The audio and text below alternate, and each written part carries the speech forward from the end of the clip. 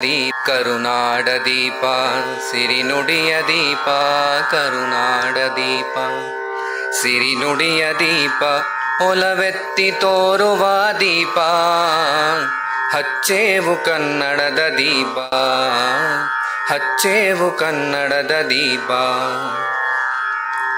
ಬಹುದಿನಗಳಿಂದ ಮೈಮರವೆಯಿಂದ ಕೂಡಿರುವ ಕೊಳೆಯ ಕೊಚ್ಚೇವು ಎಲ್ಲೆಲ್ಲಿ ಕನ್ನಡದ ಕಂಪು ಸೂಸಲು ಅಲ್ಲಲ್ಲಿ ಕರಣ ಚಾಚೇವು ನಡುನಾಡೆ ಇರಲಿ ಗಡಿನಾಡೆ ಇರಲಿ ಕನ್ನಡದ ಕಳೆಯ ಕೆಚ್ಚೇವು ಮರೆತೇವು ಮನವ ತೆರೆದೇವು ಮನವ ಎರೆದೇವು ಒಲವ ಹಿಡಿನೆನಪ ನರ ನರವನೆಲ್ಲ ಹುರಿಗೊಳಿಸಿ ಹೊಸೆದು ಹಚ್ಚೇವು ಕನ್ನಡದ ದೀಪ ಹಚ್ಚೇವು ಕನ್ನಡದ ದೀಪ ಕಲ್ಪನೆಯ ಕಣ್ಣು ಹರಿವನ ಕಸಾಲು ದೀಪಗಳ ಬೆಳಕ ಬೀರೇವು ಹಚ್ಚಿರುವ ದೀಪದಲ್ಲಿ ತಾಯ ರೂಪ ಅಚ್ಚಳಿಯದಂತೆ ತೋರೇವು ಒಡಲೊಡಲ ಕಿಚ್ಚಿನ ಕಿಡಿಗಳನ್ನು ಗಡಿನಾಡಿನಾಚೆ ತೂರೇವು ಹೊಮ್ಮಿರಲು ಪ್ರೀತಿ ಎಲ್ಲಿಯದು ಭೀತಿ ನಾಡೊಲವೆ ನೀತಿ ಹಿಡಿನೆನಪ ಮನೆ ಮನೆಗಳಲ್ಲಿ ಮನೆ ಮನಗಳಲ್ಲಿ ಹಚ್ಚೇವು ಕನ್ನಡದ ದೀಪ ಹಚ್ಚೇವು ಕನ್ನಡದ ದೀಪ ನಮ್ಮವರು ಗಳಿಸಿದ ಹೆಸರುಳಿಸಲು ಎಲ್ಲರೂ ಒಂದು ಗೂಡೇವು ನಮ್ಮೆದೆಯು ಮಿಣಿಯುವಿ ಮಾತಿನಲ್ಲಿ ಮಾತೆಯನ್ನು ಪೂಜೆ ಮಾಡೇವು ನಮ್ಮುಸಿರು ತೀಡುವಿ ನಾಡಿನಲ್ಲಿ ಮಾಂಗಲ್ಯ ಗೀತ ಹಾಡೇವು ತೊರೆದೇವು ಮರುಳ ಕಡೆದೇವು ಇರುಳ ಪಡೆದೇವು ತಿರುಳ ಹಿಡಿನೆನಪ ಕರುಳೆಂಬ ಕುಡಿಗೆ ಮಿಂಚನ್ನೆ ಮುಡಿಸಿ ಹಚ್ಚೇವು ಕನ್ನಡದ ದೀಪ ಹಚ್ಚೇವು ಕನ್ನಡದ ದೀಪ ಹಚ್ಚೇವು ಕನ್ನಡದ ದೀಪ ಕರುನಾಡ ದೀಪ ಸಿರಿನುಡಿಯ ದೀಪ ಒಲವೆತ್ತಿ ತೋರುವ ದೀಪ ಹಚ್ಚೇವು ಕನ್ನಡದ ದೀಪ ಹಚ್ಚೇವು ಕನ್ನಡದ ದೀಪ. Good morning. This song is about lighting a lamp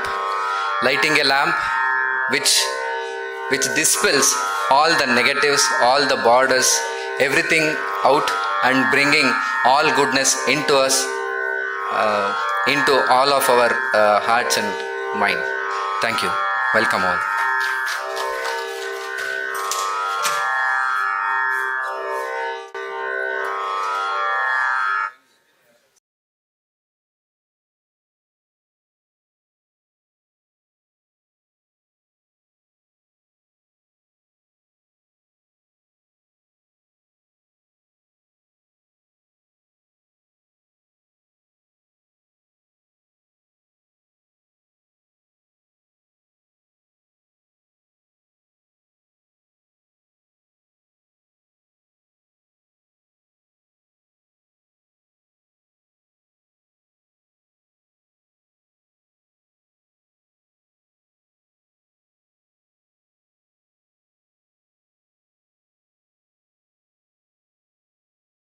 Back to the day 2 of the conference, Shaping the Future of Biodynamics in India.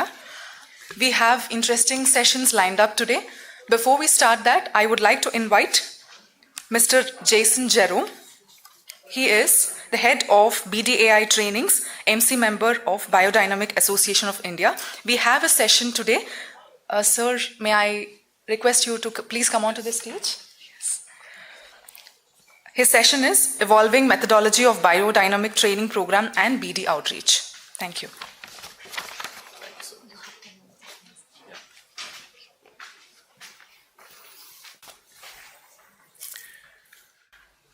So, good morning to everyone. Yes, good morning. Yes, it's a nice time to talk because, yes, all are fresh, looking fresh, isn't it? Yes. That is not... Okay. So, I'm given only 10 minutes. So, before that... So, here we are talking about the biodynamic farming systems. And even our audience, several people are not fully aware of what is really biodynamic farming and how to go about it. So we are much concerned about it. Even yesterday, the Minister H.K. Patil also mentioned that why after 100 years it's not reaching people, means we need a lot of extension work. So that's what the main topic for me is, like how to evolve the system, the methodology to reach people. So we are, like from the Biodynamic Association, we are trying certain methods. Methods in a sense, we approach the people in different ways. Maybe if I classify that, we do normally the awareness program. It's only 2 hours or 3 hours program to highlight what is organic, really to say. And even people, so many people are doing organic, but we have to highlight what is organic a little bit. And we should also talk a little bit of the biodynamic system. And then we talk about why, because see, if you are asking for somebody else to come for a 4-day training program or 6-day training program, you should be wondering why I should spend that much time. So the people should be aware of what will be dealt during this training program. So we conduct this awareness program at least 2 hours or 3 hours, and we have to tell them what is the need for it. So now also one gentleman asked me what's the difference and how it varies from the organic system. So we have to hide. So we adapt that awareness program, which is very important. Maybe we have to do it in few places to initiate the thought process. Then we can go, even after that, we can classify the trainings in my experience into 4-day programs for farmers. Then maybe a 6-day program for people for the leaders or extension people. It can be slightly extended. And we have another 3-day program as a preparation making program. So we have around 4 categories, like awareness program, farmers program, and the normal basic course, we call it as a 6 days program, and then a preparation making program. So these things we do it. So at present, there are several ways of doing it. Mostly we try to identify certain hosts. We need a good host. Previously we were doing only at Kodaikanal. And yes, we face certain critics like more south-centric. We are not like that. But that was the place where we had all the convenience. Now also, we opened that demand or a request to you people that if people are willing to do that, we are, from the association, we are happy to associate with you people. At present, we have done few programs with our Neelam Dutt. He'll be available here.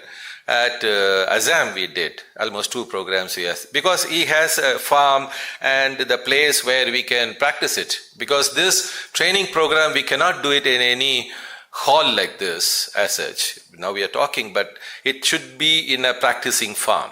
Because we talk and we have to demonstrate it. Because talking alone will not help anyone to accept or conceptualize the material and to put it into practice. So our training programs involves training, hands-on experience. So we look for, we are looking for places. It's called learning centers. We can call it as learning centers where if you people are willing to share your place and to develop your place in accompanying, our association can accompany you. Similarly, we have identified another place called Kona Foundation in Maharashtra. Likewise, we are looking for places, that's one way of associating with the people. The reason behind this, this is the way, directly the association can do the training program. Then with the help of identifying the host and doing it along with that, so it can be combined. So we are also planning for that. here the very important is, it's not just giving some technology to the farmers. Do we have a hand-holding system? Because otherwise, in my last maybe 20-30 years of my experience, when we see people, we can give informations, but if you are not there to support when they are in trouble, this will not take off. So in that way, we also need, like, the local agents or the learning centers where they can go learn, like if they have a doubt, where they can clarify the things. So that's another thing we are looking for. So even during the training programs, like what we do is we also look for good resource people, like, who can talk and who can explain the concept in the local languages. That's what, we also encourage the regional chapters, so they can take the load of that, and we can train trainers. We can train trainers so that, the message is going to the grassroots level in the regional language. So that's another thing we are looking for. And the same subject, like when we talk about the training, evolving it, so we cannot talk everything to everyone, isn't it? So if you talk about, like if you take the, the subject as such, it has certain philosophies. Yesterday, Rachel was talking to some of the people, maybe were asking what it is, how it is going to help me in the farming. That sort of questions will be there. So there is, if you take a subject itself, it has scientific, then you have certain methodologies, then you have only the do's and don'ts to do it, like, and scientific things. So according to the crowd, that's what we are developing. Like, so we look for homogeneous groups. Like if it is farmers, and then it's easy, and with the similar crops, then we can talk about the same things to the farmers. Like, we talk about farmers means they won't require much of philosophy or science. They need the methodology. They want to know what is the benefit I get out of that.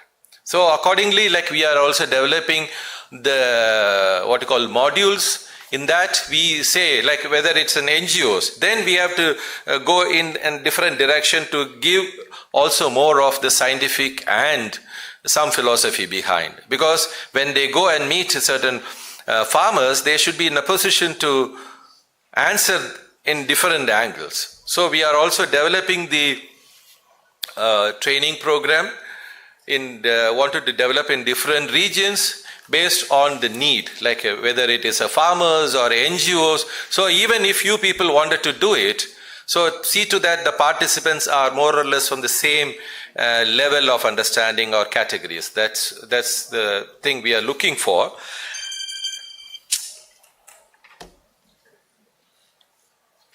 Okay, so that's one thing. This actually is not a presentation, that's a request for you people. And that is, if you people here are interested to undergo the training program, we are going to conduct the training program from 25th to 28th. You are also most welcome to join that, because tomorrow will be a field visit, and after that we have a 4-day training program. And it is very fortunate that Rachel Pomroy, she will be there for the 4 days to do the training program. If you people are interested, you can register your name and you can join that group. And there are several people were asking about, yesterday there was a question like whether it is applicable, possible, if you have received this souvenir from your bag. I have written an article called Rethinking for Successful Biodynamic Farming System. So that I have given my thought process, because I can list it out now. So most of the time projects are doing it as a market driven one. If there is a market, you go for it, then there is no real attachment towards a system or towards a philosophy, nothing like that. You can think about that. So then the projects will fail when they are dependent on only a market, then they will lose their interest and they will drop out. And some of the projects I see that they adapt only certain whatever been given in the standards, Demeter standards. So Demeter standard is the very basic minimum to get qualified for getting a certificate, but that does not mean to say that's enough. So people also do only that and they expect certificate, and whether you do it for 10 years or 15 years, you won't be able to see much change in your crop if you only adapt the standards. So you have to do it according to the crop requirement. And similarly, there are, say, if you are making it, there are several things you can, how you select the raw materials for making the preparations, how you do the processing, like how you follow the process in between to make the preparations. And very important is like how you do the stirring. Sometimes people think that the stirring is for mixing it. It's much more than that. Like, so people sometimes they think, okay, I have mixed it nicely. So there the vortex, the importance of vortex is not been felt by several people. Similarly, like yesterday I noticed it's a package of practices. Do we have any package of practices with the biodynamic farming system? We don't have. So we have to develop the package of practices for different crops, especially even considering the agroclimatic conditions. So if we do that, it will be nice. And the sprays are, like if you do even the biodynamic sprays, it has to be carried out according to the stages of the crop. For simple example, I am telling you, like if you wanted to take BD 501, you cannot do as you like. It can be used in the early phases of 3 to 4 leaf stage, or before the flowering, or before the harvest. These are the very 3 important. But several projects I know, they wanted to do it without carrying the stage of the crop. They do it because they wanted to do it. So even if you do it like that, it won't happen. So there are few things like that. Even like utilizing the planting calendar is not much with several projects. That's why you may not be able to see good success, because you are not with the rhythm of the nature. So you have to follow the rhythm of the nature. Once if you follow that, you will not leave it. I tell you, like I have so many farmers with me whom I have never met or seen at all. They'll call me for when I can do the sowing, sir. Like a Joshier, like astrologer, they'll call me like, say, when I can do the sowing, sir, when I can do. Because they have seen the result, they are doing it. It's not just talking something like that. So that's another thing. Even if you do the biodynamic farming, and if you are not doing it along with the nature of the rhythm, it's very difficult. So that we can talk a lot, and that's an opportunity during the training program. Similarly, like the seed quality, the quality of the seed, what you follow, also very important, what you use. Like that, there are so many things I have listed in my article. So the point here is, once if you get trained during in the training programs, you are supposed to adapt, see where you fail, like from my article you can understand. So here we are in the point of developing the learning centers. Coming to the point is we are developing learning centers from our audience, whoever willing. So I even requested our Jaspal, whether we can have it, he is willing to do that. So like that, if your people are willing to develop your place as a learning center, from our association we invite, and we can find out in what way we can collaborate. That's the easiest way to take it forward to the different people, isn't it? Yes. And yesterday we were talking about the farmers movement. Finally, I have to tell you. So this movement will grow only based on the consumers movement. It's not by the farmers movement. I'm not degrading the farmers, but the actual, see, for example, with that example I finish. We know that organic cotton is there, isn't it? Are we going to eat cotton? Then why we need organic cotton for that? Because this is called ethical farming. So there are group of consumers. They have decided that in India, if you take 5 to 7% of the area is only under the cotton, but 45 to 50% of the agrochemical is used for that.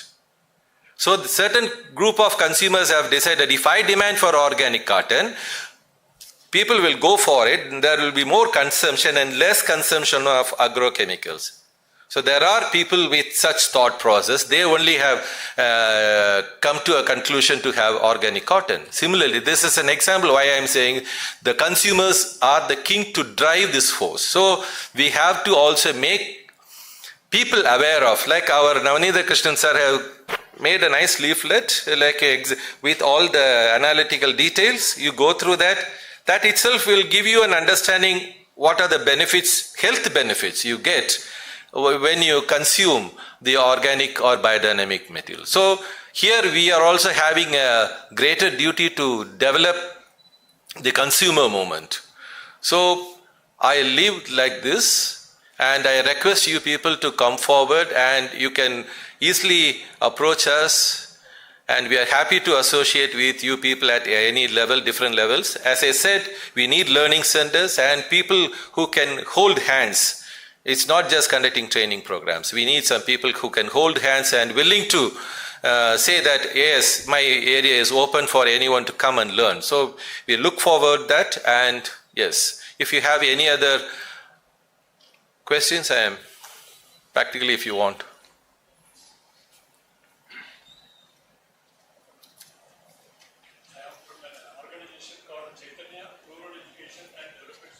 Yes, sir.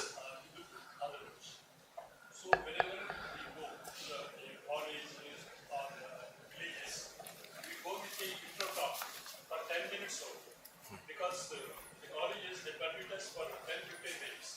So we have to tell everything about this biodynamic agriculture.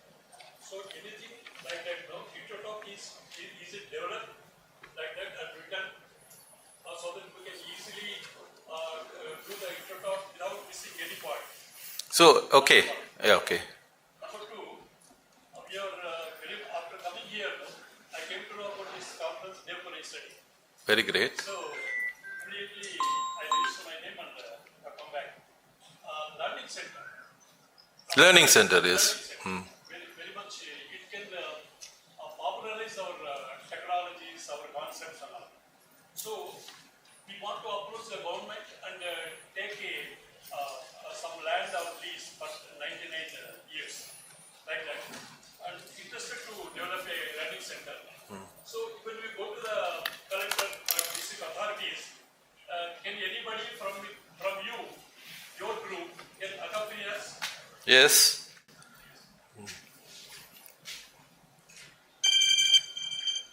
That's it. Thank you.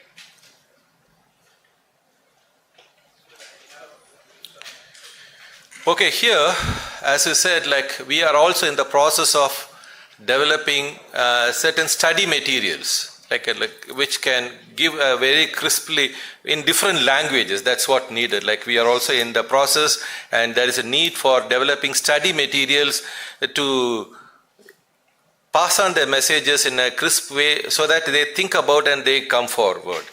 And in terms of learning center, instead of leasing a land from anyone, we have to identify in the farmers. Means that if you categorize the farmers, we can do it into three categories. One is called innovative farmers. Then other is the general farmers, and then the dull farmers. The innovative farmers, they are much been used by the government agents. If they have any subsidies, anything to introduce, they will approach only those guys, because they are willing to take anything. So if you can identify, they are also called opinion leaders. So we have to identify such people, and if you can convert 2 or 3 such people, you can convert that entire village. So that's another approach. I didn't get time, I didn't touch that. So for a learning center, it's not for acres, it's the quality of the person handling it. So he can be an opinion leader for that area, need not to be having 100 acres, 200 acres. Even if he's having 2 acres and if he's having a good regards with other people, that's good enough. So we need such people, and to be taken it as a model form. People who have to see it. So I am doing it, I can do it. Like that builds the confidence that we can do that, and the study materials is also needed. And we are also approaching the government through KVKs. So we can run the training programs through KVKs. Yes. And if people like you can also, like as speakers. Sir? Which one? Please, most welcome. Finishing? Only answers now. Your voice is audible, really. Yeah, very much. Yeah. Ah.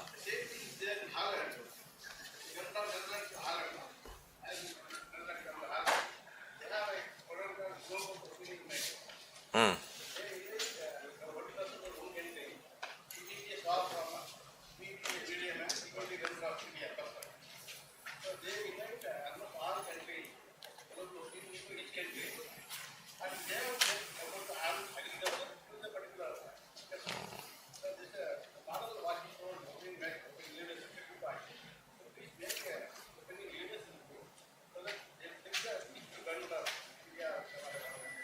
Yes.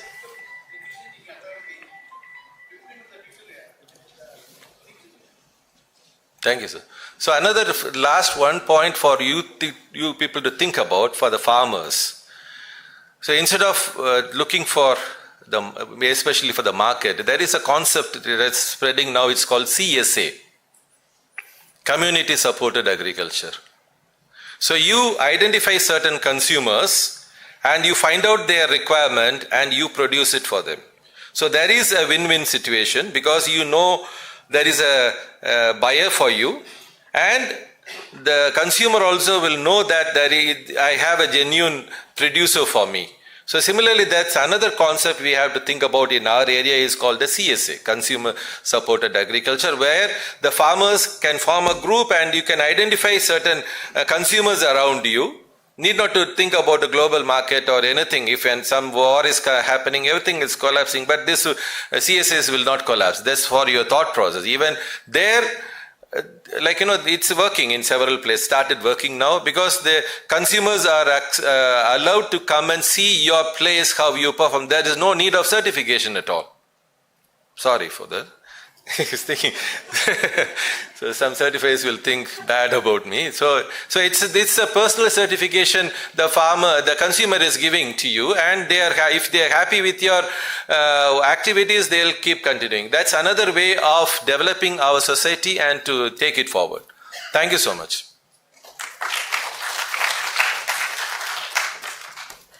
Thank you, Jason Jerome, sir. This session was supposed to happen yesterday.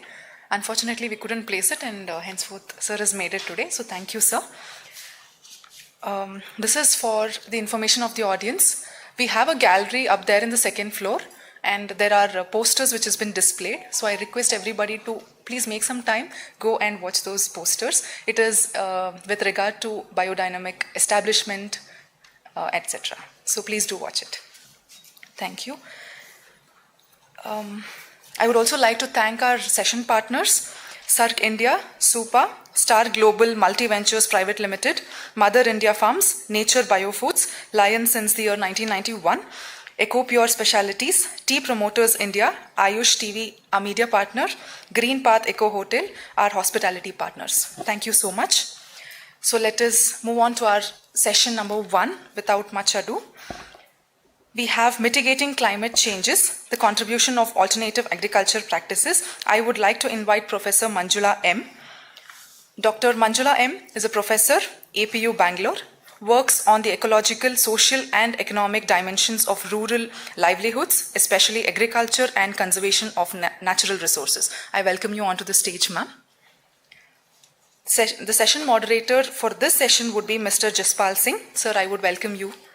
Mr. Jaspal Singh is from Punjab, BD farmer and ex-MC, Biodynamic Association of India.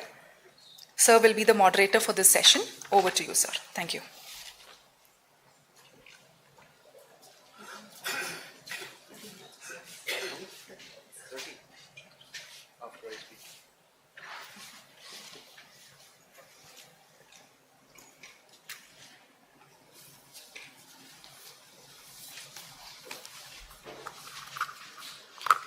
Good morning, everyone.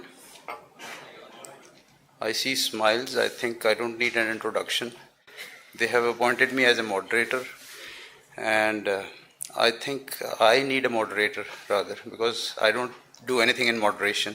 Anyway, I'm here to introduce ma'am, which she has been introduced, but so what I learn is that Dr. Manjula M is a faculty at Azim Premji University, She has been working previously with MS Swaminathan Research Foundation for over 22 years.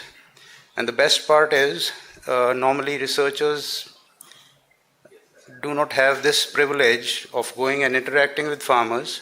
And so she has been in the field more than she has been in the lab. Not that, but this is a plus point, I would say. And we look forward to have a very interesting interaction and sharing of knowledge. So please, you may please. Thank you.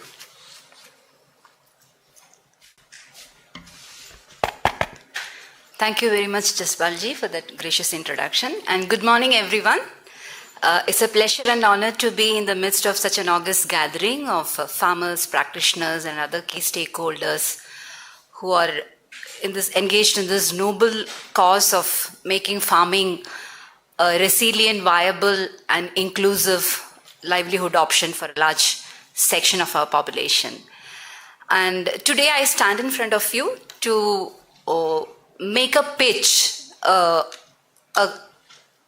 on behalf of all of us to restructure and redesign the agriculture subsidy and incentive structures so that it catalyzes the effort that all of us, or rather all of you, are putting on ground, and as different players in the agriculture value chain.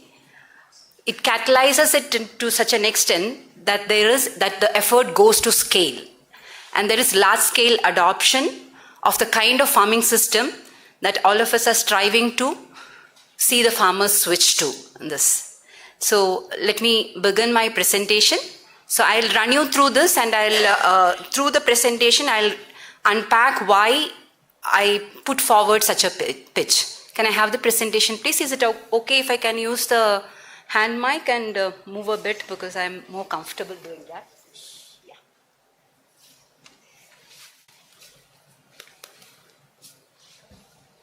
So, okay. It's on? Hello? Yes. Yeah. Yeah. So as I told you, the title of my presentation is Incentivizing Agriculture to Mitigate Climate Change. So I have arranged this presentation in such a way that we contextualize, the climate change impact on agriculture, which all of you would know, but nevertheless, I'll just run you through some of those recent measurements, predictions, and of the impact of climate change on agriculture. Can I have the next slide, please? You can just... Yeah, so there has been a recent study which said, like, as all of you know, that the earth is getting hotter, and by 2080, the land and farm area temperature is going to behave the way I have depicted on the slide. So you can see that the farm area temperature is going to go up to 20.63, and the land area is going to go up to 18.10 from a base of 16 and 13. And the major impact is going to be, as is evident, on developing countries, which are mostly in the African, Asian, and other Latin American countries. The next slide. I would have loved to have some control over the slide movement. Yeah, so countries which are closer to the equator, because it is getting warmer, the countries which are closer to the equator are going to pay a higher price for this increase in temperature, and we can see that India being one of it, we are going to pay a huge price for the increase in temperature that is going to happen as an impact of global warming and climate change. Next slide, please. So this is an estimation across different kinds of modeling. The Ricardian model is an economic modeling of the impact of climate change on agriculture. We have our agronomic models, which is a crop model. Based on both kind of modeling, it comes out like India is going to have a huge setback in terms of crop losses if the temperature rise is going to happen the way it is projected. You can see that it's going to be Ricardian model suggests somewhere around 49% crop loss, and the crop model, the agronomic model, says 27%. And even with a weighted average of carbon fertilization, with or without carbon fertilization, I think most of you would know what is carbon fertilization. It's not, it says like all kinds of carbon dioxide accumulation in the atmosphere is not actually harmful for agriculture.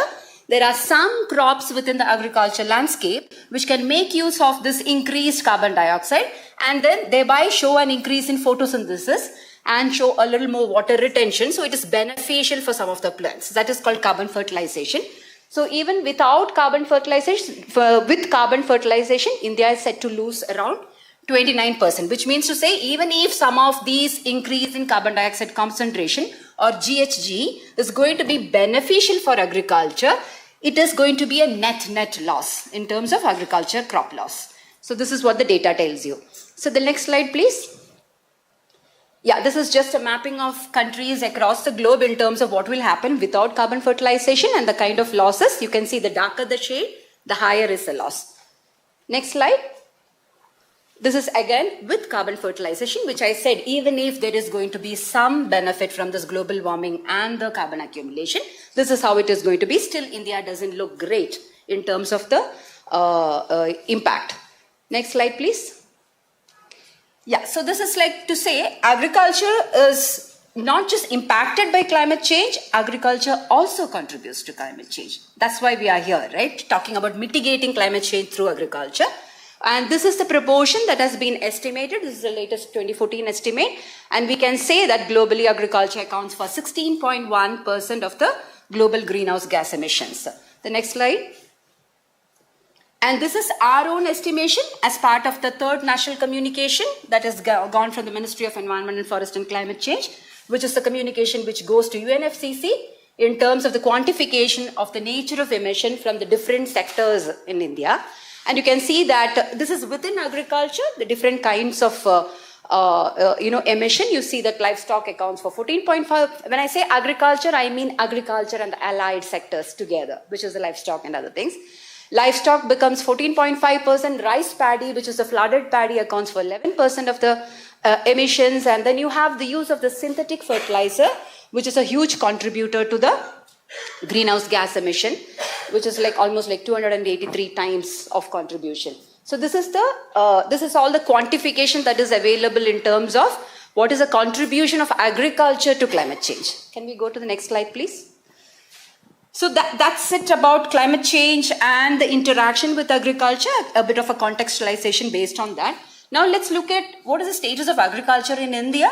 As we know, India is the second largest producer of agriculture products, and agriculture as a sector accounts for 20% of the gross value added at current prices. And all of us know that more than 50% of our workforce depends on agriculture as a means of a livelihood. And most of this workforce comes from the socially and economically vulnerable sections of the community. And within this workforce, almost 60-70% of the total women employed or total women in the labor force is in agriculture. And most of our farmers are small and marginal farmers, with almost 86.8% of our holdings as small and marginal farmers. And they account for 46.9% of our area under cultivation. So, and then you also have a situation where there's a huge difference between the farm and the non-farm incomes in the country.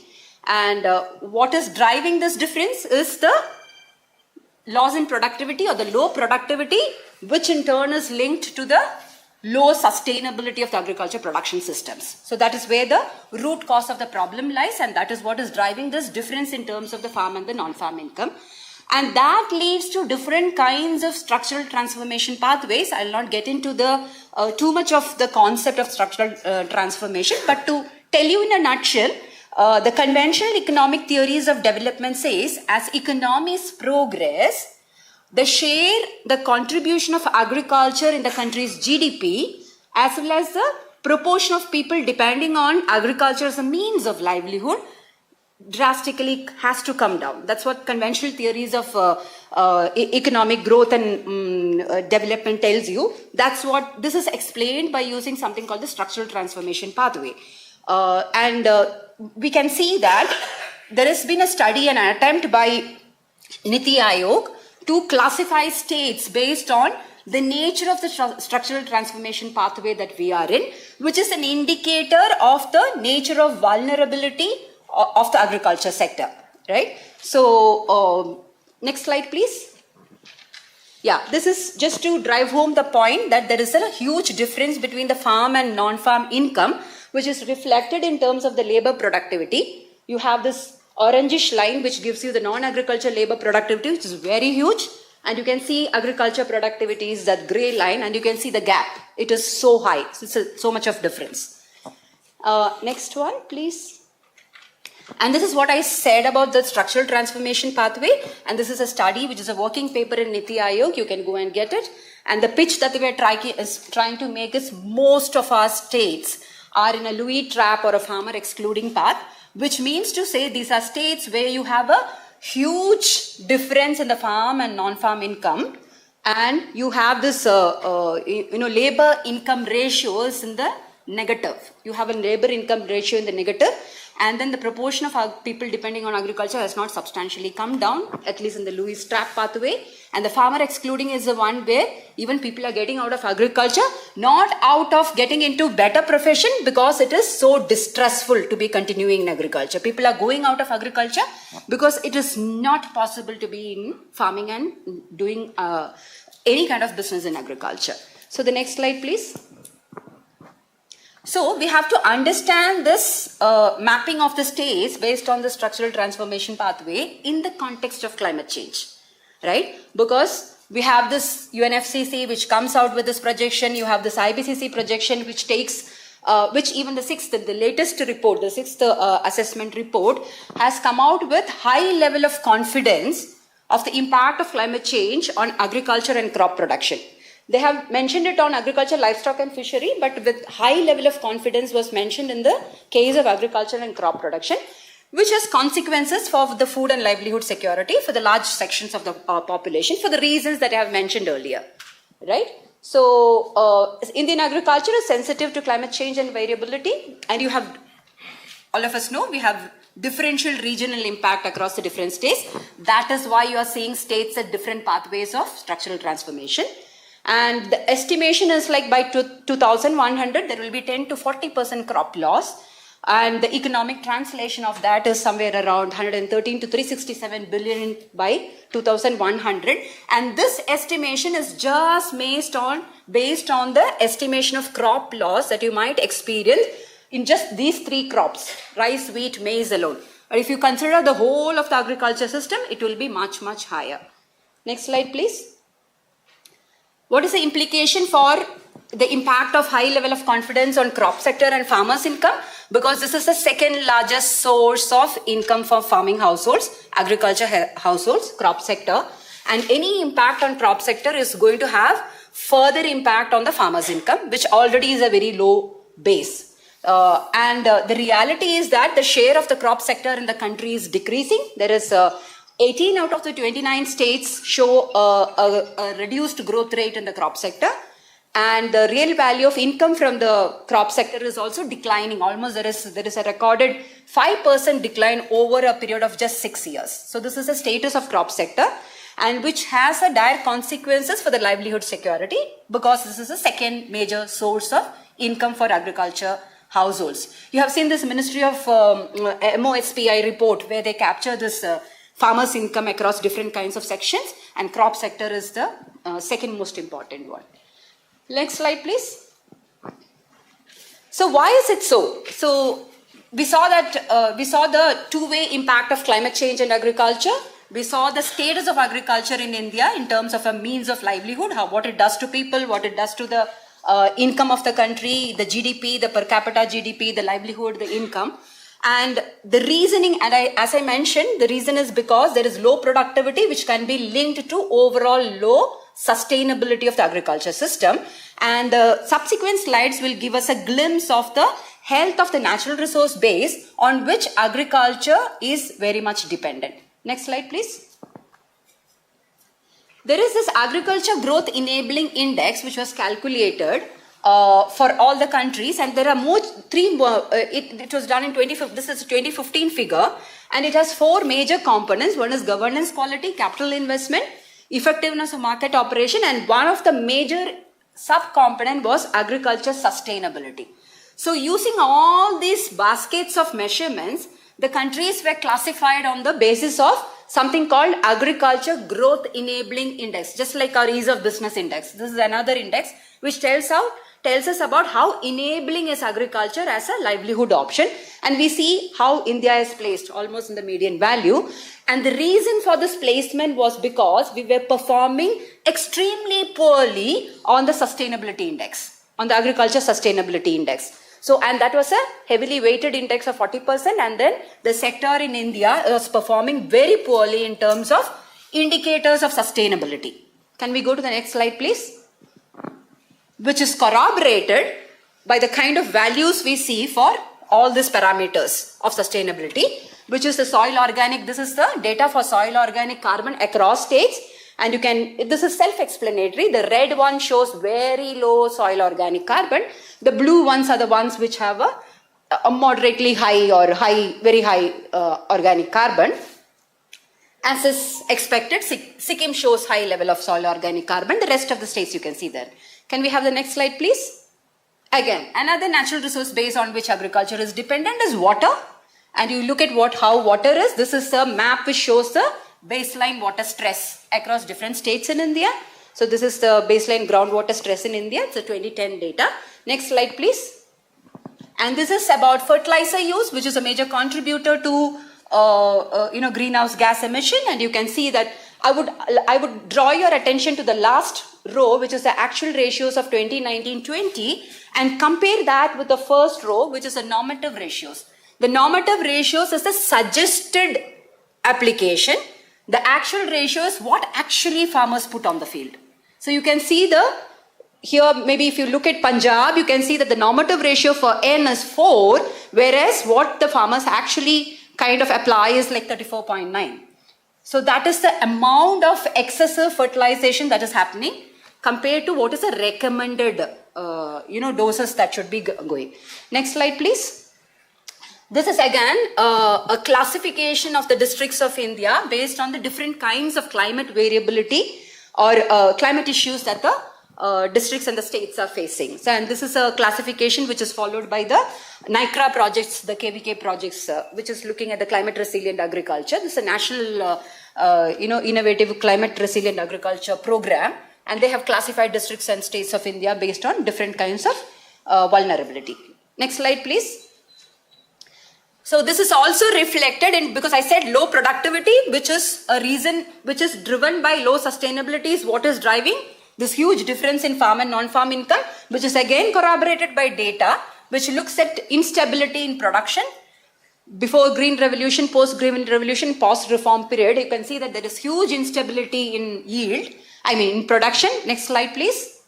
In area as well as in yield. Next slide.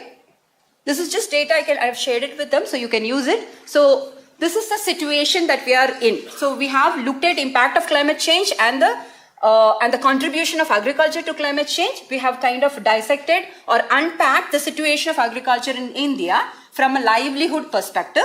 We have also looked at unpacked the situation of agriculture in India from a natural resource based perspective.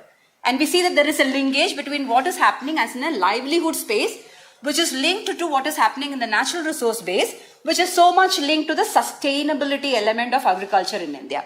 So now, but then the country also has a host of practices like the one we are all engaged in, which is also helping to mitigate some of this global warming or greenhouse gas emission impact, which is like the alternative farming system that we would like to call it as, unlike the conventional industrial kind of farming system, which is, low resource intensive, low water use, and things which are kind of having a lot of mitigation potential, though it also has a lot of adaptation potential.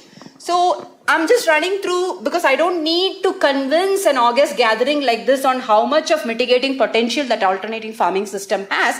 Nevertheless, I have just collated some of those data which have scientifically quantified the amount of impact it has in terms of mitigation. Can we run this, please? Maybe a little quickly. This is a mapping of what are the factors which contribute to mitigation, and you can see that land management practices account for 40% of the mitigation effect, which is very good in terms of the alternative farming system practices that we put in place. most of it is contributing, helping organic amendments, crop rotation and diversification, tillage practices. All of this is what is comprising land management, and that makes 40% of the contribution to mitigation of climate change. So we are in a good place in terms of the work that we are doing. And you also have soil moisture and temperature.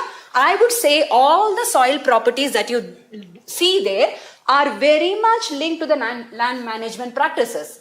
So you can play around with the soil properties by playing around with your land management practices. So I would very conveniently club that also with the kind of practices that all of us are doing in this space, to say that it's like 40 plus 30, 70% of the mitigation potential is contributed by what we are doing.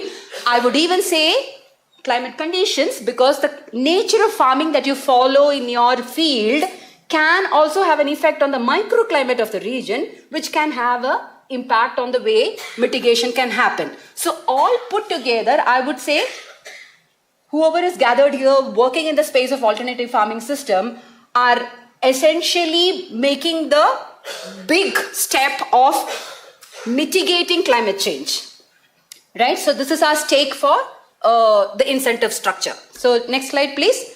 Now this is just a little bit of a quantification. This is not my studies. I have collated a lot of studies that has been done across the globe, which kind of tries to put a number to the mitigation in terms of how much of carbon do they sequester.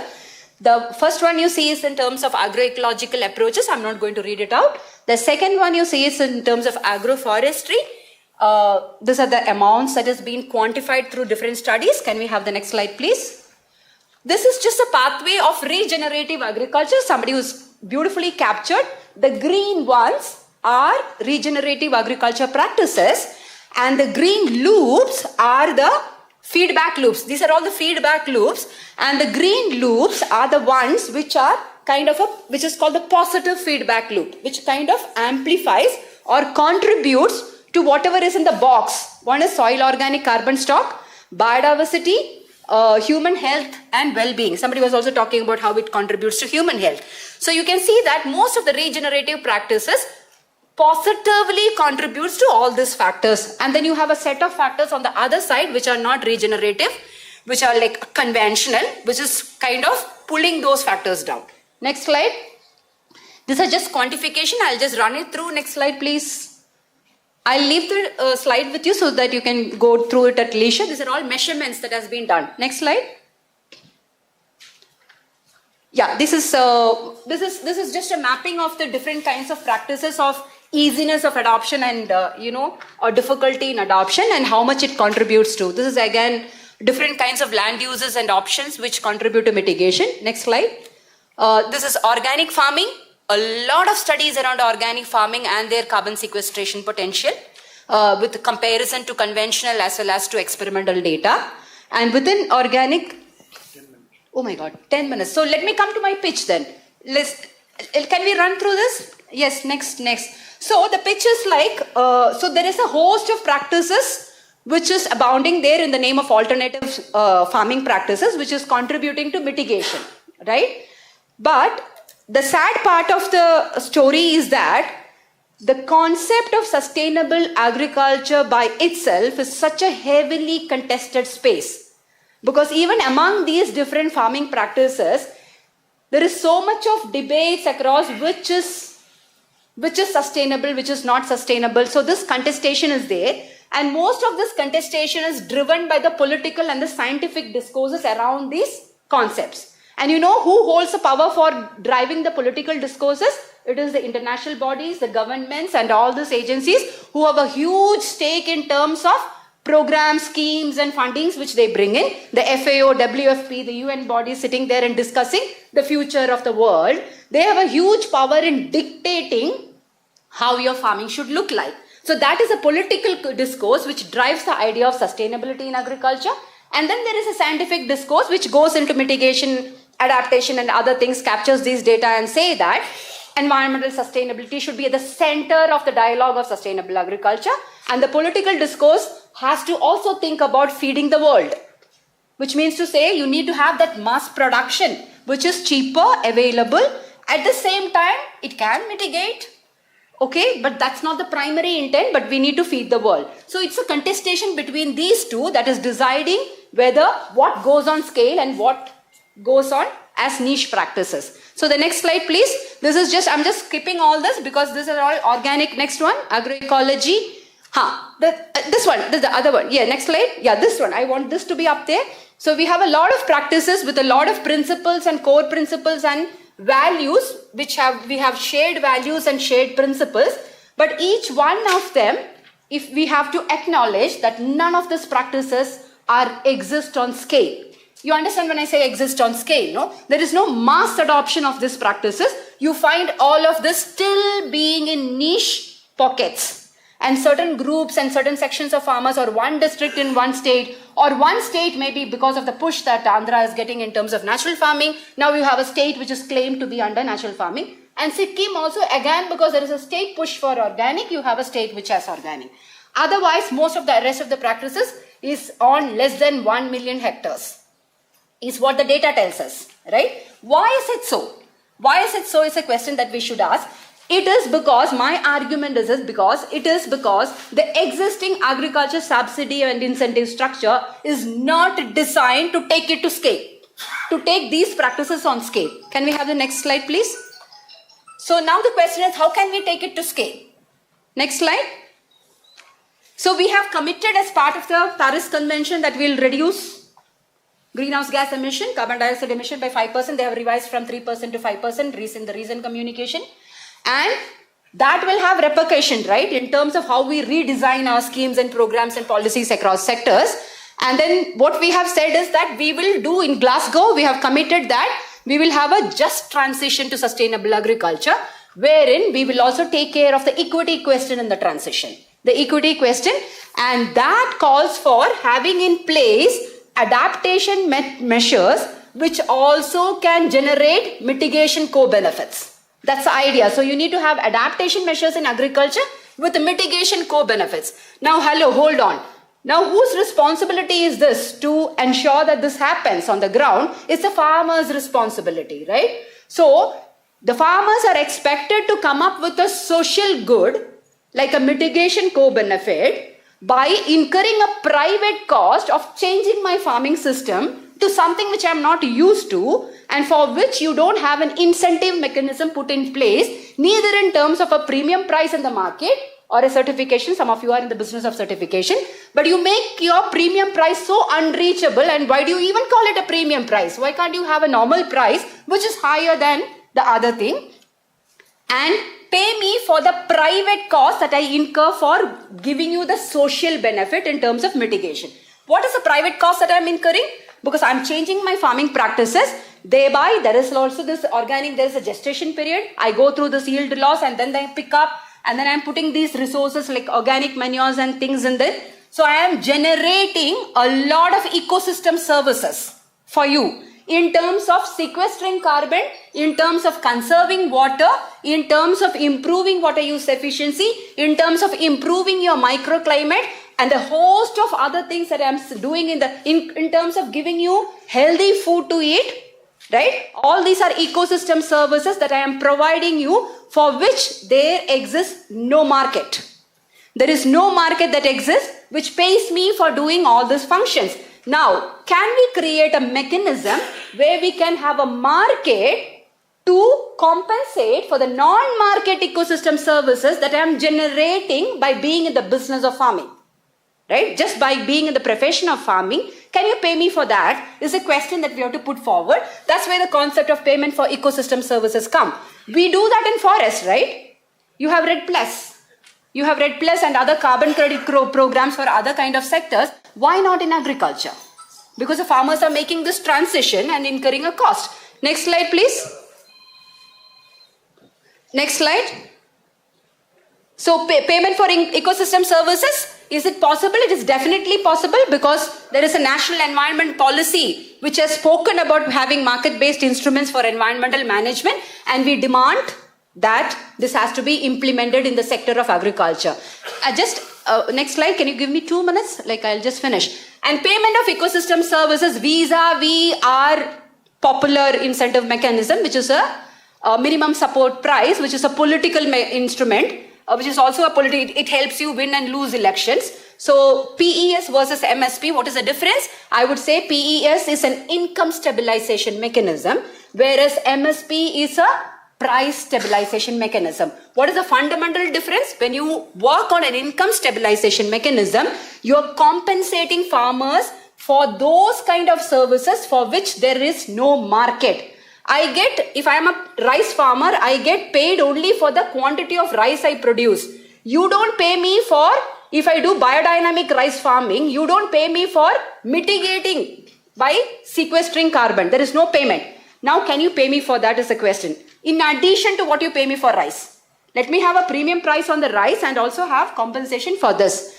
And if you have some system like that, you don't need to have a whole mechanism, so many people working to encourage, cajole and, bring farmers, entice farmers to come into the system. People will naturally come. Wherever people have seen an economic benefit, they naturally switch. There's no need for any other kind of extra effort is the argument that we are putting forward. Next one.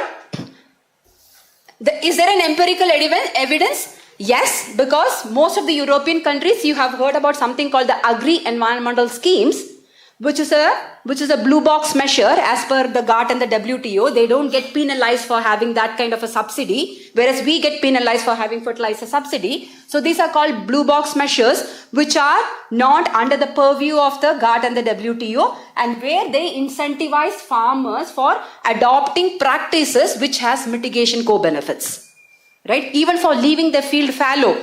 European farmers are incentivized for not applying nitrogen because there is so much of excess nitrogen in the soil. They are asked not to apply. I will pay you if you don't apply. Thus the government pays them. Right? And the next one, we just did, next one please. One second, can you give me 2 minutes? Is it okay? Okay. Yep. So then the pitch should be like, it's not about biodynamic versus regenerative versus agroecology versus whatever we have in the system. We should be speaking about what are we doing to the system in terms of outcomes. So what are we doing by engaging in these practices is that we are trying to increase carbon sequestration in the soil, right? That's one thing we are doing. The second thing we are doing is reducing water usage, right? And the third thing we are doing is reducing the toxic residuals in the soil. We are not using synthetic pesticide. We are not using synthetic chemicals. So let's look at the outcomes that we are creating in the farming system and tell that if there are practices, irrespective of whatever you call it, let it be called by any nomenclature. But if there are practices adopted by farmers leading to these outcomes, you better pay them. Right? And if all three outcomes are observed in a plot, then that farmer can be classified as a high adopter. And if you have 2 out of 3, you can call them a medium adopter. And if at least one is there, you can call them a low adopter. And you can have different scales of payment. For a high adopter, you pay 100% of the PES. For a low adopter, you have 30%, 70% as staggered payment. Next one, please. And where do you get this measure for payment for ecosystems? You don't have to worry, break your head over it. People have already estimated it. There is something called TEEB which exists, which is the economics of biodiversity, which measures ecosystem services across different agro-ecosystem, and they have valued the kind of values generated by agro-ecosystem, and you just have to cut out all those market-based incentives and take all the non-market. This calculation is what I want to draw your attention. The non-marketed total is food plus raw material plus total minus food plus raw material plus recreation, because all of this is being paid by the market. The rest of the things, there is no market for it. So you classify that as a non-market value and then punch this value into the system. Next slide. This is just a back of the envelope calculation that we had done in terms of how much the government has to shell out if they switch from MSP to something like this. If you switch to incentive structure, and it looks pretty good. Next slide. How many next? Yeah, finished. It's just data in terms of, we have classified North-South India and then looked at how much has to go, high adoption, middle, just all data about, and this is the additional budget that is required. This one is the additional budget that is required for the payment and the difference. Next slide. Next one, this is of low adoption. This is all calculations. So fundamentally the pitch I am trying to make is, let's have our different kinds of farming system the way we want to do it. Forget about the nomenclatures. Let's not fight about the nomenclatures. And if we want to go this on scale, then we have to look at the outcome level indicators that we are chasing, all of us in our respective kind of farming practices, and then pitch for a kind of an incentive mechanism that will compensate for the outcome level indicators that we are contributing in terms of mitigation benefits from agriculture. So if we have a system like that, then there will be a natural transition by all the farmers to the kind of system that all of us are aspiring agriculture to turn into. Thank you.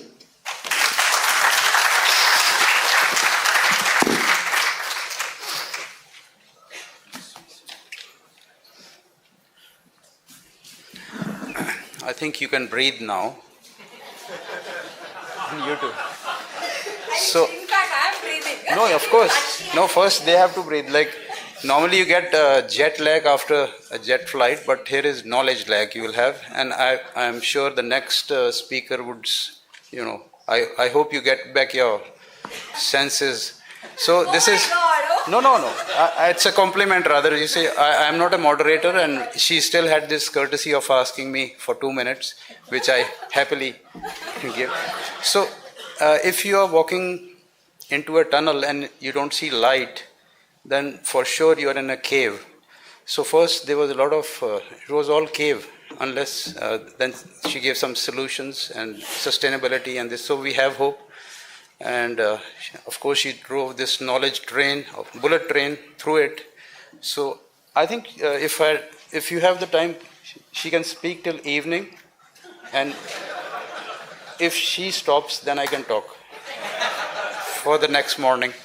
Anyway, it was, it's a compliment, and it's a lot of knowledge sharing and a lot of work, and otherwise, it's not easy. And there are researchers who have researched so much, yet they don't find the right words to dispense what they have researched. And again, I think it was a very good oration and a very fluent one.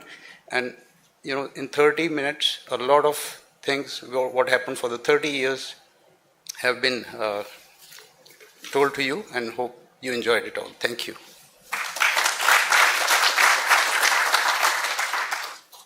The students are very happy. No, thank you. Any questions? You have them, all. So, just a minute.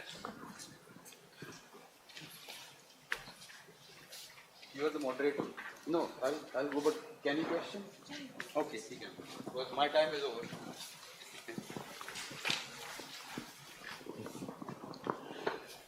First of all, thank you very much for your very informative presentation. We know it very well. There are some places where the climate change effect is very less. For example, NIRD institution near Hyderabad, there is enough greenery, almost to 80%. The whole area, all the institutions put together, enough land cover, number one. Number two, there is enough groundwater also. At the shallow depth, we can see groundwater, number two. When it rains, runoff is too much from that area. There is no place to absorb because land is saturated. So in such places, we call it congenial atmosphere for water where water stays, where water lives. So we call it Hydel greenhouse. Hydel greenhouse.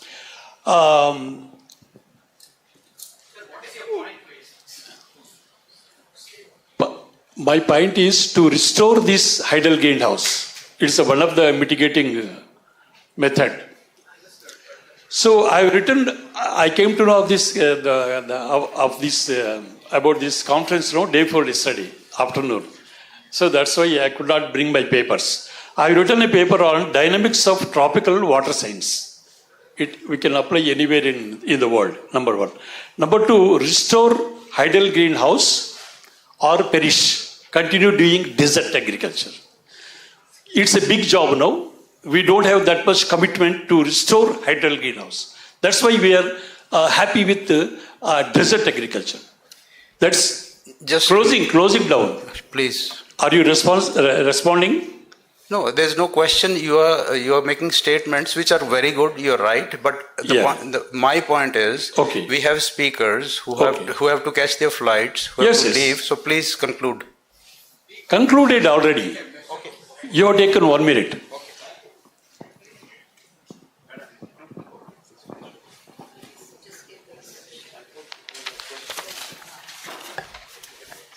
That was our first session. Okay, sir. Last one question. We are taking up last one question. Real quick. Thanks again for the fantastic presentation. I just had a question around, you mentioned ecosystem services, and towards the end you were talking about mechanisms by which we could change this. You also mentioned, carbon sequestration, water usage, and then residuals, toxic residuals, right? So we have market-based mechanisms primarily around carbon at this point. There seems to, and although there's all this research sitting there about ecosystem services, there's almost nothing in the economic sphere which translates that understanding into market mechanisms. So I just like to know the solutions that you're saying in the end towards PES, MSP and all that. Is it moving us more towards enabling these kind of market mechanisms, or is this some other, something else, if you could help me understand? PES is a market mechanism, and there's a lot of methodologies that exist to capture and quantify and convert this into a monetary value. When I'm talking about carbon sequestration, then there is a social cost of carbon which is used to kind of convert it into a quantity. You can capture quantity of carbon sequestered, right? And then apply the social cost of carbon and then convert it into the value of carbon that you are sequestering. So that's how RED Plus and others work. In terms of water, also in terms of conservation, there is an economic value that you can apply based on the market for water. You can use the market for water to kind of punch in data for that and derive an economic value for the quantity of water that is conserved. So if you're asking me about methodologies available, there's a host of methodologies available to convert this physical quantities into economic values and then talk about payments. It's absolutely a market-based mechanism. We are only saying those part of your ecosystem for which there is no market, there's a market failure, there's no market exists. For that, can we create a market? By quantifying, measuring, and, for example, your mitigation things. That's the argument of PES. Yeah. Yeah. So that was our first session of mitigating climate change, the contribution of alternative agricultural practices. I would like to thank Professor Manjula M and Jaspal Sir for moderating the session.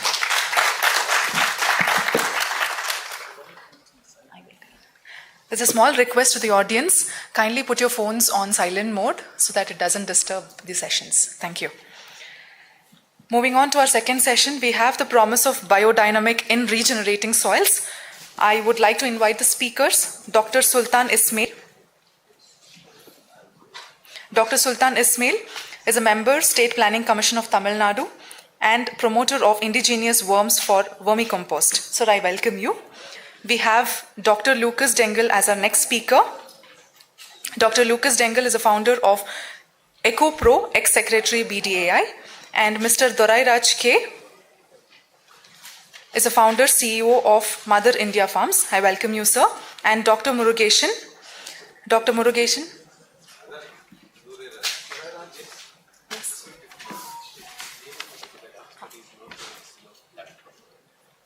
Okay. We have Dr. Murugesan, consultant, hydrogeologist, MS International, Chennai. Welcome you also. We also have the session moderator as Mr. Jason Jarrow, head of BDAI trainings, MC member, and Biodynamic Association of India. How much time? Yeah, I will tell them. They have 30 minutes of time from now.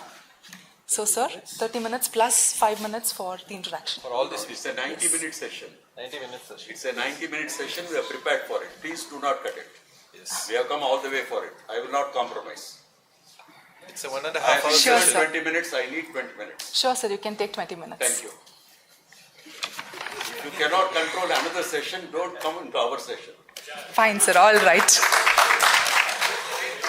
Humble request to other speakers, if you could kindly look into the time.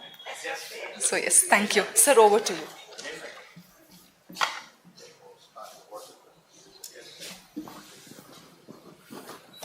Yes. Starting with the nice sensational. I am a teacher and I follow the regulations. Yes, we accept that. Yes.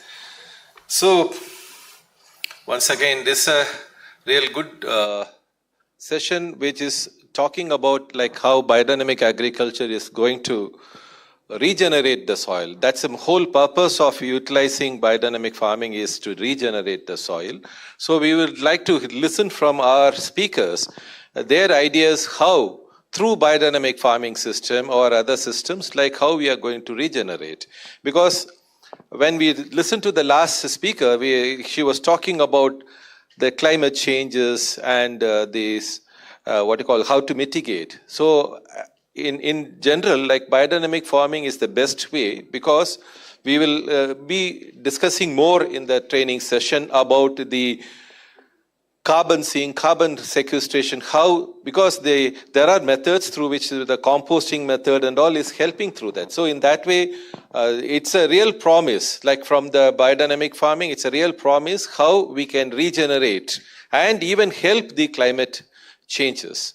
So I will request our Professor Dr. Ismail Sultan to take over this.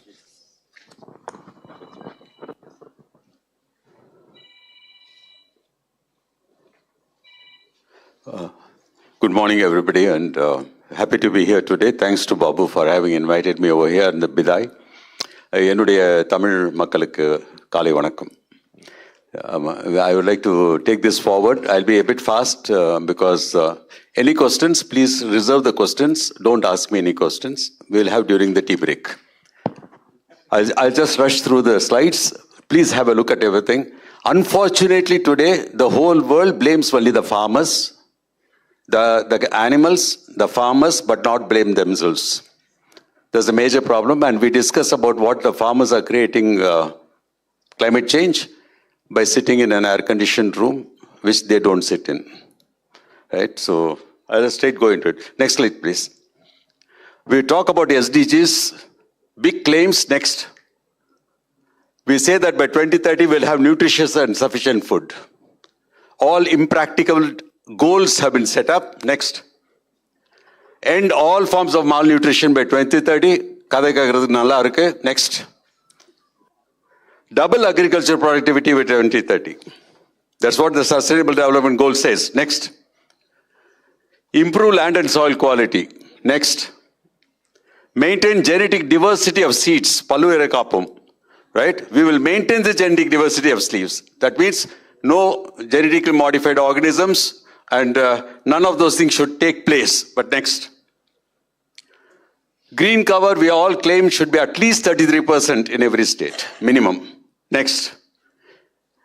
And they want to concentrate on casuarina and teak, because the satellite will look and say it is green. Pachaya irukum, pasumaya irukadu. Next. And immediately people say, we will go for Miyawaki forest. How can Miyawaki forest replace a forest? I still don't understand.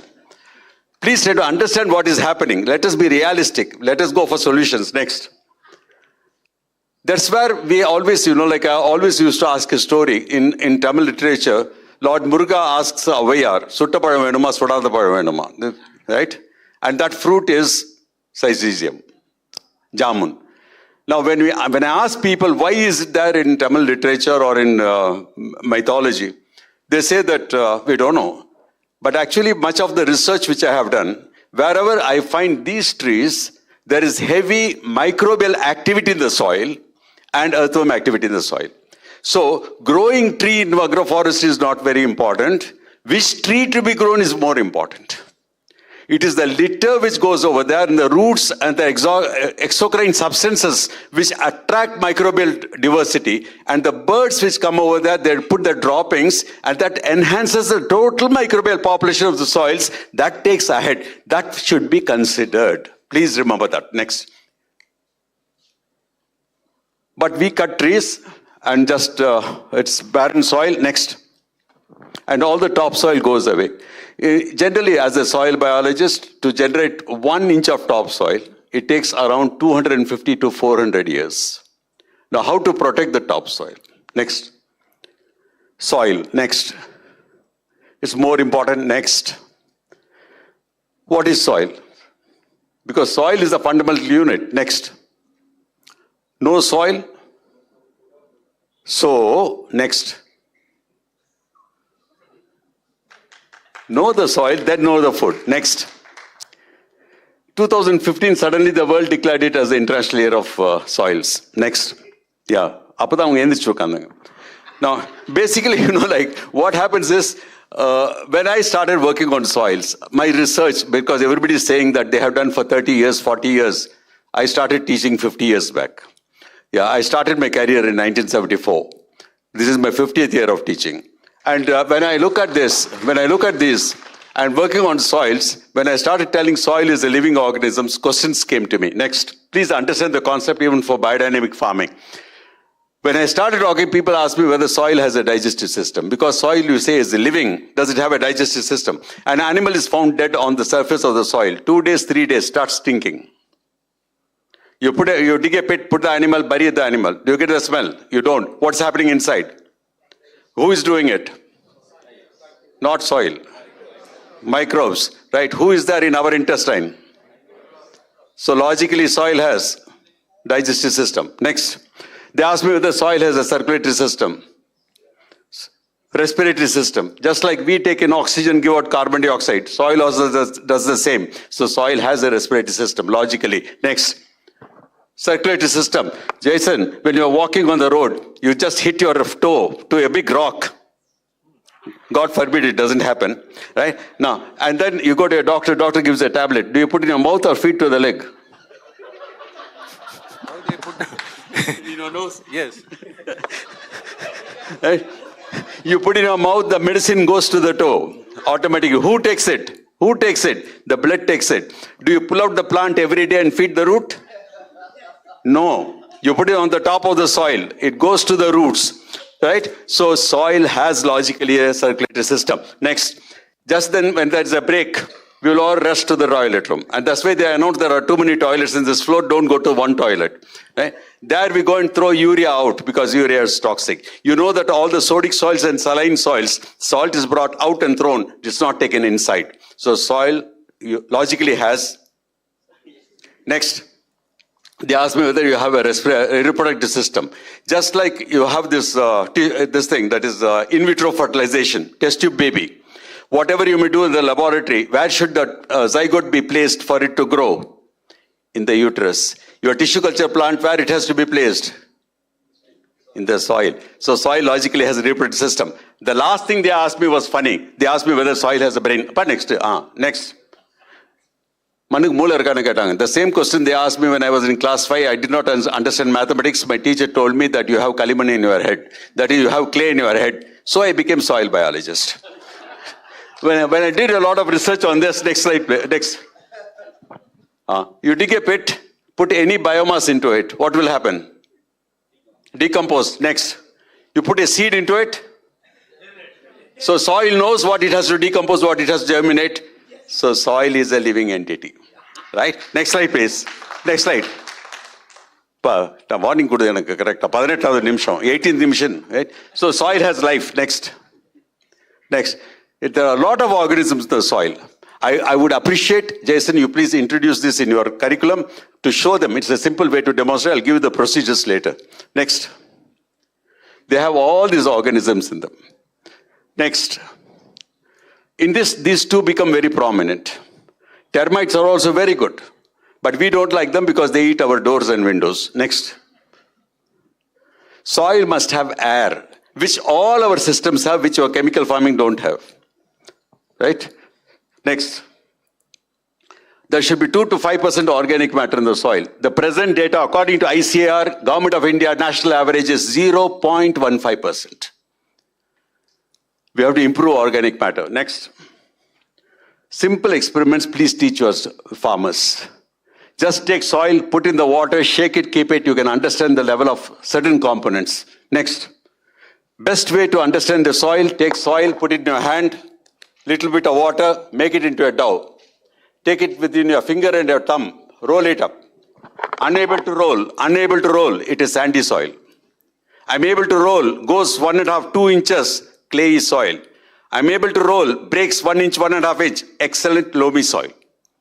Next. But this is the best. Take cow for a walk. Let it drop the dung there. Leave the dung there itself. Don't take it out from there. In 2-3 days, next. If it goes dry like a pat, there's something wrong with your soil. There's no moisture, no microorganism, no activity. If it just breaks down into small pieces, that means your soil is good. You don't require a certificate from the soil testing laboratory. Right? Next. Because it has a lot of microorganisms. Next. And soil is the source of life. We are killing it. Next. Once upon a time, we used to plow the soil. Right? Next. And people brought the term soil fertility. Soil fertility. Yes, good. But when you give a soil for testing, for any soil testing laboratory, they test pH, electroconductivity, NPK, micronutrients. They don't stop with it. They write recommendation. And there they say, add so much of urea, so much of DAP, and so much of potash. So soil fertility got related with soil fertilizers. Just last month, Tamil Nadu government, they have issued a notification that they should give an alternative as to what organic should be added. Right? Next. So, Namadwar, we started talking as soil health, not manvalam, but mannalam. Next. So, nutrition started depleting in the soil. Next. Government has started introducing fortified food. These farming systems, alternative systems, you call it as regenerative, you call it as biodynamic, you call it by any name you want. These are the systems which will provide nutrition to the soil. Now, when the soil doesn't provide nutrients, you convert to fortified food. Today, rice is taken to a company where it is powdered. Into this powder is added B6, B12 and iron, again formed into the shape of the rice, and to 1 kg of that rice, 99 kgs of ordinary rice is added and given to the people, to the public distribution system. Whatever you may give, you may get back only black shit unless microflora in the gut improves. And that we have ignored right from the childhood.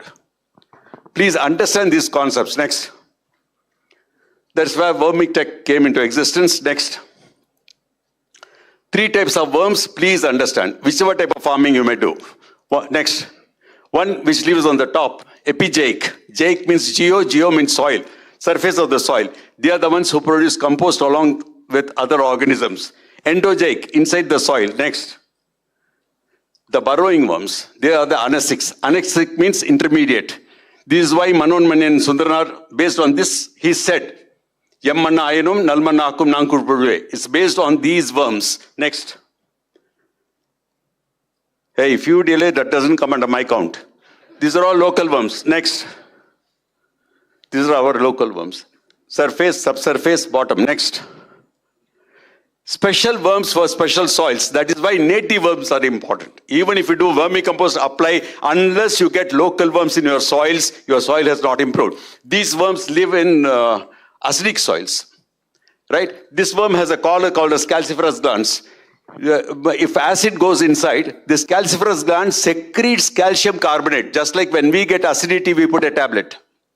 And that neutralizes the food, and the casting comes out as natural and becomes neutral. These are very important for local soils. Next. Worm activity. Next. There's the life cycle of an earthworm. Any doubts? I'll clarify during tea break. Next. This is how earthworms mate. Earthworms mate. Earthworms don't have separate male and female. Every earthworm has both male and female, but requires a partner to mate. Next. These are the cocoons produced by them. Next. This local earthworm. Excellent. Perionyx excavatus, Perionyx sansepharicus. Next. These are the red wrigglers, which one group of natural farming says that they produce heavy metals. No earthworm produces heavy metals. If heavy metals can be produced by an earthworm, then people will run earthworm factories and produce heavy metals. Earthworm only shits what it eats. So if there was source of heavy metal in the food, there will be heavy metal in the shit. Please understand that. Next. This earthworm unfortunately was introduced into India by a person in Bangalore long back and claims responsibility for it. This is the African nightcrawler. Uterus eugenie. Next. Very simple. Next. Just put next. So cold cow dung, introduce the worms and keep a dung pat on it. Energy. 3 minutes more. Next. Unfortunately, Amazon is selling it for 140 rupees. Next. That's vermicompost. Next. Very simple. Just put the biomass. Next. Dilute cattle dung or any of the biodynamic preparations. You modify it. But basis, please remember, carbon-nitrogen ratio should not be more than 25 to 30. When you're setting up the unit, please remember that. Next. Put the unit. Next. Loosely cover it. Next. Heat generates inside, which is very important. Next. Steam will be produced. Next. This is very important for me. And then the biomass comes down. Next. Cool it, sieve it, give it to the worms. And that's vermicompost. Any type of compost you produce it. Yeah. Next. Simple questions. Suppose there's a fish. I started. I don't think you're watching properly. Yeah. The fish.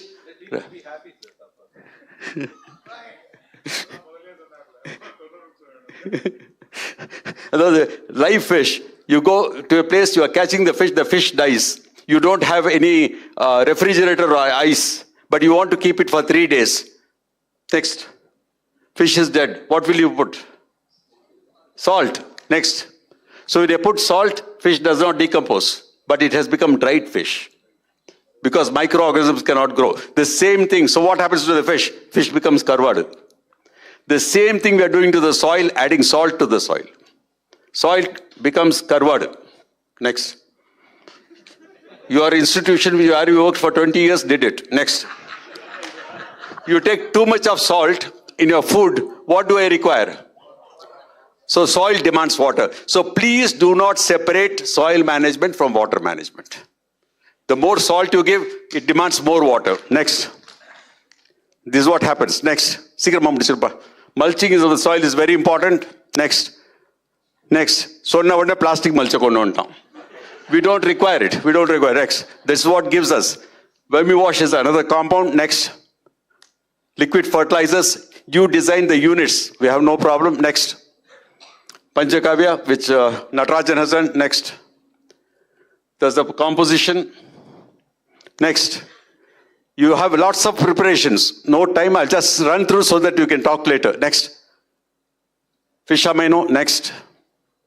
Simple for rooftop gardening. After eating banana, put it in a bottle, put water, leave it for 3-4 days. Take it, dilute it, spray it. Excellent growth. Potassium. Next.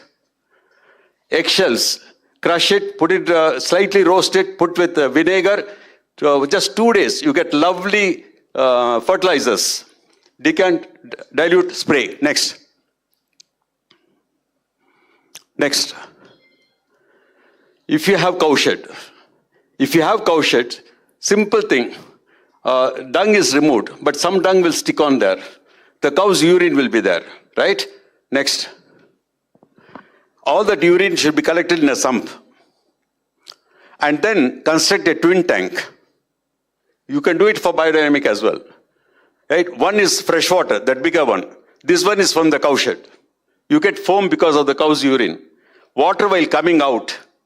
Take 90% of fresh water and 10% of this water. Automatically your soil gets all the microorganisms. That's all. That's all. Simplify things. Simplify things. Next. Peter came to us first in 94, Rachel. That was his first visit to India. When we met, we became very good friends then. Next. Based on this, we have done some experiments. Next. Yeah, this is what is spoken about. I'll not go into the details, but what Sabarmati said was right. In UP, when we were doing a project and my student wanted a cow horn, he was being haunted and he was about to be threatened. You should not ask for cow's horn. So we designed next cow horn in clay. And it gave us almost similar results. So please change according to need. Next. These are the chromatograms of our native worms. Next. The names you get are all my PhD students. And they are different from the outside worms. Next. Sikramappa. This one question which I want to ask you people. The animation may not work on this computer. When rain falls and falls on the soil, whom does the water belong? To the soil. Now, if you take a pot from your house, keep it and collect water in that pot, it belongs to you. But the pot, I gave it to you. You don't have a pot. Now, whom does the water belong? But I gave only the pot. This is what is happening today in the name of contract farming. My farmer works, his land, his oraper, but the contractor says everything belongs to him. Please wake up. Please wake up. Lots of work on biodynamic chromatography is done by Perumal. He will talk about it. I will not talk into details. Next. But please understand, let us not fight among this. Please wake up. Next. Whether it's permaculture, next. Biodynamic, next. Sustainable or natural or organic. Let us all fight towards non-chemical farming. Let us unite together. Let us work together. And let us progress together to stop this climate meeting. Next, please. So be creative, next. Rewarm the world, next. Because today, next. When rain falls, water doesn't enter, next. Next. Worm makes burrows, next. When rain comes, water also will improve, next. Dil de chuke sanam. Right? Hey, previous. Heart. Just change the nomenclature, put H in the end. Where should your heart be? In the earth. Next. This is the only poem I like a lot. It's a share. Koi ehsan na karo mujh pe to ehsan hoga. Karna hi ho ehsan to mujhe jeene do. Right? That's what the soil is telling. So allow the soil to live. Next. I love this statement by Tagore. Last, all the best. Good luck and thank you. In time.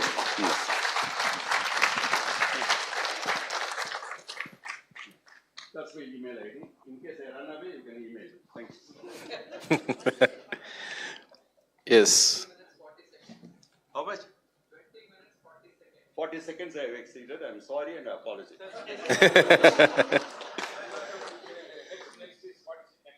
Yes. So nice, Doctor. You made everyone very happy as well as made them to think. That's the anchor's work, anchor making angry. Anyway, so the next I would call our Dr. Perumal, Dr. Lucas to talk about his session.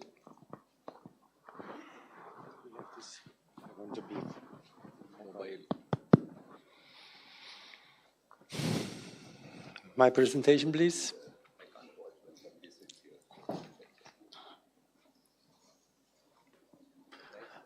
I wonder, I was not asked in which context this presentation will be shown. Now I have a little bit of difficulty. I start with the assumption we are organic farmers. We might be even biodynamic farmers, We might be biodynamic farmers, and we still have some challenges.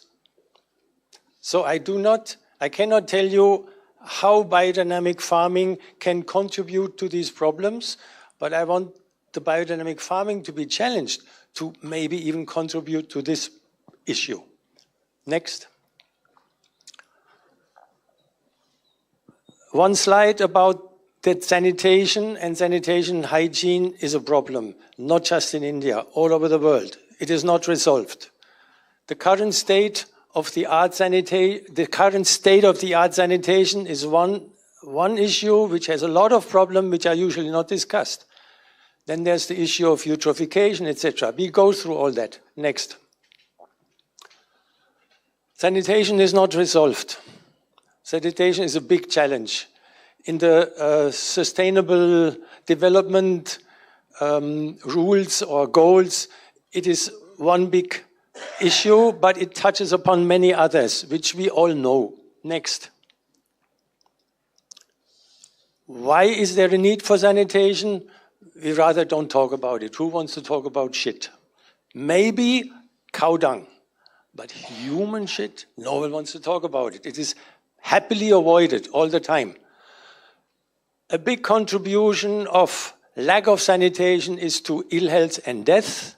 We still have lots of small children simply dying from dehydration, diarrhea.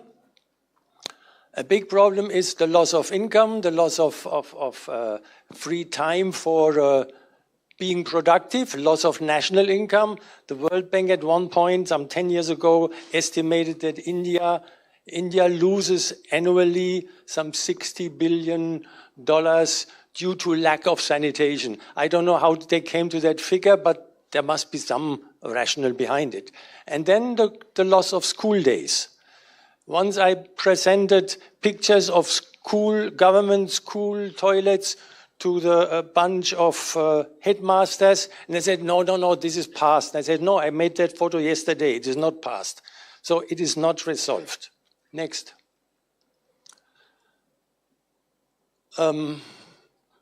Conclusion. Lack of sanitation is not affordable. It is unaffordable to any nation. It is not something you can play with.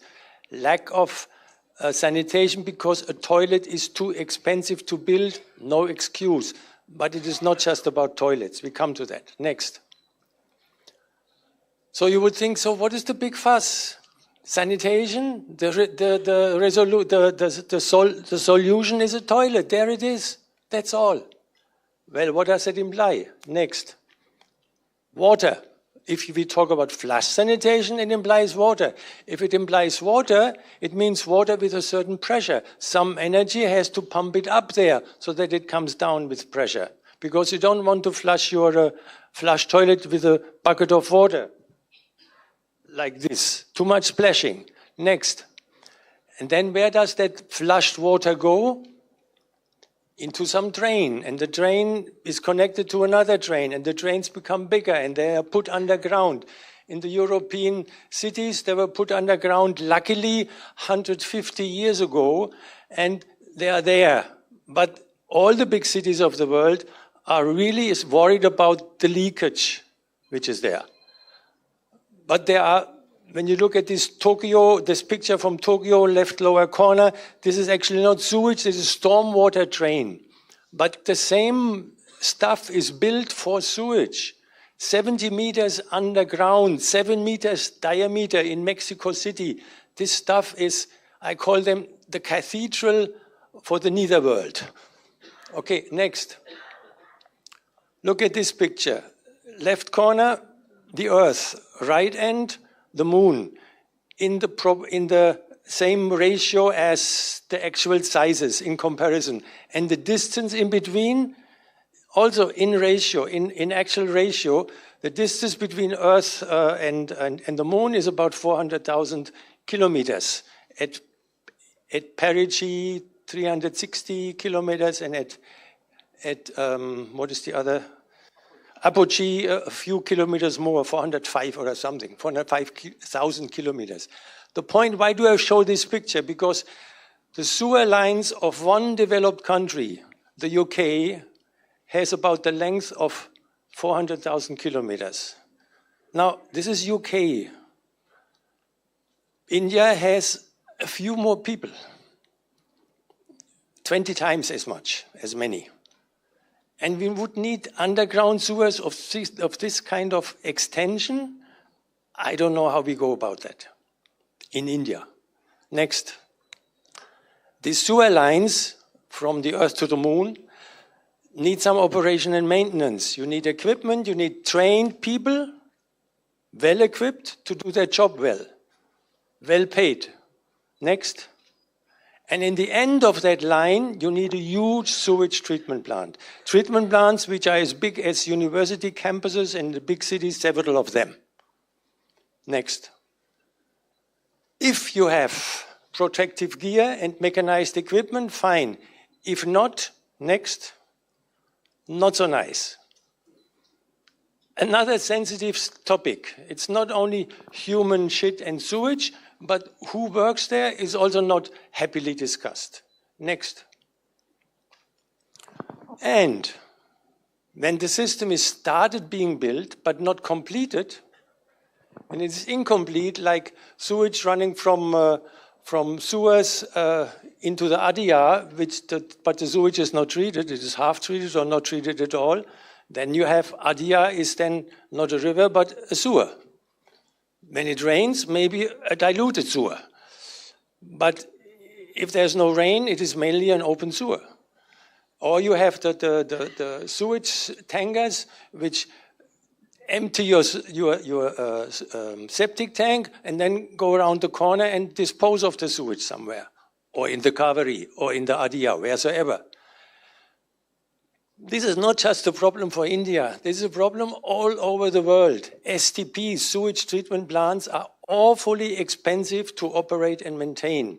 And when a city says, we don't have enough money, where will they save? Switch off one of these clarifiers, oxygenators, one of these operating systems, and save on the sewage treatment. UK again, UK alone, they reported in 2023 that in 2022 had more than 300,000 sewage spills. A well-developed, earliest industrialized country with a perfect infrastructure, this is a big mess. Because it is too expensive. The system is too expensive. Next.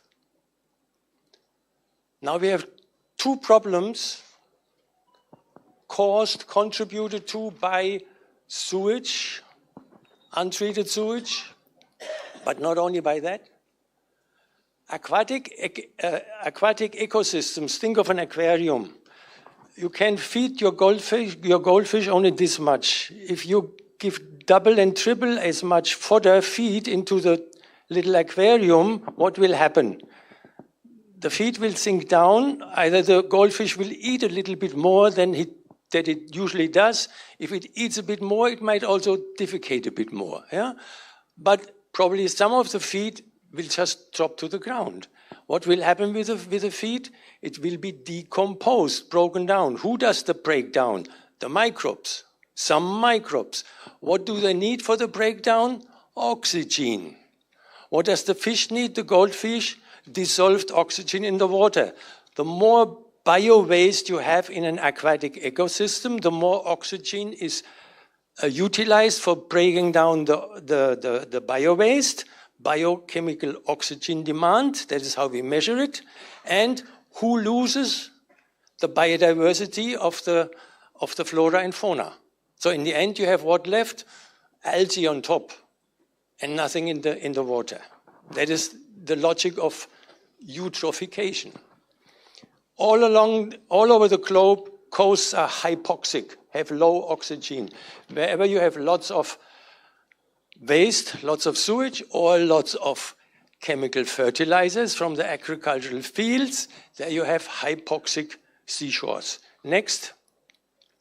One of the earliest disastrous effects of this mechanism is the Baltic Sea. The top is Baltic Sea picture some years ago. And in the Baltic Sea, it was one of the first countries which reacted were, of course, the countries around the Baltic Sea. Sweden and Denmark and Germany and some Baltic countries and maybe Poland. The other pictures are South China Sea and the Gulf of Kambat. Along the west coast of India, it gets worse every year. This is not just sewage there, it is probably mainly fertilizer from the Narmada and the other rivers of Gujarat and even some silt. So the picture does not just show bio-waste or biological waste. Next. So we have, on the one hand, we have aquatic ecosystems which are overfed, eutrophication. On the other hand, we have the creation of wastelands. I will not go through this because it was touched upon by Mrs. Menon and by Sultan here, and there's no point in repeating it again. What agriculture in general, conventional farming in general does, it sucks the soils empty in many ways, in many mechanisms. Next. Salinization, wasteland development. It's a no, one by one. Next. This picture only. No, the start of the next picture. Yes, this only. Where does the farmer start? Where does the gardener start? With soil and with compost and with a seed. And then we hope for the germination of the seed. Next. And the farmer produces the vegetables and the fruits and the grains as human food. Next. When this stuff is purchased, then food is being processed, food processing, until only when I say it, please. This is the food on the table, the dosa and the idli and the chili powder with some oil, and it is, you can say, almost a complete meal. But where the nutrients in this meal, where do they come from? From there, from nowhere else. It is only the carbon sucked out of the atmosphere, made use of by photosynthesis, which is the base, of course, for many more organic chemistry, organic compounds, etc. But all the other nutrients, macro, micronutrients, trace elements, come from that soil. Now, this is my food. Whatever else you introduce into this chain of nutrients, cycle of nutrients, will be part of my food. You spray some poison onto the patty or onto the ulunder, the black gram, it might still end on my plate. Next. The grasshopper, which ate from our cabbage, has also no other ingredients but what is in the cabbage. So I can also eat the grasshopper. Not many people do this in India, but in other Southeast Asian countries, some insects are eaten. In Tamil Nadu, I know that village people sometimes eat the termites, roasted, fried. It's delicious. I tried once. It's delicious. It is the same chain of cycles, a cycle of nutrients. Next. Or we eat the same nutrients when they have gone through the body of an animal. Then we either drink the milk, or we make the cheese, or we drink the curd, we eat the curd, or the more, or we eat meat. If it is not beef, it might be mutton, it might be chicken, it might be pork. But the point is, the animals live in the same chain in the same cycle of nutrients. No magic entered here. Next. With this food, we build the strength of our body, our brains and our wits and our beauty. I used to have here pictures of Deepika Padukone, but I couldn't find any copyright-free pictures, so I used an old picture of my lovely sister. So this is what is fed by this food. And these living organisms, including Homo sapiens, metabolize and have excreta. Next. Yes. Fine. And next. And at one point we are dead, and at one point we have to be recycled back into soil. Next. Next. Next. Next. Hello. Yeah. And all the different, one back please. All the different nutrients are in that chain. Nothing less and nothing more. Just to concentrate on one example, phosphorus, we mine it from rock, we grind rock into rock dust. India is the biggest importer of rock phosphate in the world, 30%, but we have only 17% or 18% of the population. But the biggest sources are in Morocco, has 70% of all the reserves in the world. The problem is, at one point it will end. Next. What we do not make use of is the phosphorus in our urine. Why don't we make use of it? Why do we flush it down the toilet and probably untreated it goes into the rivers and the lakes? The rivers and the lakes are in a bad state and the shore is hypoxic. We waste one of the most precious resources. No joke. This will be part of the future wherever you live. The reuse of human urine, for sure. Next. Basically, there are two challenges. Avoid the spread of pathogens, avoid ill health, and the other one, next. Next, do like the dung beetle, recycle as fast and as efficiently as possible. And these two challenges are the challenges of sanitation. And we have never managed, humans have never managed to manage them both together equally well. It's either, it's all yuck, we stay away, we don't want to think about it, or we liberally use it in a very messy way. So we have to find a way to make use of both. Next. Sultan talked about microbes to some extent. The modern research on microbes is mind-blowing, fascinating. There are microbes everywhere. We have a few thousands in our body. They make about 1.5 kilo of our body weight is microbes, and they are welcome there. They are part of our health. And our body itself has several different ecosystems.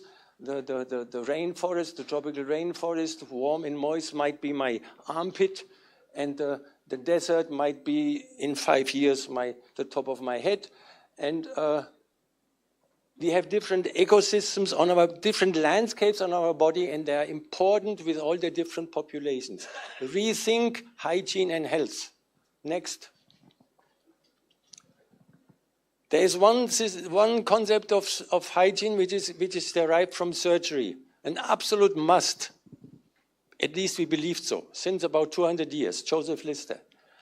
But in this concept of hygiene, all microbes are bad. Hygiene is defined as sterility, no life.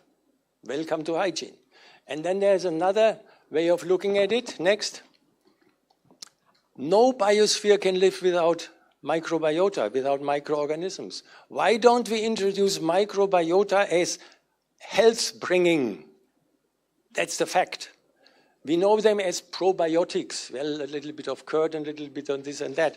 But the microbiome of a plant, of a healthy organic plant, of a healthy biodynamic plant, I'm sure is miraculously interesting in comparison to a chemical fertilized plant in a dead soil. This is worlds apart, universes apart, and we should make use of that modern research into the microbiome, not only of humans, but of plants, of different plants. Next.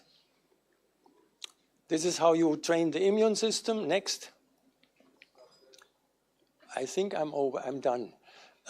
One health concept. Human health, environmental health, health of the environment, health of flora and fauna is all linked. You cannot take human health out of it. And one of the biggest links is the microbes.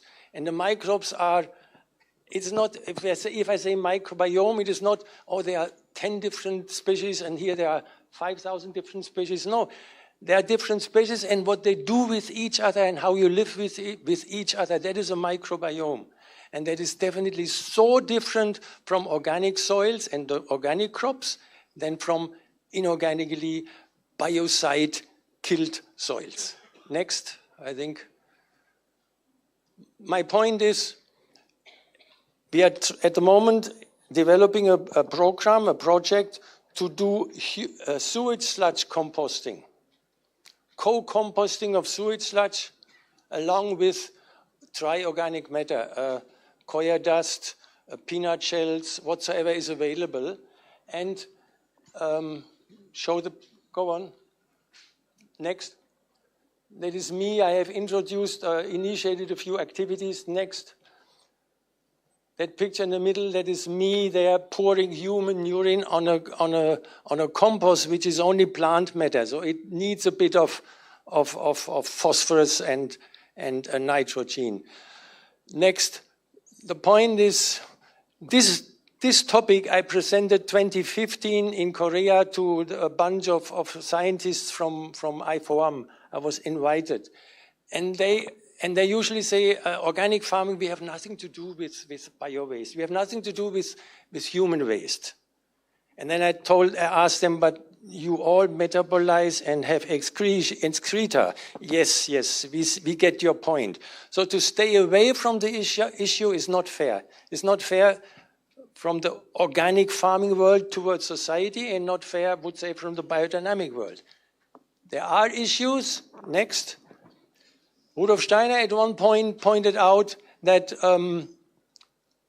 human feces is not like cow dung. Everybody agrees. I'm not clairvoyant, but I happily put my hand into cow dung, and I do not do the same with human feces. It's absolutely clear. It's again differences. And it has to do with it's empty, dead, waste, it's yuck, while the cow dung is rich in life. We all get that. Without being clairvoyant, it is quite a spontaneous feeling we all have, at least when we grew up in the countryside. But it would be, if it is needed to process that kind of waste more than once, not just co-composting and it's done, but maybe in another cycle, then we will make a big step. It could be co-composting plus biodynamic composting plus. No need to summarize. Next. Literature, no need. Next. Thank you. That's it.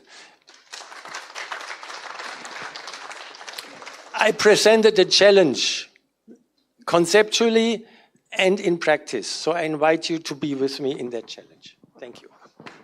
Thank you, Doctor.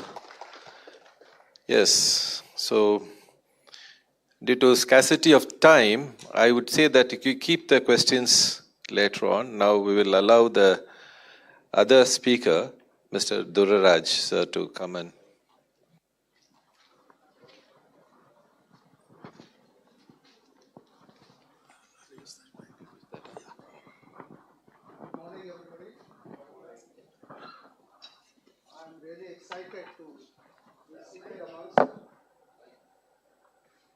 Very experienced teachers.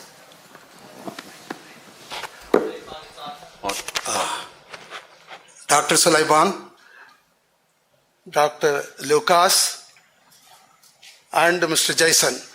I was taught by them about organic and biodynamic in various occasions. And about now 23 years I have been teaching and then, visiting farmers and advising and doing all this kind of work. My excitement doesn't stop here. When I went to Delhi in 2021, that's the time NPOP was announced, National Program of Organic Production, NPOP regulation was announced. At that time, there was a training program by APIDA, Delhi, for all the new certification agencies. And in that, I met Mr. Bansal, Ambutia Tea Estate owner at that time. Mr. Ambutia was, talking about the 800-acre tea plantation in Darjeeling. And out of that, about 300 acres were organically and biodynamically certified, 100% certified, 10 years backward. I was in 2001, I was in Delhi, but in 1992 itself, they have organically certified the Ambutia tea brand, and then it was taken by celebrities in Hollywood. Even Michael Jackson was a fan of that tea. That kind of excitement, when I read all those kind of material in the publications, I was excited to know that, biodynamic agriculture has got this kind of matter in that. Then after that, I just saw that not only this 300 acres, I went to Rajasthan, I went to a garden of a big Citibank manager. He left his job and then he started gardening there. And he was having about 200 acres of land. He was doing biodynamic agriculture in Alwar. And then I went to ISKCON in near Srirangapatna, Karnataka. That's about 160 acres of biodynamic agriculture. And then we know Mr. Dorairaj, who is a Mother India owner. He is having 200 acres of land and is doing all these things. So I was really excited to see how biodynamic has been spreading and all that. But at that time I thought it was only those people who have lot of knowledge and resources were handling all this biodynamic agriculture. I could not see small farmers doing that kind of thing at that time. Yesterday I saw a lot of slideshows where, in Uttarakhand and Maharashtra, farmer groups were all involved in biodynamic agriculture, and in various states they have already started. But at that time, it was all the, it's an elite group of people who were practicing organic agriculture because of the merit in that biodynamic agriculture. Then I read more about biodynamic agriculture. I attended a lot of trainings and I understood the theme behind the curative nature of soil. Why soil should be regenerated. Only a sick man will go for some kind of rejuvenation and all that. A healthy man doesn't look like, spending time on, health thing and all that. It's only when you get stressed, you go out for some kind of rejuvenation. Like that today, our soils are all stressed. It's all degraded. When we say degraded, what is the meaning of degrading? Soil should have certain qualities. The main quality should be the organic matter. Dr. Sulaiman was, telling about that in a big way. There should be organic matter. If you take some soil and then mix it in water and, you will see a sedimentation of sand, silt, clay, and then a little bit of organic matter floating on the top. Maybe it is about 1% of that. 99% could be other minerals, but 1% of that organic matter makes everything.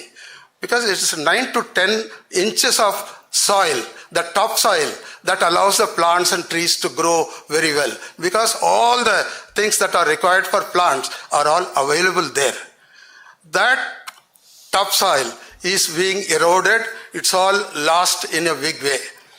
Dr. Sulaiman also was mentioning that to make, for formation of about 3 centimeters of soil, it takes about 200-300 years. The formation of soil takes more time, whereas to lose the soil, we lose it very easily. Because if there is an erosion, if there is a heavy rainfall, the water is, taking away all the topsoil. So the topsoil, if it goes, the minerals go, all the biological microbes, all these things are going, and then the health of the soil itself is lost. And today, we are losing the soil faster than the formation of the soil. That is why they say that there is only 60 years are left, the topsoil. After that, this topsoil will become barren. It will not be useful. I use water, sir.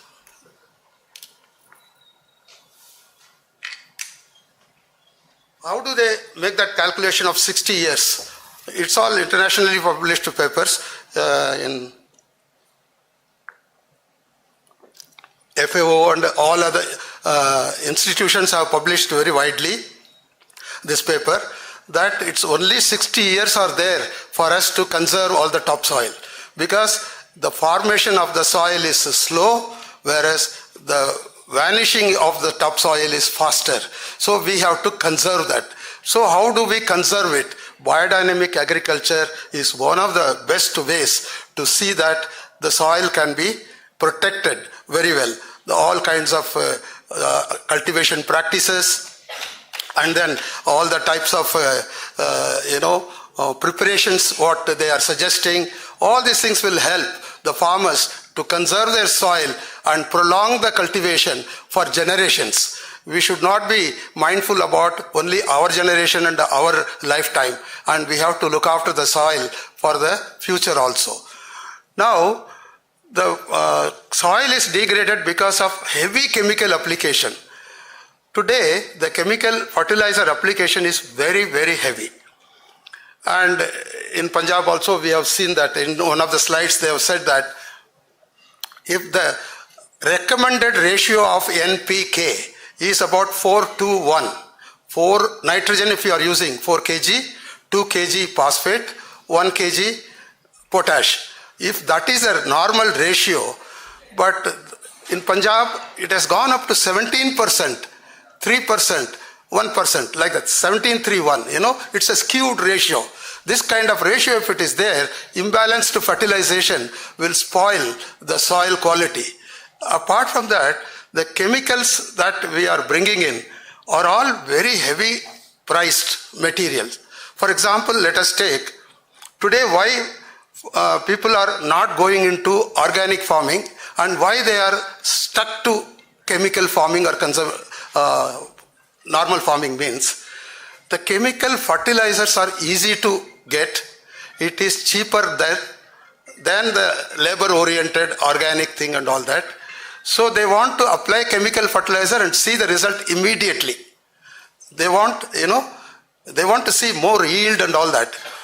Mahatma Gandhi said, this country has got everything you need, but not to meet all your greed. Because you cannot think that I want so much and all that. It is only what you can get, that it is there in the soil.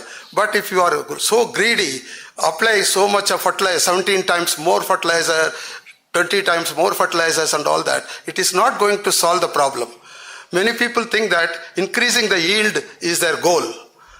Increasing the yield alone is not the goal, because tomato yield increases, the price falls in the market. Ultimately, the farmer doesn't benefit. He may get more yield, but he gets less price. So sometimes, not always, sometimes this economics also comes in the way. And in the same way, there is also another economic law that if you apply little bit more fertilizer, you will get more yield. Then again you apply some more fertilizer, I get some more yield. But it will not go on forever. At one point of time, it stops. There is an economic law which stops you, that beyond a limit, if you put additional fertilizers, it's not going to give you additional yield. It may even, your profitability will go down. This is all there. Knowing all these things, people keep on applying chemical fertilizers because we are heavily subsidized. The chemical fertilizers are heavily subsidized in this country. For example, urea. To make 1 ton of urea, it costs about 28,000 rupees. The international price today is $330. You multiply that by 83 or whatever it is. It's about 27 to 28,000 rupees, 1 ton of urea. I'll stop. Okay. When the farmer goes to the market, he can buy that at 5,300 rupees. It's subsidized. 28,000 rupees worth of urea is available at 5,300 rupees. So he cannot, stop that kind of a thing. So he will buy. He will buy all cheaper fertilizers and apply, instead of going in for organic farming, going in for labor-intensive practices and all that. Why should I let me be benefited this year, next year, and all that? So let me use more chemical fertilizers. This is how heavy chemical fertilizers are being used. If you go to I went to Ghana, there people are buying at that international price only, and to them I taught them biodynamic composting method. This is the only way which can solve your problem. You cannot keep buying heavy cost chemical fertilizers and all that. So you have to control this thing. For sustainability, you have to use your compost and all that. So this biodynamic method proposes various methods of rejuvenating soil by preparations, the solar calendar and all that, by the harvesting cycle, and then, the rhythms which are there, which are all very, very practical.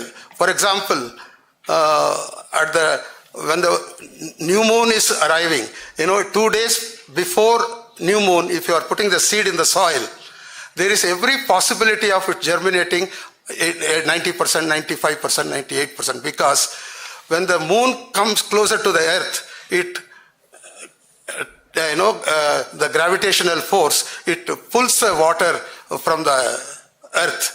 You have seen that in the tides, high tides in the sea, it's because of full moon's gravitational effort. In the same way in the underground also, through capillary movement, the water keeps coming up to the topsoil level, and that is at the time of full moon time, the water will be readily available for the seed to germinate. So this is all thought out, scientific way of doing things. That's how all the calendar things, if you see, it has got some kind of bearing, scientific bearing in that. So with these things, I request all of you, one thing which I want to tell you is, to propagate this thing, we have to take out a lot of success stories in small videos. Effectively, it should be circulated in the media so that it reaches everybody, so that people will understand. Thank you very much.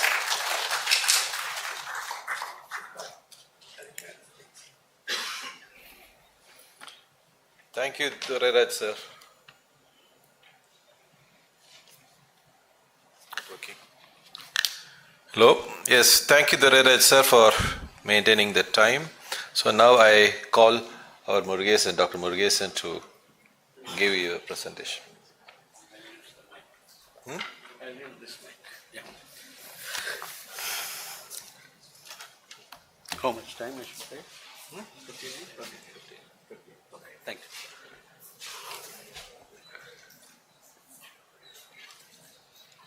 Thank you very much. First of all, I'm thankful and grateful to the President of Biodynamic Association, Mr. K.C. Chandrasekhar. Since my 23 years, I know him. Similarly, I thank all our biodynamic teams. I'm very happy to see all of you here in one umbrella across India.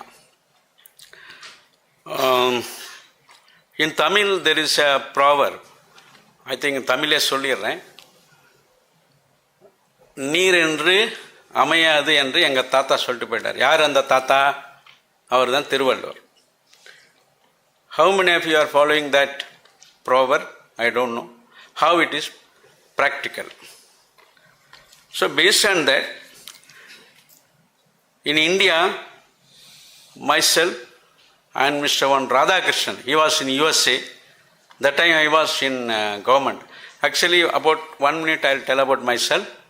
I basically from an agriculture family did my graduation in Tamil Nadu Agriculture and I joined with the Indian government. I worked for almost 16 years, then I left. I'm holding about 4 organizations. Across India, we are working on Indian Organic Farm Association. At my southern district, we are working with the Panangadu Farmers Producer Company, then plus CEO of 2 companies.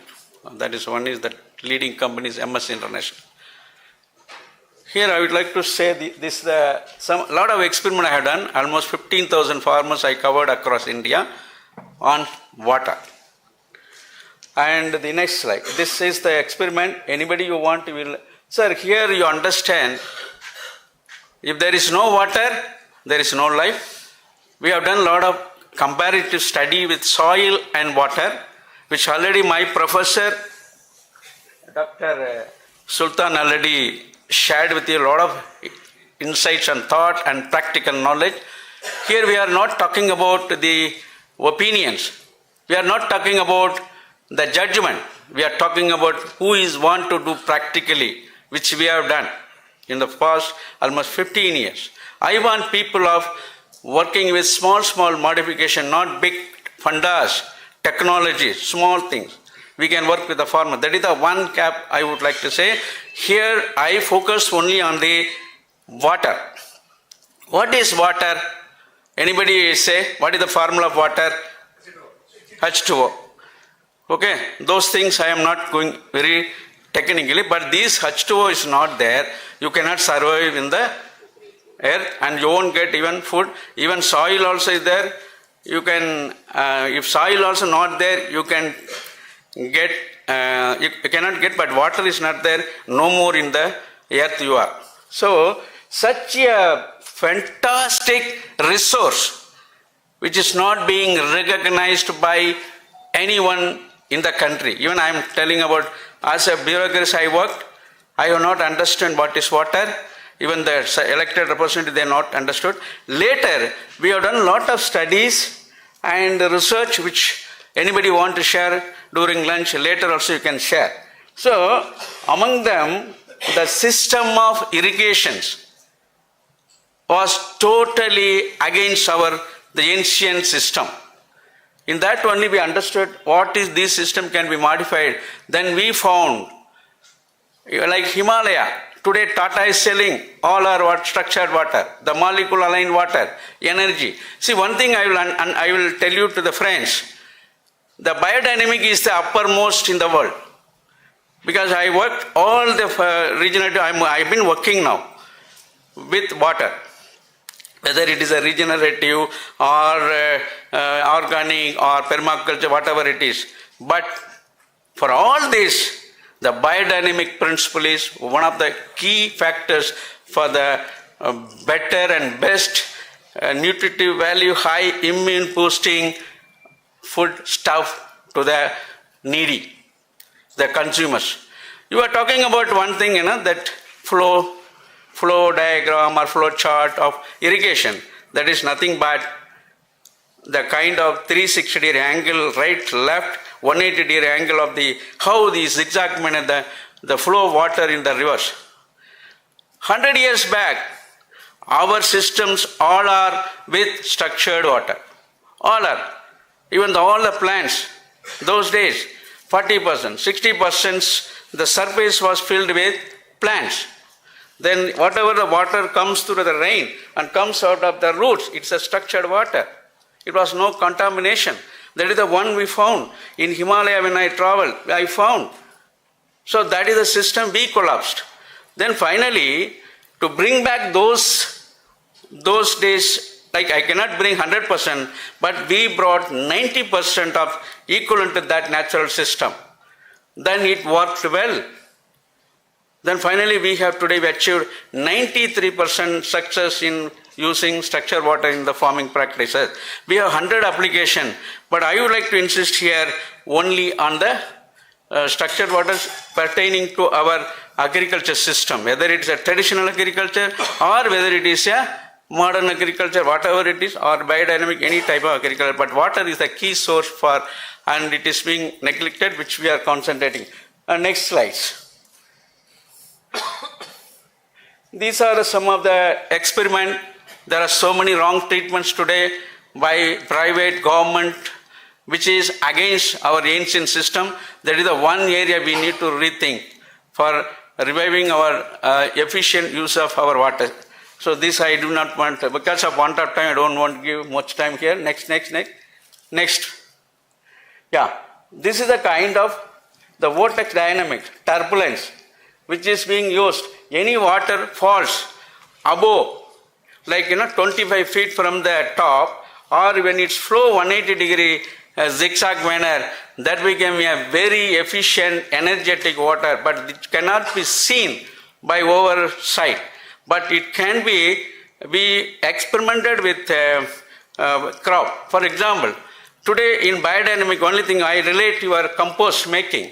When you use making the compost, when you use structured water, the duration of your decompose process reduced to 5 days, which you can experiment, which we will help you. Similarly, in all the crops, like for example, anybody want to growing greens or any horticulture crops, it gives the 40% enhancement of our yield and reducing your inputs, and the efficiency goes to 40 to 65%. In watermelon, we achieved a productivity of 65% more, the inputs cost is almost 40% reduced. The advantage of here is the penetration. See, normally our body, our plant tissue, everything with the size of that hexagonal side, any natural water. Due to contamination, now it become irregular molecules.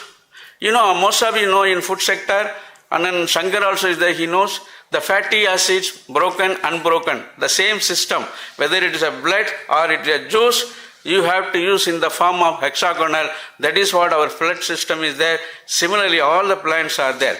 Then the efficiency of absorption, hydration, and the uniformity in circulating the nutrients, the aeration, like how the human is required, like 95% of oxygen should be flow. Otherwise, you will have, like our professor already explained, all the systems are supported with the structured water principle, like digestive system or excretory system or the muscles. Another one thing in the forum I would like to say, which we learned across, their body muscles consist of what? Only 1% protein molecule. What? 99% is our water molecule. Similarly, all the function governed by our water, and that structured water is very, very important, which we have done experiment with almost all crops in India. I can show you wherever you want, which state you want. But only thing is, you need to adopt in a scientific way, not very cost effective. We are the pioneer brought to India from USA. I worked for almost, this is my 15th year. I started this system in 2010. That time I was in government. 2016 I left the government.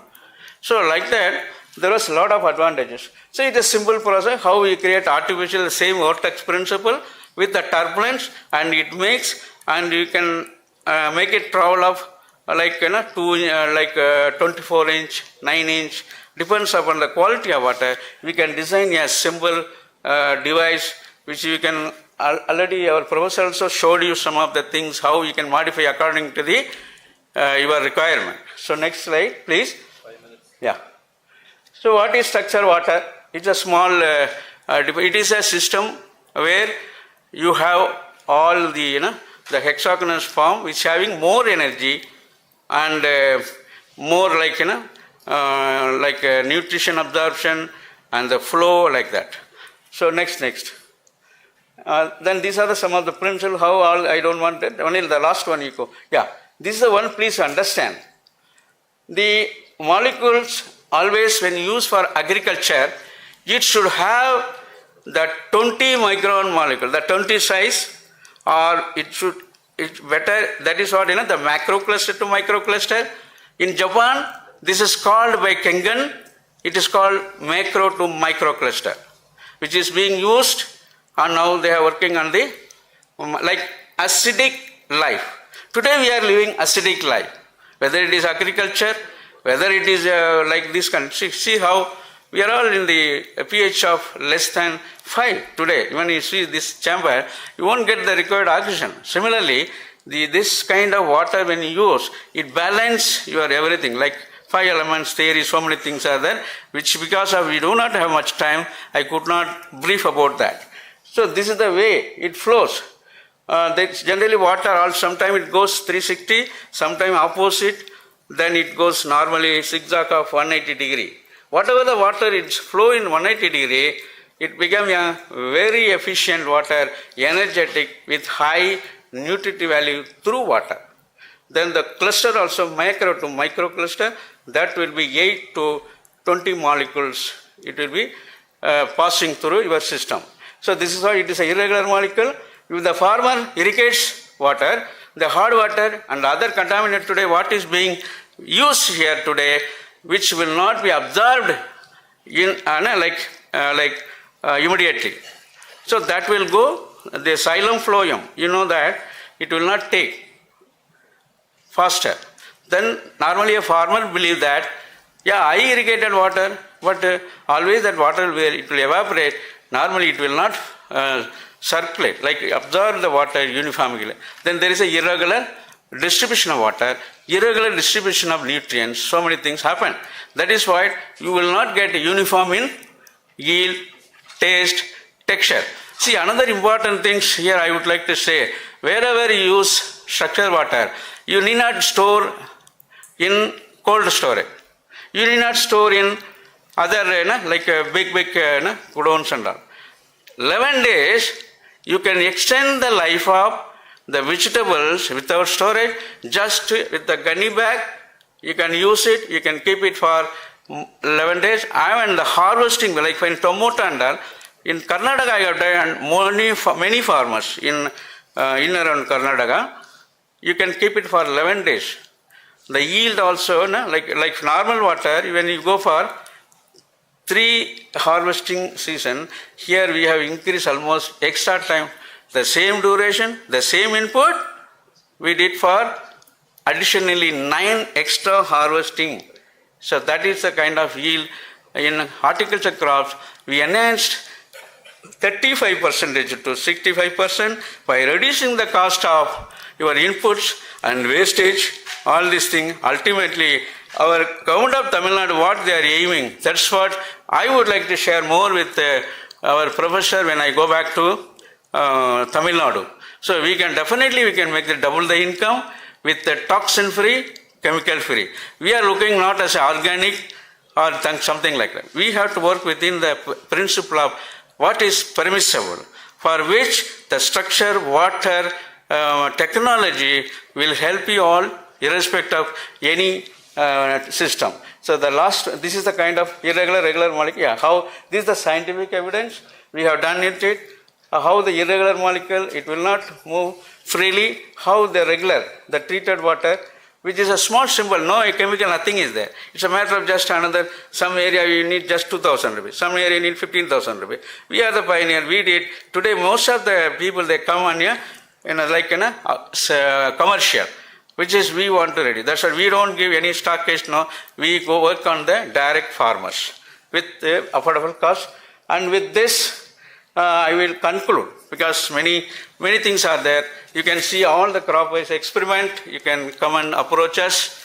I am staying at Chennai. I'll be roaming across South Asia, and till now I traveled more than 50 countries and working on A to Z for a farmer. And anybody who have NOP certification, which is recognized by USA, there is a system is there with the government of India for exclusive for them on Indian herbals, and especially the trees which give you the greens. For example, like moringa, like sespania, like that there are certain trees are there. There are 36 herbals we have been doing with this kind of system, which has high value in the market. So always I might request all of you, don't concentrate on the Middle East, just concentrate on Europe and USA.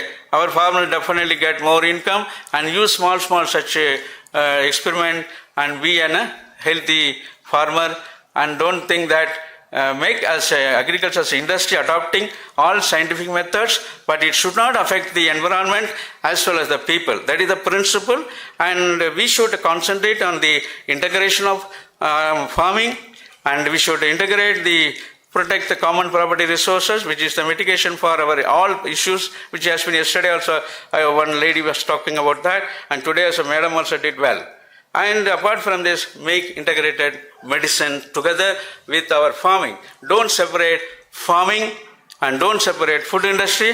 All together, we must work as in one single umbrella and a single window system. We can be a successful country, and we can achieve, as Abdul Kalam said, we have submitted 2040 vision to India, including all farming. Thank you so much for patiently listening to me. Thank you so much. Thank you. Okay, so one question to me.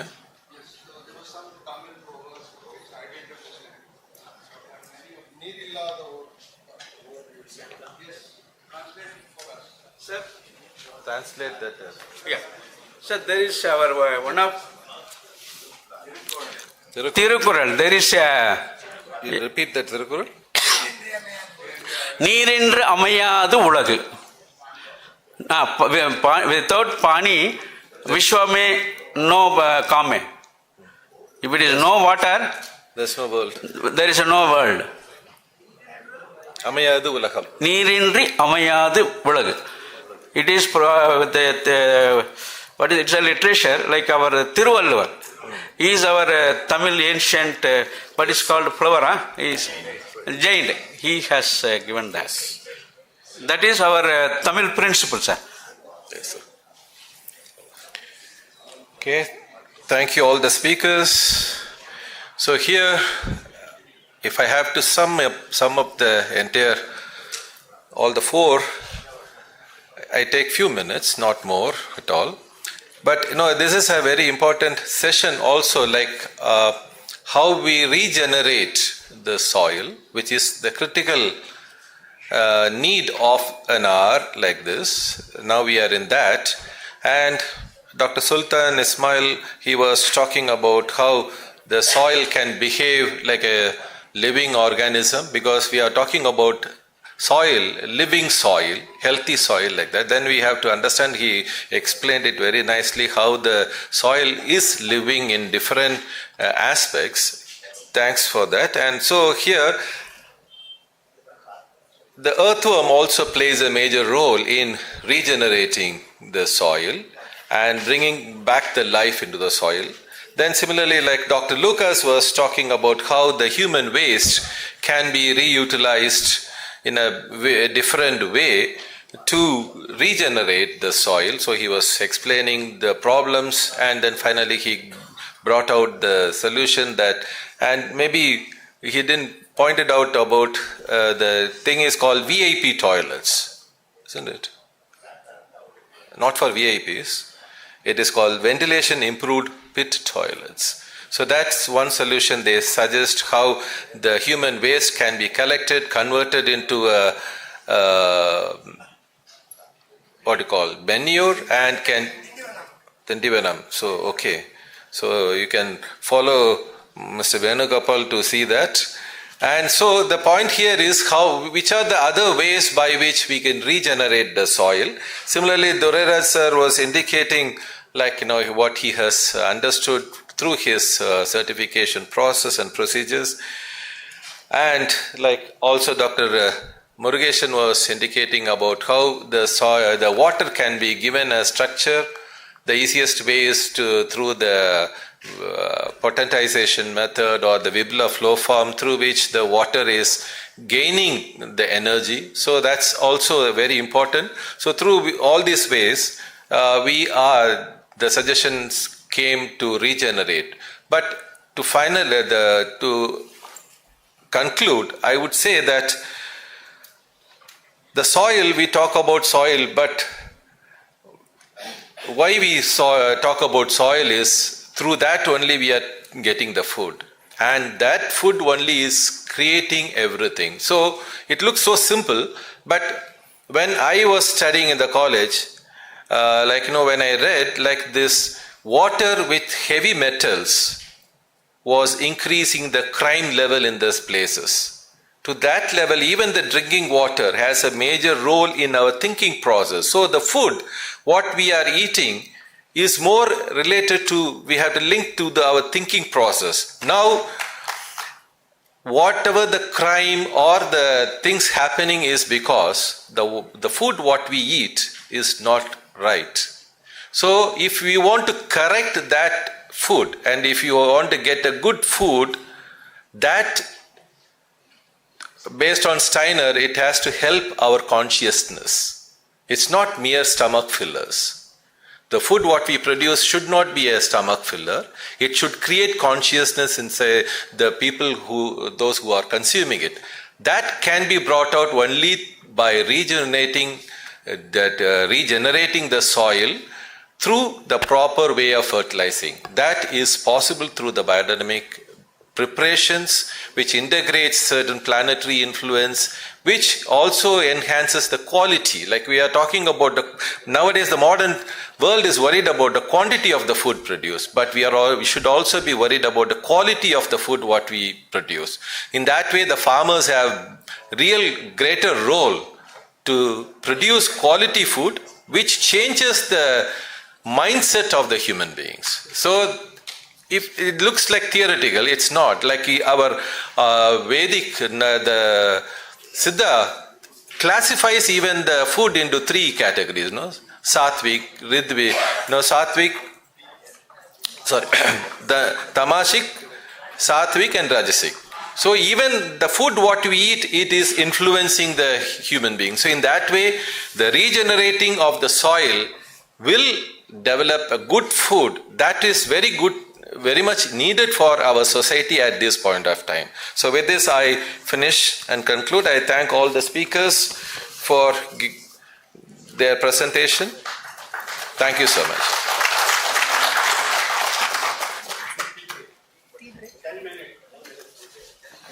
That was our second session, the promise of biodynamic in regenerating soils. I would like to thank the speakers, Dr. Sultan Ismail, Dr. Lucas Dengel, Mr. Dorairaj K, and Mr. Murugesan.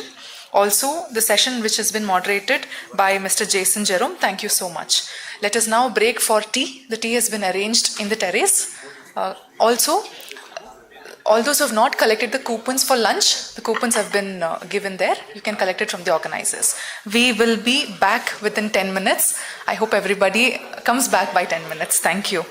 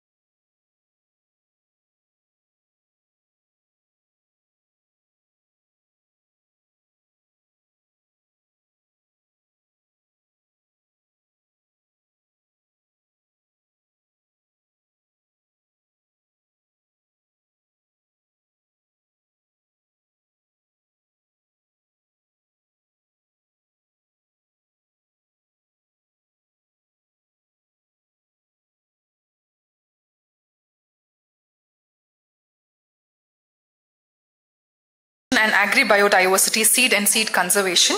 We have as speakers Dr. Ramanjanayalu with us today. Dr. Ramanjanayalu, Executive Director, Center for Sustainable Agriculture, Hyderabad, working with more than 50,000 farmers in Andhra Pradesh, Telangana, Maharashtra, establishing ecologically and economically sustainable agriculture models. So, may I now request you to please come on to the stage. We have Ms. Padma Shri Sabarmati as our another speaker. Dr. Sabarmati is a Padma Shri awardee, co-founder Sambhav, promoter of organic farming initiatives in Odisha. Welcome you, ma'am. May I request ma'am to please come on to the stage. We have another speaker, Mr. Neelam and Mr. Mahesh Melvin. Mr. Neelam Datta, BD farmer, seed saver of Assam, and Mr. Mahesh Melvin, a farmer in Tamil Nadu, Secretary, Biodynamic Association of India. Welcome you, sir. We also have Ms. Gayatri as our another speaker. Ms. Gayatri V is with ICRA and serves as the editor of Sahaja Saguvalli, a Kannada bi-monthly publication that centers on sustainable biodiverse organic farming. I welcome you, ma'am. I request all the speakers to please come on to the stage. Welcome you, ma'am. Okay. We also have Dr. Ramanjanayalu as the moderator for today's session. He's a speaker as well as a moderator. Yes.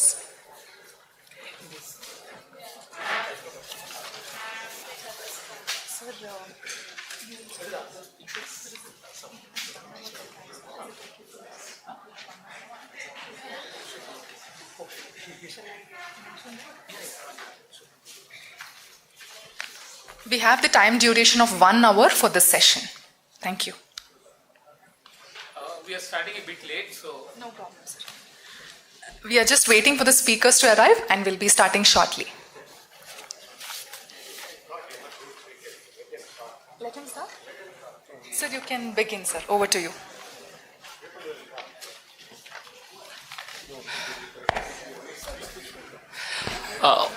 Welcome back to the session. Speaker should come.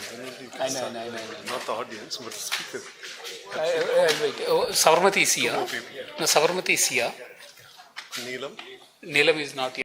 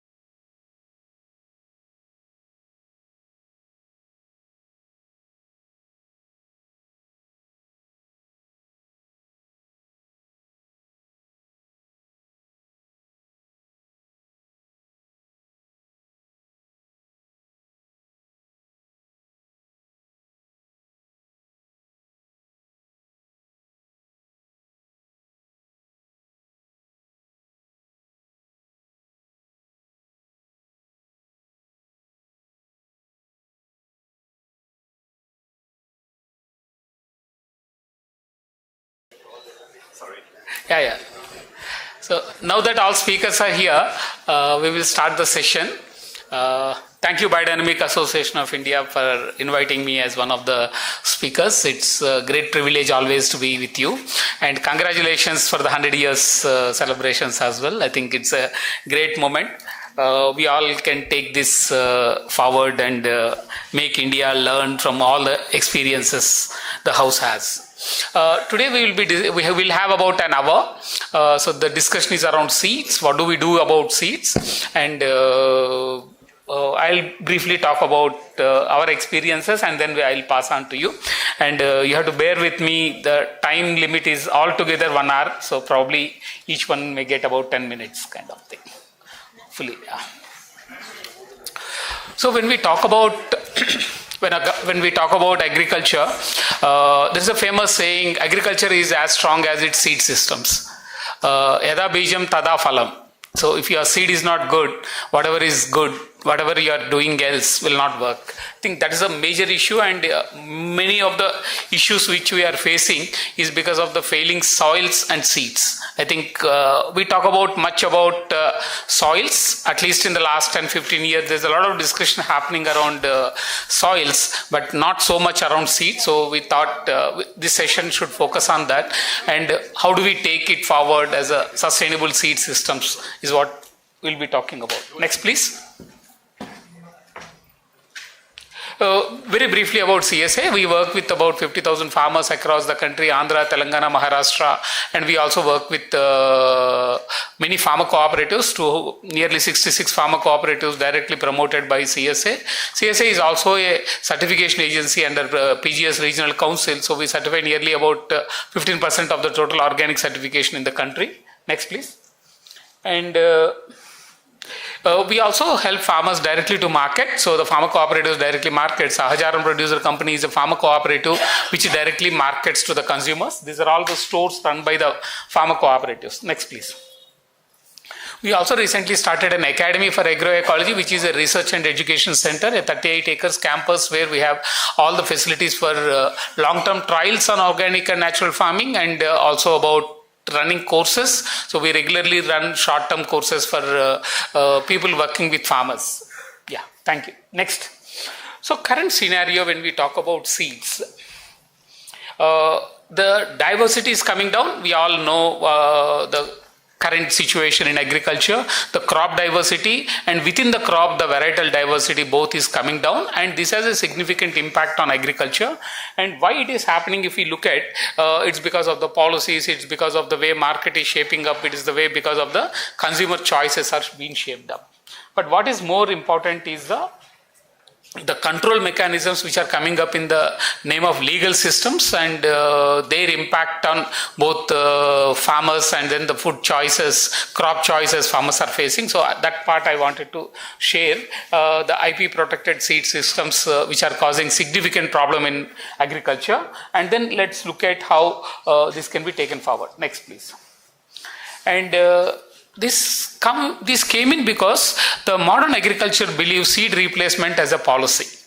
They believe we need to replace the seed, and the success of seed system is measured as the extent of farmers replacing the seed rather than using a good seed.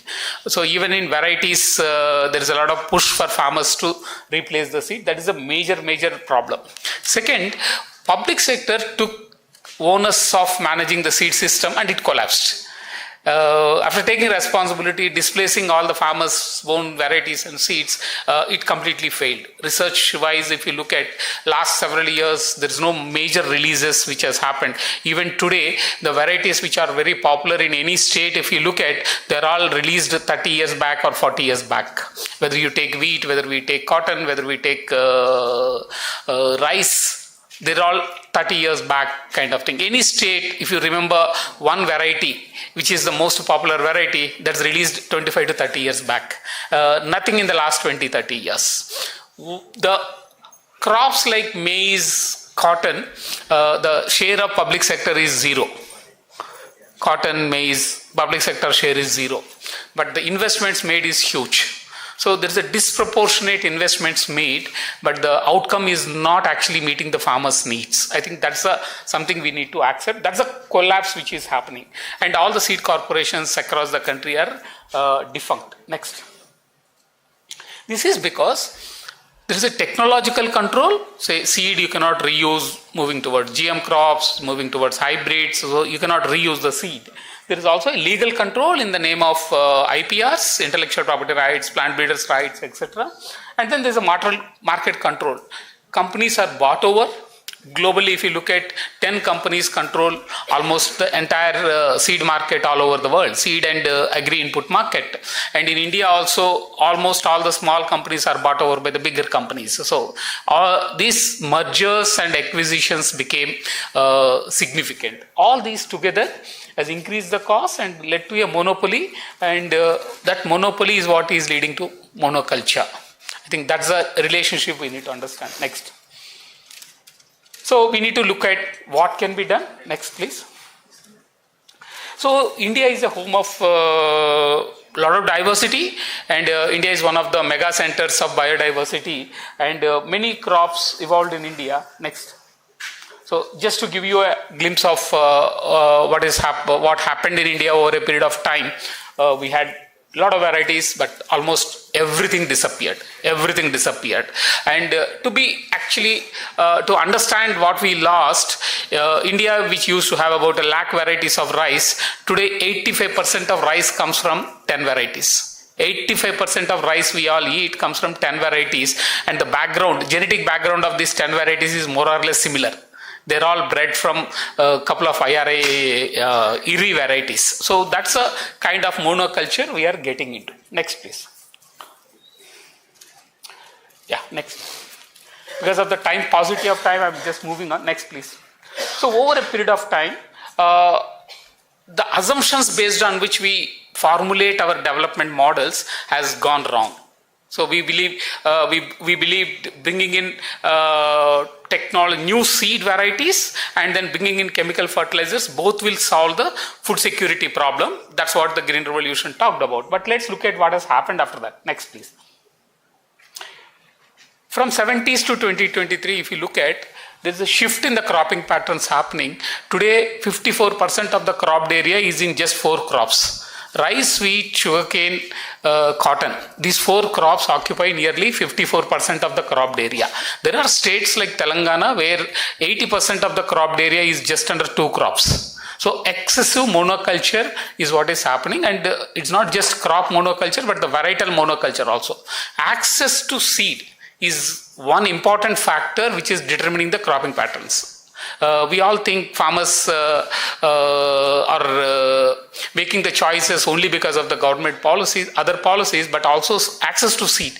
In the market, there are only two crops seed are available, and only those 2 areas, the crop area under those 2 crops are increasing significantly. That's what we need to look for. Next, please. And there are 2 important studies which we all need to remember. One is by NIN, National Institute of Nutrition. They release the data on food security, nutrition content. So between recently in 2017, they released a report. The earlier one was 30 years back. So in the 30 years period, there is a lot of drop in the nutrient content which has happened. If you look at any crop, spinach for example, we all think spinach is having more vitamin A, but the data says that the spinach today is less nutrient than 30 years back. So over a period of time, your soils are deteriorated.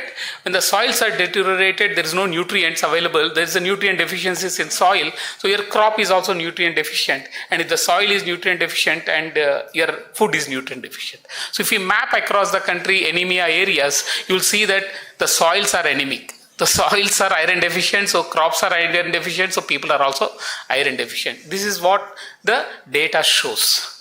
But more shocking data comes from IRA, published this year in not less than Nature. Nature has published this paper from Indian Agriculture Research Institute, which says because of the wrong breeding practices and wrong maintenance of seed systems, even if nutrients are present in the soil, the current varieties are unable to take. And they talk about, next slide please. They talk about decrease in calcium, iron, zinc, but there is an increase in arsenic, barium, chromium, strontium, aluminum. Heavy metal content is increasing, and the nutrients which are required are going down.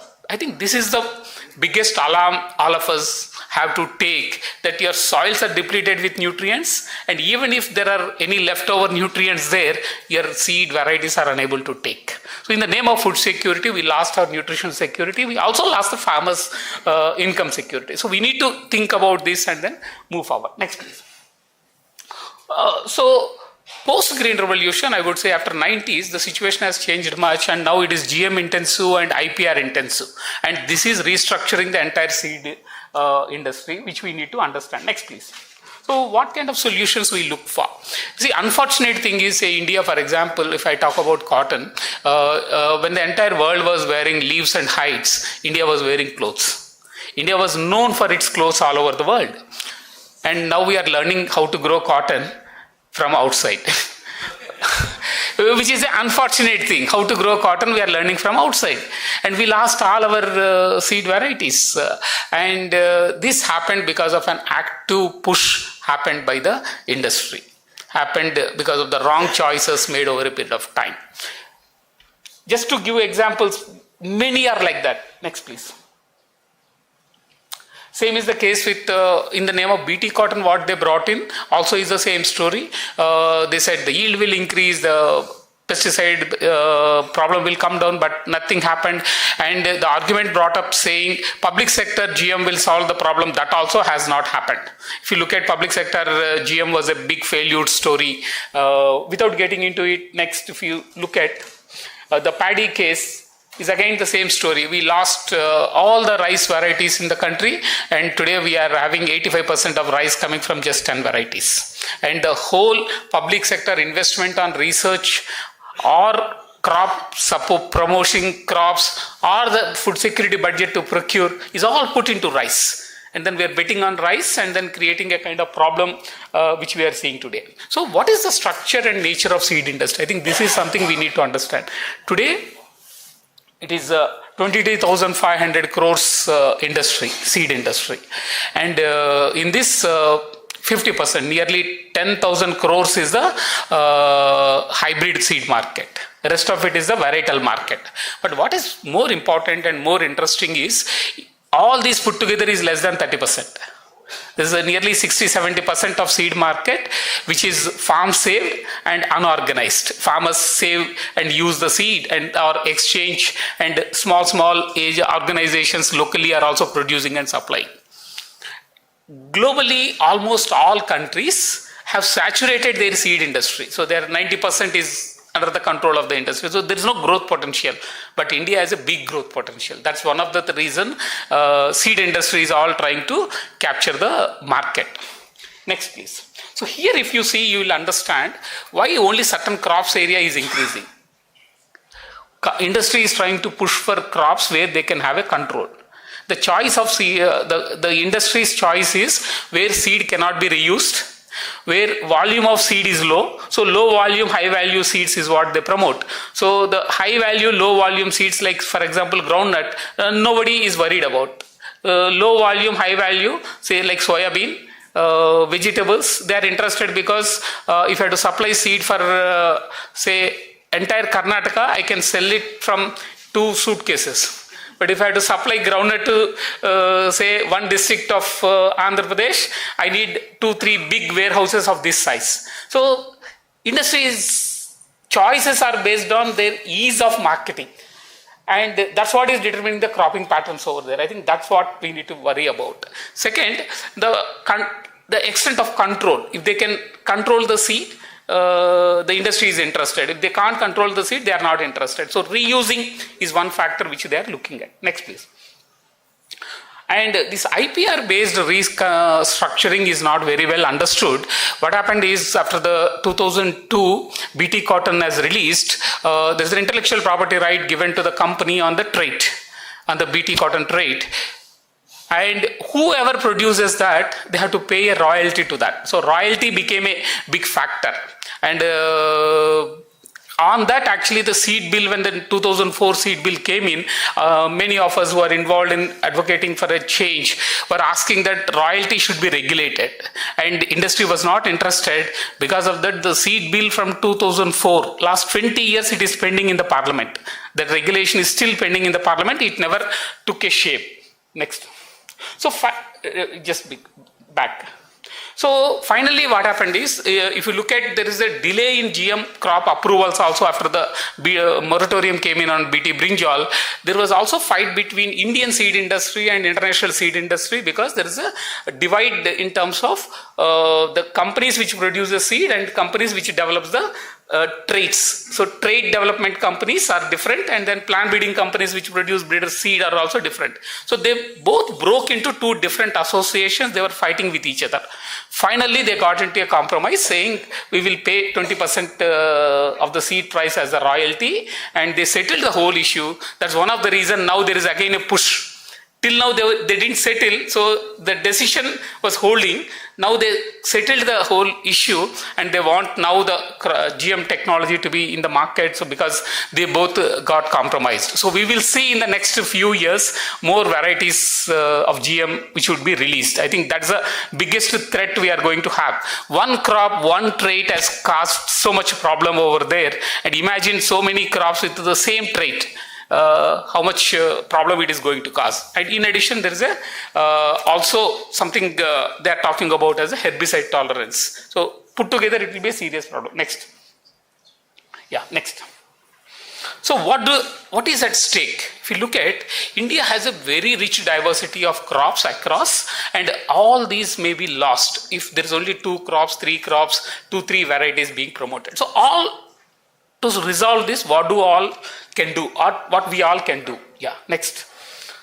So a couple of things what we can do is, one is about strengthening the public extension, public research, and protecting the community rights. Next.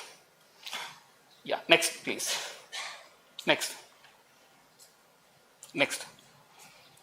But what we also need to look at is, creating a sustainable seed systems. People who, 5 minutes. What we need to look for is, we need to strengthen public participation in the seed systems. So people who are not only conserving, but we also need to look at breeding, we also need to look at maintenance, and then supply the seeds. I think that's a new system we need to look for. From an old system where we are looking at farmers saving and reusing the seed, we need to move a system where we can look at an entire supply chain of the seeds, where diverse crops can be protected, promoted, and seed made available to the farmers. I think that is something which is very, very important. At CSA, we are working with farmers and farmer cooperatives, where we produce and maintain the foundation seed and supply to the farmer cooperatives, and these farmer cooperatives in turn supply to the farmers.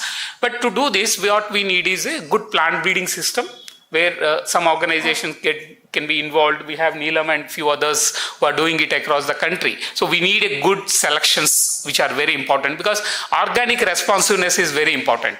Because today, whatever seed which is available, they are all selected in the chemical growing conditions, and they may not perform well in organic or biodynamic natural farming conditions. So we need good selections. Second, we need to maintain it. The long experiment done by ICR now shows that if you are not maintaining your seed, they may lose their characters. If they lose the characters, even available nutrients they may not be able to absorb. They may give you yield, but they may not have the kind of nutrients which are required. So good maintenance is something which is very important.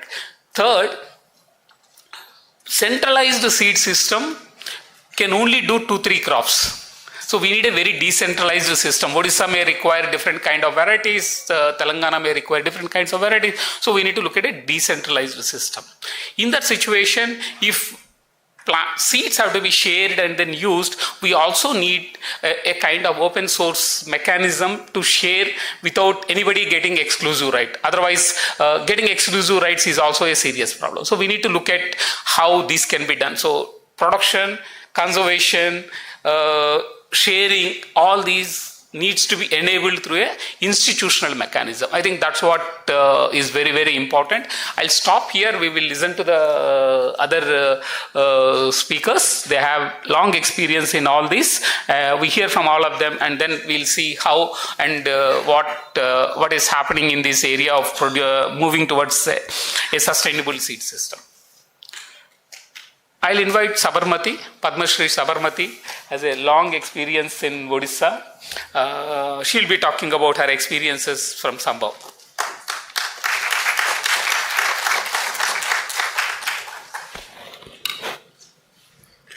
Thank you, Ramu. You have not actually left anything for me to talk about.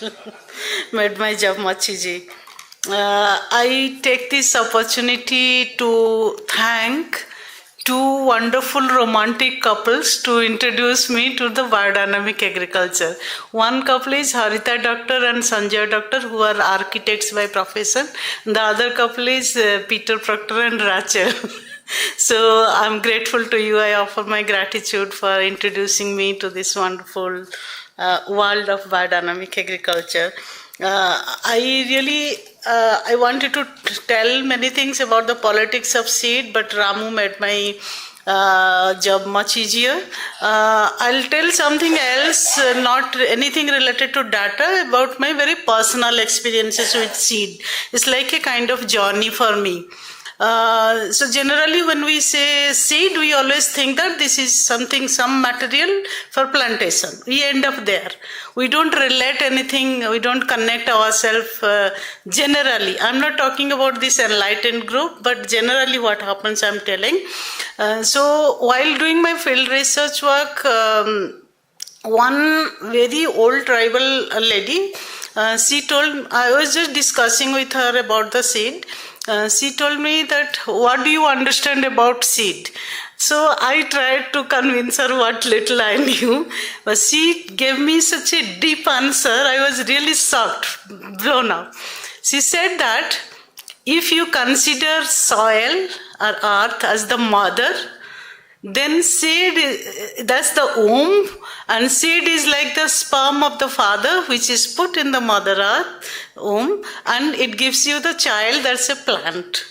I was really shocked, that I did not know that such kind of deep knowledge exists, and it is vanishing very fast. That tribe is vanishing very fast. So we hardly connect with a material like this. And it was really a wonderful experience, like discussing all other phases of planting, like nursery, what nursery is, then transplanting is, and all these things. So when we say seed, what exactly does it mean? Is it just a planting material or something beyond that?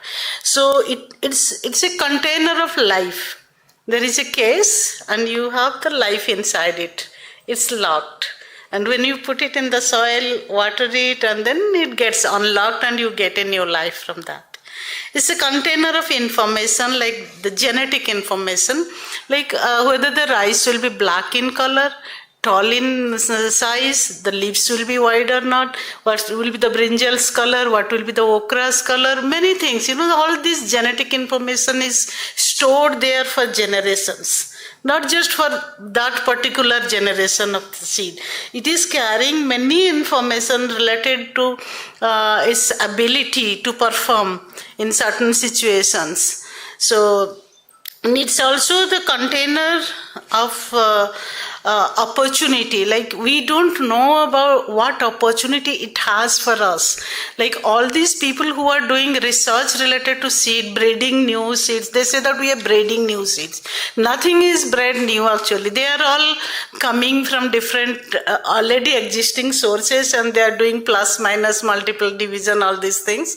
And then they're breeding something new. So it contains a lot of future opportunities, and we really don't know what exactly it is.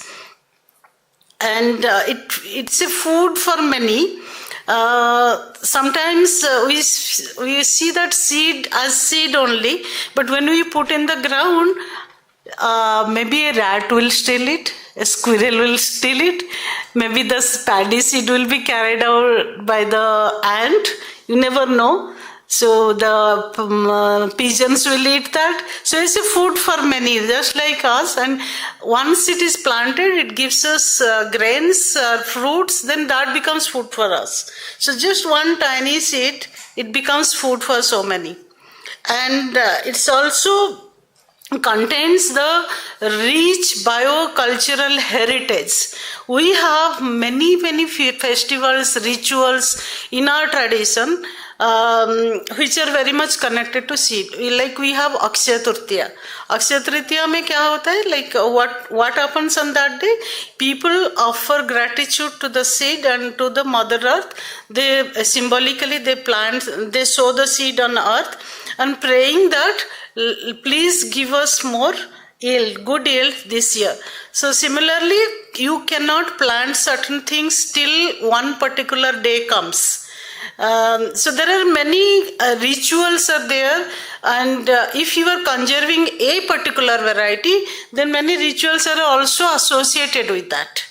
So it's a very, and particularly from gender perspective, is the women who are conserving all this biocultural heritage for millennia. And it's a very wonderful aspect which generally people don't explore, but it's not just one seed, it's a biocultural heritage of a community altogether. It's a common heritage for us. So that's a beautiful thing. And it also shapes the politics, which politics, economy, and research agenda, gender relations, history, agriculture, policies, resource use, and environment, many things together. Like seed market is getting more and more controlled by the organized people, organized groups. So they have more economic interest than anything else. This is that we are developing salt-tolerant varieties, drought-tolerant varieties. There are so many varieties available earlier.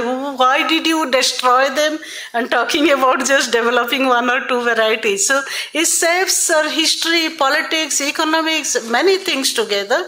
It takes a lot of time to talk about this. Let me stop here. So who actually who has developed and owned the seeds in the communities for millennia?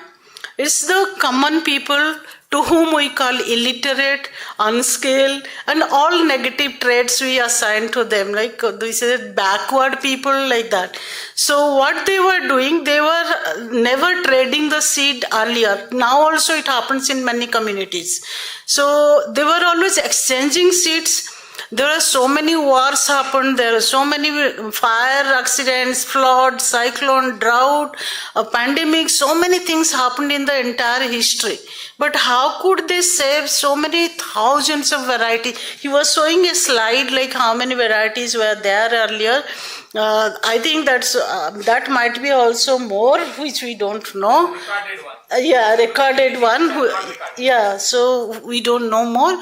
So those kind of things, how they were saving all these things from generation to generation, and they were always not trading all these things. Like suppose I belong to a village, I go to my aunt's house, I see something good pumpkin varieties, and I always say that this used to be a little seed packet for the people. They were asking that, can I get some seeds? And they were bringing their seeds like this. So this used to be the seed packet, the corner of their sari.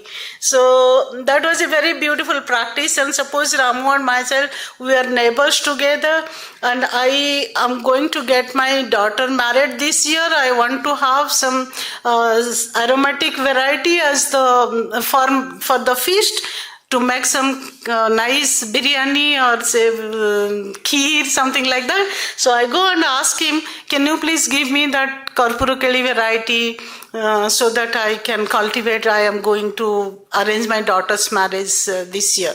And he was asking me that, can you give me some of your variety that is good for making puffed rice, which he doesn't have. So we were exchanging like that. That is how the seed was always exchanged all over the world, among the communities, among the community members, and women played a very, very major role in that, which often is not acknowledged. Why it is actually a survival issue? Because we feel that, seed, you just pay money, you can get seeds. But it is not only that, it's a very important thing for our life. Is a very survival issue from particularly 2 points of view. One is diversity and the other one is from the sovereignty point of view. If you capture the seed market of a nation, you capture the whole nation. You capture their fertilizer, you capture their seed, and now weather engineering, people are talking about climate change. I thought that they would be talking about weather engineering. Everything is captured. You don't have to spend money on tanks, drones, ammunitions, army, maintaining a big army, nothing. You just capture the seed system, everything will be captured. We used to listen a story in our childhood days to, a hunter spreads a net, trap, and puts some seeds in that, so that the birds come, get allured by that, and then sit and eat that. and then they get trapped, and hunter catches them very easily. Similarly, the seed has become a lure for us, become a trap for the farmers. It's very interesting. I was just discussing this morning with a friend, Dhala sir here. I said that, the concepts are so well conceived to trap us. The seed which doesn't give you high yielding by itself, it needs the assistance of more fertilizer, water, everything. It is called high yielding seed. It doesn't have its own ability. If you just put it like that, it won't give you more yield at all. Similarly, if you make a person indebted, you call it credit, which is a discredit, you call it credit. That material which doesn't fertilize your soil, we call it fertilizer. So, the concepts are coined in such a way that we get allured very, very easily. So, seed is the fast trap. The farmers were told that they were shown nice pictures. In those days, big rolls were coming, and they were saying that how the Punjab farmers are getting more yield by using this variety, that variety. तो बड़ा मूछ होता था और tractor के ऊपर बैठ के. So that was the picture of rich Punjab farmers, and unfortunately, because of that, they are now have become infamous for the cancer trend. So sad situation. So you lose the sovereignty, economically become indebted day by day. And from diversity point of view, if you have to address the nutrition and hunger related challenges, we have to think about the diversity. We cannot escape. Just one variety or few variety. If we make the genetic basket narrower, we are always at the risk from not only from hunger, nutrition, also economic and climate challenges and other environmental challenges point of view. So we did a small thing, very, very small thing. I just want to share with you. You can have centralized system where you can conserve the seeds. We have made it more decentralized, a very humble, tiny effort. We call it adopt a seed. Suppose someone lives here in Bangalore on the 14th floor, you like the idea, you can do that on the tiny balcony with 2 or 3 pots, So if you like the chili, suppose Babu lives on the 14th floor, I'm just taking the name like that, he can have 5 pots, have 5 chili plants, eat all the chili for himself, keep for only 5 for the seed purpose, 1 for himself and 4 others for other friends to share. So if we are working, all the people who are gathered here, if we are suppose 100 people here, 50 people like the idea, you adopt, like we adopt babies, you adopt one particular open pollinated or indigenous variety, then you have 50 varieties saved. You don't need seed vaults. You take away all the seeds from the farmers' fields, and now you say that we have seed vaults. So this is something very practical, low cost or no cost. We tried with rice, we tried with vegetables, millets and everything. Anyone can do that. And then we are also encouraging community-based seed banks and trying to, very small women's groups, they are having their seed banks. They are exchanging, they are selling in small ways. And here in Karnataka, you have a very good indigenous seed savers network, Sahaja Seeds, which are promoted by a good friend, Krishna Prasad. And we are also working towards restoration of forgotten crops and food. Seeds should not belong to the rich, powerful and a class. It should belong to the mass as it used to be. And then the vanishing crops, vanishing food crops, if we bring back the seeds and start planting them again, we can, finished. We can do a lot. I can take revenge, yesterday's revenge. Thank you so much for giving me that opportunity. I'm thankful to you for bringing me here. Sorry, Sabarmati, there's a lot we need to hear from you, but due to the time limit, now I invite Mahesh Melvin, the farmer from Tamil Nadu. Hello everyone. I'm just make it very simple because most of the points they both have covered. So whatever I'm just doing in my farm, in my small group of people, I'm just sharing the experience what I'm doing. Before that, I just want to read a quote from Rudolf Steiner because it's the Biodynamic conference. The seed is most important thing in the whole plant kingdom. It is the most spiritual part of the plant. Seed contains the whole plant in miniature, and it is the miniature plant that unfolds into the full-grown plant. Seed are the bridge between spiritual and physical worlds. This is what he has quoted nearly 100 years before. See, I have a small initiative in Nilgiris. I'm from Ooty, this part of Tamil Nadu. So I'm not working as such, seed part in other areas of Tamil Nadu. So I'm just talking whatever I speak. I just speak in my farm, in my area, in certain vegetables and things like that. I'm not talking about paddy or anything else. So whatever I say, I just all about all vegetable what I grow.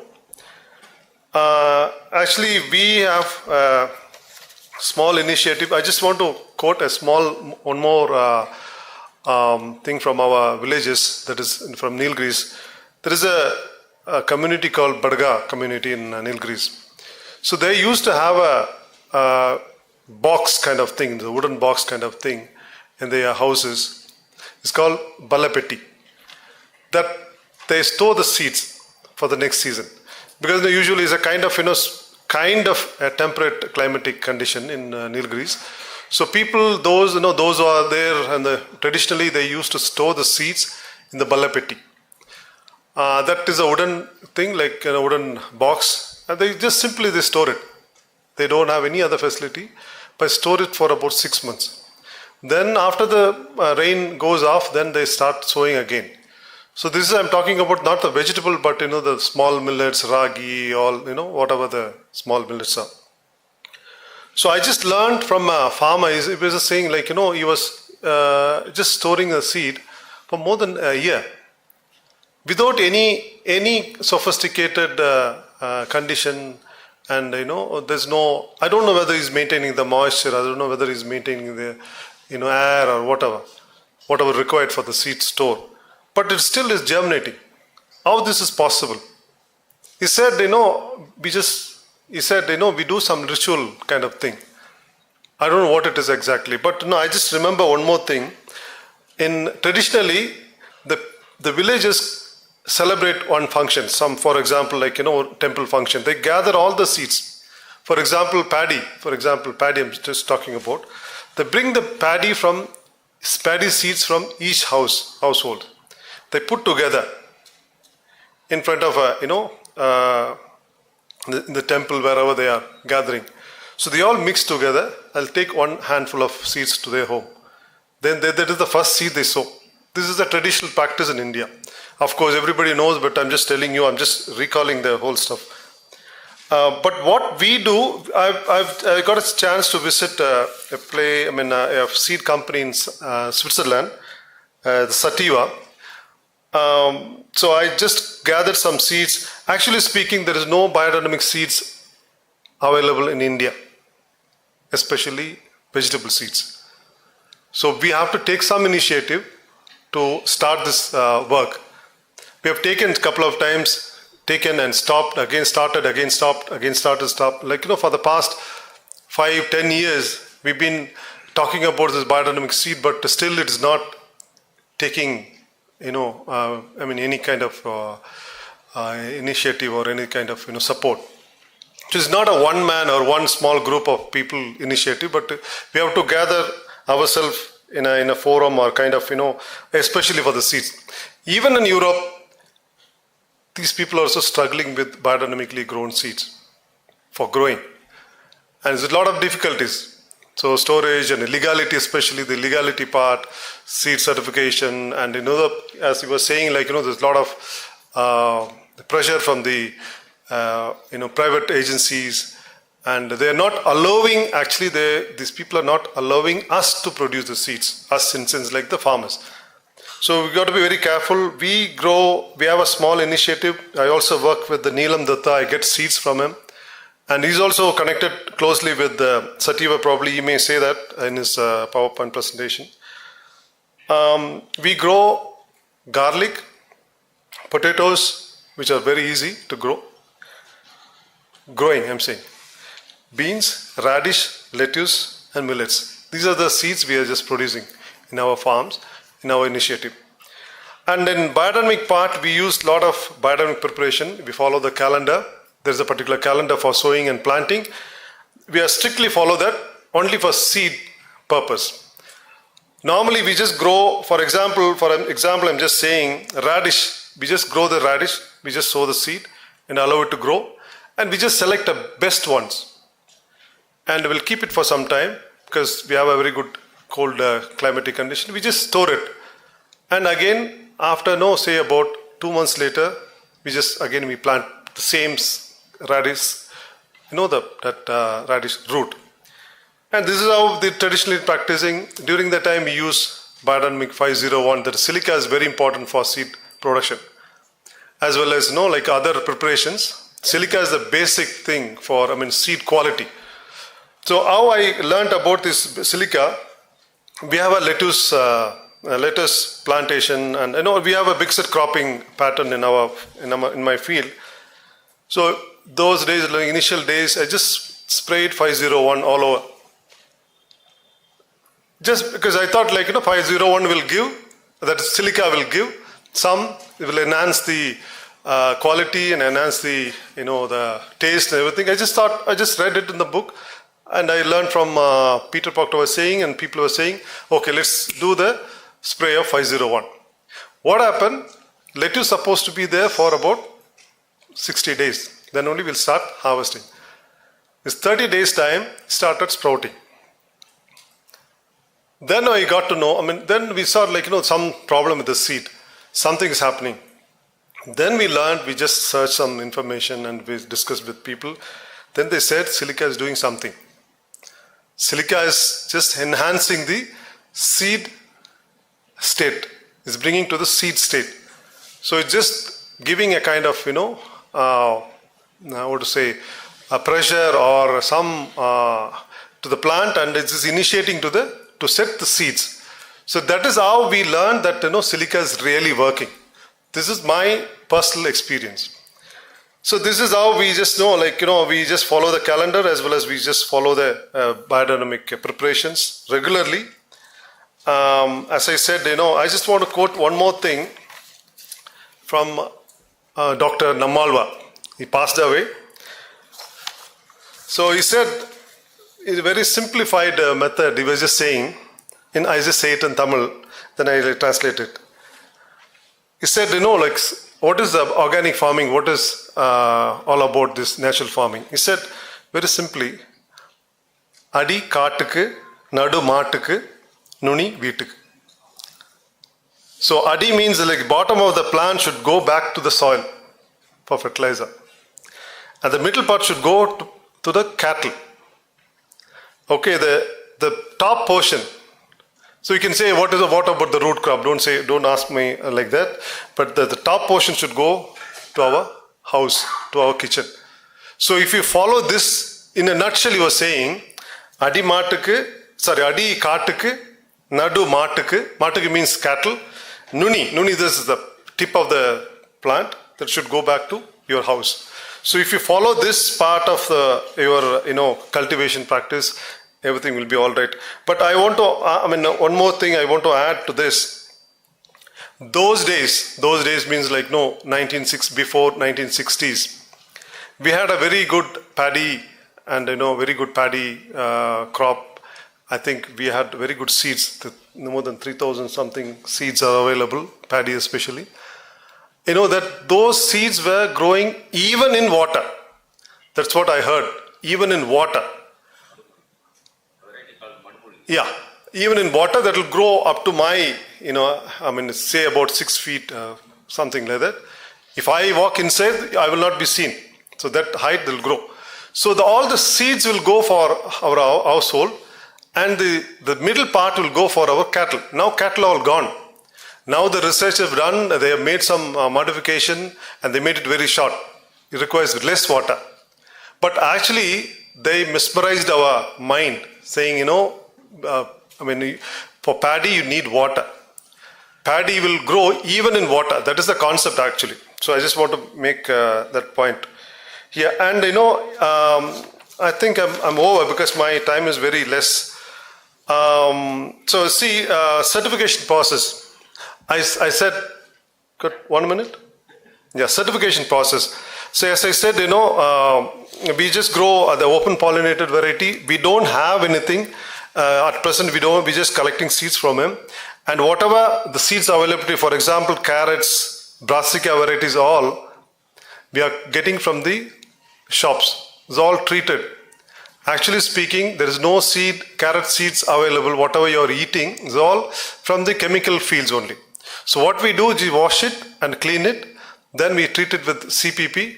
Then we dry the seeds. That is how we are doing. And also we have a small tie-up with a company called, Mr. Jairam is here, Srishti Biosciences and Inba Seva Sangam, and our farm, Jezreel Farms. We have made a small initiative to buy seeds from outside, that is from wherever the seeds are available, biodynamically grown seeds.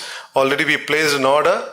That seeds we are going to propagate, the open pollinated Demeter certified farm seeds that we are going to promote in our farms. And probably I'm also calling you for this initiative in case if you're willing to join with us, we can do this seed initiative of biodynamics in the future. Thank you very much.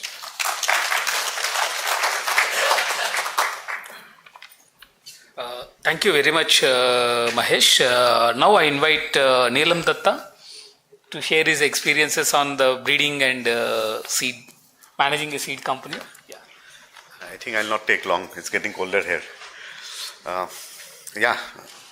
Seed is something which we all speak about, but we forget very easily. That's why there are no initiatives pan across India. I'm really sad to say that. I have attended many meetings, seminars and all. So it's only in that seminar that we speak about seeds, and once we are out of the dais, we forget what seeds is all about. I think I took a very bad profession of saving seeds or cultivating seeds. So we have a very small initiative in Assam. I started farming since 2003. We have an organic farm, and hopefully we'll get Demeter certification this year if Krishna and Co will provide us the certification. We have been doing organic biodynamic seeds since 2 years now, but organic since last 17-18 years. So in 2008 we started with rice. We had a small gene pool of nearly 200-300 varieties of rice. We try to maintain it and also see how it copes up with climate and what are the good adaptable varieties. Somebody spoke about puff rice, sticky rice or aromatic rice. We have a big germplasm and we see how best they can also compete with hybrids. Next slide, please. So it started with my late father in 1976 when he opted to do farming. Unfortunately, in 2001, he passed away, and then me and my mom, we took over the farm.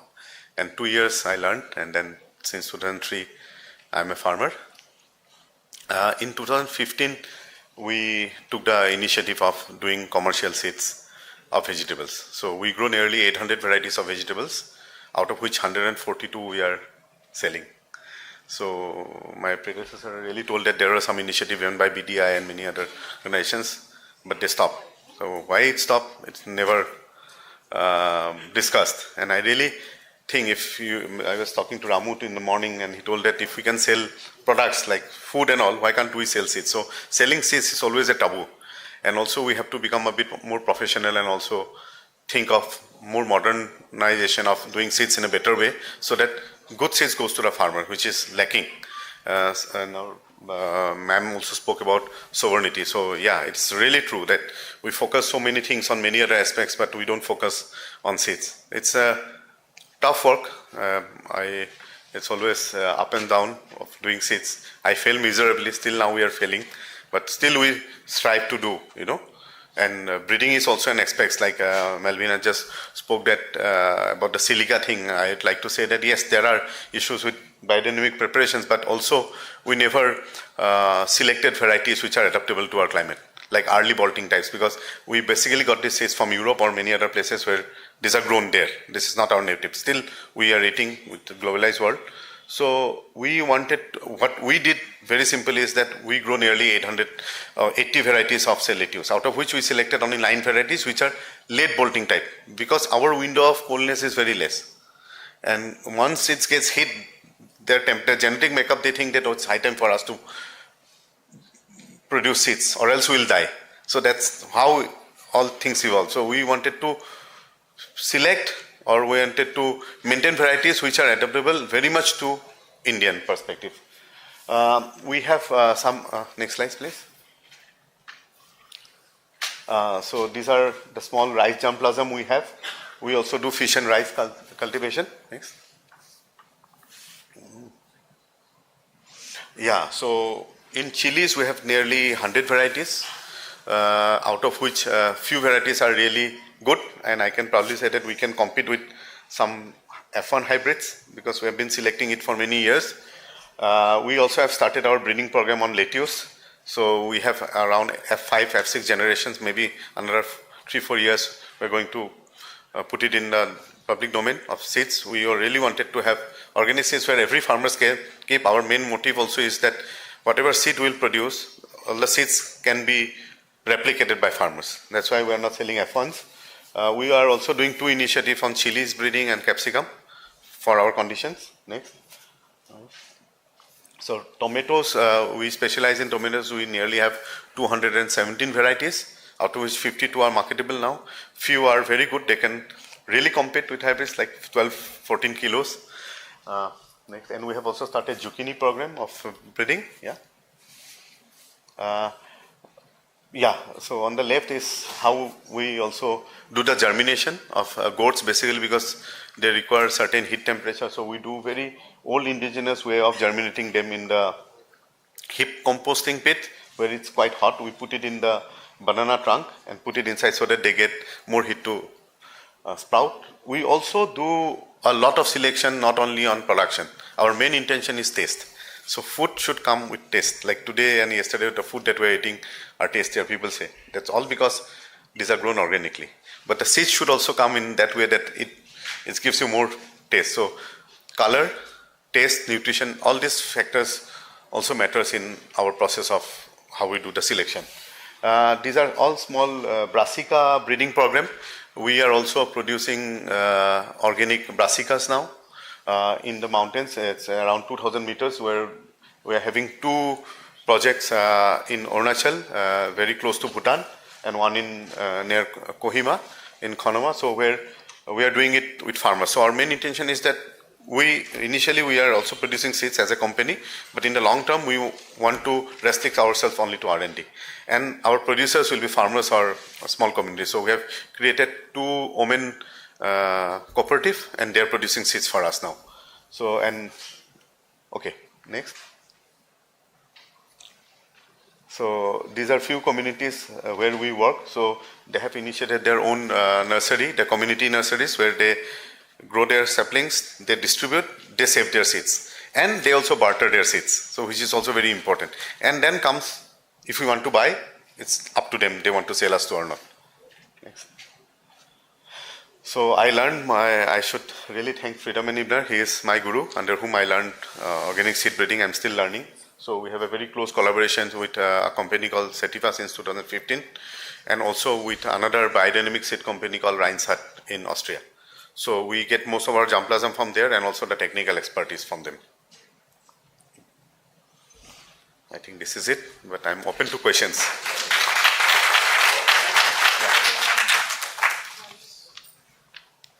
That's really short and sharp, Neelam. Now I invite Gayatri from ICRA. Gayatri.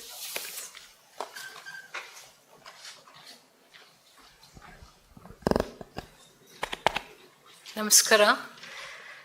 ನಾನು ಯಾವಾಗಲೂ ಕನ್ನಡದಲ್ಲೇ ಮಾತಾಡೋದು.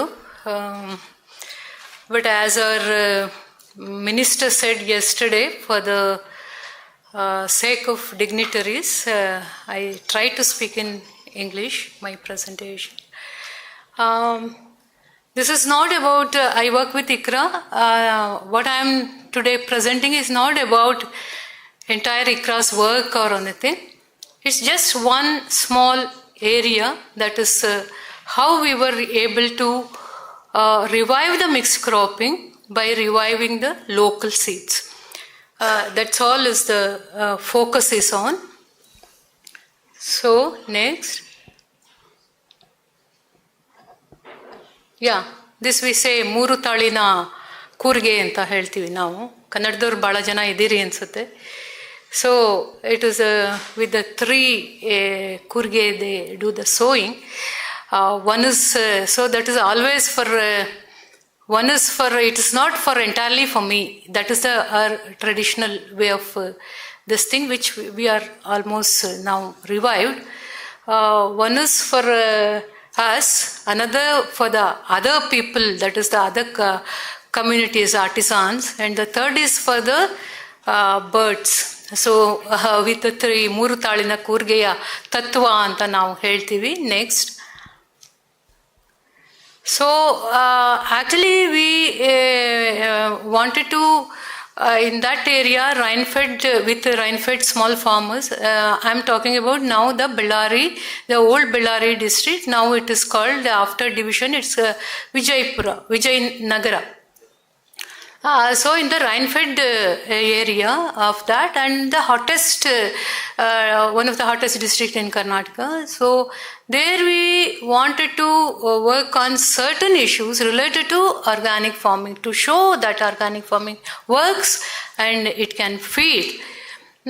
But what was the situation when we entered there? It's all monocropping, chemical farming. The thing is, rain-fed farmers were imitating the irrigation farmer. The thing is, Green Revolution has given a package of hybrid seeds, chemicals and irrigation, water for irrigated farmers. But for rain-fed farmers, it has not given any package. So the rain-fed farmers were, unfortunately, they were imitating the irrigated farmers only. So that was a monocrop. If you are sowing any other mixed cropping, then they say it is considered as the weed. ಅದನ್ನು ಕಳೆ ಅಂತ ತಿಳ್ಕೊಳ್ಳಿ ನೀವು. Major crop ಜೊತೆ ಏನಾದರೂ ಮಿಶ್ರ ಬೆಳೆ ಇತ್ತು ಅಂದರೆ ಕಳೆ ಅಂತ ತಿಳ್ಕೊಳ್ಳಿ ಅಂತ departments use to say. They were all adopted to chemical farming, and there were lack of soil and water conservation method. Even in the NREGA, they construct wonderful trench combine, but in the next season the tractor comes and tractor will saff out. So that is gone. So that was the situation, because some space is taken and also the tractor cannot take the turn, and lot of many kind of things. And hybrid and high yielding seeds. High yielding, many were OP seeds which were given by the department. And major crops of bitty cotton, maize, sorghum, bajra, sunflower, all hybrids, and groundnut, Bengal gram, something like that for high yielding. But it is all depending on the companies or the government. Farmers had almost given up mixed cropping practices and local seeds. Local seeds were available with few farmers. It is not that local seeds were completely gone. It was there, local seeds were there, but very few farmers it was there. Next haki. This is the kind of monocropping. Next. This is a cotton, but no more bitty cotton is there. When 15 years back, bitty cotton was one of the major thing. The irony is now bitty cotton has gone in this particular area. I'm not talking about the entire Karnataka, but in this Bellary region, bitty cotton has completely erased. Yeah, next. So now the only survival or the only way forward is bringing back the mixed cropping system. But farmers are not willing to take it to it because of many reasons. There are no way which we cannot get into the details now. So there was one trigger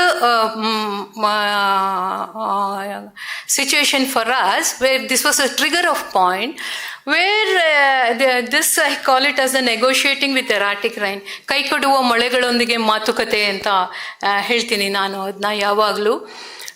So every month we used to conduct the Prayog Parivar where the crop groups were come and they shared their experiences.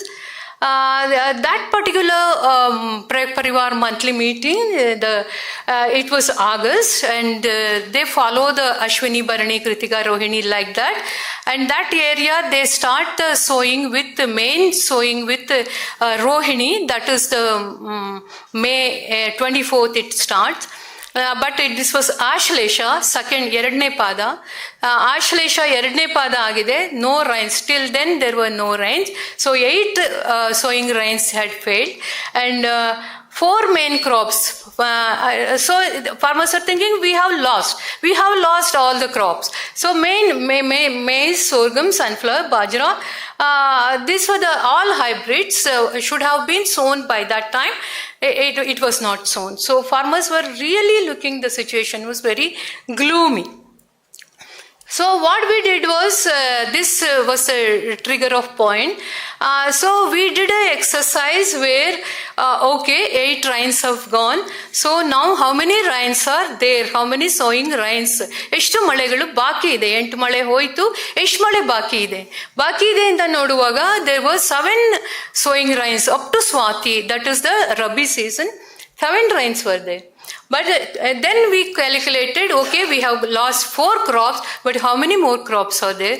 It was a 32 crops we were able to list out, really. It is all listed out by the gathered farmers. Then the assured rains according to farmers. So which are the assured rains? Then we have to match with the crop line. Available rains had to be matched with the crop line. Then seed availability with the farmers.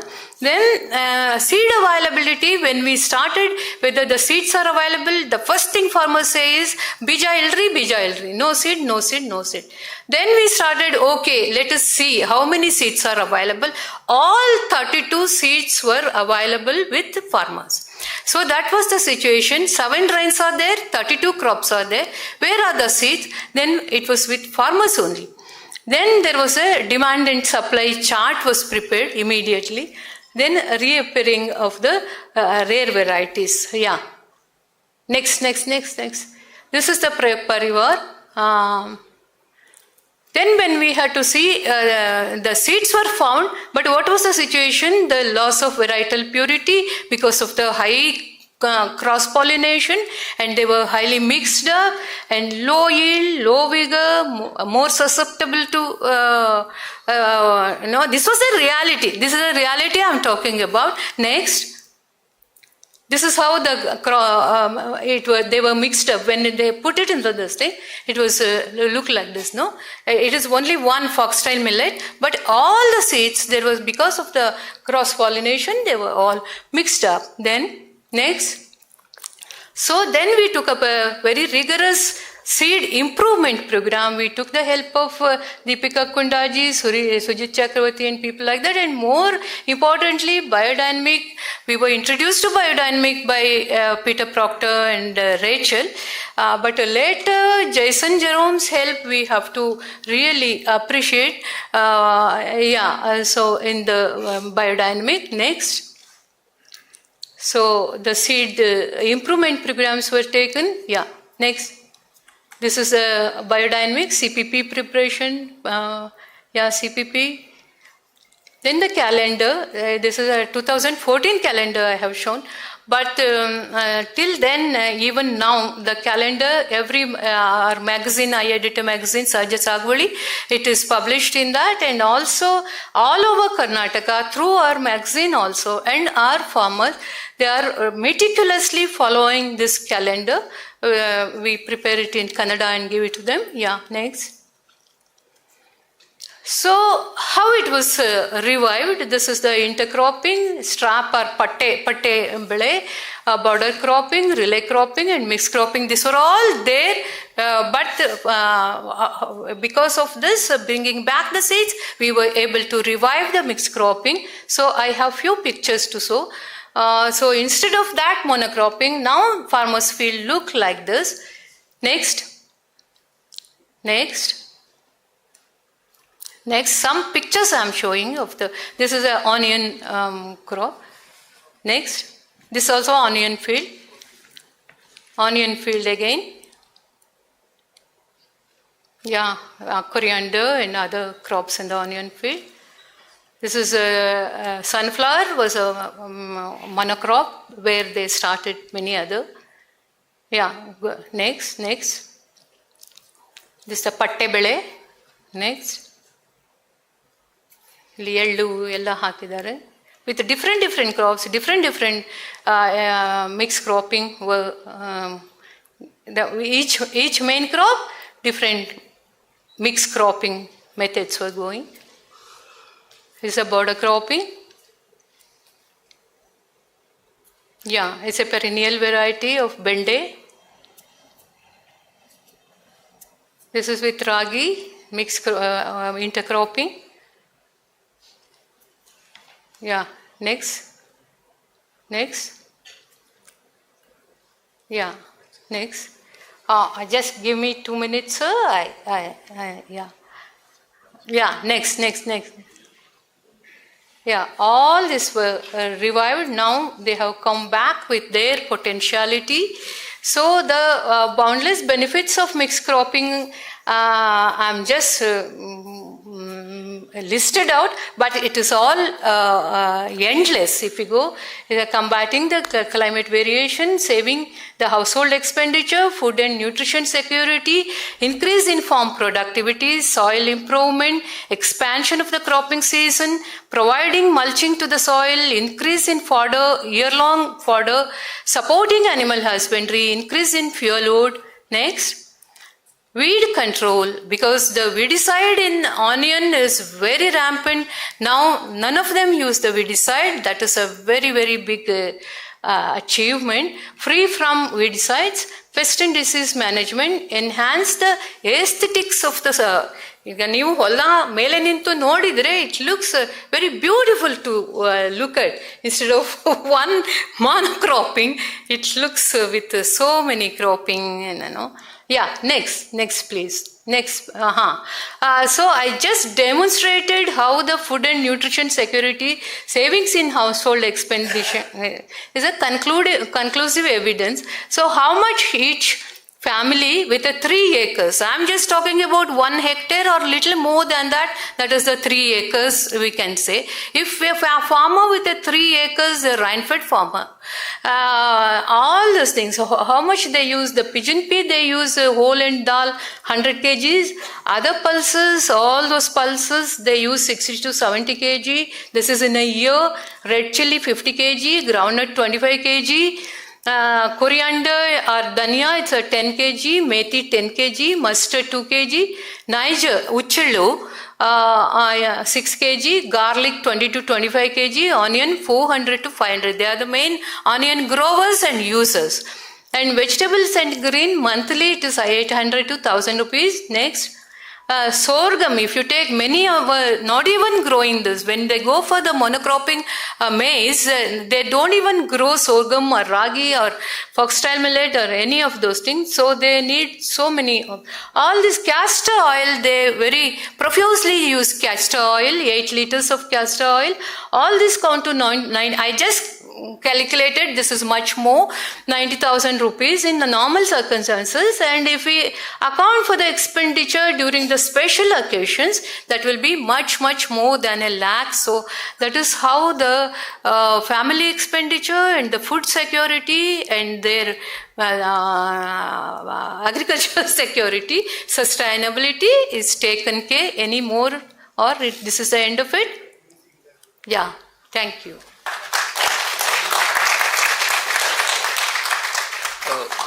Thank you very much. Sorry for holding you all for your lunch. I think this was good to hear from various experiences on what is happening on seed and then how we can work towards a more sustainable seed systems. We need growth, we also need sustainability. We need uniformity, we also need diversity. So balancing act is what one need to look for. I think and then institutionalize these systems. That's what can make a change. Looking forward for another discussion in the afternoon. We'll break here for lunch. Thank you.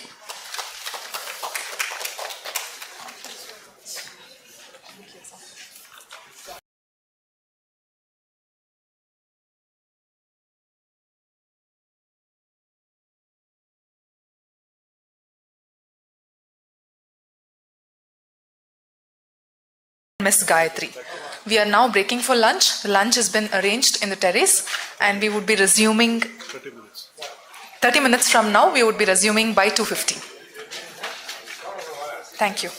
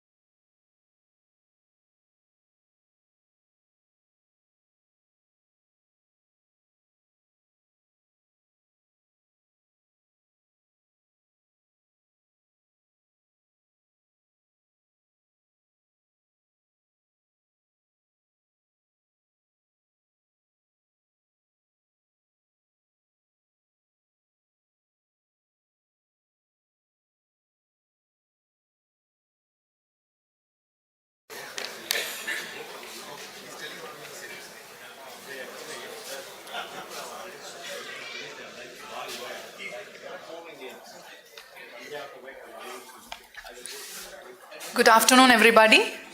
I hope you all have enjoyed your lunch, and we are back with our 5th session for the day. Introduction and Advances in Biodynamic Research. We have different speakers for this session. Firstly, we have Dr. Perumal Karuppan, the Director of Biodynamics School and Director, CORA. Next, we have Dr. Jayaraman Pakirsamy, MD, Srishti Biosciences Private Limited and Organova Bioagriculture Private Limited, Hyderabad. We then have Dr. Regina Das, Professor and Biodynamic Agriculture Researcher. Dr. S. Kamalabai, Assistant Professor of GKVK Bangalore and BD Researcher. We then have Dr. Crystal Ledroit, Researcher, Agroecologist, BioRay India.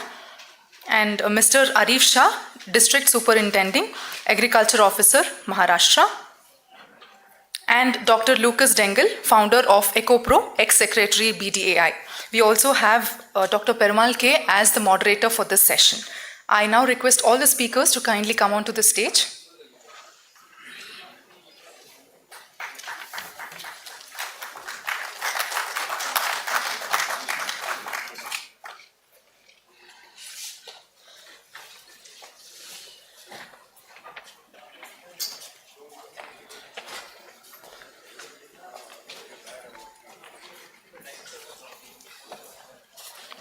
Once again, a warm welcome to all the speakers. So you have 1 hour plus 15 minutes as your time slot. So I hope the moderator will be able to have a check on this. Over to you, sir. Thank you.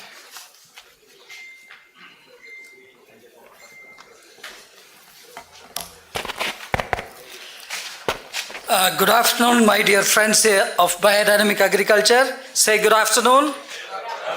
Yes, immediately after lunch, very good biodynamic lunch, vegetarian lunch, and going to talk about the tough subject, the technology, the science, and the recent developments. So I'm very fortunate to be here, and our team is very strong in sharing their knowledge with the scientific temper of approaches in their walks of life. So today we have about 7 speakers, including me. So each one of us was asked to speak for about 10 to 15 minutes. So therefore we need at least 1.5 hours, but due to time we have limitations. So we should try to finish by 3:30. That's what the president of Biodynamic Association instructed and requested. And it will be granted with the help of our speakers. We will try to fulfill your request. Let us start with the session. Dr. Rudolf Steiner, the science behind the whole aspect of biodynamic agriculture. Many of us read from the literature that biodynamics is not a science. And always we referred it as a pseudoscience. So it is our duty to demystify the science behind the biodynamic agriculture. The people who worked with Dr. Rudolf Steiner in those days were not ordinary people, apart from the organic farmers who wanted to get knowledge from Dr. Rudolf Steiner and also guidance on agriculture practices. But many people like N. Pfeiffer from USA, he is a physicist, but worked with Dr. Rudolf Steiner and developed various scientific methodologies in approaching and understanding the science behind the agriculture, the science behind the biodynamic agriculture. And there are many people, almost a dozen of scientists in those days worked with Dr. Rudolf Steiner. So let us going to hear something more about what has happened during Dr. Rudolf Steiner or even before he created the movement called anthroposophy. We have a deep root in India with a scientific bent of mind. So I'm happy that one of the speakers is going to touch upon the real science behind the biodynamic agriculture, and Dr. Rudolf Steiner and his associates to work with him. And we should, from this conference, we should be proud enough to say that it is the science that we are talking. It is not the science that we are not talking. It is the science methodology, the scientific approach, the spirit that we are going to talk about, the scientific spirit, the scientific methodologies. The approach itself is a science. Anything that we follow in a rhythmatic cycle, it's a spirit behind it. So that is the spirit. So anything that we propose as a hypothesis with the different methodologies that we need to follow. So therefore, I'm a scientist in Murugappa Chettiar Research Center, worked there for 22 years and then came back. And I'm very fortunate to get introduced about this concept of biodynamic agriculture from Dr. Rudolph. Yes, we should give a doctorate to Peter Proctor. Our guru Peter Proctor, Rachel, David Hogg, and Mr. Jayagaran.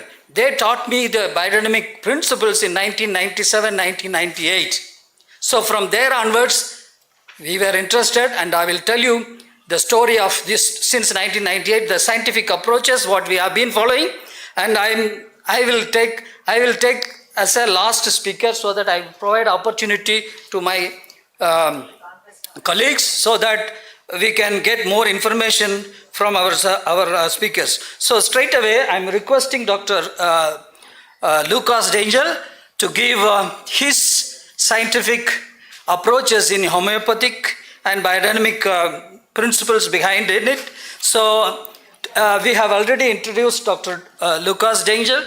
He is one of the pioneer in biodynamic agriculture in India, who started the movement from the day one. And he was the first secretary of biodynamic, second secretary of biodynamic movement. So he held the first scientific conference in Hyderabad. So he will share you more about his experience and scientific bent of mind in his career. So may I request Dr. Lucas Dengel.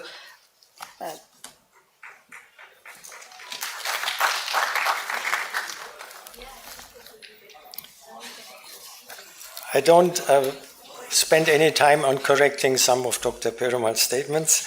Let me go straight into the topic. My personal background is I have studied medicine. I'm a medical doctor by qualification, by profession. I worked as a surgeon assistant in Germany. I worked 10 years in Oroville, in the rural health center of Oroville on the East Coast as a general practitioner. Since at the age of 19 and 20, I worked on a biodynamic farm in Germany before I came to India for good. And since 1997 and 98, I have a history with the Biodynamic Association of India. I've been aware of homeopathy from early life on, aware that it exists. I have never practiced it. I studied it to some extent. I translated a few books by one of the best Indian homeopathic practitioners, Shankaran Rajan from Mumbai. I think it was 3 different books I translated in the early 2000s. The word homeopathy, what does it mean? Homoios, Greek, means similar, same. Pathos is the suffering, the illness. The interesting point is that the remedy I give for a disease in a healthy person, it triggers a similar disease picture, but it's an artificial disease. It is not the real disease. Who comes about with such weird ideas? We don't know for sure. It was before the German Samuel Hahnemann who made it an official system. It was already floating around. But this is what the name means. Now, what are these remedies? Everybody knows they are very small substances, highly diluted. That's part of the picture. If you have a herb which you think is the right remedy for a disease, then you dilute it 1 to 100, either in lactose milk sugar powder or in alcohol water if you want to give it in a liquid form. And you dilute it 1 to 100, and then Samuel Hahnemann did that 200 years ago, and then you knock it regularly, rhythmically for something like 2 minutes. And then you have this highly diluted, somehow treated remedy. And then you dilute that again, 1 to 100. The first one would be the C1, the centesimal 1 potency. And you dilute it again in 200 and do the same again. And then you have a C2. And then you can have a C3. And you have much higher dilutions. And you have remedies in the end where Samuel Hahnemann was scientifically well trained for his time, for what science had built up. But it also was clear to him that in a very high potency, respectively dilution, there's no substance left. There's not a single molecule anymore what he had put in, statistically, by the law of Avogadro. And that is, of course, crazy. What? You give a remedy, you heal with something that isn't nothing in it? It was as puzzling to Samuel Hahnemann as it is today, as it is till today to, let's say, general mainstream medicine. We can't explain it, we don't want to deal with it. It's a bit of a funny stance of medicine because the bark of a willow was used as a medicine against fever and pain long before aspirin had become a tablet. But it was the same remedy, and then we know what works and how it works to some extent. The point is, because there was no substance left, Samuel Hahnemann then, what is it what works? And he was speculating, it must be some non-physical energy, something like a living force, a life force. In German it is Lebenskraft, in English life force, vitality, in Sanskrit prana. So it is not the substance, it is the prana. It was his conclusion, without understanding it. There was nothing left for him to explain the real remedial activity impact of these medicines. In my little booklet, which friend Babu has published 22 years ago, Biodynamic Agriculture and Homeopathy, I have gone a little bit through the history of all that, and I will not go into that today. It is not available anymore. We could make a few photocopies if anybody is interested. I read it a few days ago again. I thought it was not too bad. It was quite interesting. What I want today comment upon is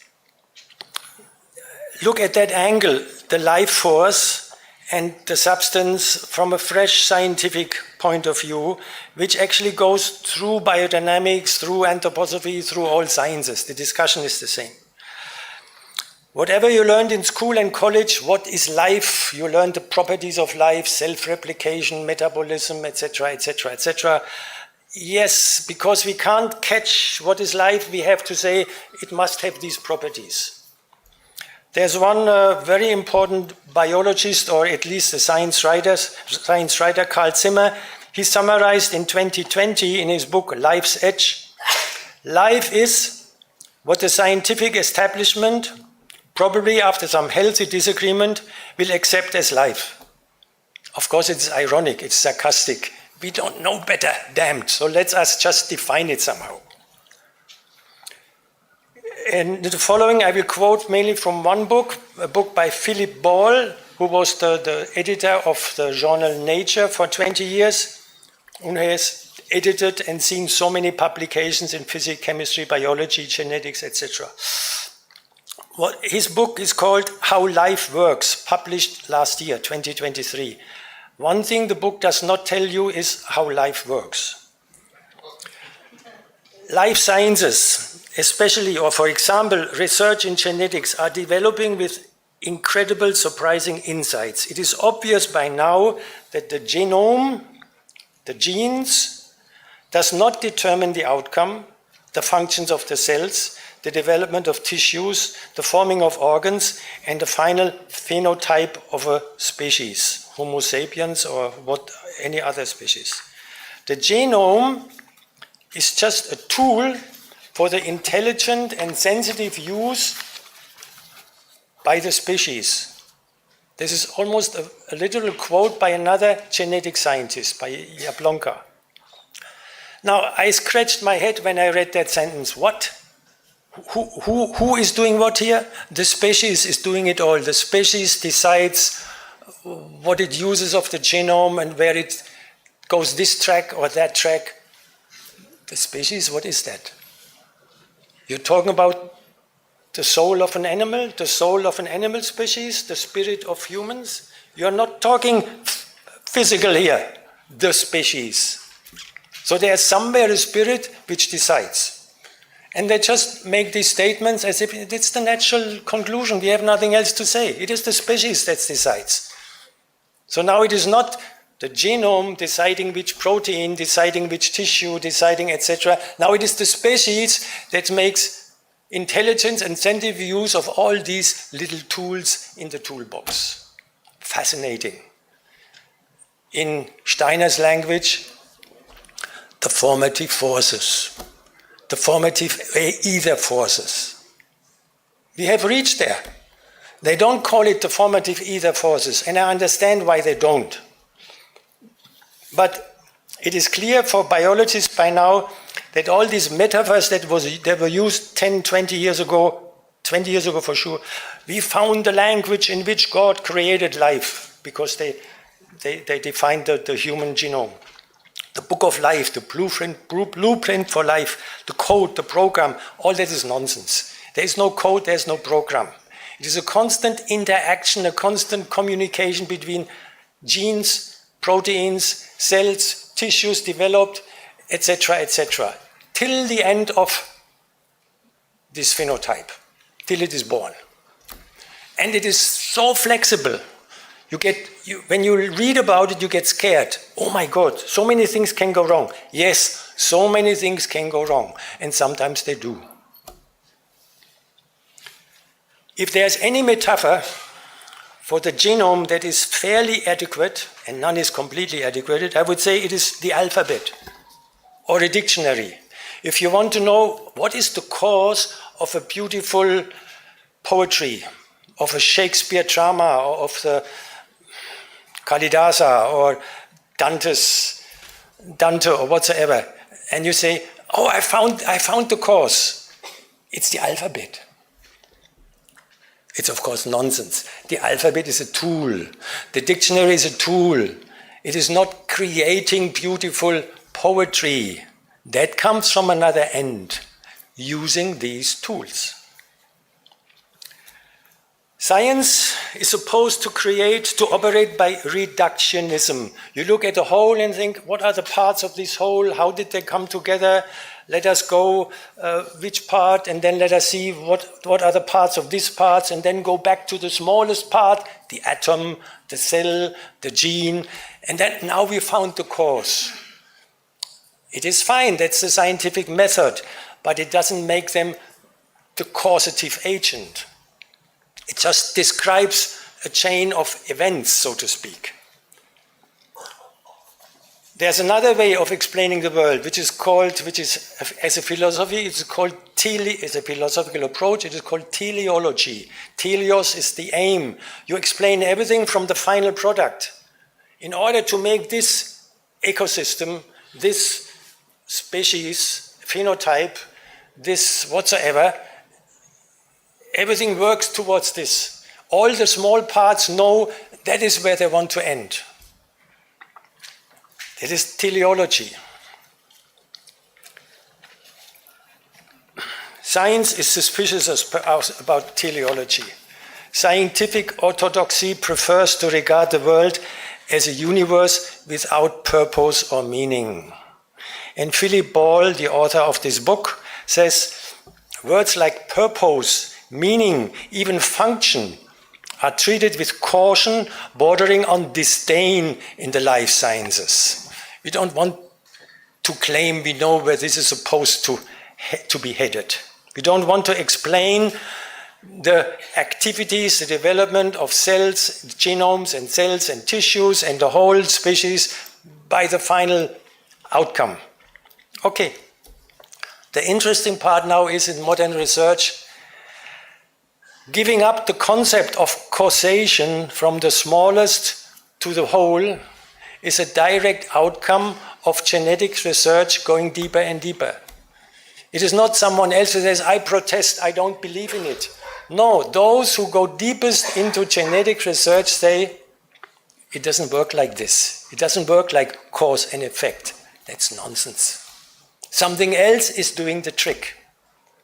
Whether you call it formative ether forces or the species or prana, in the end it doesn't matter, or it matters to some extent to clear your mind, but it is not a problem of terminology. It is something else. It is not the physical, chemical, basic stuff. I have the impression for the last 25 years at least, if not longer, 30 years, 40 years, that the anthroposophical or theosophical terminology seems not to have been particularly helpful in communicating with the larger scientific community. If you have to convince any scientist at the other end of the world about the spirit of water and the spirit of air and the spirit of light before you talk about biodynamics, it's difficult. So I would have always welcomed, talk to them, be in touch. If biodynamics should go bigger, it has to be in touch with the global movement of organic farming. It is doing it by now, but it was not the case in the 1960s and 70s, that's for sure. When I grew up and when I came in touch with the farms, they were very secretive, and the consultant came and gave advice about these preps in the compost. I said, my God, what a secret society cult. That is gone, luckily. And Peter Proctor was instrumental in chasing this away. But still there is an insistence on that terminology. If you do not believe in ether forces, you can't do biodynamic farming. I think you can. You even don't have to believe. You even can be agnostic. And still, for a researcher, it is fascinating to check what is it that works. Personally, I prefer the terms of the Upanishads. There is a basic physical world, Annamaya Loka, the world made of substance, of matter. There is Pranamaya Loka, the world made of prana, which imposes itself onto that Annamaya, on that substance matter, substance world. There is a Manomaya Loka, a mental, manas, mental world, and there are higher worlds. And in the anthroposophical language, it is all that higher worlds. This is the astral connections, it is the astrality, and we go to the planetary spirits and the zodiac spirits. But if you have to convince the scientists across the world about the zodiac spirit, you have lost out from the beginning. So in India, it's a phenomenon that you give a farmer a calendar, he is happy because he has something to believe in, but it is the opposite in communication with international, intellectually trained scientists. And we have to deal with that. Maybe there's one or two more things I want to say. I personally believe that if you go into research, you should refer to authentic experience. And when I say authentic experience, I mean, I had my experiences. When I walk into a hall, there's a mood of the house. There is the spirit of a season. There's the spirit of a place. We go trekking, and we come to the top of a mountain and say, "Oh my God, what a beauty! What a heavenly atmosphere!" That is those spirits. But I don't see the angels flying around. I'm not clairvoyant with these figures. If I use these figures in my talks, I do it rather in a poetic way, in a fairy tale-like way, in a mythological way, which is perfectly appropriate, and children will love it. The child in me loves it too, but the question in intellect in me does not appreciate it. So if you want to speak from intellect to intellect, don't use the angels. Don't use the thrones. I think that's more or less what I have to say. And in this context, of course, I was extremely, well, one thing more. Rudolf Steiner said, with all these preps, He told the farmers, 1924, you realize what we are doing? We stay within the realm of the living. What I presented in my other presentation was all physical matter, NPK as chemical elements. We did not stay in the realm of the living. But he said, with my preps, I stay in the realm of the living. I'm not telling you, you need more nitrogen, have this. I give you a prep that is processed. But from a modern scientific point of view, that is probably, you can't have it richer in regard to microbiome and enzymes and triggering all kind of stuff in the minutest way. One enzyme, our body has to make a few 100,000 different proteins from what? From H2O and carbon and N. And maybe some P and some S and some, but this doesn't explain the 100,000 of different proteins, and still something works. It's the same with these preps. So, stay in the realm of the living as Rudolf Steiner, who has obviously some clairvoyant view of nature. I don't have it. I told you I don't see the spirit of the water coming out. But I can get sensitive, Rachel said it.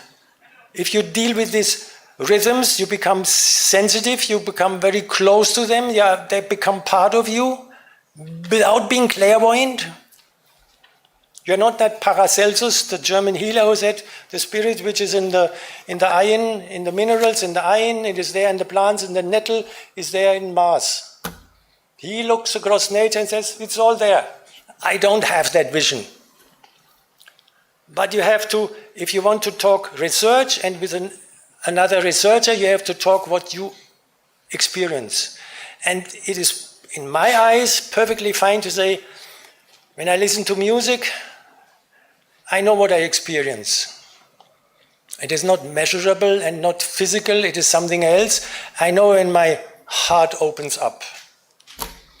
If you ever have undergone a real heartbreak, you know exactly where the heart chakra is. It's the best way to come to know. And all the other chakras. So these are realities of experience. I can talk about them, but I cannot talk about the undine creeping out of the water. It is in that context that I think the problem is not science. The problem is the eagerness of parents all over the world, especially in Indian cities, for fast careers of well-earning positions, the wish for exams performance by learning by rote, without learning by rote smart answers, without ever having asked any questions that might need this answer. That is a kind of a disease. Science is ready and humble enough to see its limitations. I believe that to stay within the realm of the living can be approached in many different ways. And I think the early students of Rudolf Steiner, Perumal just mentioned them, someone like Lily Kolisko, someone like Ehrenfried Pfeiffer, they were ready to just explore.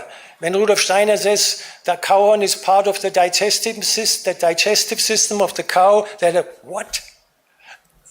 Believe me, do the practice. In the meantime, you can also do some studies. And they did the studies, they made the studies. Or don't think this is just a belief system, practice it, but also run your experiments. Lily Kolisko ran them. And those were the people who had incredibly force, power to believe in the non-physical forces, to stay within the realm of the living, but follow up with their questioning intellect what they needed to know. That is authenticity of their personality. Thank you, that's all. Thank you, Dr. Niklas, so much to share, but due to the limitation of time. Okay, thank you. So getting more and more from less and less. From atom to nucleus and still more to come. So biodynamics also will have interesting approaches. That's what the session is going to address. And I'm now requesting Dr. Regina Sharmila Das, who is a professor from Pondicherry University, one of the leading experts talking microbiology and microbiome to the students, to the farmers across India. And she also teaches professional way of microbiology in university system. And as a microbiology professor, research supervisor on fungal genetics and mycotoxicology laboratory. And she is also a scientific advisor and consultant, eco-generative, organic and biodynamic agriculture, Department of Microbiology, School of Life Sciences. So now I request Dr. Sharmila Regina Sharmila Das, to talk about biodynamic compost and how the soil fertility in terms of microbiome, the fungi, the bacteria, and finally it has a energetic effect in the biodynamic compost and its application. Over to you, and I kindly request you to stick to the time, because second time our president is requesting the experts to share.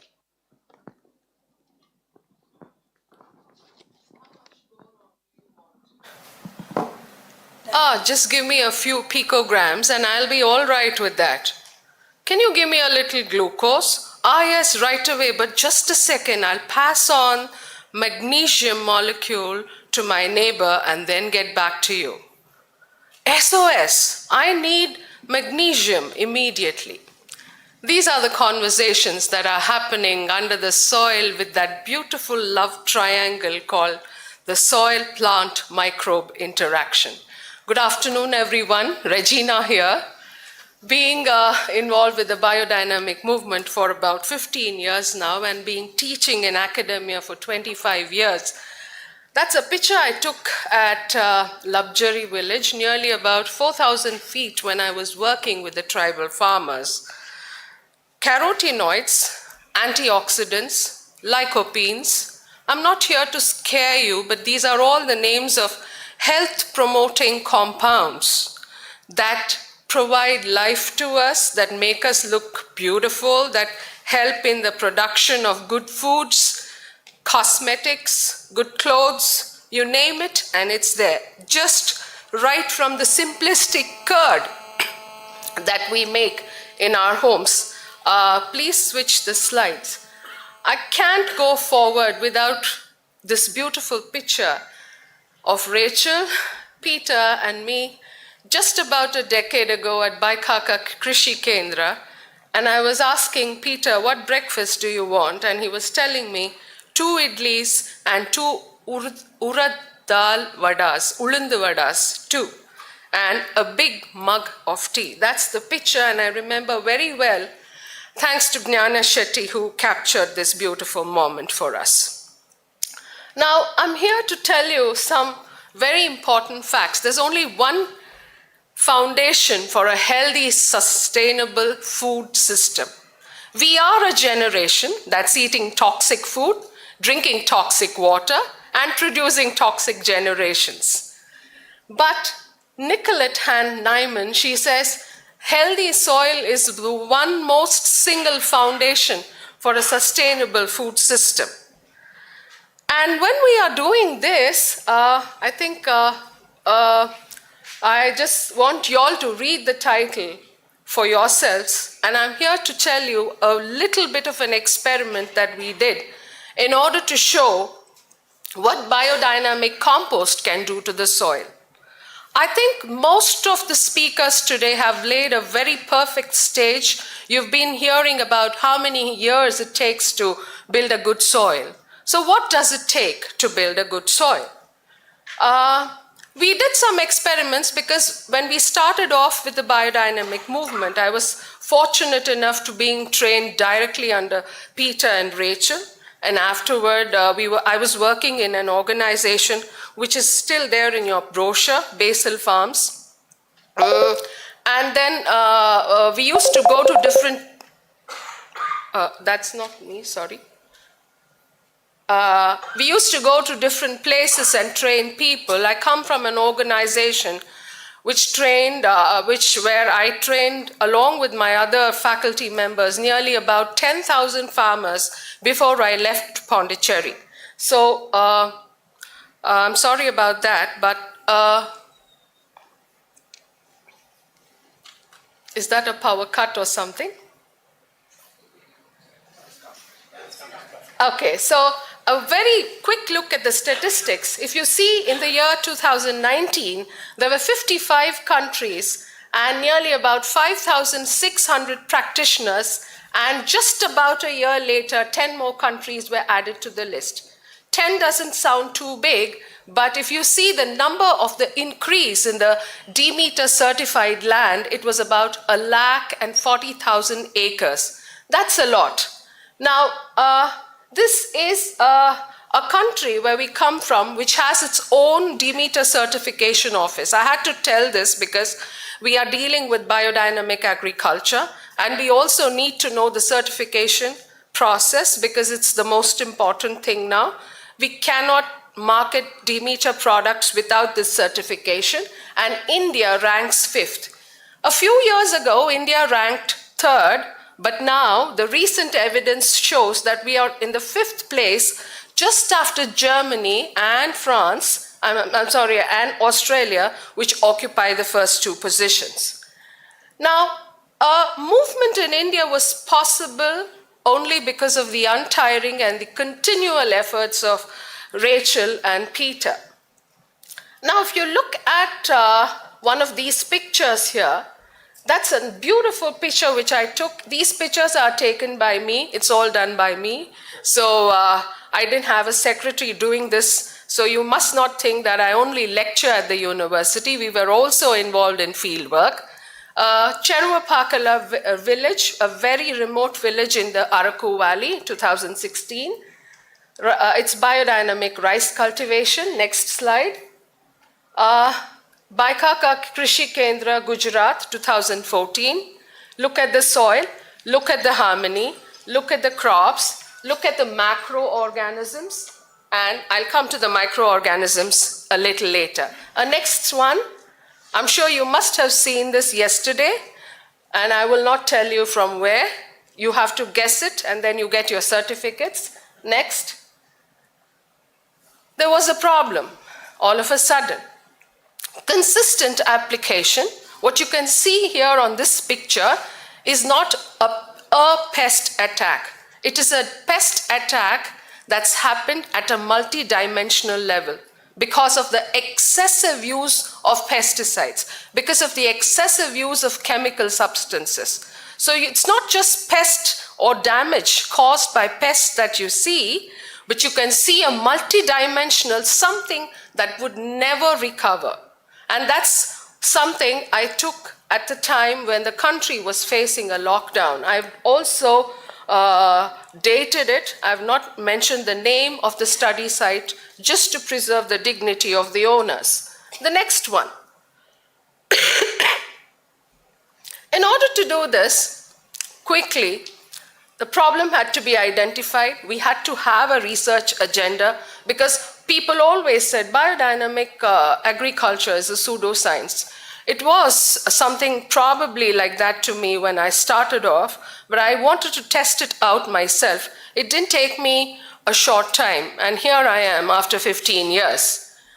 BD manures and compost and some CPP were our study materials, which were sampled and studied at the laboratory. We documented the evidence, and I present to you some research inferences and results. The next slide. If you look at this study site, this was how the study site looked, because it was one of the most ignored study sites. There was no human activity here. The tea plantations were left all by themselves. No manures applied. The only form of irrigation was probably the drip irrigation system that they had. And it was just a non-intervention plot, or you can call it a non-BD plot. And we took up a challenge, and I just gave them a first-year recipe of applying 15 to 20 tons of biodynamic compost. Please be informed that the biodynamic compost is infused with microbially fermented biodynamic herbs of 6 different kinds. It's worthwhile to take up this course. It's worthwhile to study about it when you have time. And the biodynamic herb-infused biodynamic compost was applied once in the descending period, once in 2 months, at 6 times per year in the first year, and in the second year, 4 times per year. You know, if a farmer has about 1,000 acres, let's say, we work with farmers who have half an acre. I've worked with farmers who have quarter of an acre to farmers who have more than 1,000 acres. So this is a farmer who has more than 1,000 acres of land. So I have the name of the estate also. So we did a 4-year study from 2014 to 2018. And the result was that they had a great compost yard. The thing was they had everything in place. They were a big organization, so they had everything in place. They had cows, they had the dung. Now if there's no cow dung, what to do? Elephant dung. If there are no elephants, no. Some dung. Some dung is better than no dung, okay? That's what Peter also used to say. So that's just a picture to show you how much compost they produced. The next slide. And that's a graphical representation of what slowly happened. You see, nothing changed overnight. You know, it's not like injecting ourselves today and tomorrow we are all right. It's not like that. It took a certain period of time. If I recall, someone in the morning said, the amount of organic matter content in our soils today is 0.1%. The organic matter content in some of the New Zealand soils is about 28%. Can you imagine that? Yes. But in India, we are less than about 0.1%. But it wasn't so bad in the place when we started off. They had something in the range of 2 or 3, but they were still looking at, I was still looking at enhancing their organic matter content because they were facing pest-related issues. So we slowly took up the biodynamic compost application. Along with that, CPP was also applied. These were the 2 things that we went on continually doing. And after 4 years, we were able to see that on an average, we had a 3% increase in the organic matter content.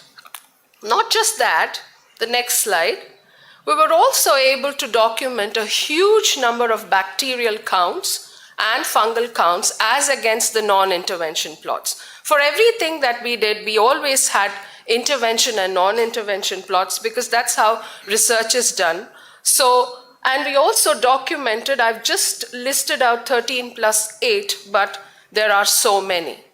Now, why is it that I have listed out the names of these many fungal flora? It's simply because to show they play a very, very great role in nutrient acquisition, breakdown, serving as biological control agents, Trichoderma species, for example, and all the Aspergillus species which play a very key role in cellulose degradation.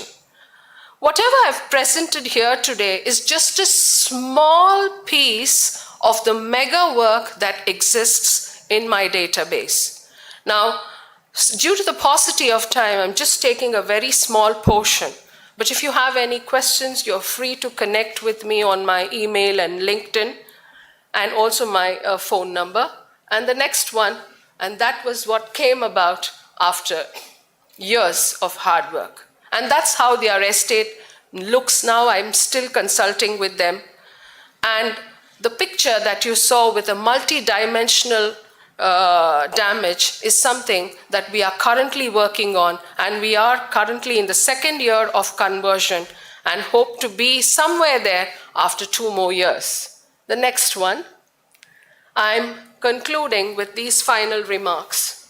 I've been able to present most of my work in India at the Indian Institute of Science, New Delhi, and also in different parts of the world, in Switzerland, at the North American Biodynamic Conference, and in other conferences on biodynamic research. And some of my papers are just listed out. You can see a single author here. Yeah, it's simply because I was not in any position to team up with people, and so I carried out these researches independently on my own, and I continue to do so. I'm otherwise a food microbiologist and the geneticist at the Pondicherry University. The essence is that if you use these techniques, a small initial training in biodynamic research and principles is essential. It's a sustainable and an eco-friendly approach. The results are more readily available for us and visible when we use these sustainable practices. Most important thing is that the benefits, the microbial benefits, I've listed out only 4. The aerobic plate counts are generally very high. Comparison studies are available between intervention and non-intervention plots. Most importantly, there's what is called as a common mycorrhizal network. I'd like to illustrate this with an example and conclude. If all of us present in this hall would hold our hands and never let anyone go, we would form such a strong network. The fungal network is something like that. And when there is a network such as this, nutrient acquisition, nutrient dispersion, nutrient exchange, nutrient uptake, and assimilation becomes easy. Now, there was this doubt that in the morning that the seeds do not know when to germinate. That's the relationship that the microbes will provide to the seeds and give them a signal. And these are called as signal transductions, which is not measurable actually. So, but that we have some downsides to it also. There's a big dearth for validation studies. Of course, it's not as bad as it was 15 years ago. Thank you so much for your patience. I'm available for any questions that you have for me. Thank you so much. Thank you so much, Professor Dr. Sarmila Das, for her crisp and clear presentation. And we should get confidence from each scientist when they present, and you should get that scientific knowledge. But very little time, 10 minutes, 12 minutes, it's really very tough to give you the confidence. But she has volunteered to clear many other queries, one-to-one contact or email contact. Once again, thank you so much. Now I'm requesting Dr. Jayaraman Pakrisamy, who is the an entrepreneur, an innovator, and thinking differently in order to understand organic and biodynamic agriculture, the philosophy behind these systems. So may I request Dr. Jayaraman to present it?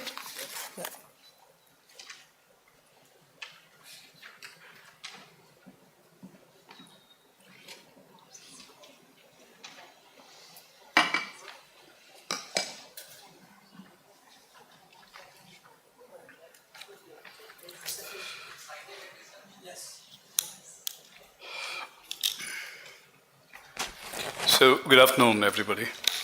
Imagine your situations immediately after lunch, talks on science, and you're forced to understand it. Imagine our situation as well. So, yeah, in fact, having heard to both of them, I forgot the science that I'm supposed to talk. It's wonderful. Now, biodynamics, the science behind. And it's been called the pseudoscience, esoteric, and a lot, 100 years back. And then 100 years of science has happened in so many ways. The regular science has happened. And as Dr. Lucas said, that there's enough scientific tools to understand what that biodynamic science means right now. There are enough evidences, connected, not connected directly to biodynamic, yet we have enough scientific evidences that can prove there is a lot of science behind biodynamic. Before we understand the science behind biodynamic, I think we need to understand Rudolf Steiner a little more deeper. I think understanding Steiner, what kind of product is he, where is he coming from? Who created, who's behind creating a Rudolf Steiner's philosophy in the spirit? I think that probably will give us more clarity on the science. If you ask me to choose between, without option, between will you be a follower of Rudolf Steiner, or would you like to share the vision and take the legacy forward? I would rather prefer to share the vision and take the legacy forward than being just a follower. being just a follower, a true soldier of what Rudolf Steiner does is kind of doing injustice to Rudolf Steiner, is my opinion. We'd love to be a follower. But what is more important is to share the vision, take the legacy forward. I think that's, at this juncture, 100 years of biodynamics and 25 years of biodynamics in India, I think we have a responsibility to share the vision and take it forward. So I think we need to understand who's this man called Rudolf Steiner. I want to probably share a small joke. I think, I don't know if it's a joke, but yet. I don't know how many of you are tracking this American TV serial, The Big Bang. If you're not following also, it's fine, but there's a character called Sheldon Cooper, and there's a character called Young Sheldon. There's another series that's called Young Sheldon. Quickly, in 2 minutes, I'd like to share something. What would have been the mindset of Rudolf Steiner? The mother of young Sheldon, was worried about Sheldon not being religious. And she wanted him to go to the church, read Bible, understand, and all this. And this guy is not willing, because he wants a reasoning behind everything. He wants to understand whether God exists, doesn't exist, why should I follow, all questions. And somehow the church, he was taken to the church, and the father tried to convince him, and together they tried to convince him, and he has come to a conclusion. He has actually given them a suggestion to both the church father and the mother. He said, if you want me to follow any religion, let me do a research on religion and conclude. So he wanted time to read religions and understand before he can take up any religion, not essentially Christianity. And then he started his research, and after a few months or so, whatever time, and then young Sheldon was found working, playing with the kids. And then he said, after carefully reading all religions, now I took a decision to start my own religion. Why I say this is, what would have been the mindset when this man announced this anthroposophy? That is something we need to understand. If we understand that, where is he coming from? Who is his guru? Who is the guru of his guru? I think we need to do some kind of, I want to take the role of a scientific historian for a while, and then take you through Rudolf Steiner and then come to the science of it. Maybe the next slide.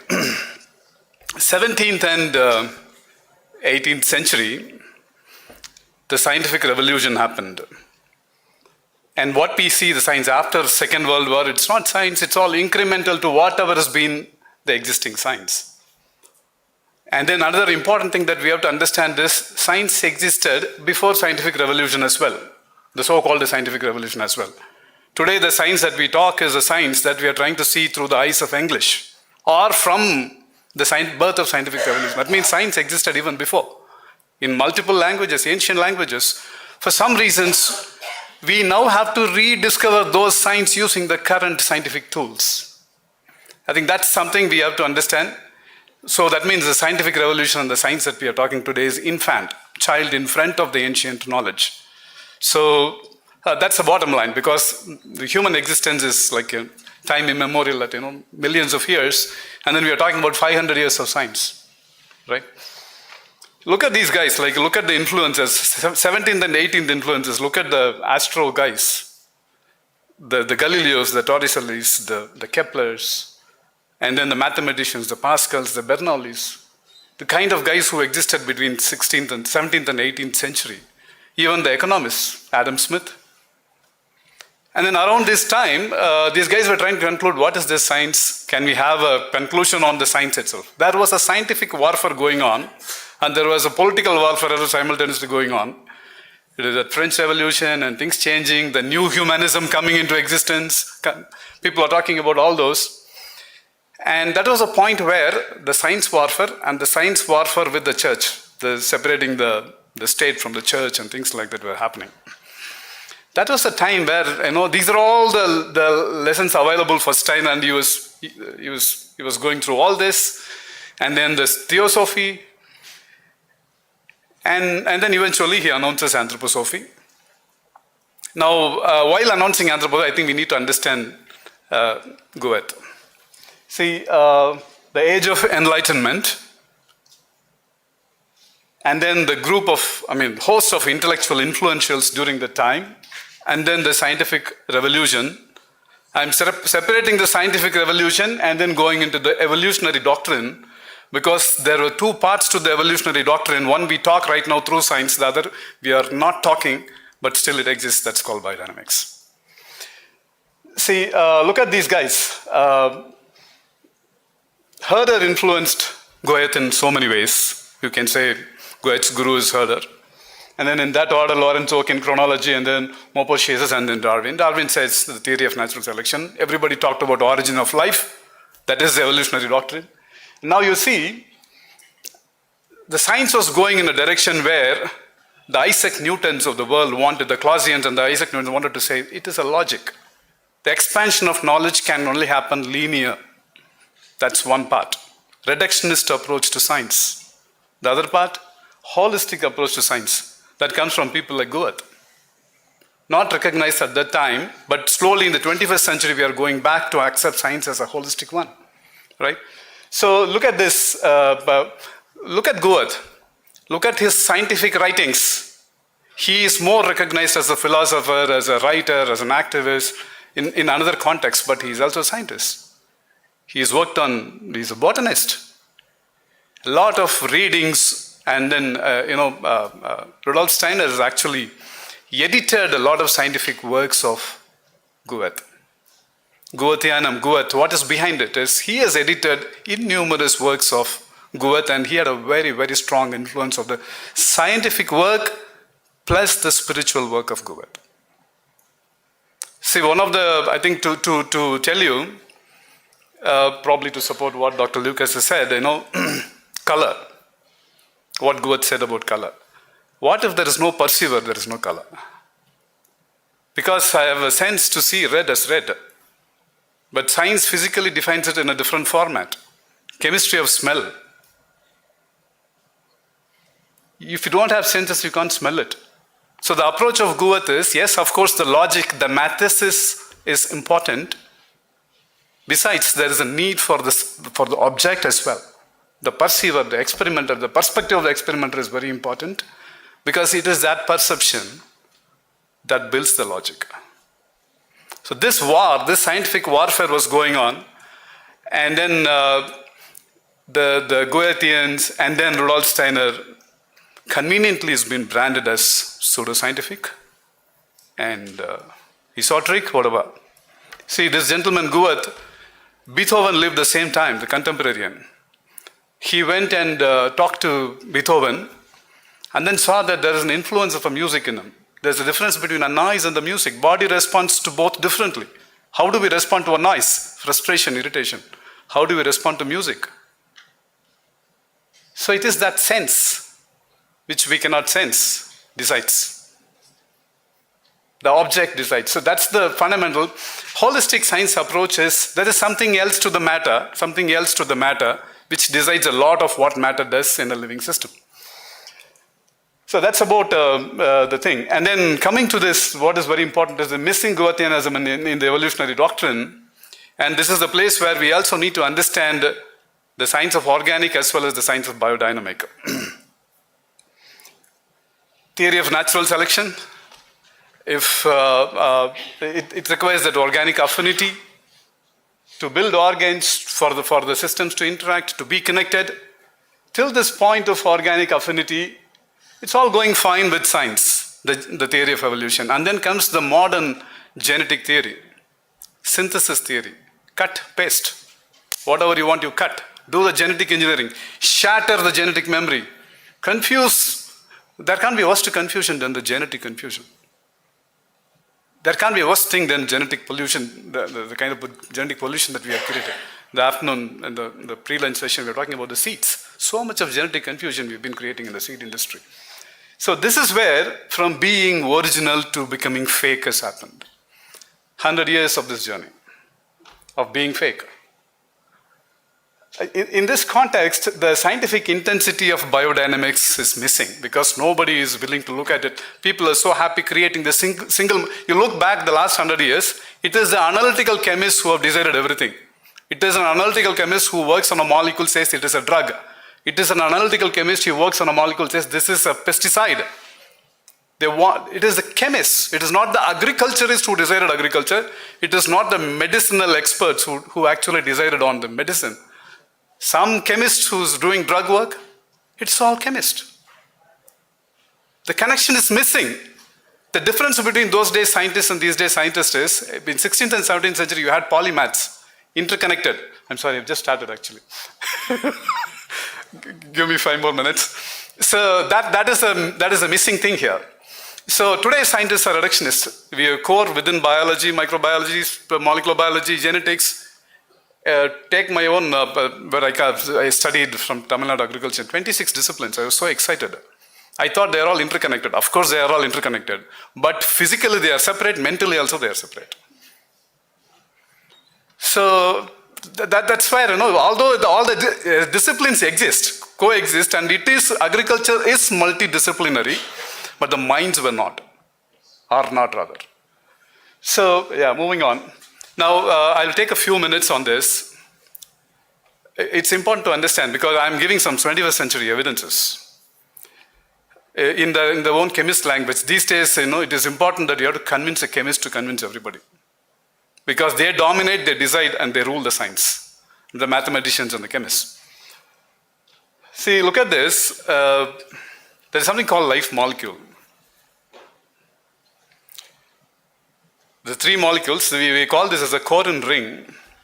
Corin ring is called a life ring. Today, there's a publication in December 2023, Nature publication, which almost called this as a life ring.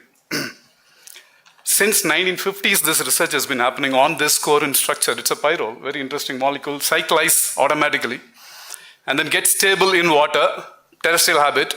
See, if this Corin ring is chelated with magnesium, it becomes chlorophyll.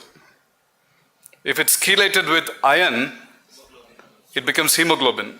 If it's chelated with nickel, it is a porphyrin, algal systems. If it is chelated with cobalt, it becomes cobalamin, the vitamin B12 we say, that is important for our brain growth. There's so many, like, the kind of mineral that chelates this life ring makes it different. But it's just a physical matter. If this has to take its life, if chlorophyll has to produce energy, what is essential? There is something else that is, otherwise it's just a matter. It's one example I can give you, for which Hans Fischer was given on his work on hemoglobin. He was given a work on Nobel Prize for Fischer got it. But the science is still continuing. Some of the transformation to holistic science, these are all cautions. When I started my work in 1999-20 in the healthcare industry, there were 1,300 plus approved drugs were available for the doctors to prescribe. Today we have only 300 plus. The science is growing. Don't mistake me, doctors don't have drugs to prescribe because so many drugs are withdrawn. You know the reason why?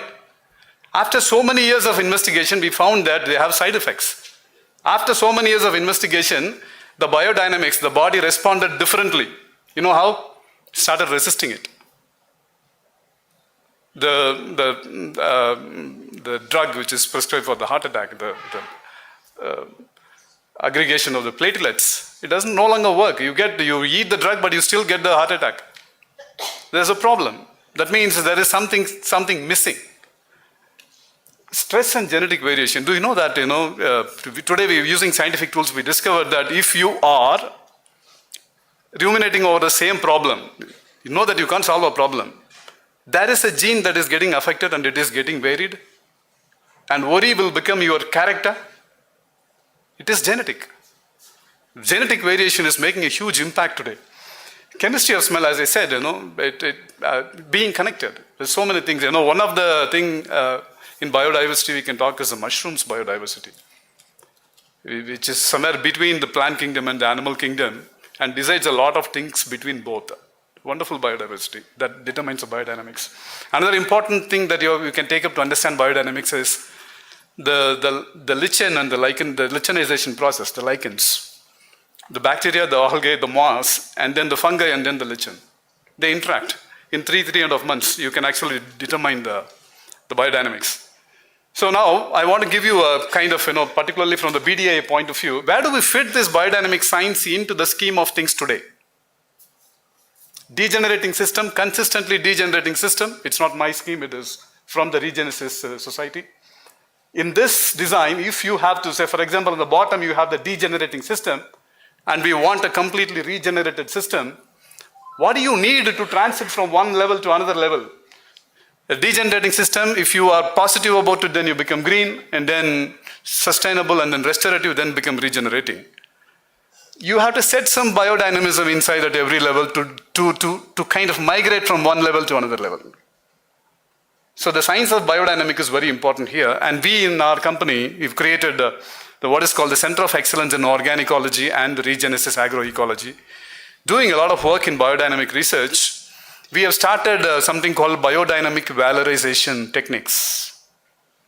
What are we doing here?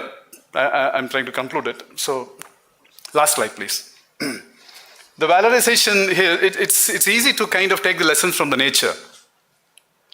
What is this biodynamic valorization? It is kind of going to the native of the biodynamics, where the actual dynamism exists in the ecosystem, take it and put it back into a place where it does not exist. One example, what we have worked is vitamin B12 deficiency is a global problem. So we have seen shiitake mushrooms at places producing the B12, in some places they are not producing it.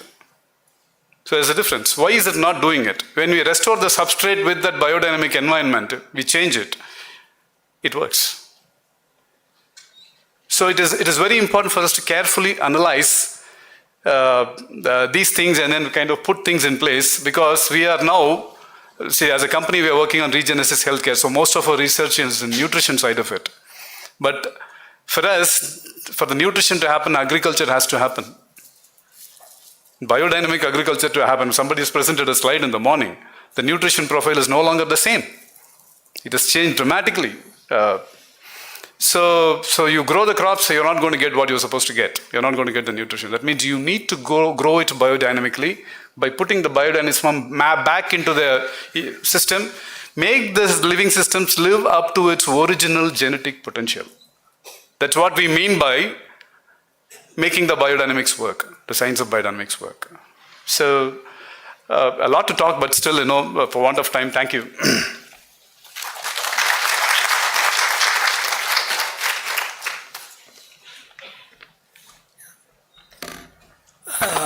Thank you so much, Dr. Jayaraman sir. We are very sorry that due to time we are unable to get the knowledge sharing. In spite of that, probably you can contact him directly to get more insight into the real scientific evidences that he has gathered, accumulated, and wanted to share. Now it is 3:30, I don't know how much time. Still 3 more speakers to another 20 minutes, so 3 speakers to, okay. So it's a very difficult task, scientists to share the knowledge, to get a confidence. Dr. Kamala Bai, who is working as an assistant professor in GKVK Bangalore, and she wanted to give her experience in coffee, biodynamic coffee.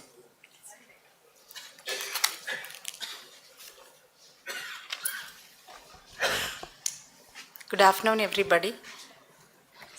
Myself, I worked as a scientist in the Central Coffee Research Station Coffee Board. So, luckily, when I was working on a coffee board, luckily I met Dr. Jason Jerome, where I had underwent a training on biodynamic farming for the 21 days. There I met Peter Proctor and Rachel, where I had a very long training program. So, working as a scientist, so one will be really inquisitive to know how really the things will work. So with this background, I came back to my workplace, And I just want to see, like anything, it is like that we need to validate or standardize this thing. So with this background, I just worked on this. So everyone are aware about the coffee. I think so just now sir spoke, 3 members are there and still there is a time for coffee break. So now I'm working for I'm working on a coffee, like I'd worked on the coffee. So this is how the coffee plant, the coffee fruit, and this the small is the coffee seedlings. Next slide please. See, from morning we are talking about the seed. Seed is very much important.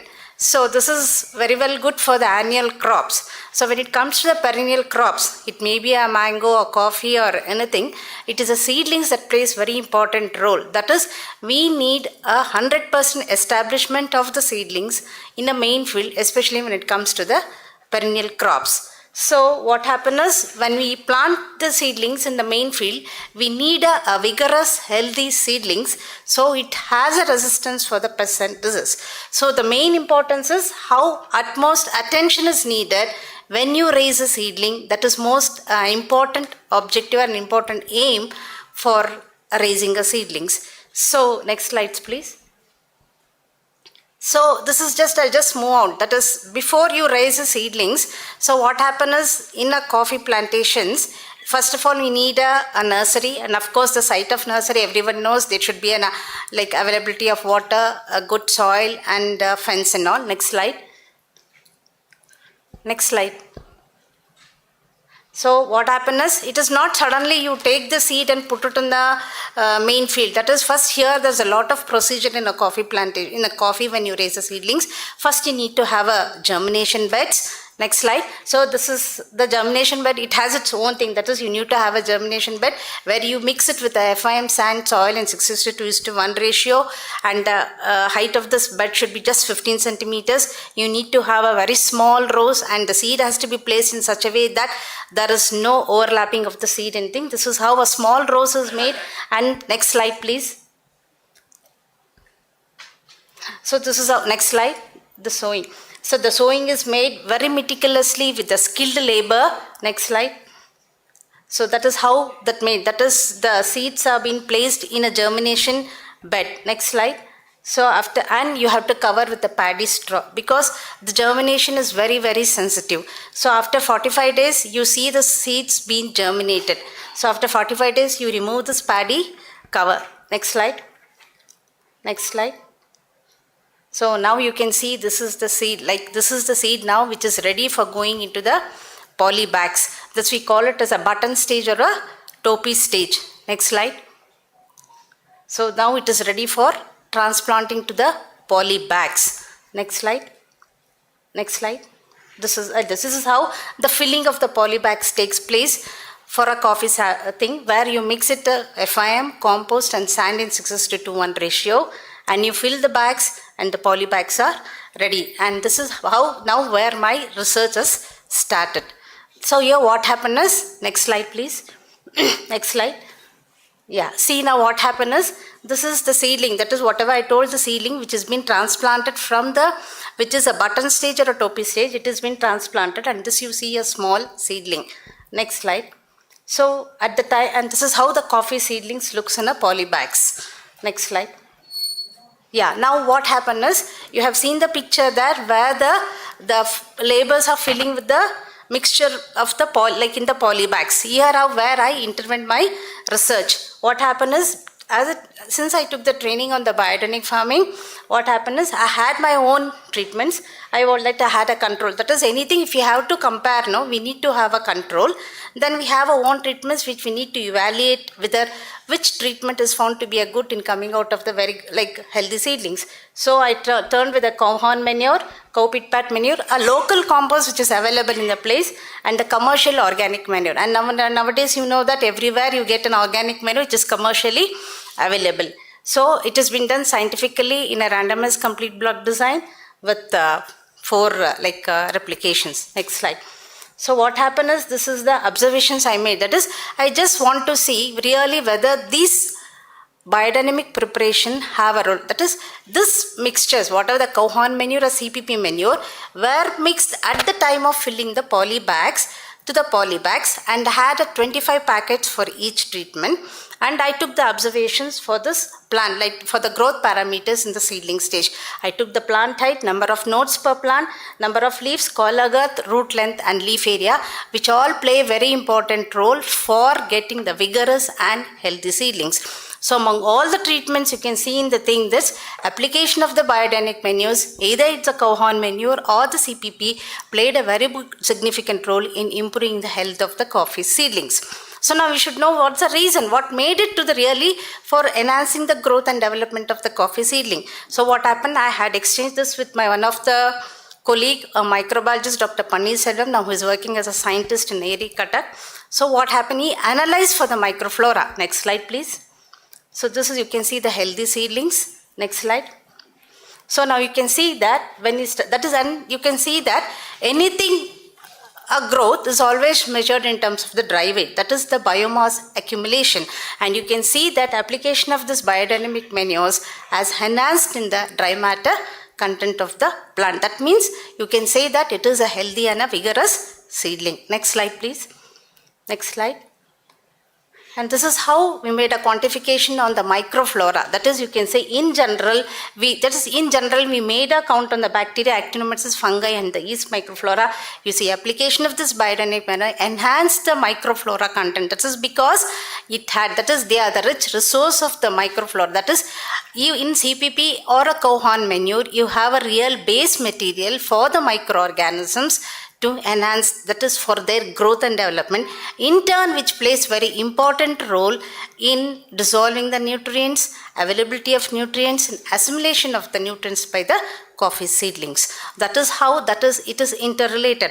As earlier speakers told that it is not only one, science is not a single, it is an interdependent and it is multidisciplinary, where in the nature it exists but not on the universities. That is what I would like to say.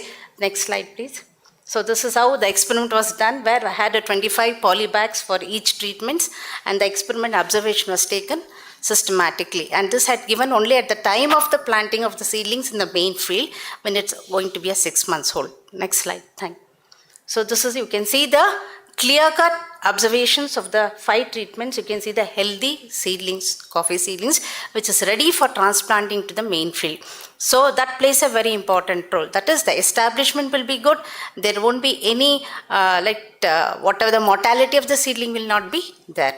So with this, I would like to thank Jason Jerome and Dr. Babu for giving me an opportunity to share this paper on the application of biodynamic thing in the coffee seedlings. Thank you.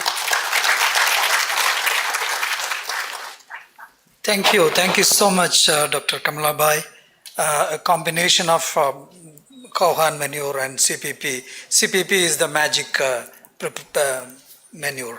So it has a huge impact on coffee and its growth. So now from coffee, now we are going to invite Dr. Cristale, who is going to talk about another important challenges in India, that is the big problem with organic sector, the cotton. She spent quite a lot of time and research effort in FIBL, Switzerland collaboration. So she lives in India and she worked many parts of our country, and she's going to talk about cotton, biodynamic cotton, and her research experiences. Over to you, madam. So first I would like to thank the BDI to have invited me to give a talk. Today and yesterday a lot of my teacher, guru, singer have been giving a talk, and now I'm here, so I feel very thankful. So today I'm going to speak about the long-term comparison studies that we have been doing with FIBL. I'm also going to speak a little bit about the long-term trials that we have in Switzerland, because it's one of the only long-term trials which compare biodynamic systems. So please, next. So this is an organization for who I'm working, but next, let's not. So we actually, FIBL started in 1978. It started a long-term trial in Switzerland, which is called DOC, and it was comparing 4 different systems. One system was biodynamic, organic, conventional, and mineral. Mineral means that it was only, they were only putting mineral fertilizer but no pesticide. And what they noticed later on is that a lot of research done is mainly done in temperate climate. So one of their key was to do more research in tropical climate. So they started 3 projects, one in Bolivia, in Kenya, and in India, which is called a SysCom comparison study. And so I'm working for the SysCom India, where we have this long-term comparison that we started in 2007. Next. So this is, I was telling you about the doc. So the doc in Switzerland, it's a long-term trial. Can you hear me? Yes. It's a, no, yeah, stay on this page. So the doc is a long-term trial. As I was telling you, it has 4 different systems. And it has 7 years rotation, and they grow wheat, potato, maize, soybean, and grass clover. But next page. Okay. So, and this is our long-term trial. Long-term trial that has been established in 2007 and is based in India, in Madhya Pradesh, in a place called Maheshwar, which is like 3 hours south of Indore. We are comparing 4 different systems. So the 4 different systems are biodynamic, organic, conventional, and BT conventional. So when we started this trial, it's a cotton-based system, rotation system, which include cotton, wheat, chickpea is present only in the organic system as a green manure, and soybean. So cotton is the main system there. And in 2007, when they started the trial, they also had a conventional cotton system because they wanted also to see what was the difference between conventional and BT conventional. However, today, conventional cotton does not exist in the sense that all conventional cotton is BT cotton. So, next. So this is our trial. You can see there's 2 stripes. I don't have a laser, but on the left side, you see 2 stripes. There's 16 plots, and it's a rotation. It's a 2-year rotation, as I was telling you, with cotton, wheat, soybean, and chickpea for organic. And at the end, you can see our research center. So in our research center, we have a small soil lab. We also have like storage room, and we have our office. And in the middle, you can see a little hut. So this is where we are doing our compost. We also make biodynamic compost. We get the preps from Nandi Foundation. And we also make organic compost and CPP. So we follow in the biodynamic system, we really follow as we say, the package of practices for biodynamic. So we plant according to the calendar, we apply 500, we make our own 500 and 501 as well. And so we apply it on time, and we sow according to the calendar. We apply also biodynamic compost. Okay, next. So these are we call it LTE, long-term experiment. So this is all the data that we have been collected since 2007. So I'm not going to list them. And since 2022, we collect also the pests and the natural enemies. Okay, next. So I just want quickly to speak about the research result on biodynamic system in the doc, so that the trial that is being done in Switzerland. And this trial is very unique because today it's been 46 years that they are running this trial, so we can really see the effect on a long term of the different farming system. Next. No, after. Yes. So quickly, these are two interesting studies which has been made. One has been written in 97, but their survey, it's a paper on earth form population, and he took 2 years of data. So where he was collecting earth form from 90 to 90, so 3 years, sorry, 90, 91, and 92. And the conclusion was actually that in the organic and biodynamic system, there were a much higher density, like a significant density of biomass, a significant density of earth form and also a higher biomass of earth form in both of this organic system and biodynamic system.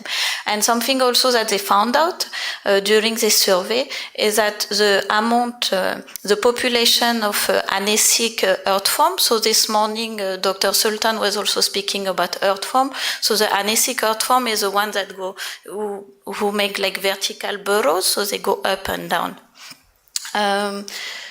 And then another study which came out in 2007, they noticed that in comparison to any other system, so the conventional system, the mineral system, as well as the organic system, in the biodynamic system, it was the only one which had like a soil organic matter which remained stable. And this is thanks to the biodynamic compost and thanks to the humus layer which is on the top, which is like a protective layer for the soil.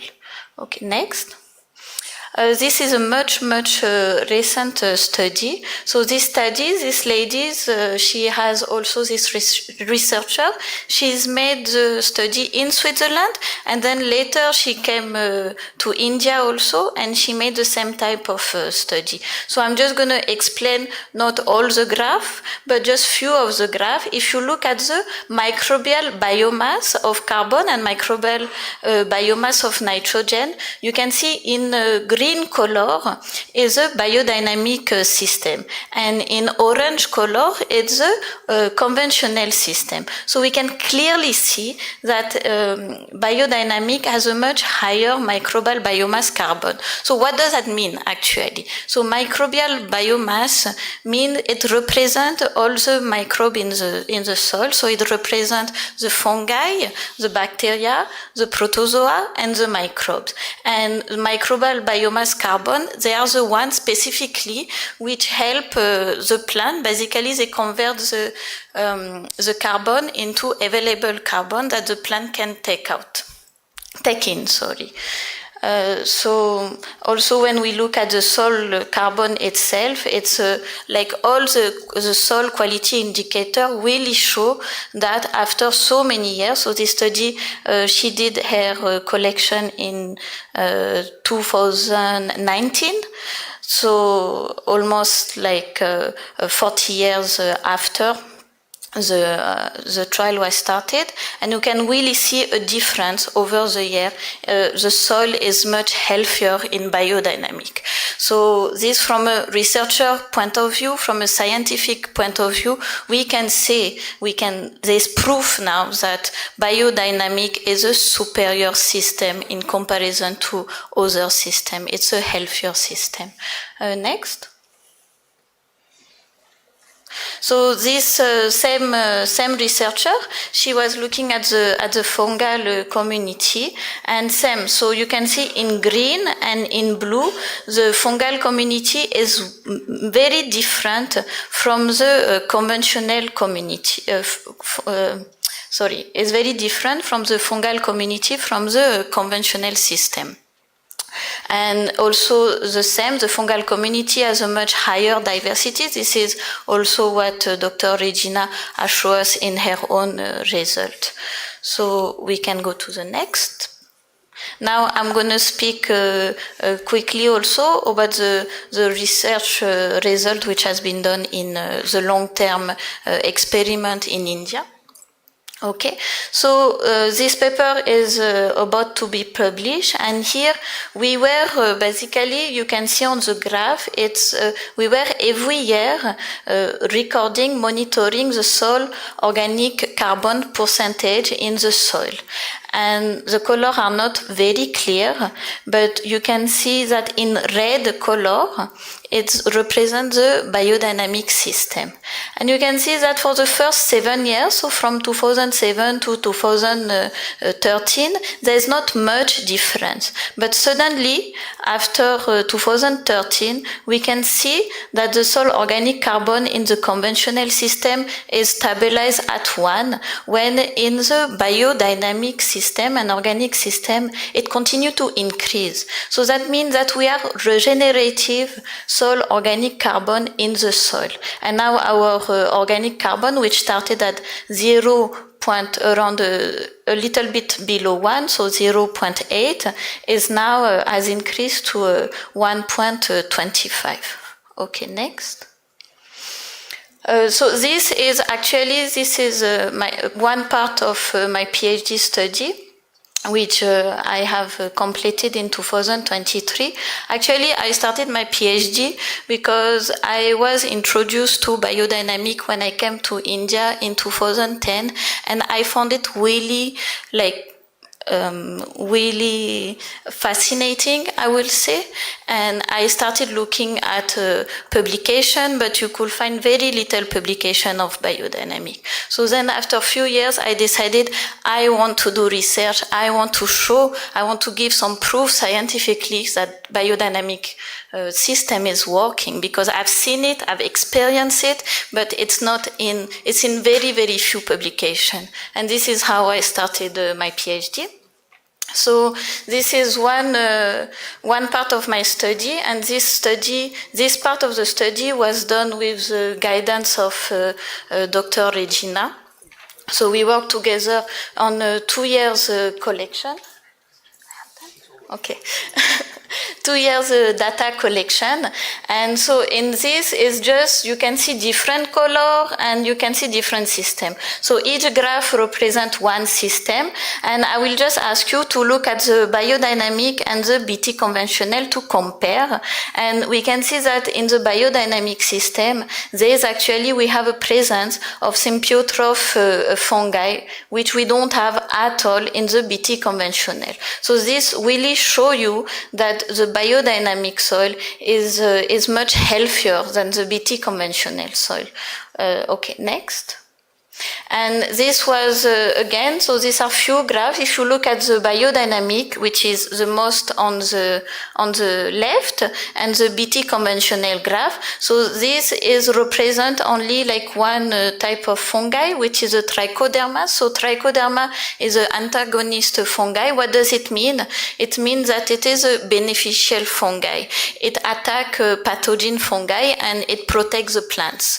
So we can really see that the amount of trichoderma variety and numbers is much higher in the biodynamic when compared to the BT conventional. So that means that the biodynamic is a much more resilient crop as well. Next. So this same researcher I was telling you, which has done also her collection in the Switzerland, in the long-term trial in Switzerland, she came to India and she also collected the data on our long-term trial, and she also shows the same result, which show that definitely in biodynamic there is a higher amount of microbial activity. Okay, next.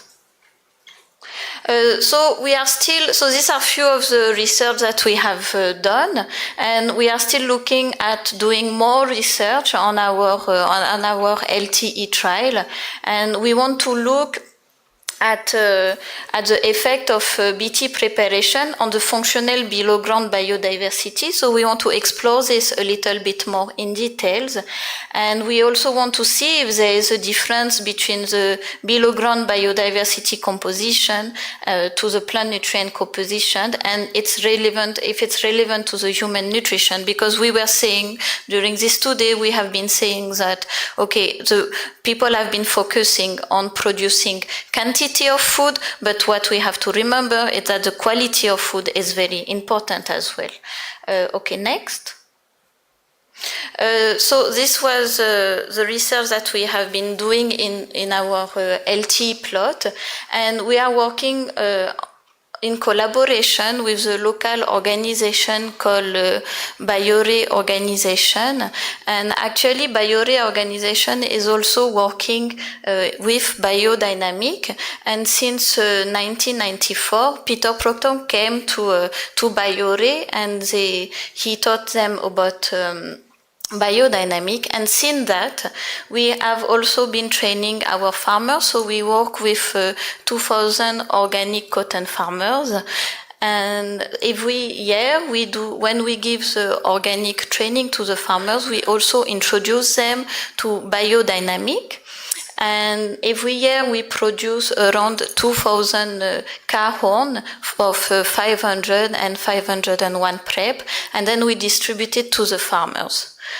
And you can see on the right there that we also have, this is our way to explain to the farmers how does the calendar works, the cosmic calendar, and also we distribute them every year the planting calendar. Okay, next. And one of our, so this I just wanted to show you our, in the center, you can see like all the plots, the little square. This is what I was showing you, our long-term trial. So this is our research center.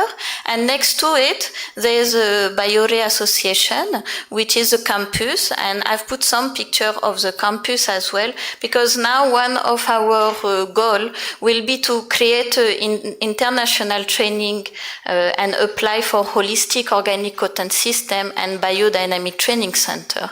And I hope that here we can find some help from your side, and you can help us build this biodynamic training center for farmers and for also people from the outside. So we have all the facilities there. We have like a campus, and yeah.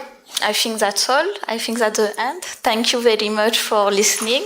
And if you have any question, I'm available. Since 1978, the research to be consolidated from tropical and temperate regions, and also she wanted to do more research and what are the area of research that, and wanted to promote a biodynamic training center. So a lot of challenges or opportunities he has given, and thank you, Dr. Cristale. And now another important session from the government side, that is from Government of Maharashtra. Mr. Arif Shah is going to talk about how government is taking initiative to support organic and biodynamic movement. Thank you. Thank you, sir. First of all, I stood back to him so that I will not waste the time from coming from there, since it's a time crux. Next slide, please. Yeah, in the morning, Padma Shri Sabarmati and Ramuji told about the good quality seeds. The seeds of the mission were sown in this conspiracy in Maharashtra, where Vinita Shah sowed the seeds of this mission in the minds of CM. And that's how this mission started. And I was given the role of the gardener. And so I'm still gardening, ma'am. Hope it will grow like the giant white cotton tree as it is in Lalbagh. Next. So in the first stage, it was decided that this mission will work in the 6 districts where there are more farmer suicides in the suicide-prone region of Maharashtra. So in the first phase, we worked in the 6 districts. And after their success, now it has been extended to the whole state. I will be talking it later also. Next. I was taught by Sarva Vikas Samiti about the biodynamic farming and Navgraha, the 9 planets. I have modified these missions components into 9M. They stand for man, method, material, mechanization, monitoring, management, marketing, money, and motive. 10th is somewhat is still to come. I think that will be the mentality. Next. So about the man, these are the 5 categories of man which are involved in this mission. Next. Two type of treatments we are doing to this man. First is the community organization and the second is the capacity building. Next. In community organization, you can see that till now 9,618 plus farmers have joined in this mission, covering area of near about 16,214 hectares. We have formed a single group of 22 to 25 farmers in a village itself. It's not distributed in 2 or 3 villages, in a village itself. And 435 farmer groups have been formed till now in 4 years. Even if the government resolution was passed in 2018, but the work actually started in 2020, and so in 4 years we have formed 435 groups. Again, after every 10 to 15 groups, we have registered them into a farmer producer company, and that too within a radius of 20 to 25 kilometers. So we have formed the group very consolidated, and till now we have registered 40 farmer producer companies which are registered under the Company Act, and these 40 farmer producer companies have again been federated into a federation Mahasangh named MOM, Mahasangh Organic Mission. And this is how the work has been going on. About the CSCs and retail outlet, I'll be talking it later. Next please. This is the map of 6 districts. So you can see, even if the boundaries of the blocks or district changes, the clusters are intact. Previously, there was no successes to the scheme because they were scattered.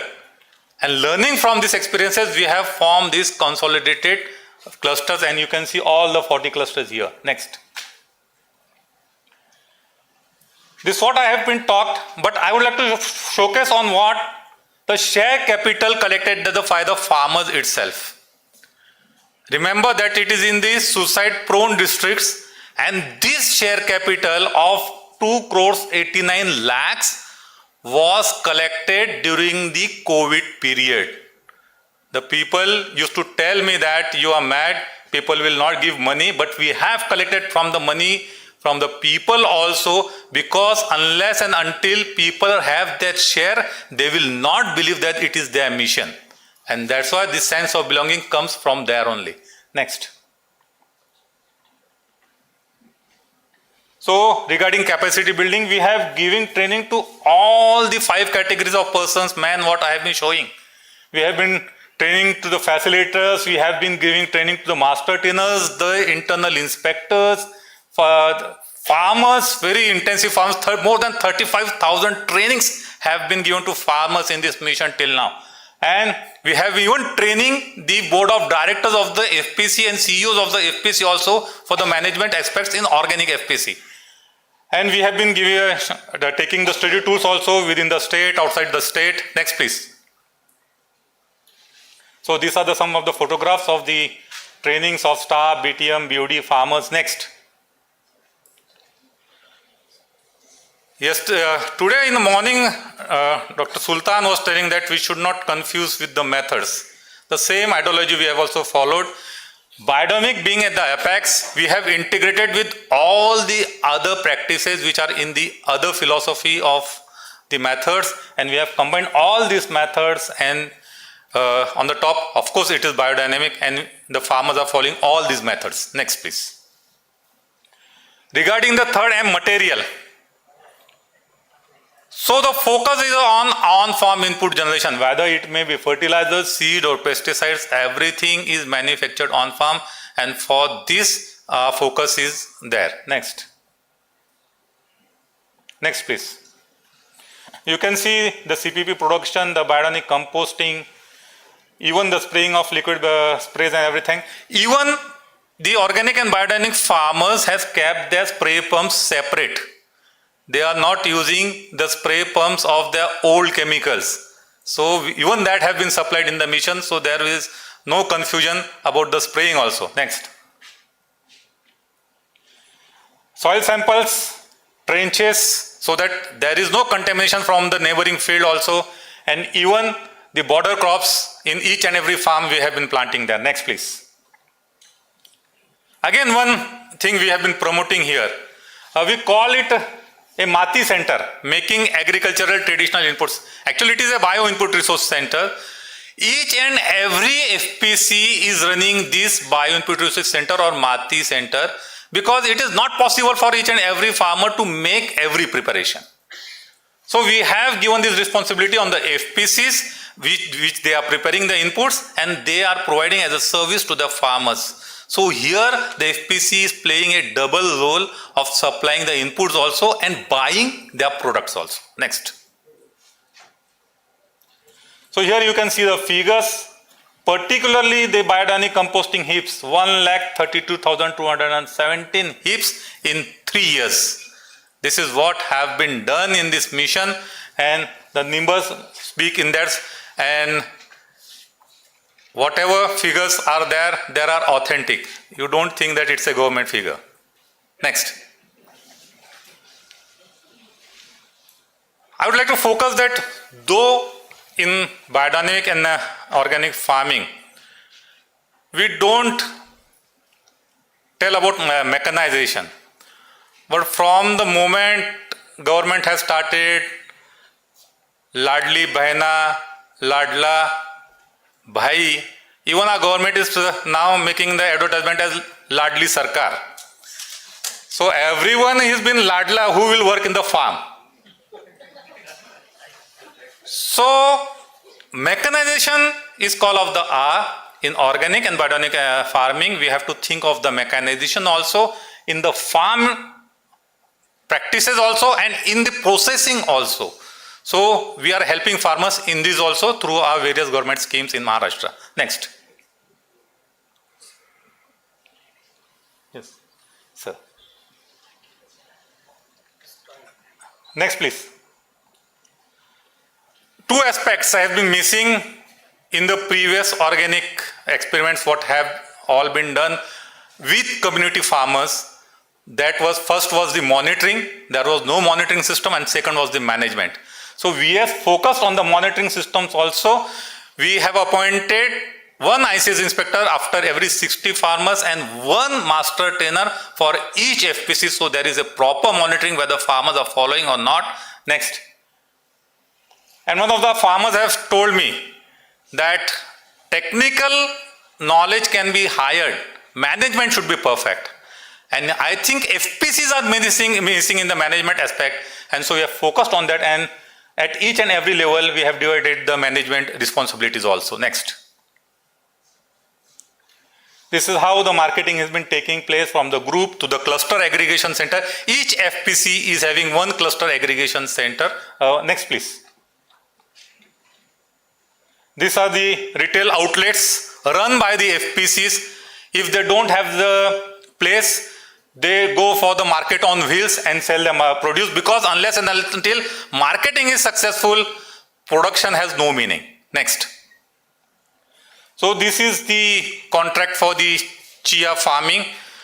You will be very surprised. In a single year where there was no chia seed grown, we have gone for 1,000 hectares in a single district.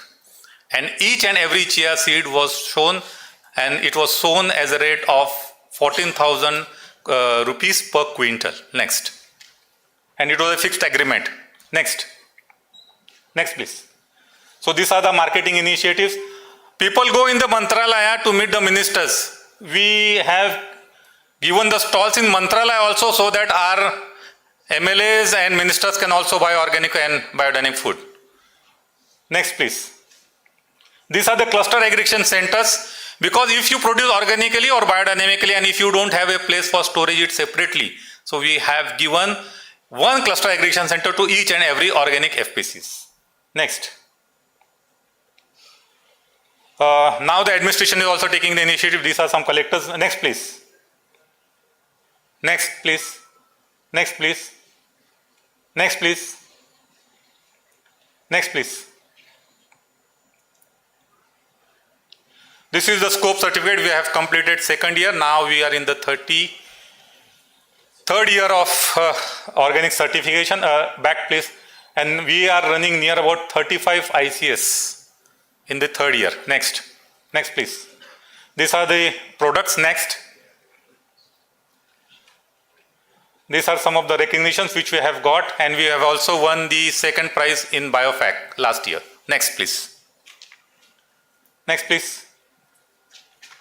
Next. Quickly run please. Please. Yes. Okay. The 8th M, that is the money. Sir, 2 minutes only. Because I know I am the last batsman and I have a limited overs. Okay, sir. The field man is still there. Now we have decided that the government has decided in next 5 years up to 2028, we will be going for 25 lakh hectare area for organic farming. And the government, the money has poured 1,920 crores rupees will be given by the government in next 5 years in Maharashtra. So you can understand where the money will come from.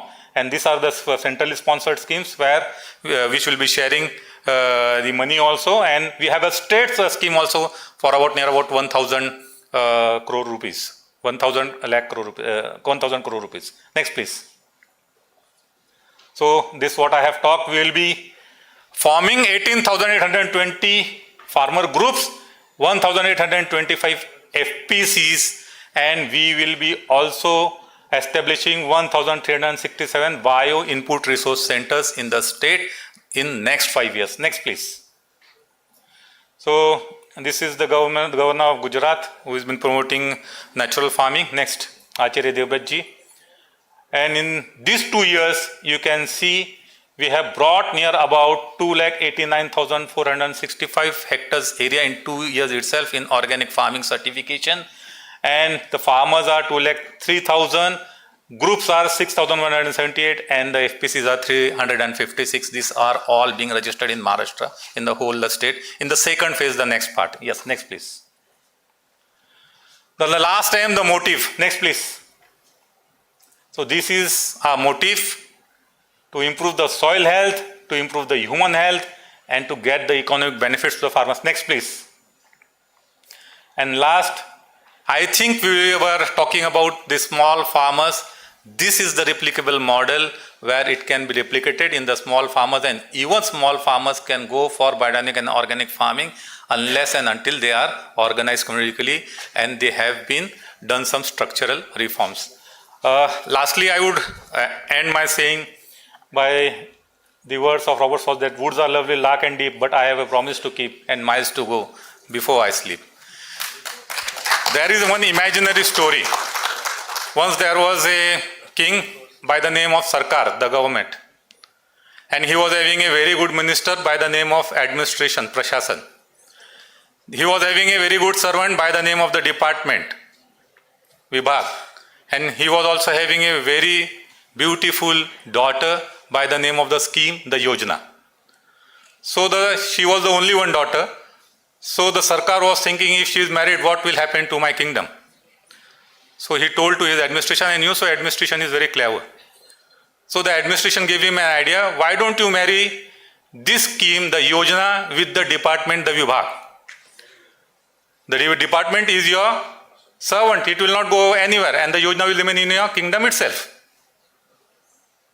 The government, the Sarkar thought it's a very good idea.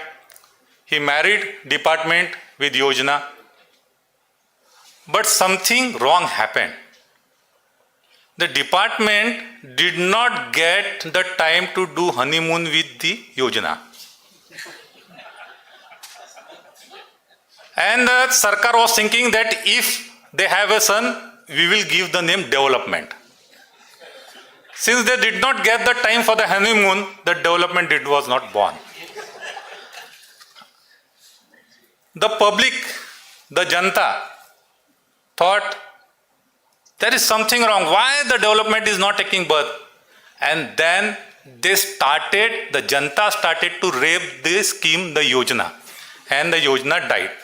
Now you think who is responsible for the death of that scheme or the Yojana? So don't make schemes, make the missions. Thank you.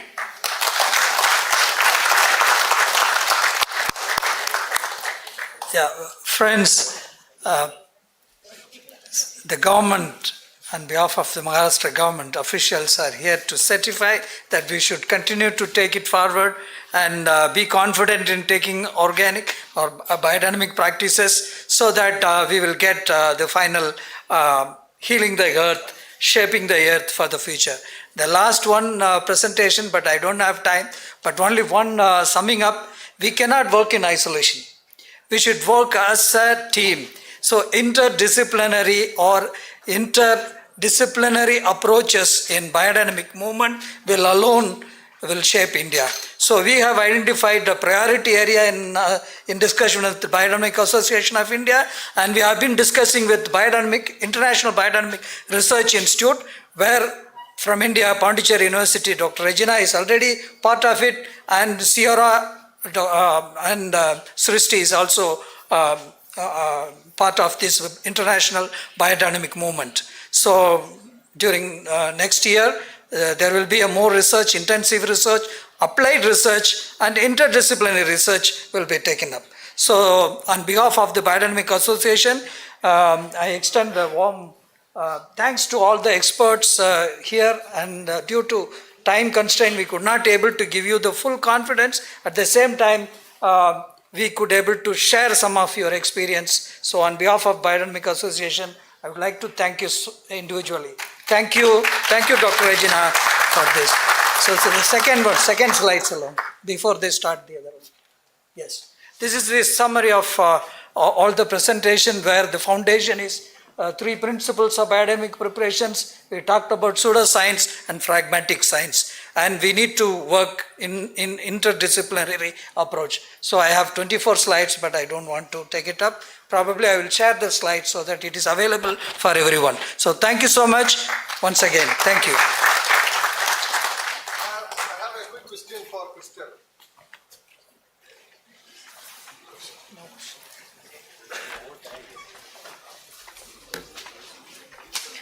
That was our 4th session, and I would like to thank all the speakers, Dr. Perumal K, Dr. Jayaraman Pakir Swami, excuse me,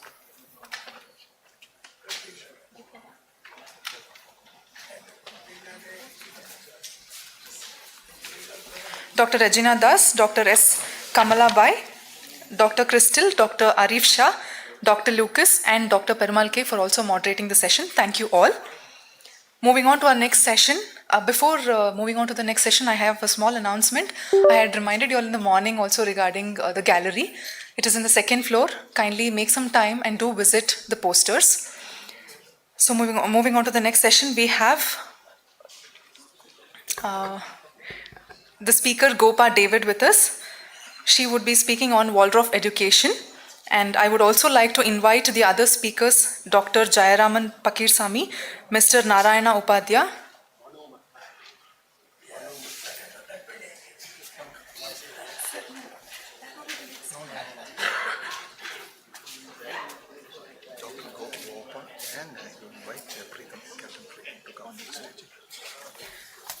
Sorry, there's a small confusion. I would like to clear that.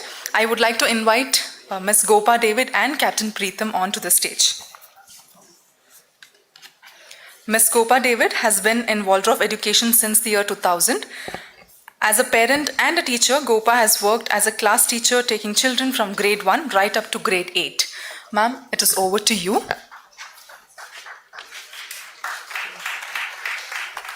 Yeah, good evening, and yeah, I've kept my watch close by so that we can monitor the time. So I'd like to introduce my colleague, Captain Preetham. He'll probably also talk more about himself. But Captain Preetham has been a parent, a Waldorf parent. He's been a homeschooler, and he does a lot of blocks for Waldorf schools and astronomy, using his experience as a captain in the Merchant Navy. And also he's been into Waldorf, into biodynamic farming himself. So I'll give you a quick picture of what Waldorf education is about.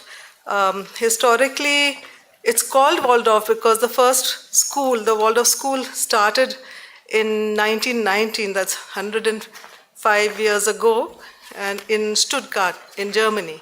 And it's again based on the indications of Dr. Rudolf Steiner. Interestingly, Dr. Steiner began first as a teacher. He himself was a teacher, and his own experiences as a teacher were the basis for the indications he gave to teachers for the first Waldorf school. That was after the World War. And the owner of the Waldorf Astoria factory in Stuttgart, who was also an associate of Dr. Steiner, they felt that the times had changed, the needs were different, the socio-economic situation had changed, and there was a need for a new kind of education. In India, the Waldorf movement started with the first school in 1997 in Hyderabad. The school is called Shloka. Now there are about 20 Waldorf schools in India, and the movement is picking up very fast. All over the world, there are about 1,000 schools in different countries. It's one of the largest movements now internationally. So if you have to if I put it very simply, what is Waldorf? How is it connected to anthroposophy? And I'm also going to ask Captain Preetham's help in connecting it with biodynamic. How can it be integrated? So I'll just give you a picture of the basic elements. So essentially, I would say that Waldorf is looking at the whole human being, and the whole human being as spatially and even time-wise, and the connection, the integration of the human being as within themselves, but also the connection with society, the connection with the world outside, and the connection with the cosmos, which I think biodynamic farmers are also working with. And the process of teaching is more about teaching through the head, heart, and hands, because we see the human being like that. The tendency in our country is to have a very head-oriented education, but here we look at the whole human being, and we are working more in an age-appropriate manner. So it's not about what the expectations society has from the child or what we have from the child as parents and teachers. It's where the child is, and then to see the child as a seed and see the potential in a child. Just the way a farmer would work with the seed, we also work with trying to guide and channelize the child to realize his or her own potential. And this, a lot of what we call the head, heart, and hands, we work a lot with experiential learning. So a lot of activities and meaningful activities, not just, play way method or fun ways, but something deep and meaningful. A lot of connection through the heart to learn out of pure love and joy for learning. And then comes the thinking part. And then when it is the ultimate, the concept, the thinking happens, it's much more integrated into the person, the child. And in this age-appropriate learning, I would kind of like to liken it with a mango, the difference between an artificially ripened mango and a naturally ripened mango. Here we go along with the child's natural growth. And nature works very, very closely in this, because we are working with, right from the kindergarten years, we don't really go into academic work, and there's a lot more work happening with speech, with movement, with storytelling. And here nature plays a very big role. Starting from the kind of verses we have, the prayers we have, they're all oriented towards nature. Nature walks, the games, the kind of, I would say, a lot of gardening happening, just walking into nature, connecting with nature, following the rhythms of the season, rhythms of the festivals, not in a religious way, but just the celebration, because all our festivals are so deeply connected with nature and the cosmic world, to give that experience. And it's much more experiential. We don't tell the children about it. So the sensitivity we build in the children right from the early years it's a very subtle way. You don't tell them that nature is very important. It's by the doing, by the activities that we are doing. So even when they get into the grade schools, here the teachers is with the child from class 1 right up to class 7 to 8. And it's very much like a Gurukul system. And that's so interesting about anthroposophy, because it is so much based on our Indian traditions. It's easy for us in our country to connect to it and understand what it is. Unlike maybe in Europe, where there are questions being put up about it being a cult. So the festivals and farming is one activity which happens. The curriculum actually is built up keeping in mind the growing needs of the child. In class 3, there's a reason for it, but we have farming, and that's the first time the children really actually cultivate, and the kind of reverence which comes into these children when they see the effort they have put in and how much goes into one grain of rice. A new reverence comes into the children when they sit down to eat their food.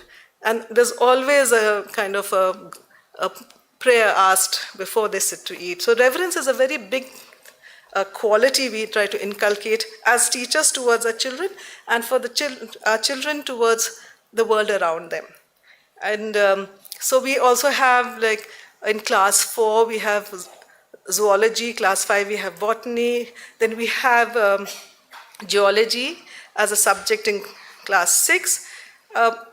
All through this, what Dr. Steiner tells us is that you must give the child the feeling that the earth is dynamic, it's a living organism. And the connection between the plant, when you do plant study, plant and the soil is just like the way the hair on a scalp is. You can't take them away. And a teacher should never, ever demonstrate just a plant, pull out a plant with its roots and take it to the children. You have to take the children to the land and see where they are coming from and get a feel of it. So this, and we don't talk about environmental pollution and degradation in the early years. It is about building up a natural love for the land, a sensitivity for the land, observation. And you have to do plant observation, and we use it as a technique to do child study. To understand the child, to see where the child is coming from. That's the basis of our work. And so I would, how much time do I have? So I'm just trying to compress it. If I go into, that's nature again.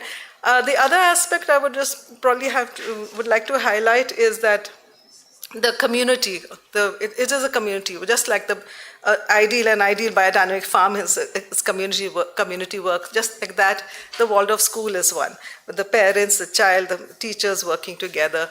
And we come together for many celebrations, for bazaars, and various activities. I do know there is a school in Nepal which has been started on a biodynamic farm, a Waldorf school. The teachers, they farm and then they go into the classrooms to teach the children.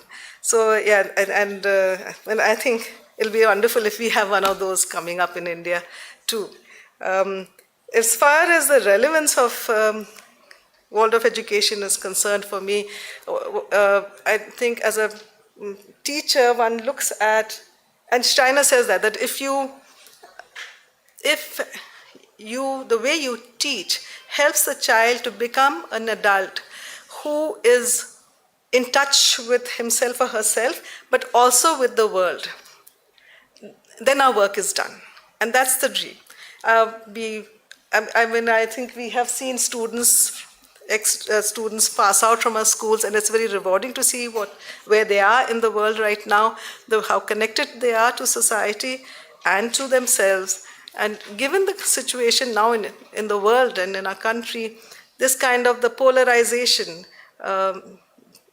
in different cultures, in countries, politically, it is really this ability to connect with the world with sensitivity and being empowered with it, because this premature introduction to what's happening in the world, the scary pictures that are given to children nowadays, they're not empowering the children, they're paralyzing the children, they're creating anxiety in them, they're creating fear in them, and that's really unhealthy. And I hope that this is where we as a system can help build a healthy society, an integrated society. Yeah, so I think I'll stop here. Thank you. And over to Captain Preetham. If there are any questions after this, we can address them. Thank you.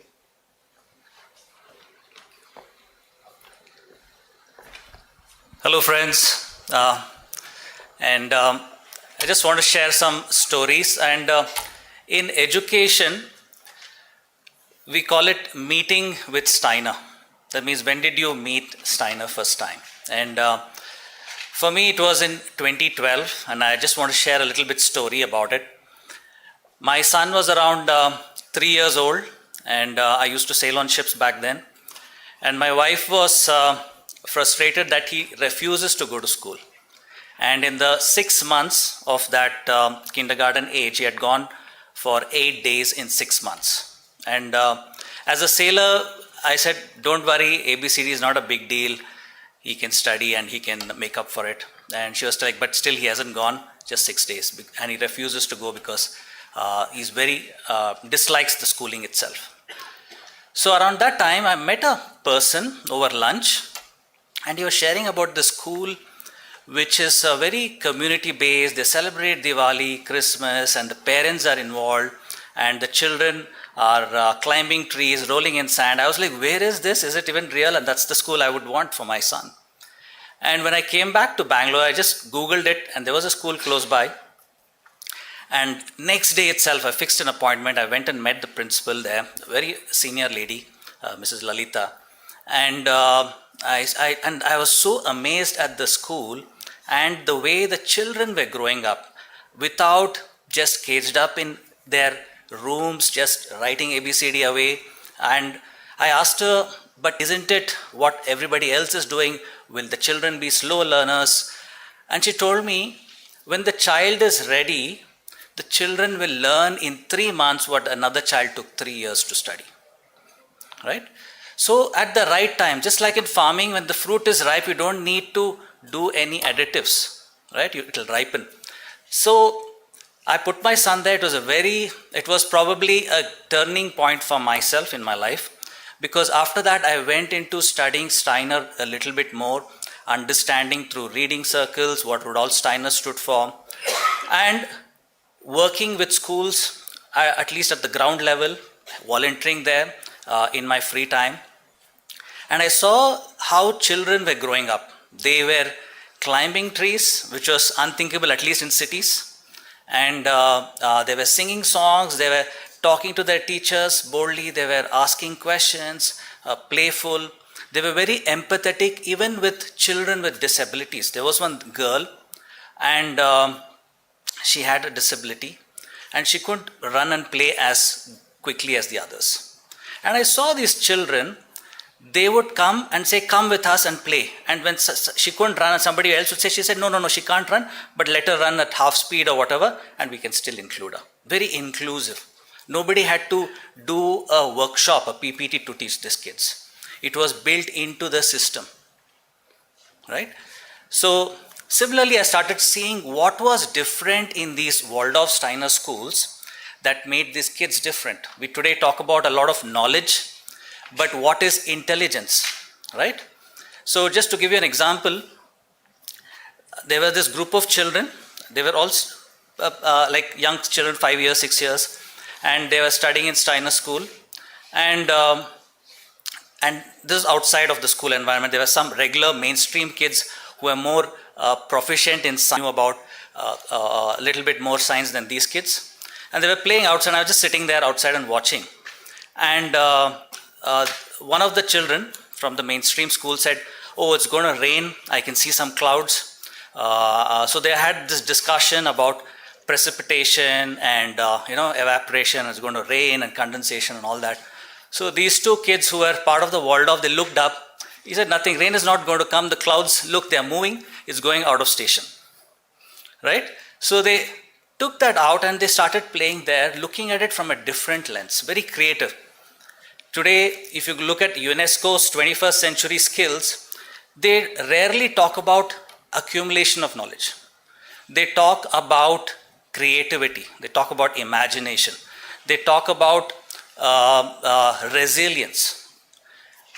So these are the qualities which good education system is not giving us, and something that I thought Rudolf Steiner could capture some of these elements, like how Gopa was talking about head, heart and hands, right?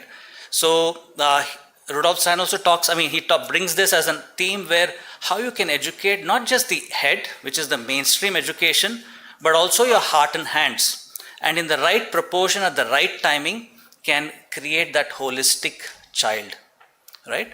And so this is the context of how education was perceived, and how if we can bring this kind of education to our children, whether in the urban spaces or in the cities, it can really nurture the children into more building stronger capacities, right?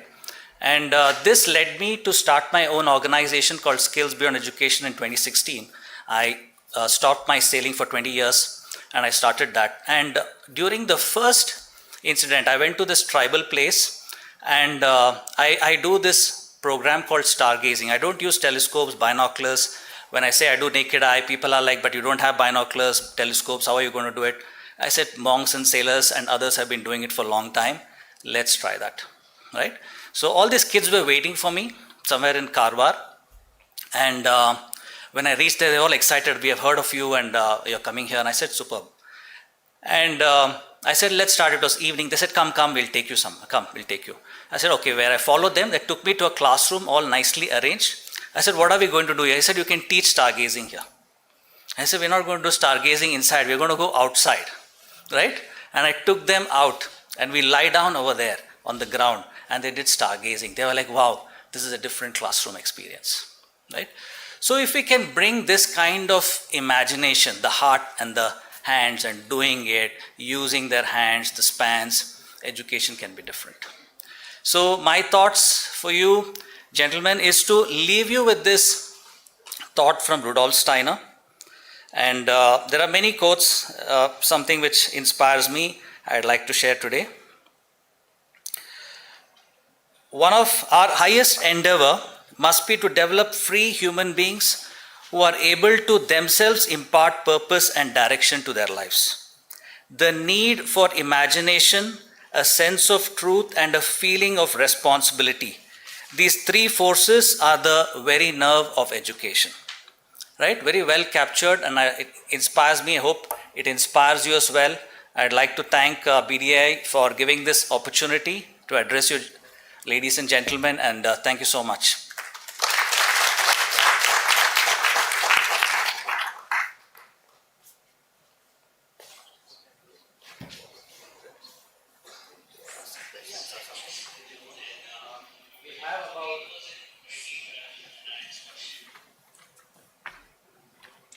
We have about 5 minutes. We can take some questions. We have a package of practice to set up a school kind of.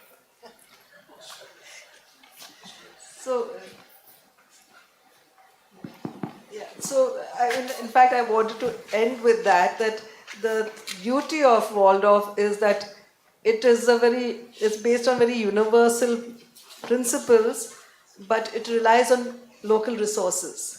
And I feel that it is something which is so practicable in rural areas for underprivileged children, because we rely on local resources and ancient wisdom, trying to see it in a new light in the modern context. So yes, training is a task, and in India we have a few training programs, and we rely a lot on the books where Steiner gave indications, and that's the nice thing, that he gave indications. It is not rigid.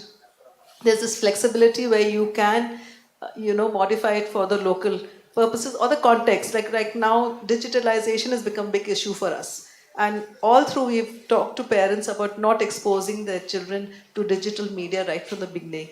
And now we realize that it's not about protecting the children, we have to prepare the children in a proper way to use this, because they're living in this time. And this whole thing of, as a teacher, to be living closely connected to our times, to society and not losing the essence of what a human being is. And so a lot of self-work is also involved from the teacher's side. I can't give you a clear answer. I mean, there are a lot of people, small initiatives, big ones happening.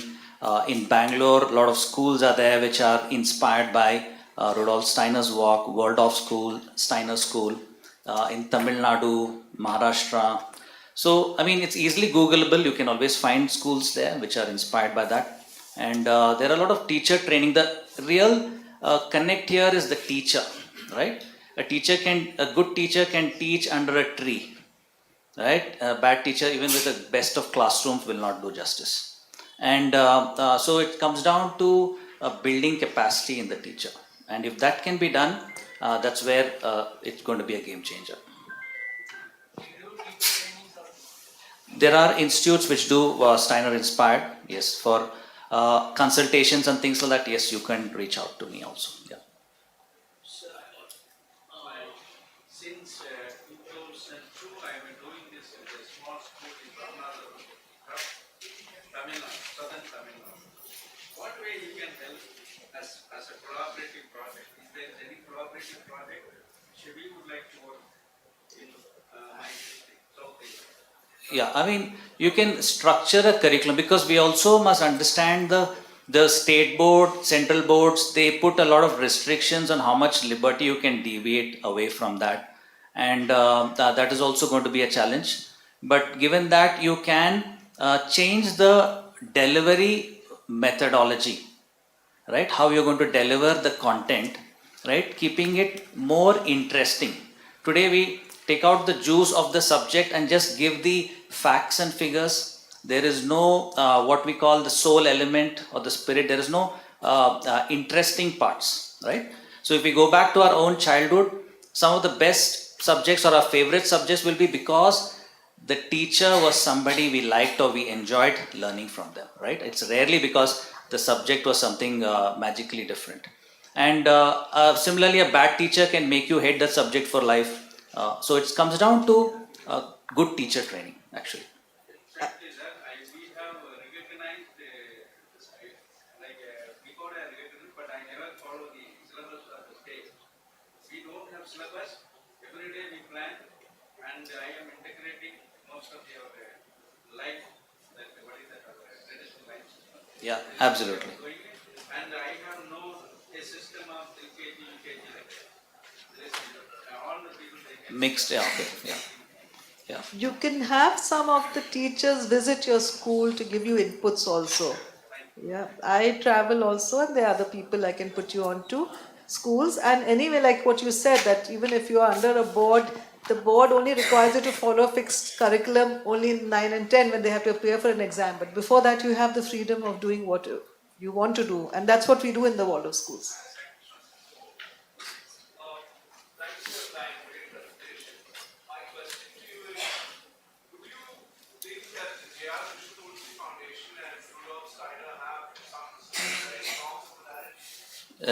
Yeah, Jiddu Krishnamurthy. They're contemporaries in that way, and personally having worked with a lot of adolescents, that is my specialty area after 14, and also because my own son was younger, so I got exposure to that side as well. My personal view is when it comes to under 14 years, I find Rudolf Steiner's methodologies are little more holistic and very well nurturing the child. They are less, what you can say, focused on the head element alone. And Jiddu's methodologies focus a lot more and fantastic for the teenager segment. Personal views. Just to add to that, based on my experience, and my children ultimately went to a Krishnamurti school, Krishnamurti gives a lot of freedom to the teachers on how to teach. And I feel that you have to be extremely evolved to understand how you can put it into practice. Steiner gives you a bit of a structure and guidance on how to go about it, where you have the freedom, but you have a bit of a structure. So that helps.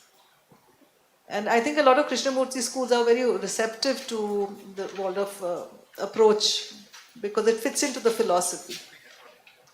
if I could just add to that, we have heard of freedom of choice. Everybody knows that, and we know how valuable it is. But there is something also called freedom from choice. That means for younger children, it is better to have freedom from choice. You go to bed at this time, sleep at this time, eat this food. Little more freedom from choice, not freedom of choice comes a little bit more later in life. Today's parenting has got this mixed up. A lot of freedom of choice in the early years. So when they are teenagers, there is absolutely, they are tightening the freedom and having all sorts of issues as a teenage parent. So if we can get that part sorted in the parenting and in the teaching mix, it can be a great move for them. Thank you, everybody. Thank you so much for having us here. I just have to, acknowledge and express my gratitude, especially to Babu, because my encounter into Waldorf came through Babu. We worked together, and he was into biodynamic, and he put me on to education, Waldorf education. So thank you so much. So life has come full circle for me. Thank you.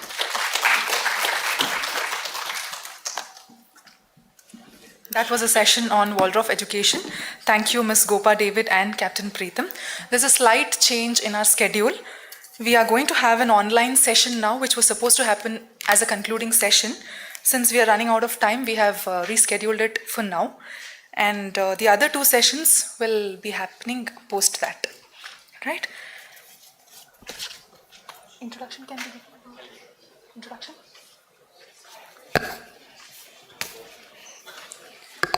This is a session by speaker Mr. Helmi Abulish, Sikkim, Egypt, the challenges of taking forward BD practices and philosophy online presentation.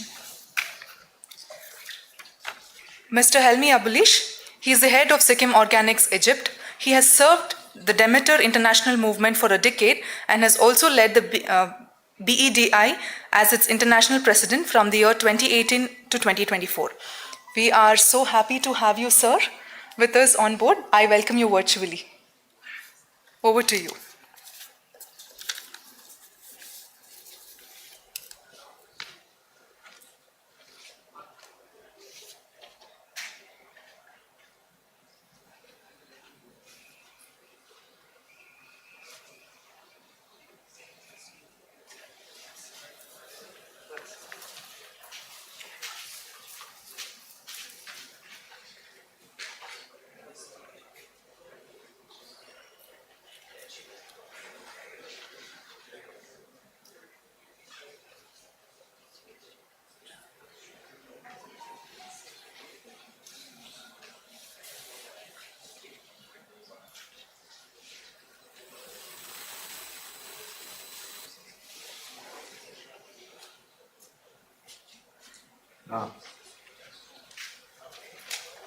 Hello? Wait, what? No, I have now shared cards.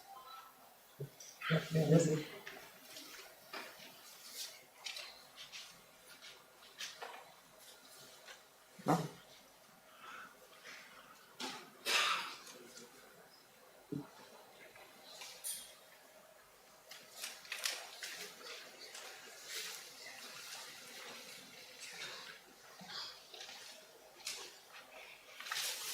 So I want to say hello from Egypt. Assalamu alaikum.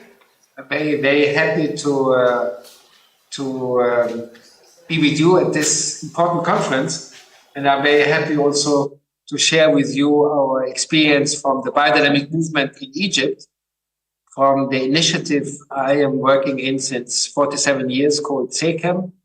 And I have seen the wonderful program you had in your conference, and I think I will cover on some of these issues also in this presentation. But let me start by, first of all, of course, recognizing that I'm speaking about an experience in Egypt. I'm speaking about an experience in the desert, this wonderful country, my home country, Egypt, which you see here on the map, is 96% of desert while only 4% along the Nile are cultivated. And on this 4%, which are about 7 million acres, 7 million farmers work and try to make a living and try to feed Egypt's population, which is not ever possible anymore, while we are now 110 million people and the 7 million acres cannot feed us. And the water we get from the Nile is not feeding us. So we have food security issues, we have poverty issues. This 1 acre per farmer with his family is in many cases not enough to supply all the needs of a farmer's family. And at the same time, education is not really helping, and pollution is going up because the pesticides and chemicals used are going up and up and up. And so we are really facing a lot of challenges, in many regards similar to the challenges in other countries, but also very specific challenges. And actually, these challenges were already on the radar screen when my late father, Ibrahimovic, in 1977, decided that he will take us, the family, my mother, my sister, and myself, back to Egypt, his home country, to really try to establish a model for sustainable development, a model for system change in agriculture, in the way we do our economics and management, with a real focus on human development and a real focus on community development. And he hence decided that he will try to establish an intentional community which is based on biodynamic farming and what he called economy of love, اقتصاد المحبة, which I will explain a little bit later on. But it was the kind of dream he had, and whenever he shared this dream with family, with friends in Egypt or in Austria, where we were living, everyone told him, this is a mission impossible, this is not going to happen. There is nothing called biodynamics in the desert, and there is nothing called economy of love, which can compete with a capitalistic economic system. And the focus on human development and on community development is not the role of social entrepreneurs, it's the role of the government. So forget about it. And actually, I have to be very, very clear and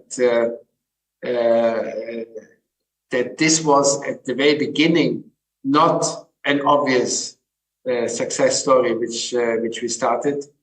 And only after some years and against all odds, this miracle then derived between 1977 and 2017, where out of desert, we were able to develop living soils and a real oasis where all kinds of crops in Egypt are cultivated, which is nowadays followed by nearly 15,000 farmers all over Egypt, around the delta, but also in the desert, and where they can really prove that biodynamic farming is working in Egypt.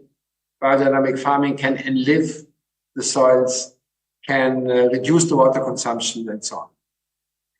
But at the same time, there is also now a community of nearly 2,000 SECAM community members who take these biodynamic raw materials from farms and process out of them food and pharmaceutical products and garments and textiles, which are still mainly sold in Egypt.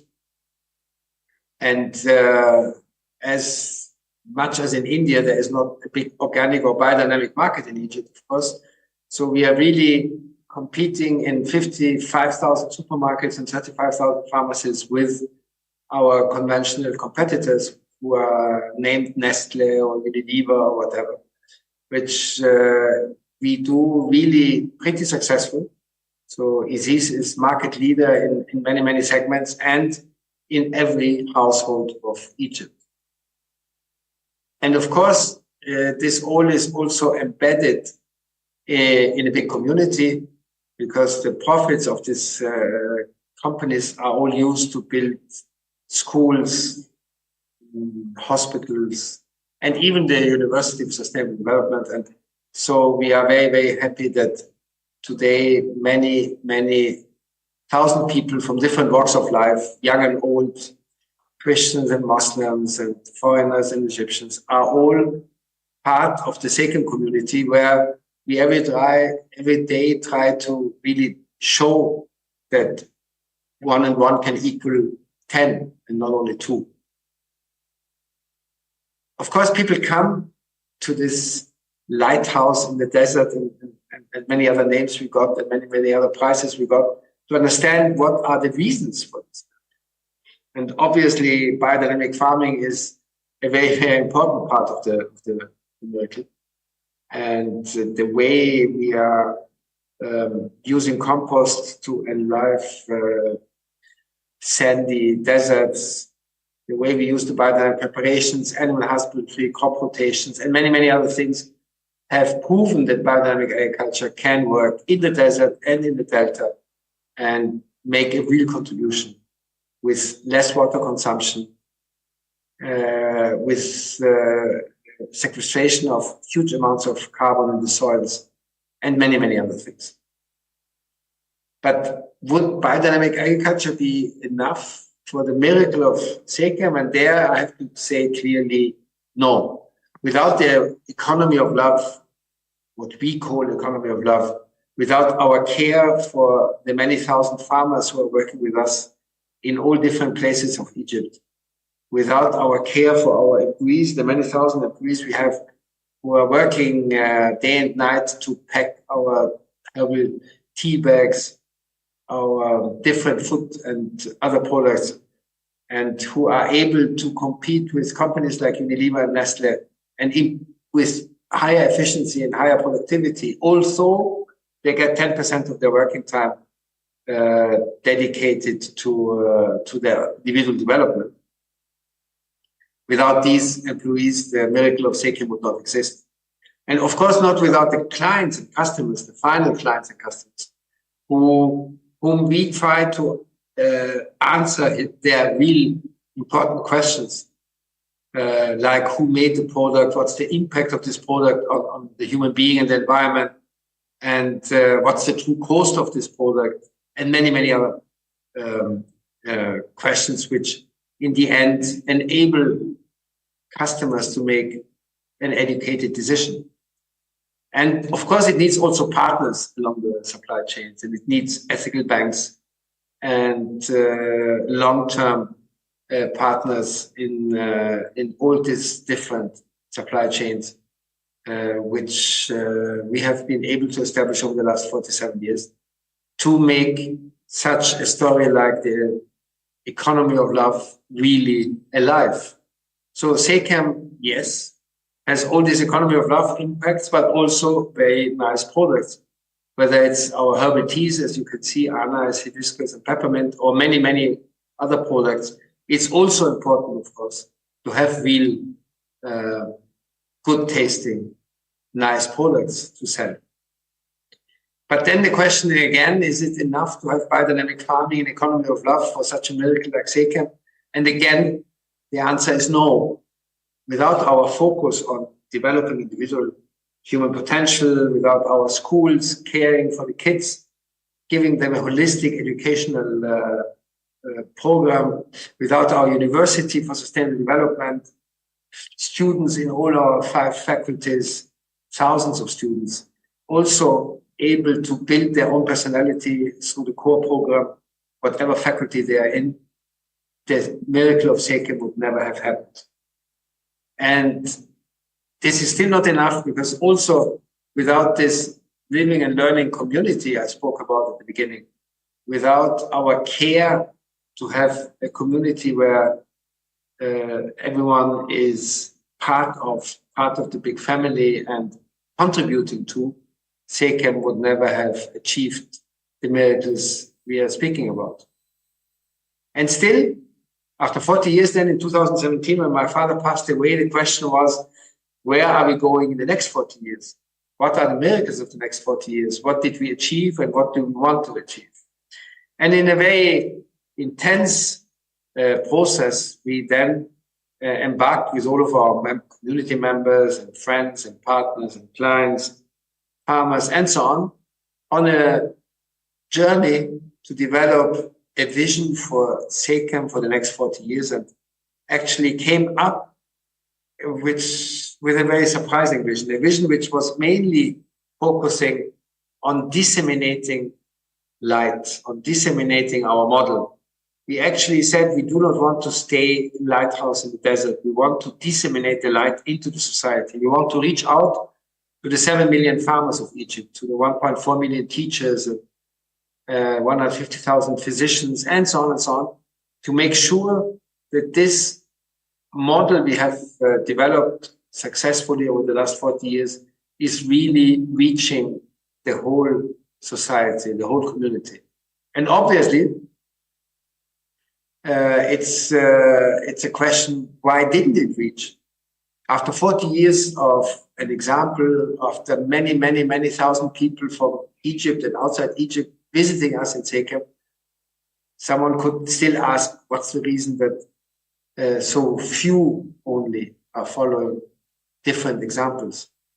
And we did also ask ourselves, of course, the question, and actually finally came up with a conclusion that it must be our fault. It's not the fault of the people, it's maybe our fault of telling them our story, of telling them the principles of our model in our language instead of their language. Instead of translating it in how they see the world, we were always speaking in our own world view. And so we decided that besides focusing on the world, we have also to learn the language of the world.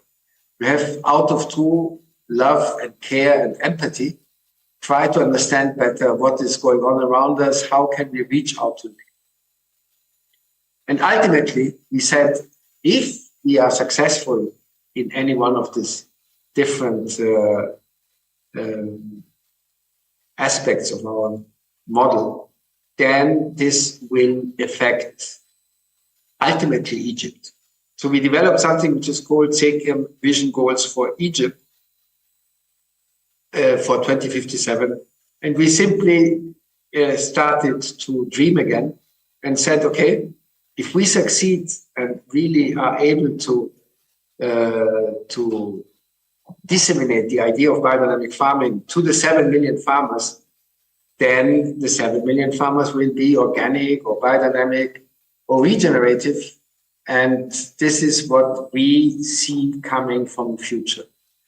We actually set out a SECAM vision goal for 2057 for Egypt, which says all farmers are applying biodynamic and organic agriculture. As much as we also were saying that all companies in Egypt will then apply the principles of Iqtisad al-Mahabba, the economy of love.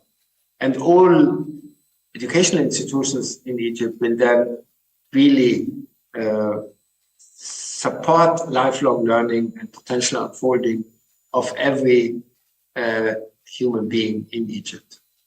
So these were just some examples from these 16 SECAM vision goals, which you find on our website.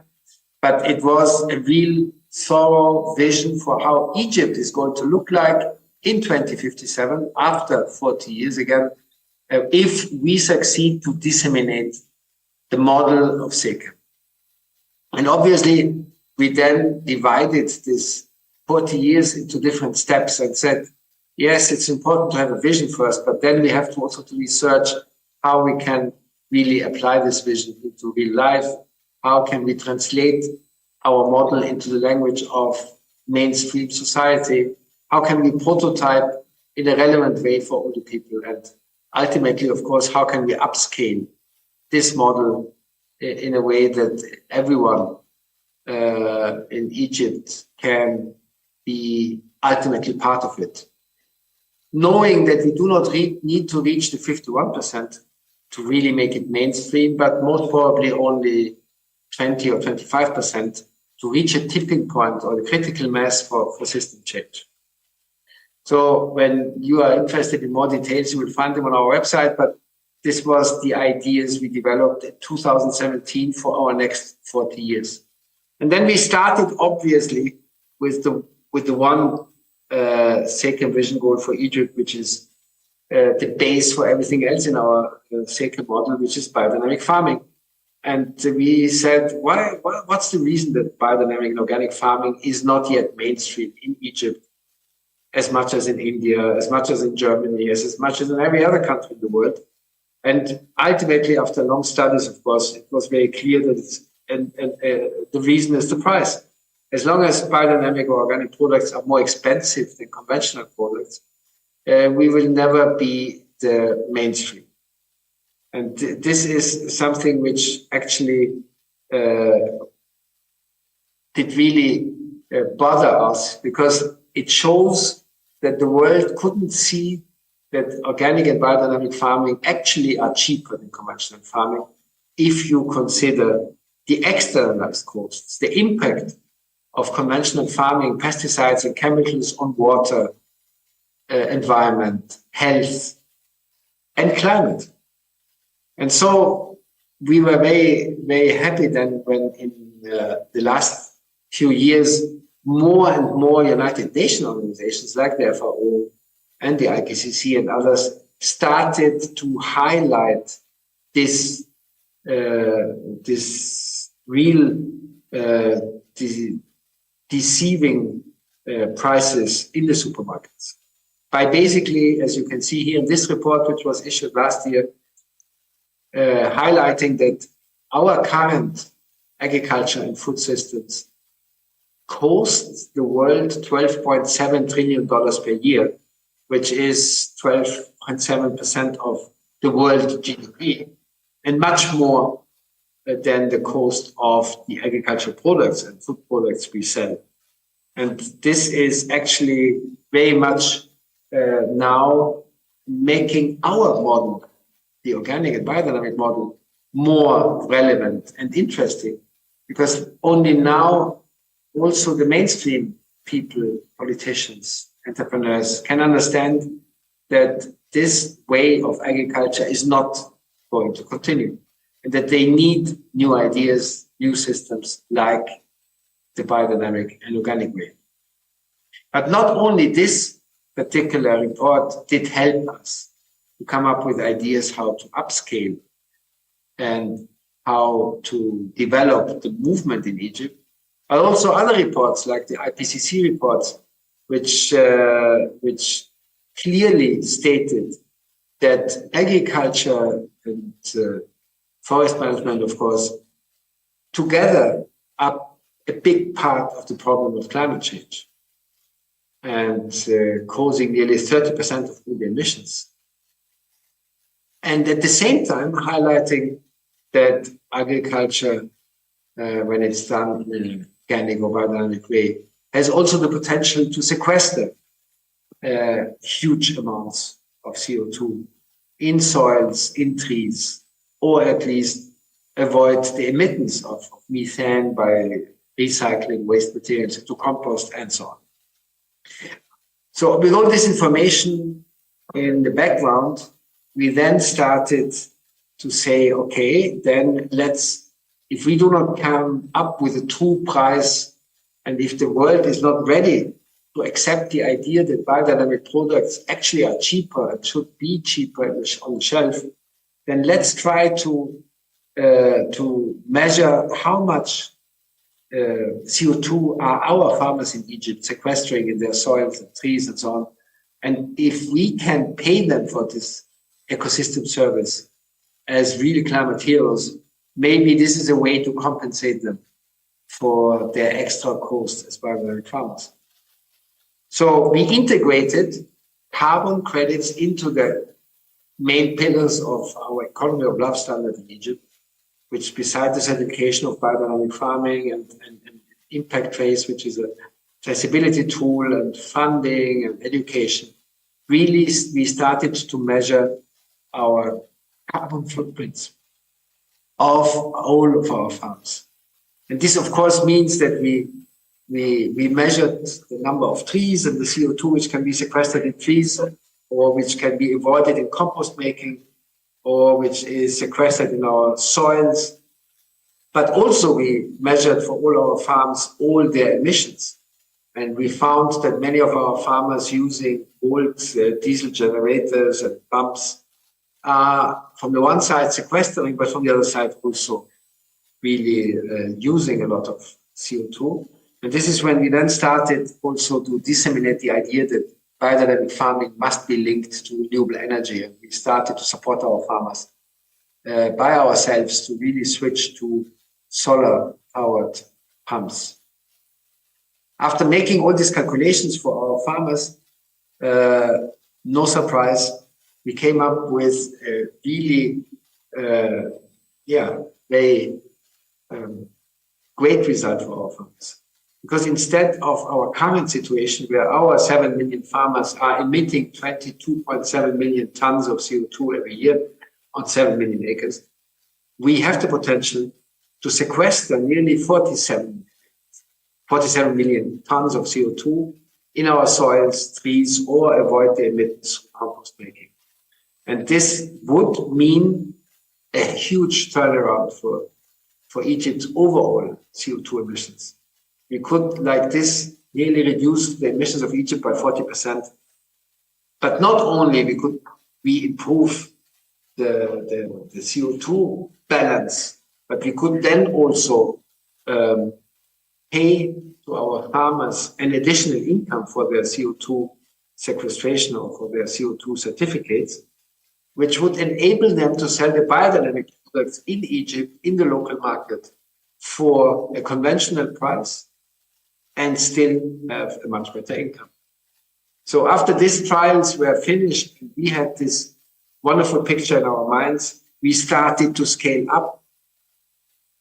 And it was in 2022 at COP27 when we presented our first phase of scaling up. We actually convinced 2,000 farmers along the Nile to go from conventional to biodynamic farming, sell their biodynamic products at the conventional price, and get the CO2 certificate income as an additional income as climate heroes to compensate them, and hence serving thousands of Egyptian customers with biodynamic products at very reasonable prices. And after we successfully had these 2,000 farmers going along with us, we now are already upscaling to 40,000 farmers, which means next year in December, we will have 40,000 farmers who did the same transition. And hopefully then in the next phase until 2028, we will reach out to the 250,000 biggest smallholding farmers in Egypt, which then could be 20% of Egypt's overall agricultural area. And then this could be system relevant. This could be a real lever for system change in the agricultural system. And of course, this is not only a model which works in Egypt. So this is why at COP27, at COP28, and hopefully next month at COP29, we are also going with a big alliance of partners, whether they are from the World Future Council or World Ethic Forum or Club of Rome and many, many more, to tell this story to all the decision makers, politicians, entrepreneurs, banks, United Nations agencies, and actually call to simplify the procedures of carbon credit schemes, because it's a very, very time and money consuming system to verify and validate carbon credits. And at the same time, to fund the transition of the smallholder farmers until they get their first carbon credits and facilitate the entry of these carbon credits to the voluntary carbon market, the worldwide voluntary carbon market. Because then not only our 7 million farmers could follow, but also the many hundreds of millions of farmers all over the world could follow the same path. And we are very happy that we get more and more acknowledgement from UNFCCC, from foundations like the Gulbenkian Foundations and many others for these efforts. And even a lot of support from our government. And the Egyptian government actually, after 2027 and the Sharm el-Sheikh COP, so it's the 27th COP at 2022 actually in Sharm el-Sheikh, where they then heard about our ideas and immediately after put together a voluntary carbon law, which in the meantime has put into action by some regulatory regulations, so that we now have an African carbon exchange on the Egyptian exchange, where the farmers of Egypt can put their economy of love carbon credits and auction them directly to the listed companies on the Egyptian exchange. So we are happy that very soon all of our carbon credits, all of our farmers will directly circulate to the local economy, to the local companies and industry. And for those who still cannot believe that we can ever reach the 7 million farmers in Egypt, because this is much too much and so on and so on, we simply answer them in the words of our dear African brother Nelson Mandela, who once said, "It always seems impossible until it's done." In the same spirit, I would really urge you to think about such an ambitious vision for India, such an ambitious goal to make biodynamic in the next 100 years really the mainstream agriculture in the world. And may we have inspired you a little bit, and as a promise, we will be supporting you with all of our knowledge, all of our possibilities as much as we can. And thank you very much, and may Allah and the gods help us to really contribute to a better future. Thank you.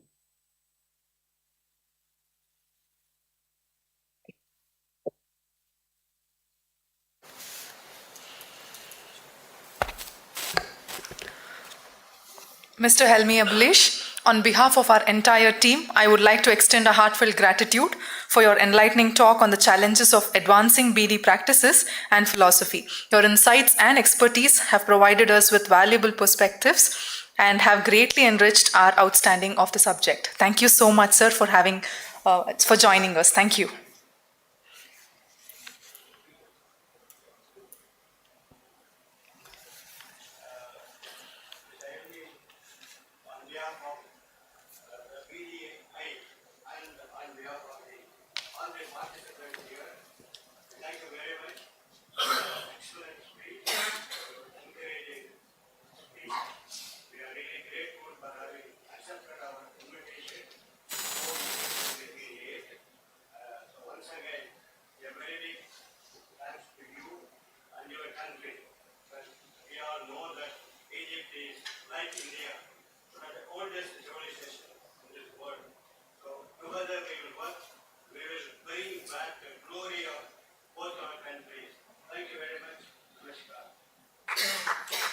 Thank you very much, and all the best.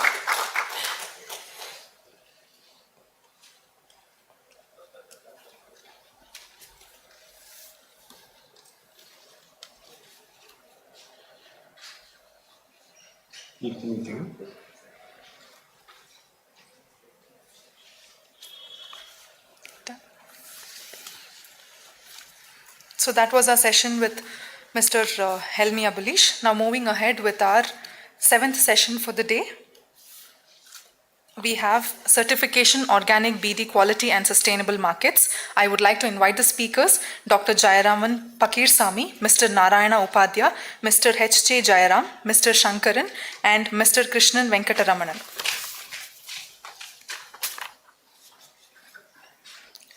Dr. Jayaraman Pakirsamy, MD Srishti Biosciences Private Limited and Organova Bioagriculture Private Limited, Hyderabad. I welcome you, sir. Mr. Narayana Upadhyaya, Aditi Organic Certification MC Member BDAI. I welcome you, sir. Mr. H.R. Jayaram, Founder and Promoter The Green Path. I welcome you. Mr. Shankaran, international organic marketing consultant. He runs a company called Free Go Scan. He's an advisor for the northeastern states for organic agriculture, and he also has been on board APIDA. I welcome you, sir.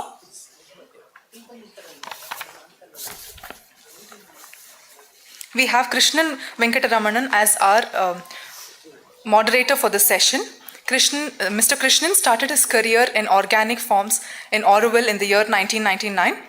He ran an organic food outlet in Chennai from the year 2004 to 2010. He has been the garden head for the Theosophical Society in Chennai with 250 acres of forest gardens. Welcome you, sir.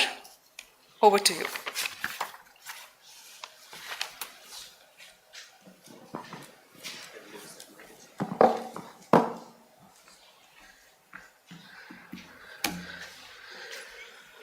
Good evening, everyone.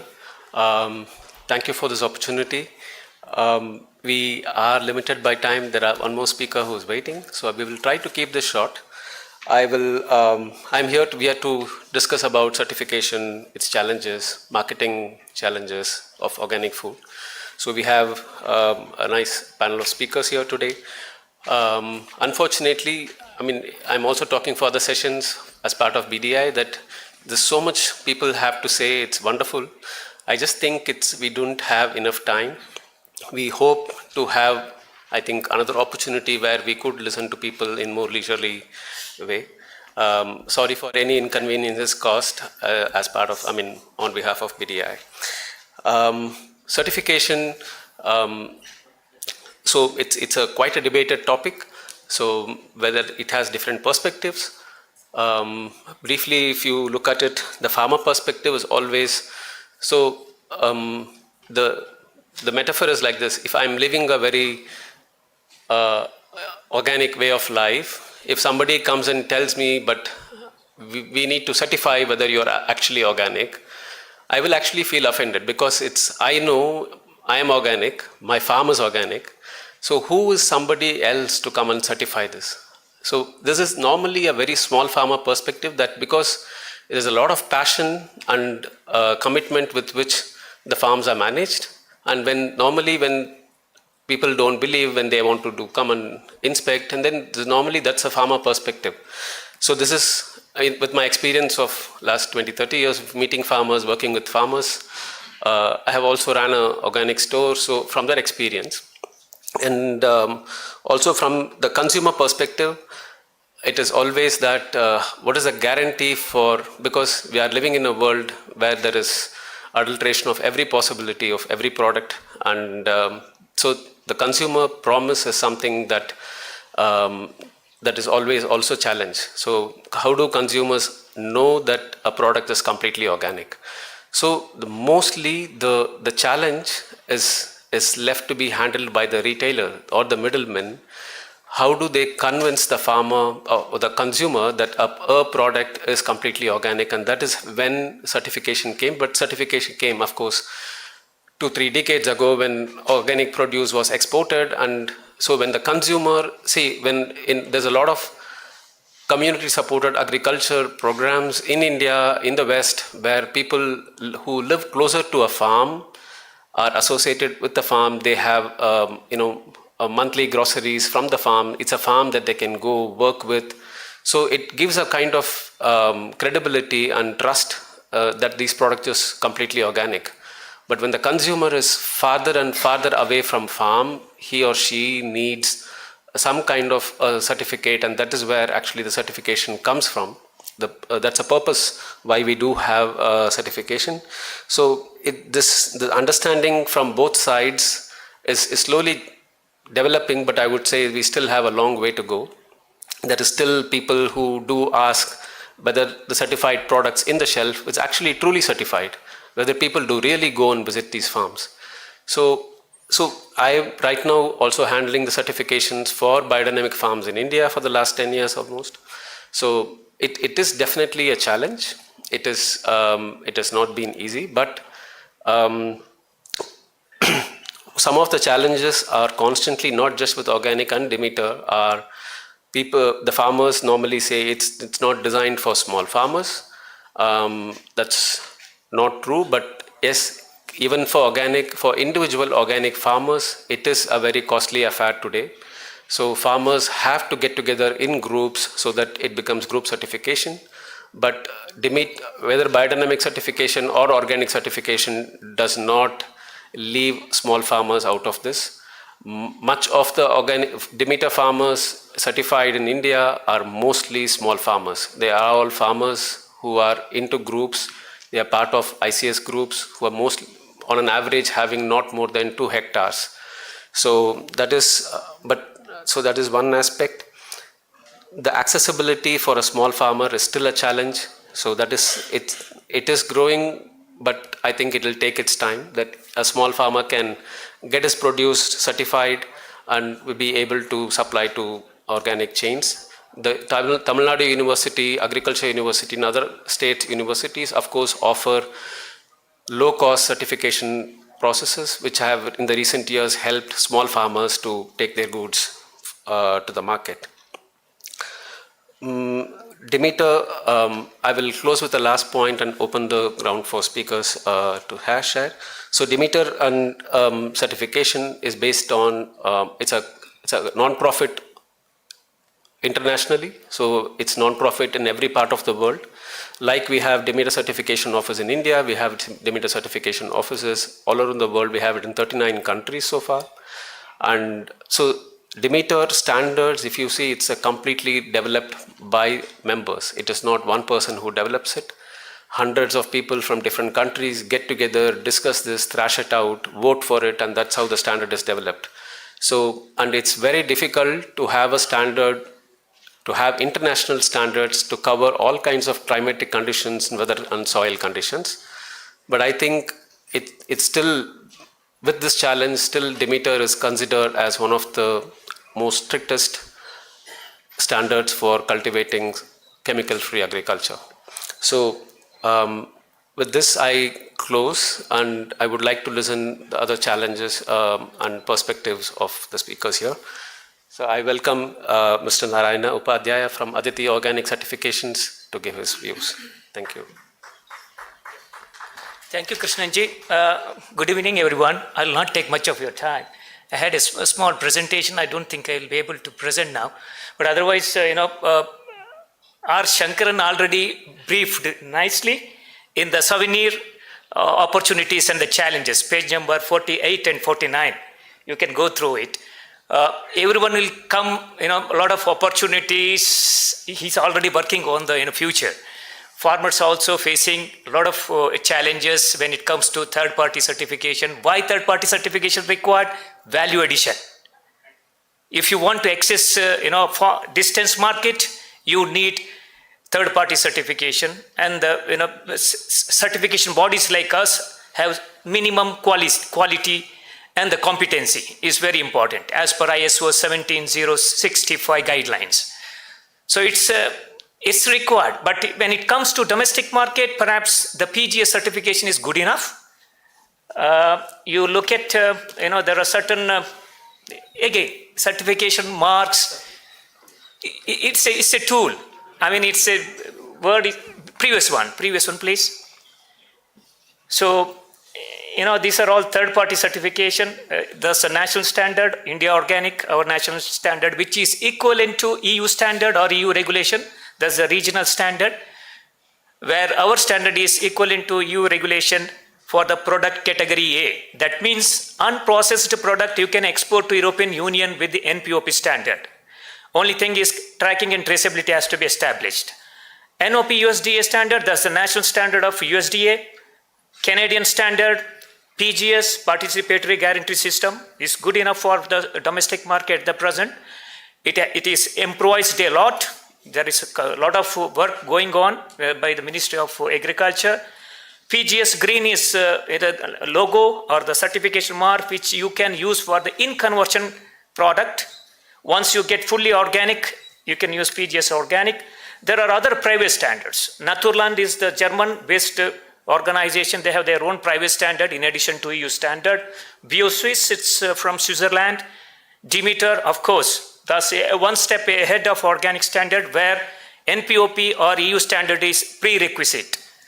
Then there are other certification programs like Social Compliance Standard, Fair TSA, Bird-Friendly Coffee for the coffee production, where we evaluate the habitats and ecological aspects. Cafe practices, they have beautiful standard, private standard, covering 188 parameters, covering economic accountability, social responsibility, environmental leadership with respect to coffee production and processing.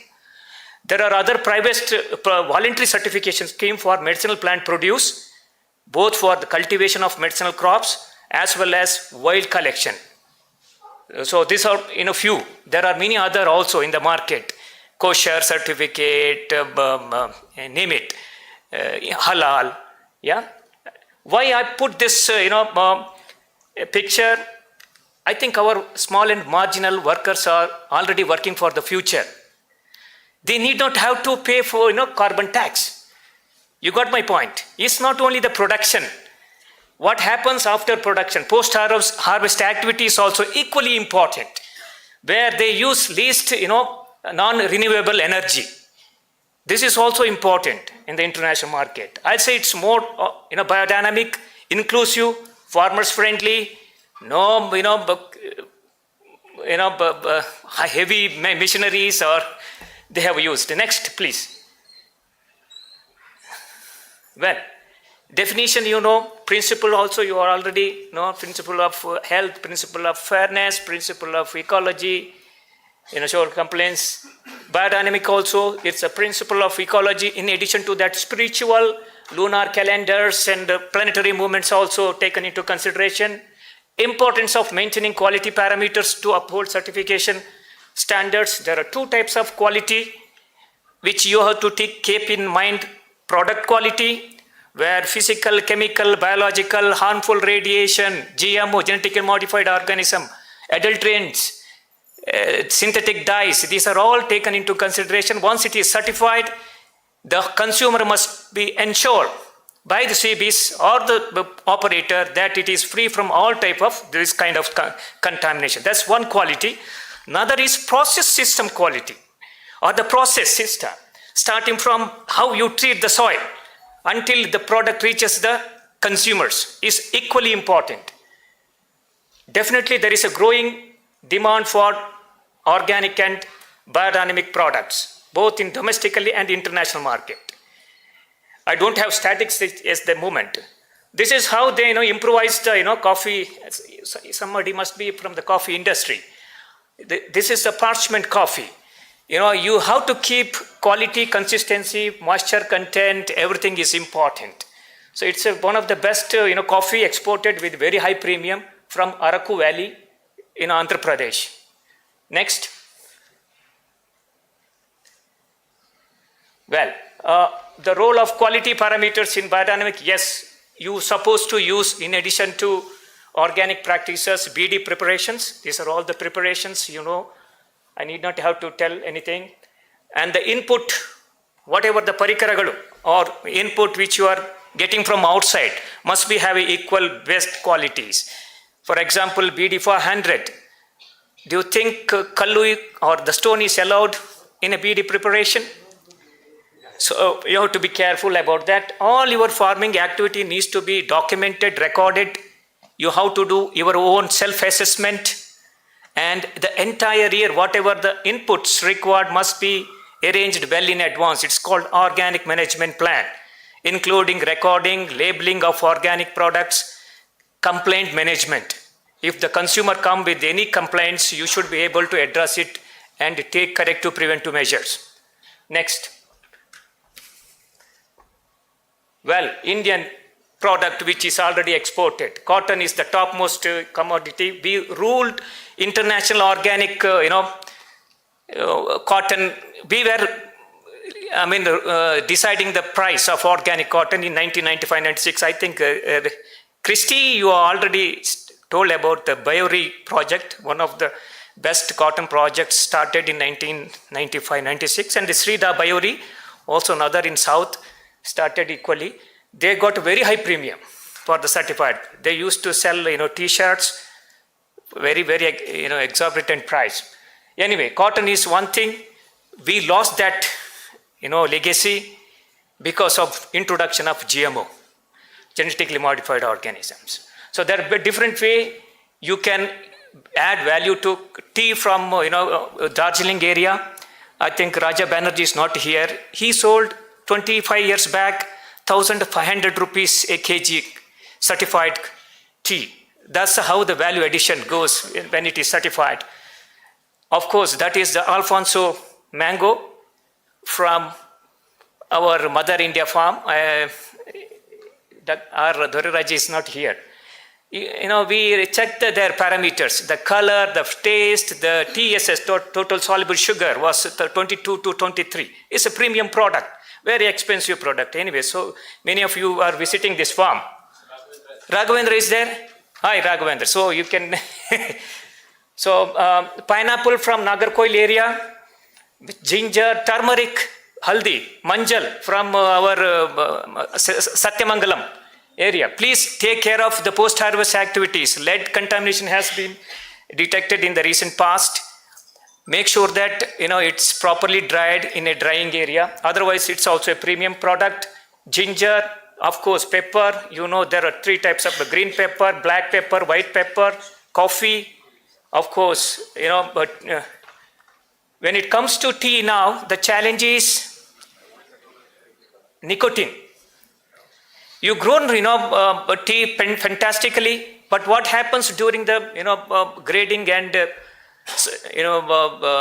sorting period? Workers, they started using your tobacco. In one of the consignments exported from India, got the nicotine contaminant. Then we did the investigation and we came to know that this is something to do with the workers.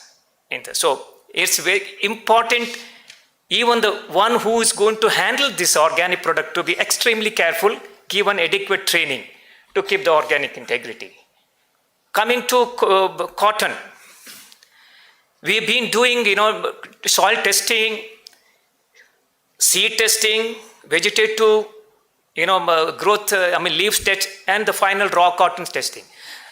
Recently, for the last 3 years, we spent more than 3 crore rupees just for the lab analysis. It's no more sustainable. Each lab gives different, results. And there are more than 18 laboratories with whom we have already signed MOU. They're supposed to maintain, the accreditation 17025. So this is an issue. Yeah, next. So I don't want to challenges which we are facing. Of course, Ramanathapuram. Somebody must be from Ramanathapuram. Your chili is excellent. But make sure that tracking and traceability is established very nicely. Of course, while this minor millets from Karnataka, turmeric from Akola, rice, these are all in demand. Next please. Sorry, I'll take 2 more minutes. Well, the entire supply chain needs to be inspected, including final packing. And there was a recent incidents of ETO, ethylene oxide, residues in the exported consignment, where the shelf life expired product has been exported. Ethylene oxide is a chemical which is supposed to be used for sterilizing, medical tools at the ETO. But now they started fumigating the organic product to control, microbial contamination. So we lost that, many of the spices and from field spices from Gujarat and Rajasthan had a quality issues in the recent past. So that has to be taken care. Sustainability, organic, integrity, very important. Pesticide residue testing, next. Well, transparency is very important. Price you will get, sustainable carbon footprint, that's also important nowadays. Labeling part, don't label wrongly. For every lab, I think Krishnan already noticed something during the period. So whenever you use trademark or certification mark, you have to grant license from the concerned authorities, regulating body. So next, please. Yes, next, please. Yeah, next. Well, we need to do complete traceability part starting from farmers to end users. In group certification, now it's the need of the day to use all the available artificial intelligence. So now the mobile app will going to come, our natural regulation will going to be revised.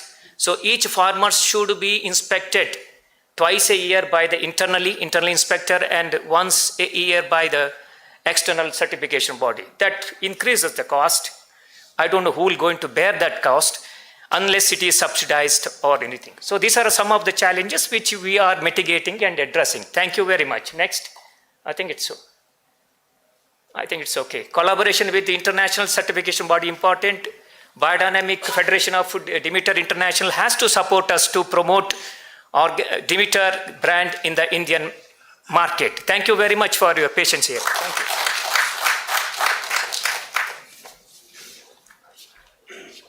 Thank you, Narayanji, for such a nice overview of certification details. I invite Mr. Shankaran. Sir, please. Good evening, ladies and gentlemen. It's a pleasure to be a part of this biodynamic conference, for which the first time I'm into biodynamic conference. I have been involved with most of the organic missions. I have been involved with APIDA's most of the export programs for the last 25 years, and I'm involved as an agriculture family has been involved for about now 50, 60 years, maybe from 65 onwards. But I'm born in 66, so anyway. The most important thing that I thought that it is very relevant to today, to combat how do you tackle the conventional practices of the farmers getting into chemicals, getting into the markets at subsidized rates and so on and so forth. How do we tackle that? That's what the thing that I had.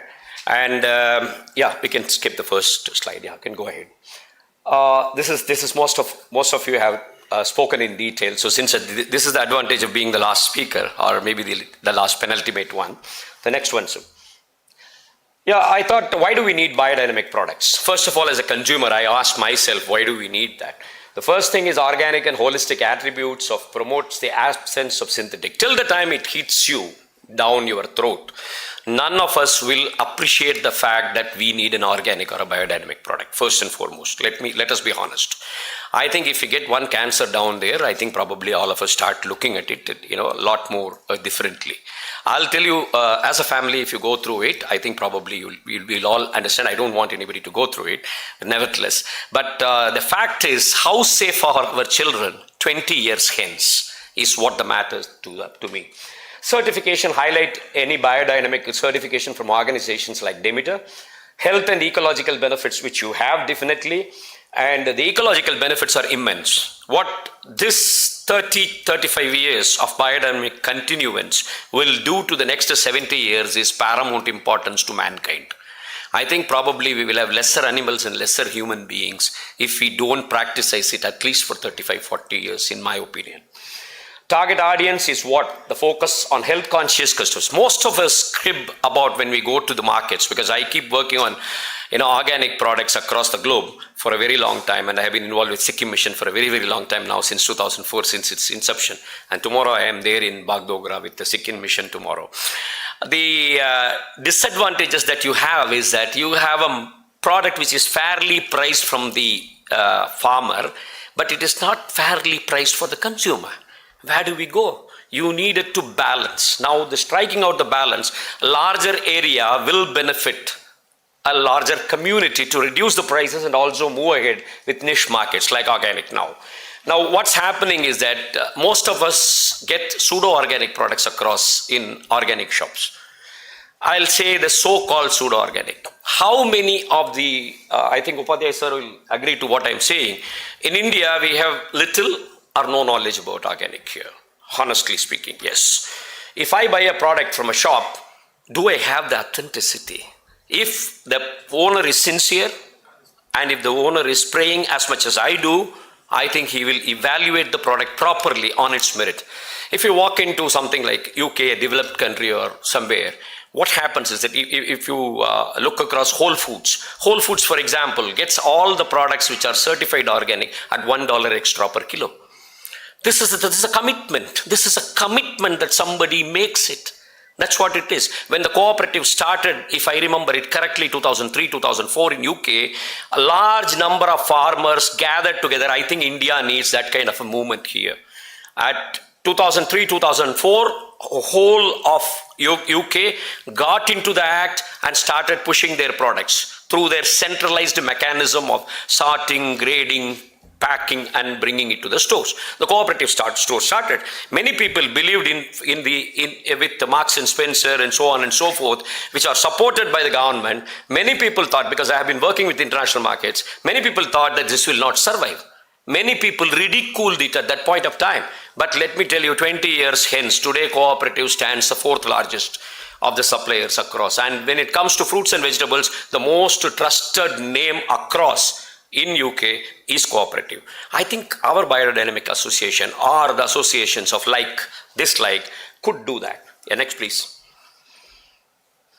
Why biodynamic food? Suppresses the biosynthesis of cytochrome enzymes which damages the DNA. That's what I said. 20 years down, my children may not be as active as I am. I am talking at 6 o'clock with the same energy as I started in the morning. So I was very inquisitive about talking to you guys. So basically, I think probably my grandchildren may not be. So that's a problem. The next is disrupts the glycine hemostasis. I think ma'am will accept. From Pondicherry, I think she will accept whatever I am saying, because these are all the fallout of bad food. Rubbish in, rubbish out. You have neurotic disorders happening right across the world in 1 of every 100 children today, purely because of food. We say fast food, we say junk food, but it's utter nonsense. This is rubbish food. That's what we have been taking. So important to list them so that we can take informed decisions about your diet, health implications and hazards. I think this needs to be listed out. Is it health not important? If our children become doctors by 21, have multiple degrees and they end up, dying at 25, you and me want to see? I don't want to see, definitely. Certainly not. Next, please. See, look at the market. Many people say the organic and the biodynamic markets are no different, let me tell you, honestly. When I went and started speaking to a lot of Japanese guys, I work with Matuka, I work with Aeon and all those supermarkets in Japan. When I started speaking to them, the only thing as a marketing guy, I started telling, this is much better than Just standards. He stood up and said, you mean to say our standards are lower than that? I said, yes, it is.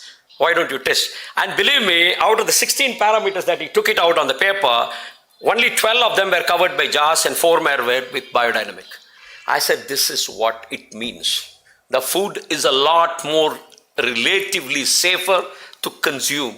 I talked about the food. From JC Farms, I took moringa. I took a lot of products. So when I took it to them, I said, you testify and come back. We gave it to an independent agency in Netherlands for testing, and we also got it tested by a Japanese laboratory. You know how much the Japanese laboratory is tested. So believe me, this is a gold mine waiting to happen. I will tell you at the end, what are we waiting for?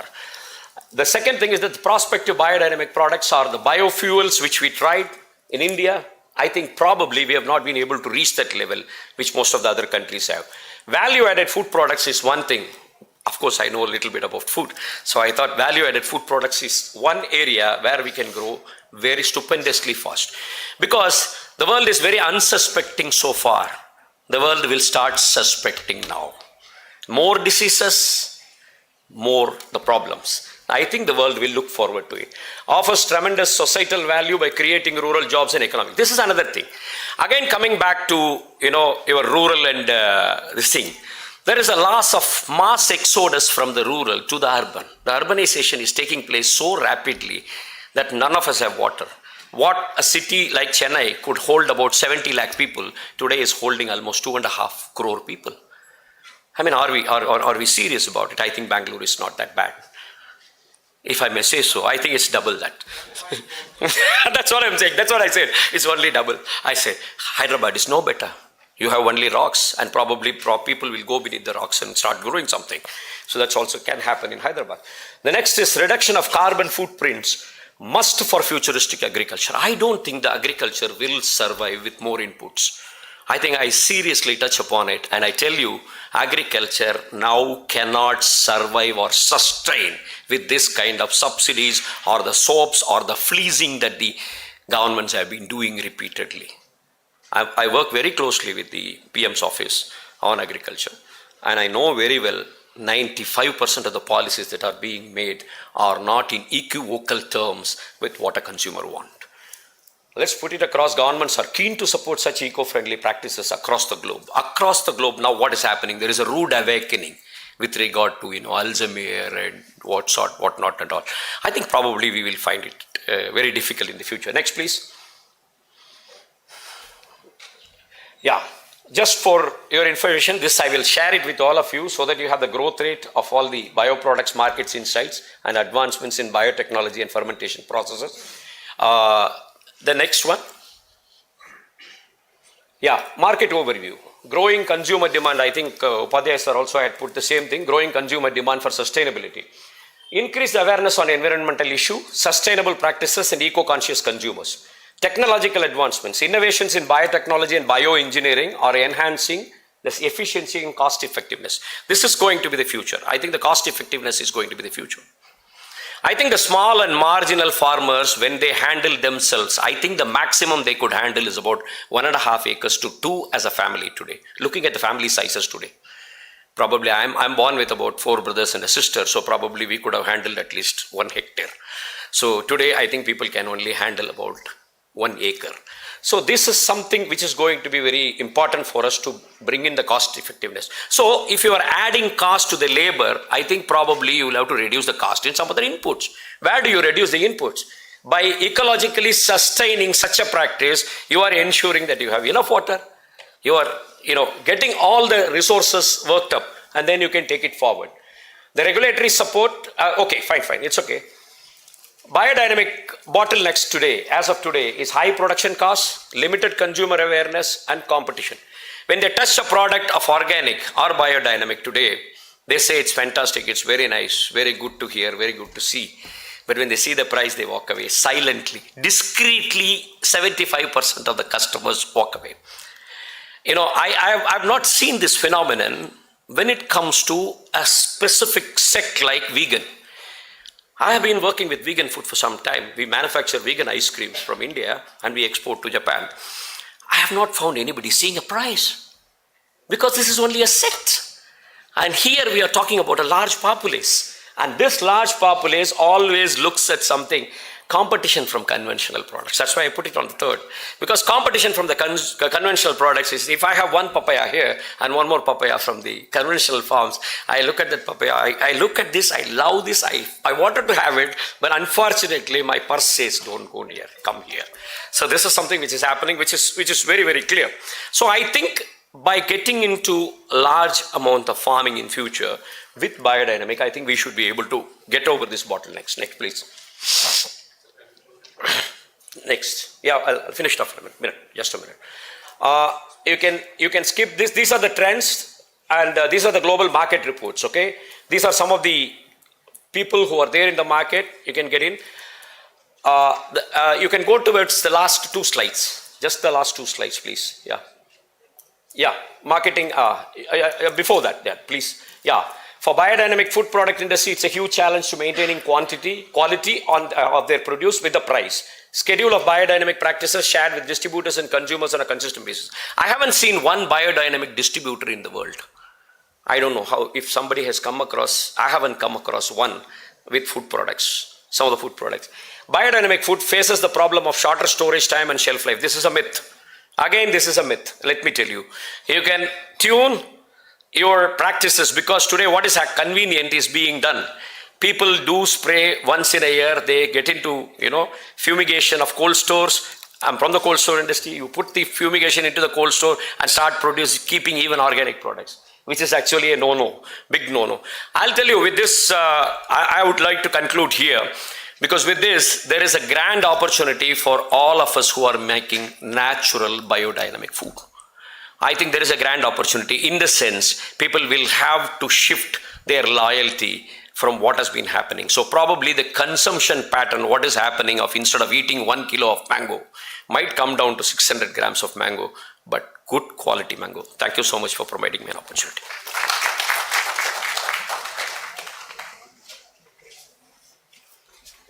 Thank you, Mr. Shankaran. Thank you for offering your time in your busy schedule for this talk. It's a very nice perspective for farmers and traders and processors. I think very valuable. Thank you, sir. I invite Mr. Jairam from Green Path Eco Hotel.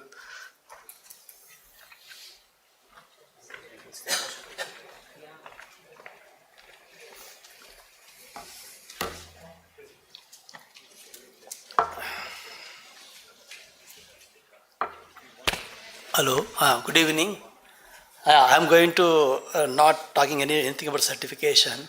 Though I was having the opportunity of starting India's first certified organic food store in 2008. That was the beginning of certification of the stores also. That's a different story. But I'm sharing with you something very unique, very different, where we can really transform and make a big difference in organic as well as biodynamic farming movement. This is what I learned from many Western countries, including Germany. In the year 2006, I was able to go to Germany and attend BioFac. I think many of you know about BioFac, which is one of the biggest trade fair happening in organic and biodynamic. Everything comes there, and activists, countries, it's a big thing, and to learn from there is very interesting things. There I picked up very interesting initiatives. Usually promoted by the organic farmers, and that's called biohotel groups and responsible tourism. This is very interesting because, see, we do many things, we grow many things, but how do you reach the consumer? How do you create awareness? If that is not happening, there is no demand for our products, then how can we reach them? And they have designed this kind of tourism and hotels, restaurants, and many things. And this is not done by the business people. It's all done by all organic farmers and the group of farmers, and they have created lots of, many kind of programs to promote this thing. So I was in the year 2006 when I went, I was building I never thought that I become a hotelier or a restaurant owner or something like that, because it really promoted me to start this in India also. I thought, why can't you do it in India? India is the big thing for organic actually, and of course now you change from last 30-40 years. Otherwise basically we were so much organic. So I thought of also, when the people are also asking me, I was the secretary for Organic Federation, where we are getting organic, how it is possible, all these questions were there. So I started something, few initiatives which are now become a kind of a benchmark, which are really doing, I'm happy to say that Bangalore is an organic place now, capital of organic movement in this country, including state governments. How you took millet trade fair to the international millet trade fair is a story that I can share in a different way. But I'm going to short time, I'm going to share you some pictures and some kind of glimpses what we are doing from last 20 years. Please. This is called ecotourism. And now, yesterday you all heard about how the governments are moving, even present tourism minister H.K. Patil sir also. I am the part of that organic tourism policy, and we are now creating a strong policy to promote farm tourism, so that farmers start getting money from this also, and also simultaneously create awareness to the public. This is very important aspect in this movement. We are working on it. Mostly this January that policy will be implemented. Then we can see lots of changes in organic farming movement also. Next. I don't want to say all these things, but I want to say key things about this tourism is that, please go back. So this key tourism, this is the worldwide concept. This is the standard they have created. I am the part of the World Responsible Tourism Program. So this critical environment, then socio-cultural and economy, these things have to be addressed. These are the primary values of this ecotourism. Next. This is the picture of our farm. We show to the children this one, how these wild bees are doing this kind of they are building their own houses. This is very interesting. The children, they really enjoy. Next. Yeah. So this another thing is that we have to address this food, experience, guest, community, locality. Both are connected. See, guest should become our friend, our community, our part of movement. And community, the people who are staying around the farm, they should become the stakeholders. And food should be local. Food cannot be, see, my farm in Bangalore, but nearly 60 countries people visited. I never gave them bread to eat.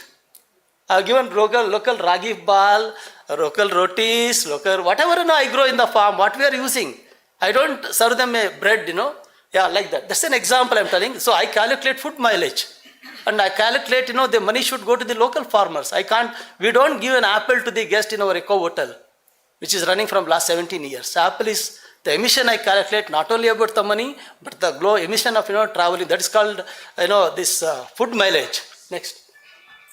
Yeah, this is our farm in Bangalore. This is 30 kilometers from here. This is an eco hotel. Many of the guests are staying and they are complimenting how this hotel is different. This is one of the first hotels in India as well as in Bangalore to start in an eco hotel.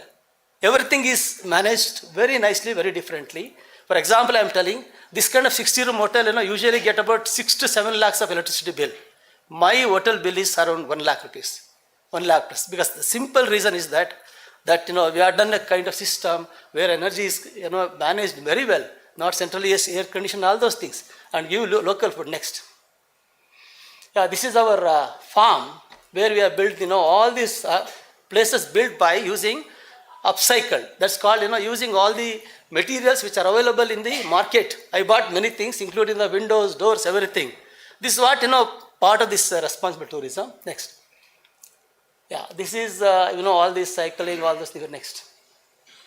Yeah, see the food what we are giving. It's all local. Nothing comes from outside. Many things I grow in my hotel only. That's called zero mileage. This is very, very, very important. So that food should become fresh, local, and seasonal, and all these things we address. Next. Yeah, this is an experience. This group from America, they came to us. They don't know jackfruit. What is jackfruit? Definitely, but they see that jackfruit is so different. This girl, she was just smelling it, whether it's not ripe, but she's trying to smell it. The boy, eats this organic, very tasty. See, my restaurant, which is north of the city of Bangalore, children come and enjoy food because the food is virginal. Please understand, this is the experience. When the food is virginal, everything tasty. When the food is fake, it is only off taste, not full taste. Next. Next, sir. Excuse me. Yeah, these are all students. We do that, children and guests to hug the trees. This is called forest bathing. This is the latest thing in tourism, and it is a big thing happening. Forest bathing, that's a different, you can all Google, understand, very interesting. We could all do forest bathing in our farms. That changes lots of things. Next. Next, please. This is the students, many countries, many university students, they regularly come to our restaurant as well as farm. We are getting money from this. It's not free. We really charge them very reasonably and give food and all those things. Next, please. Next, this is very interesting. See, what is the experience we are giving to this guest? It's not just, you give different experience. Whatever available local in the farm, that is what, you are doing this. This is everywhere we can do. It's all in my farm picture. Literally, people enjoy this. This is what you have to do in our farm. You should attract people and give them experience. Next. Yeah. These are all usual children coming to our place. How you are welcoming? We welcome the guest with local, everything, from our farm only, including the juice, including the food, whatever, everything generated inside the farm. Any farmer can do these things according to the availability of the products. Next. Yeah, this is the same thing, that jamun, they are seeing the sandalwood tree, and this is all the soil. We are asking them to smell the soil. My farm is a 25 years old organic farm, fully enriched. You can see the soil, and definitely we can also consume many things. Little bit. A Japan scientist came, he consumed the soil, he says, lots of good microbes go to my gut. This is what, soil definitely matured. I got only one borewell for 40 acres. And every rainfall stays for about 1 month. That is the advantage of what we have done, created a food forest. Next. Next, sir. When was the last time it rained? How is the smell? It's not like a mature tree. It's like very So nice. Why it is nice? healthy. So how do you microbes? Yeah, if it's like worth so much money.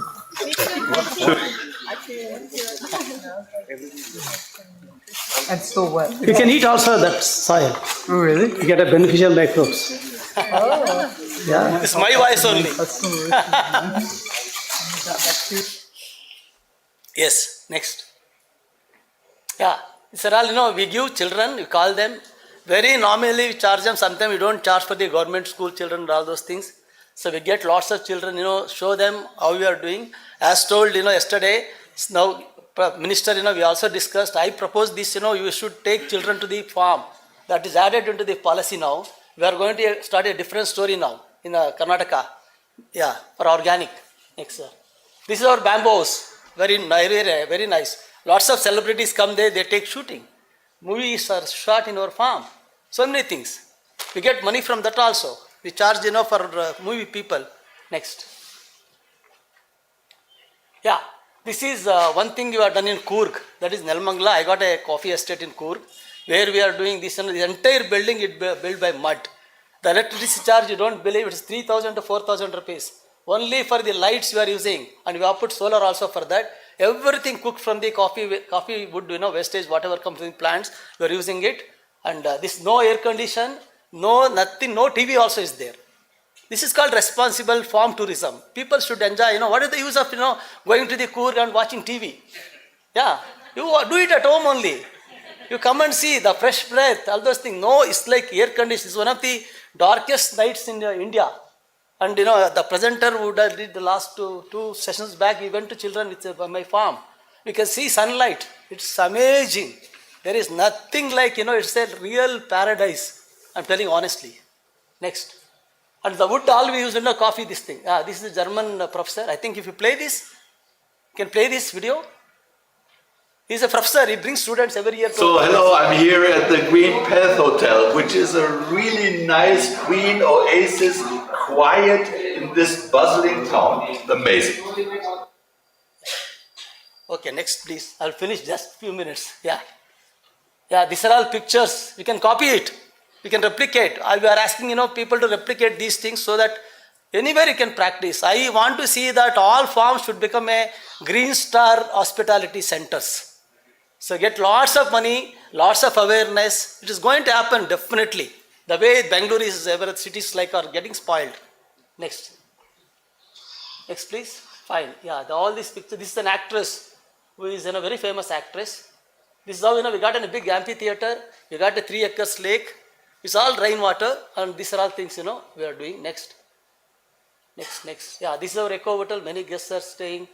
Yeah, this is again Coorg. How this forest bathing is done. Next. And even entire building is painted by mud only. No chemical. This is the thing. And one thing, we are doing very interesting thing for last 45, 46 week. This next Sunday is 46. We are organizing every Sunday morning organic Sante. Some of you must come and watch it. Wonderful. People come at 7:30, 8 o'clock to our place. They perform community cooking. So many things we are doing. It's creating a big thing in Bangalore city. So any of you, when any of you there in Bangalore, next Sunday also, every Sunday morning there is a celebration of organic in our place. It's opposite to the Mantri Mall metro station. Yeah, thank you very much, sir, for your this thing. And I'm very happy that Chandrasekhar sir has taken, sir, I'm talking about you. He has taken lots of last few days we are working to make this very successful, this event. Of course, this rain, everything, but one thing, I've attended many conferences, but it's one of the best conferences because of you. I see lots of committed farmers here, committed activists, scientists, all big people, it's very interesting. It's not the number, it's the quality, it's the people. So I'm very happy. Thank you very much. Thanks for giving an opportunity for hospitality. And we'll be with you. We'll making this as a big movement. I'm happy to, we're all together, we'll be a big community. Thank you very much. Thank you, Jairam sir, for a wonderful idea that organic farming is not just about eating food, but also the experience for people who eat it. So thank you, sir. I invite Mr. Jairam Pakirisamy for the concluding the speech. Yeah. Is there a slide for me? Or?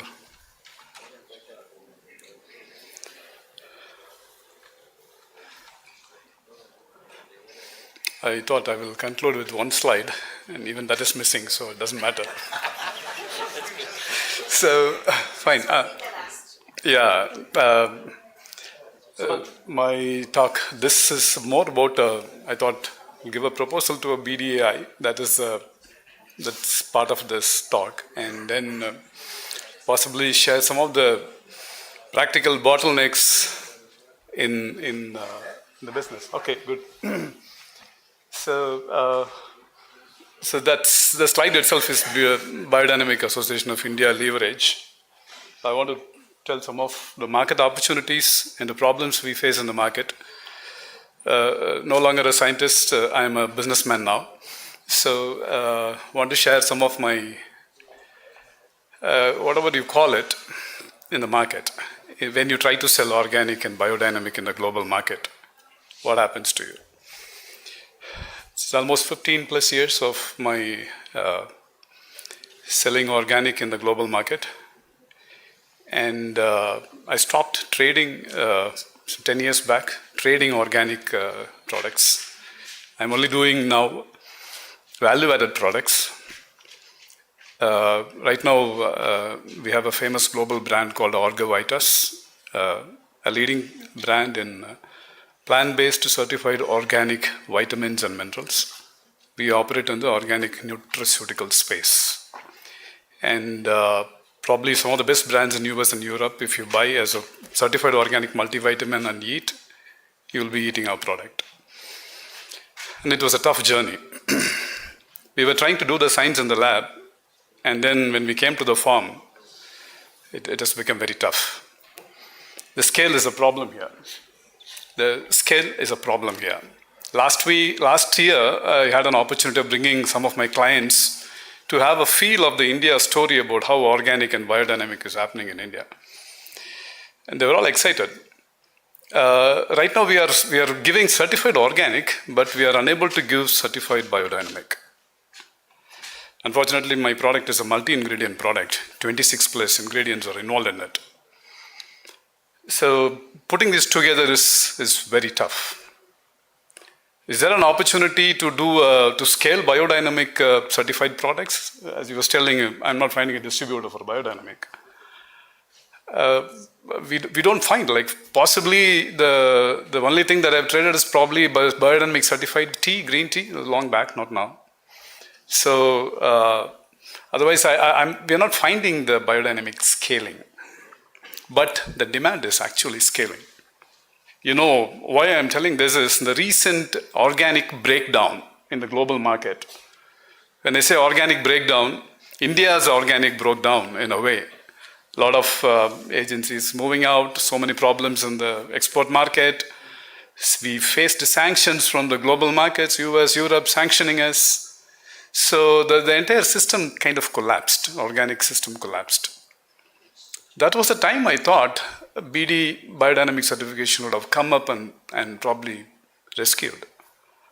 There was one great opportunity we thought when there was something missing in the organic ecosystem, probably the alternate ecosystem should have taken care is one thing I thought. The reason is the consumers are willing to pay. Let me give you a small comparison. What is the value? Say I supply, let's say, vitamin D3. From two sources I supply. One is from organic lichen and other is from an algae, Nanachloropsis. The buyer buys it per kg is at approximately $200 per kg. How many capsules can you make out of that kg? It's up to you. But they sell it at $120, $125, a 60 capsule bottle. What is the rate of multiplication, value multiplication? It's just capsuling. Just make direct capsules out of it and they sell. $200 Yesterday we were discussing about how many times the price value addition can happen. 3 times, 4 times. This is 40 times, 50 times, 100 times. You see the market size also, it is so disproportionate. We stand at number 2 in terms of the size, organic market as producers. But compare it with our total business volume. That is somewhere 180 billion dollar market. We are at 1.5, 1.2. How many times? 100 times. But we are the second biggest producer. So many organic farms exist in India. There is something fundamentally wrong, which we need to sit down, analyze in this. What is that fundamentally wrong is probably, we do a lot of organic farming, but we don't do organic processing. We don't do organic handling. That ecosystem of organic handling, organic processing is not there in the Indian ecosystem, even in the certification system. Unfortunately, people visit my factory for certification. They're all agriculture graduates who doesn't understand the food system. I know, I hope you accept this. Agriculture graduates who don't understand what is organic food processing.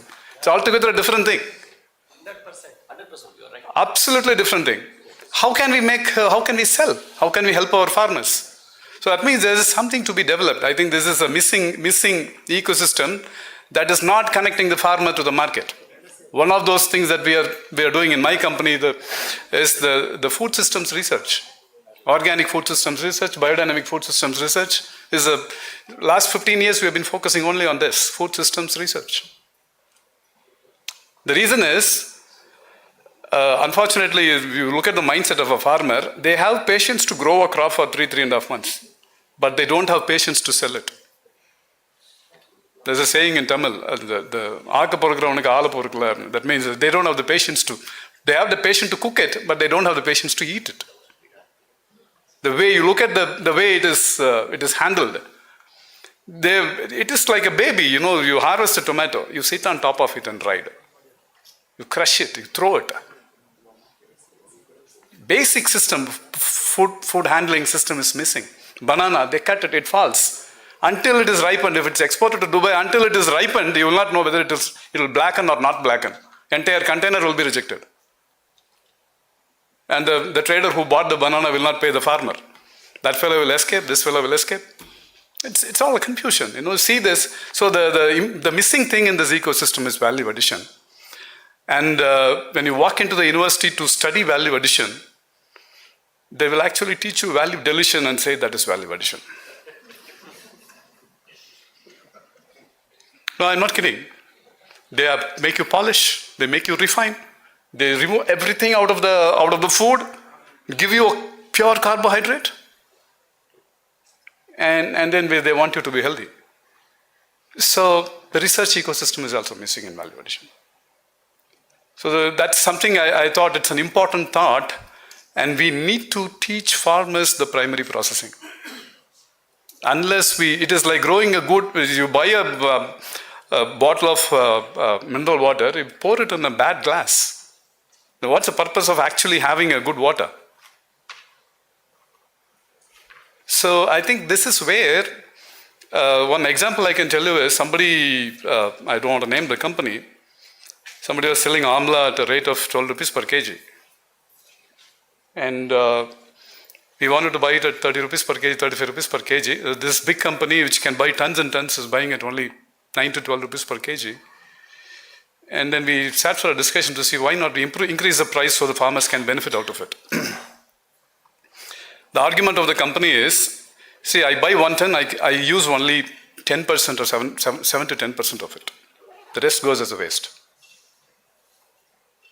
So my cost is so much that, actually if you look at the cost, I use 7 to 10%, which means I'm giving more than 100 rupees. So the whole idea is, then I asked this question, why don't you transfer your knowledge of what is good to a farmer? It's not going to, this particular knowledge is not going to be transferred from an university to the farmer. It has to be transferred from the industry to the farmer. So then what is the problem? The farmers actually pick the fruit from the ground.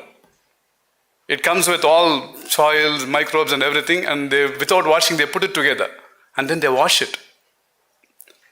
The washing practice is such a great practice that we spread the microbe from one fruit to another fruit.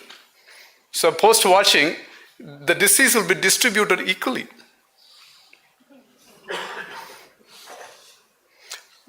So unfortunate.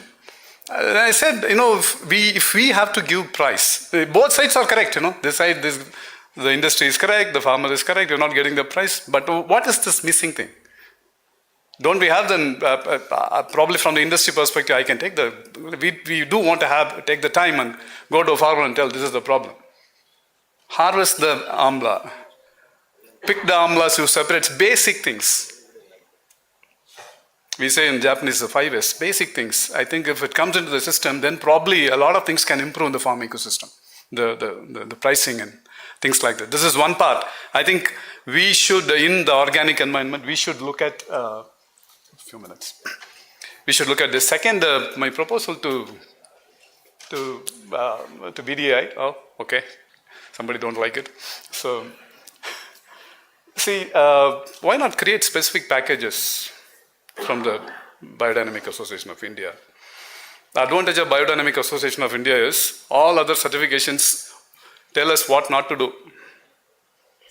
Biodynamic actually tells us what to do in terms of giving the input, which standard, I don't know whether to use the word standard. In organic, nobody gives you input, this input to use, that input to know. They only tell you what not to do.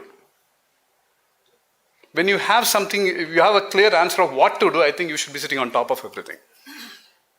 You give the input, you can probably expand. This is the biggest advantage of biodynamic, which I think is not getting leveraged.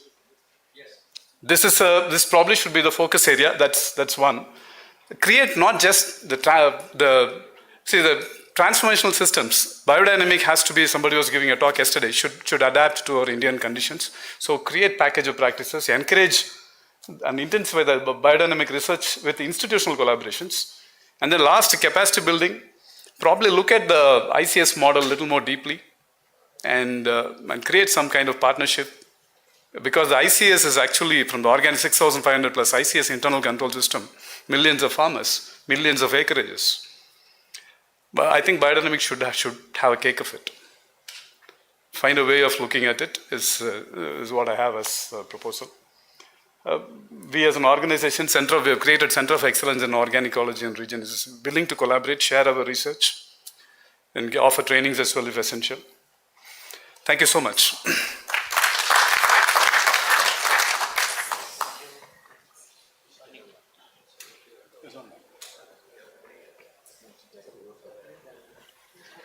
Thank you, Mr. Jayaraman. I think we have got a very, very holistic perspective on certification aspects, what to look for, what kind of experience the consumer looks for and what they like, to what the processors and traders should be doing, and also where the Biodynamic Association should be focusing in shaping biodynamics for future.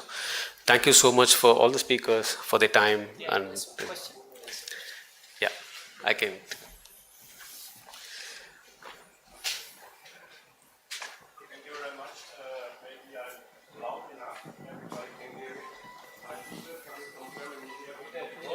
Peter, take the mic. I take the mic, okay, then I maybe don't get my voice up and coming a little bit cooler to you.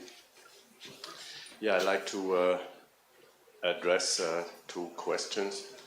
I take the chance here. We are importing coffee. We got a coffee roastery in Germany, and since 2004 I'm traveling through South India, taking also spices up there. And yeah, I'm in Demeter, Germany, we call it, I'm a taking hand. I take the products from you. And so now I'm an importer. I need an exporter here. And I like to address my first question to, Mr. Narajana. Yeah. Yeah. So it's about, I hear so much about value adding, chain value adding. I can have a much more easier job when I go to Biofac. It was mentioned here, big fair. I go to Biofac and say, yeah, hello, are you getting 20 tons, 500 kilograms, okay, please show me your certificate, done. But from my perspective, it's keeping the value. There is no value addition when I meet farmers, when I go to farmers. That's why I'm here. I like to meet farmers, see their plots, see their soils, and from there on, that's the best quality I can get. We are facing problems now here. We've got turmeric consignment. We bought turmeric, and we have 5 till it is in the harbor. We've got 5 lab analysis. Our partners here had to stand. Everybody, when somebody takes this rhizome, cook it, clean it, dry it, every time it has to be a lab analysis. Finally, it takes 6 months to get the product out here. My question is, did you have, or do you have any data from the history? Where does the contaminations happen? Is it from the ground? Is it on farm level? Or are there many more people involved? Different steps of value adding. In turmeric, there's not much, but when we hear about capsules and powders, vitamins and whatever, so I just get the second question. We talk about that biodynamic gives us the healthiest foods. I have seen up in Uti, I visited Mohan's. Peter, I'm very sorry, but Yeah, please make it quick. Okay. Because we don't have time. Where There's does one more speaker waiting. contaminations come?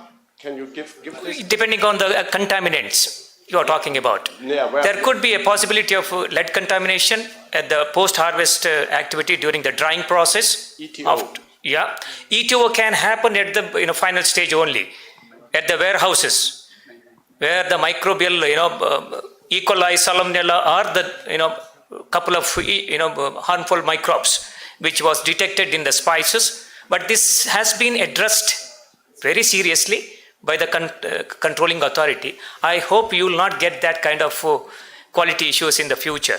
Moreover, complete tracking and traceability will be there. 2 types of certificate will be issued for the traceability purpose, and if there are any quality issues, one at the trace net system, another one is certificate of inspection traces by the EU. EU also closely interacting with our national regulating body. I hope you will not get, because this is basically from the group of operators where the process, monitoring, and it will be very challenging. Uniform processing, post-harvest activity is a issue to be addressed. Otherwise, if you tell me which chemical or which parameter or which quality issues have came across in your product, we certainly would be able to take that responsibility to investigate and give potential source of contaminant and take preventive measures. Where, when you have a case of office, you have an office case, and if you are going down to where it is it on farm level or is it more? Entire supply chain, starting from the individual farmers to final warehouse. We take the responsibility. Post shipment, we have limited control. Most of the European contaminants happened after a year or 2 when the product shipped out of the country. We don't know what's happening at the warehousing level in the European Union from one country to another country. I don't know whether you are not using the ETO in your country? No, it's forbidden. Oh, I don't know, because... Sorry, I know the producers of the ETO are in Europe, but in Europe it's forbidden. Yes, of course, we need to interact. Maybe we can have a cup of tea after. Yes, that's a great idea. Okay, thank you so much for the session. We conclude this session and we have a small announcement to make before the next session. Thank you, Krishna.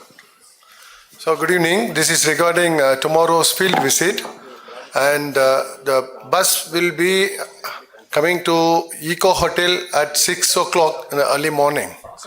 So you are close by to Eco Hotel, please assemble by 6 a.m.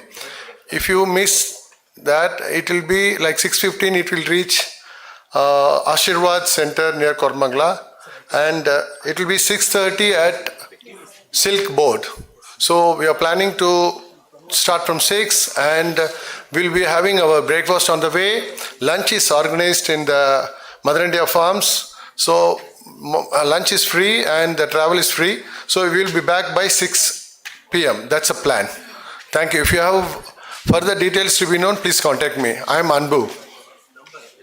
And my mobile number is, please note it down, 97-877-499-31. I'll tell my number once again, 97-877-499-31. Thank you very much.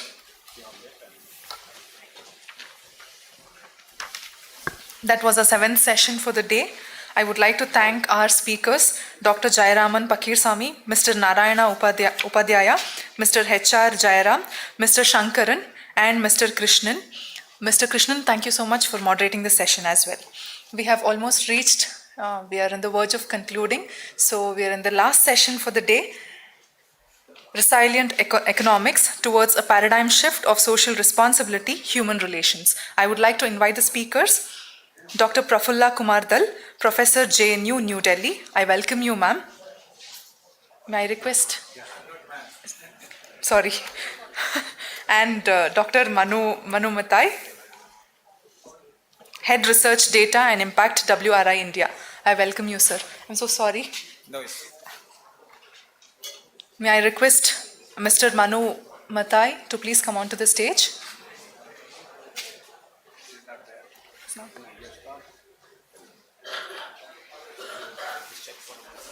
Sir, you may start. The stage is all yours.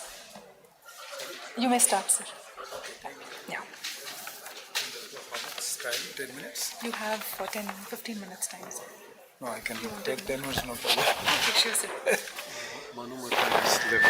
So you can say about your experience and about what is going to happen and What's going to happen? Yeah, if you want to start something. And some more things and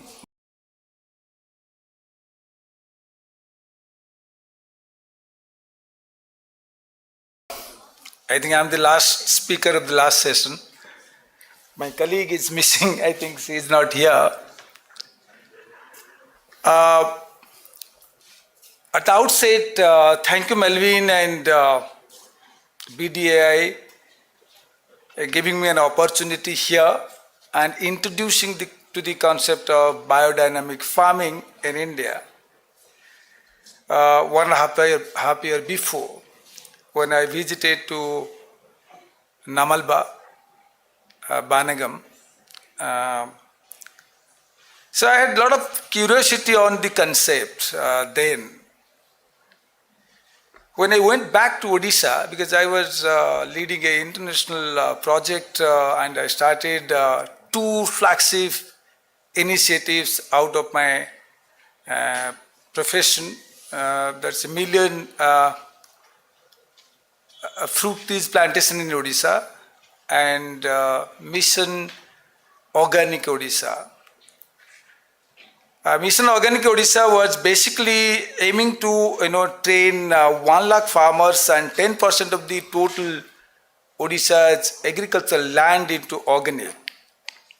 Biodynamics was not my domain then. It was part of government, corporate and civil society. I have formed more than 60 APOs where 10,000 farmers are linked in a different way. That was a kind of things.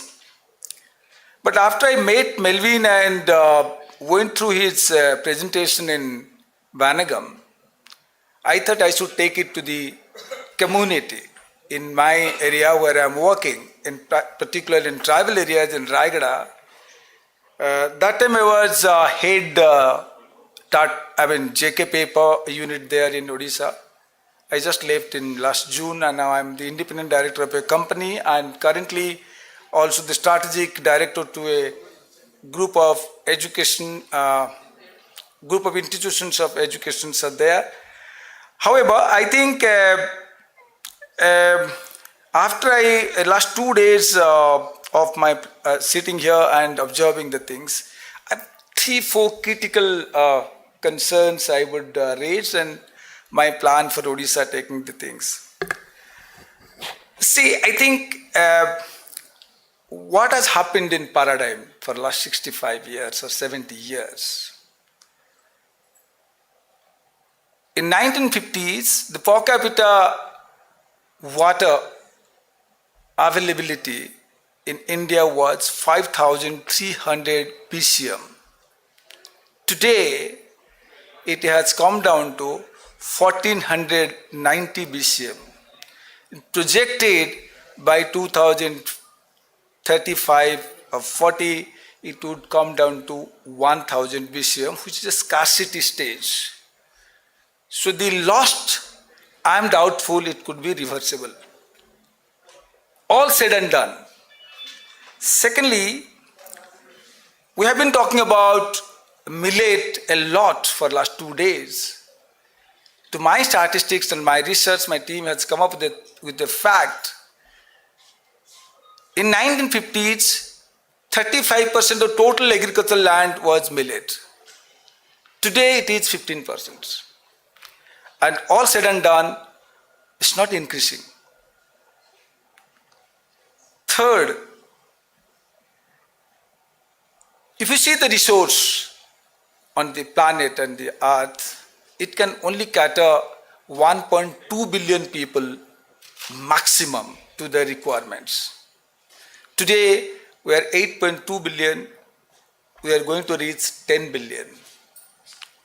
So having said that, I am very optimistic that paradigm will be shifted towards sustainable stage, because if you see the green revolution paradigm, it has given whatever the bad thing it has given now, people have thought of at least questioning the paradigm in agriculture, in water, in energy, and so many things are there. And today even people, a lot of analysis and data to say a ton of carbon emitted cost in India, social cost in India is $90.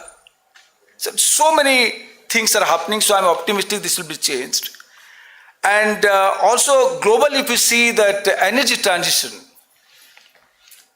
250 years, we have carbon intensive energy and we have got now ways and technology to transform it. So that is the way we can do that. But how to do that? Biodynamic, all said and today, looks me as still in a reactionary or critic to the mainstream paradigm. It has to be mainstreamed. And what is mainstream? Indian mainstream, if you take the agriculture into account, 96 crore families in India lives in ration cards. The food security is just, you should just imagine. For enterprise, biodynamics and organic, natural farming, it's fantastic. How it is going to be mass adopted practice, that should be the case in point. We should think quite seriously on this. Secondly, if you see the pattern today, what is the government of India's policy today? Because if you go parallelly and create a new structure, creating new market and bringing the farmers, giving them income, other things is fantastic. If you want to integratedly go with the government, which is linked to the population or people, then you have to own over the structure. And for that, I think a lot of advocacy activities need to be done. Lot of advocacy activities. For that, Biodynamic Association of India must do that. Thanks a lot to Pondicherry professors. He is doing the things, and many other people have done that. So, having said that, for Odisha, I think I have got a presentation, but I cannot do this thing with paucity of the time. And in Odisha, I now all the 60 FPOs, we are going to have the trainings on this. And I have requested Melvin to open up the center there in Odisha. I have written twice that all my farmers are ready to take it up. I have two challenges. When I went to the community, farmers are ready to take it up. but there are the obstacles, free rice, subsidies, so many things are there. So you have to challenge that. Your communication and your hands-on, hand-holding system should be so that farmers should believe you and you should do that. That is very important area of concern. That when you went to the government, they're ready to take it off. But they need to take it in a mass in such a way, because agriculture is a state subject. At the same time, bureaucracy needs a lot of presentations. I think fantastic presentations have been made. Please bring out the highlights, do a master presentation kind of things. I will help it because I am part of the policy making, and that can happen. Third thing, I think I see a lot of hope in corporate sectors. Because I am the independent director, and today I see a lot of disclosures that companies have to put in the government. And this is one area, it's 100% taken by SEBI, RBI, and all the industrial bodies, and that can add to their credit, and they will jump into the things and put fund, and their peripheries they can start it up. That is the way strategically we can make it mass. I think many other strategies are there, and strategic things is you have to decide, or the BDA has to decide whether to go to parallel or to go integrated. If you to go integrated, then your approach has to be different. And I'm quite hopeful that the proposal for each state chapter should immediately happen, and then you can do a different kind of experiments. And the kind of certificate and other things are happening, the issues are there. Once it becomes mainstream, you don't need to do these things. Third and very critical thing, the equity issue. The farmers, all that has been that we are creating for the consumers, and farmers generally not consumers. You just imagine a farmer's per month income is 5,112 rupees in Odisha. How can he purchase and eat it? And healthy India cannot possible with 96 crore people with ration, and poor farmers cannot afford it to the things. I think that need to look for that. Thank you very much for the opportunity for giving me the things, and I look forward for getting associated more strongly. And I think 20,000 farmers, those are linked to me, all will be trained by BDI gradually. Thank you very much.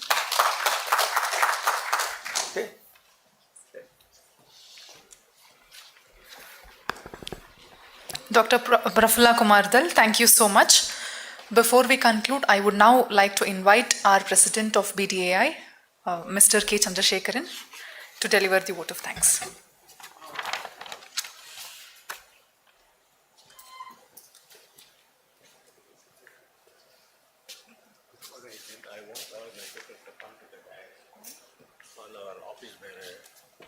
I request all the members of BDAI to please come on to the stage. Secretary, Treasurer, all members, please come on to the stage. Come.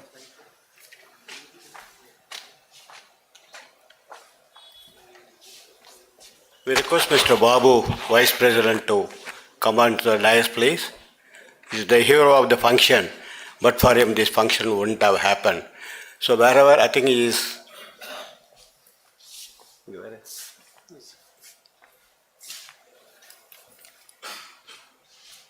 Anbu, Krishnan,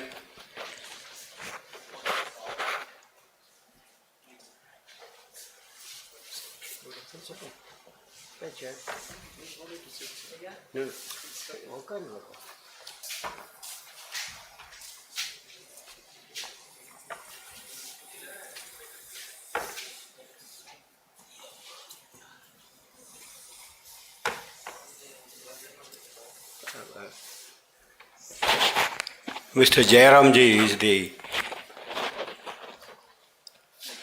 Vice President for the Conference Committee, and he's the person who gave us not only a great speech, but he provided food in the last 2 days, which is 100% organic. I think all of us will enjoy it.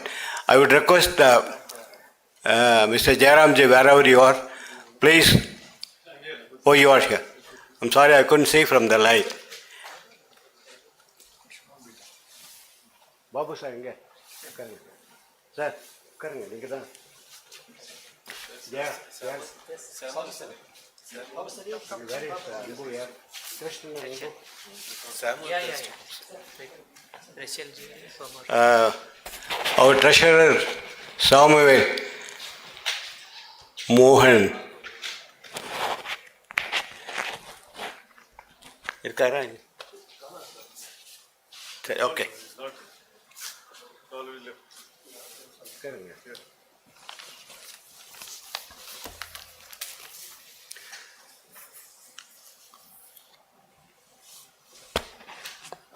Friends, we are at the last session. I've been asked to give a vote of thanks, but before that, I would like to recognize the contribution made by the people who are responsible for organizing this conference. From the very beginning of fixing the concept till the end, there are people who made a wonderful contribution. I would like to recognize them on your behalf and on behalf of the BDAI for the wonderful contribution that they have made and providing the leadership for conducting it so successfully.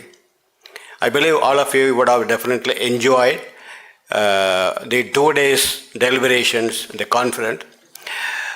It all happened about a year back or about 9-10 months back in one of the MC meetings or management committee meetings, that this being the centenary year and this being the 25th year of formation of the Biodynamic Association of India, we should definitely in commemoration of that, we should definitely have a good conference for a couple of days, and we should invite people from various parts of the world and from various parts of India, and recognize the farmers, the successful farmers who have achieved. Krishna, please come. Who have achieved. Sumant, come. Who have achieved the great position by inviting them and making them to speak. That will make other people to follow them, and through them, by hearing their experience, the people who hear them, they'll go back to their place and make more and more number of people to get into the movement. That is how the whole thing started, and it got postponed for a couple of months due to a variety of reasons, and ultimately we fixed 22nd and 23rd, the 2 days conference. We went to various places to fix the venue. Ultimately, we fixed this place after seeing this. This is the place that we should invite our guests. This is the place we should bring all the invitees to come and then see. They have done a great job here. I think it is a voluntary organization. Look at the way they keep this, the entire premise, spick and span. Even in a 5-star hotel, we don't get this kind of an atmosphere. This looks like as if we have come to some university. We look at on other days, if you come and see the children, I'm really amazed to see the work that these people are doing, this Bangalore Bangalore International Center. So we thought we should have this. And then we used to sit hours together in the meeting in person, and several meetings took place online also. Sometimes that used to go for 2.5-3 hours. I must thank all the people, starting from the Vice President, Mr. Babu, who has been appointed as the chairman for the conference committee. Let me, on your behalf, thank him for that, and thank him for accepting the request from the BDAI and conducting this till the end in a very professional way. Because of his extensive experience in organizing several such meetings, he was able to provide the guidance to all the team members. So on your behalf, I once again thank for the wonderful time that we have spent, Mr. Babu. Please understand that he was not keeping. We were all worried. For more than 3 weeks, he was not able to even move. You couldn't even come out with all this health problem. He used to participate in all the meetings, and yesterday and the day before yesterday, he was here till about 9 o'clock. Right from the afternoon he came, he was here for the whole day. We are really very thankful to you, Mr. Babu, who is the president of, who is the chairman for the conference committee. In recognizing the contribution made by him, we would like to make a small memento to him on your behalf. I would request Mr. Babu to receive this.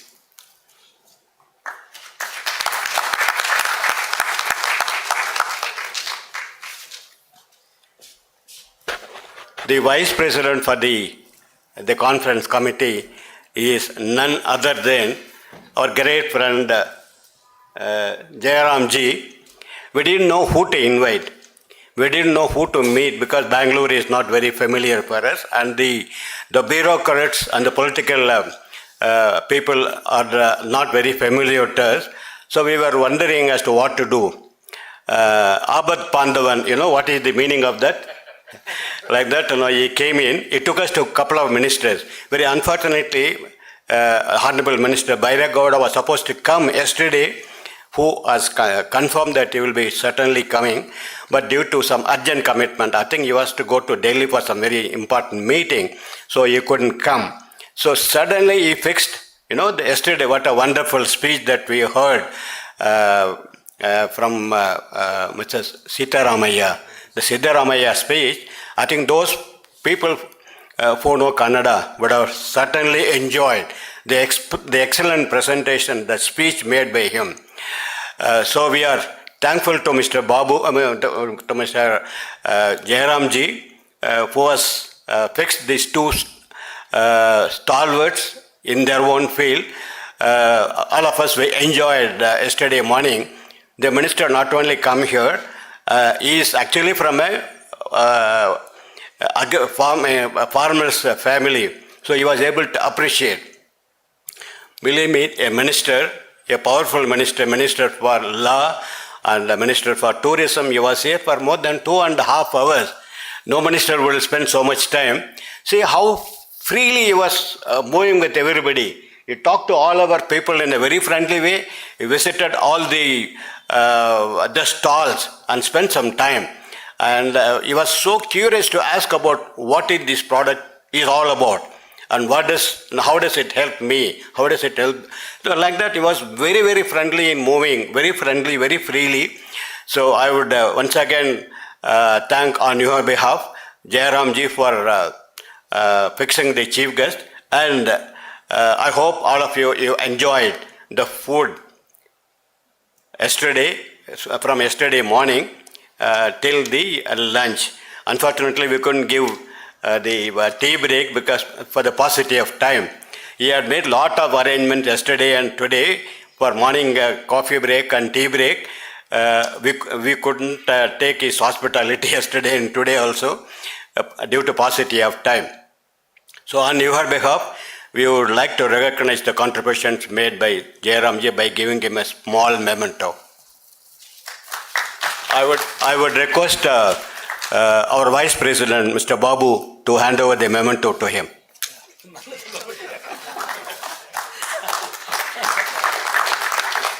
I want to make a statement, one small, submission. Today I met Minister again for some other reason, and he was so happy that he told, very, very, very, very unique program you did like that. And also he told us, as committed, he is going to help us a lot for this movement. Thank you, sir. He's a very, very great guy, in fact, and I'm a big ardent follower of him because of his values. And one more thing, thanks, sir, I'm interfering. Sorry. If you all enjoyed our place and all those things, please write it about in Google. We need it. Of course, our place is 4.5. Thousands of people have written. But people like you write about organic and other things. It goes to the whole world. Thank you very much. Thank you, sir. Thank you, sir. I would like to recognize the excellent interaction support rendered by our secretary. I think he is the youngest person among OCUS. Sumant is there. He is the youngest person. He has been in the biodynamic movement Can anybody say what is his age? And he has been with the biodynamic movement for almost 30 years. No, well, 25 years. You look like a 30 years old guy. Nobody would believe. So when he was making a statement that my advisor is Magesh, not only Mr. Navanidha Krishnan, several people told that I have been trained by Mr. Magesh Melvin. So the other person who came from Coimbatore, what is his name? Marudam Kumar, he said that when he came to see you that you were wearing only off shirt and doing some compost preparation work. So in the young age, after coming out of the college, who will take any interest in even touching the soil? That too, what you are talking, that the bio waste generated in the corporation or from the small town, nobody would even dare to touch. Not only touch that, he prepared an excellent compost and given people, he are not charged, free of cost. Now that attitude that we should do something and share that with our fellow farmers is something great. So we respect you for that excellent contribution, Magesh. Please continue to do what you are doing. Make more and more Magesh Melvins among the audience and among the Indian populace. So more and more leaders could be that we can create. So in Regakat, actually apart from that, he used to call me at least every day. We used to call 3-4 times for every information. We used to send the messages. We used to talk on the phone. We used to have the con call. We used to have the video call. And please believe me, he has never took it offensive when I call him even at 10 o'clock, 11 o'clock and 12 o'clock. The only other person I will talk to you, there is one gentleman who is, we used to call Ur Kuruvi. That means they will never sleep. So that is one person, Jason. When I'm going to talk to him about Jason's contribution, I will definitely mention about that. So on your behalf, I would like to make a small memento to Mr. Melvin Magesh.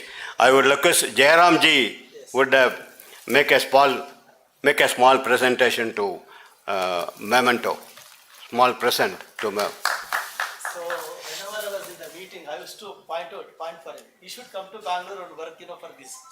He is a man with lots of, energy and commitment. And you see how vegetables is growing. Many of the vegetables are like breakfast, lunch, and everything. Thank you, all of that. You should be a big leader. Yeah. The other person who we would like to recognize, our treasurer, unfortunately he is not keeping well. He was here day before yesterday, and today also about 1 hour back. He took leave from all of us because he is not able to sit here because of his health. The way in which he used to ask the accounts, follow up all the payments, the contribution made by him is immense. I would request Magesh Melvin to receive the memento from Mr. Babu and hand it over to our treasurer, Mr. Samuel Mohan.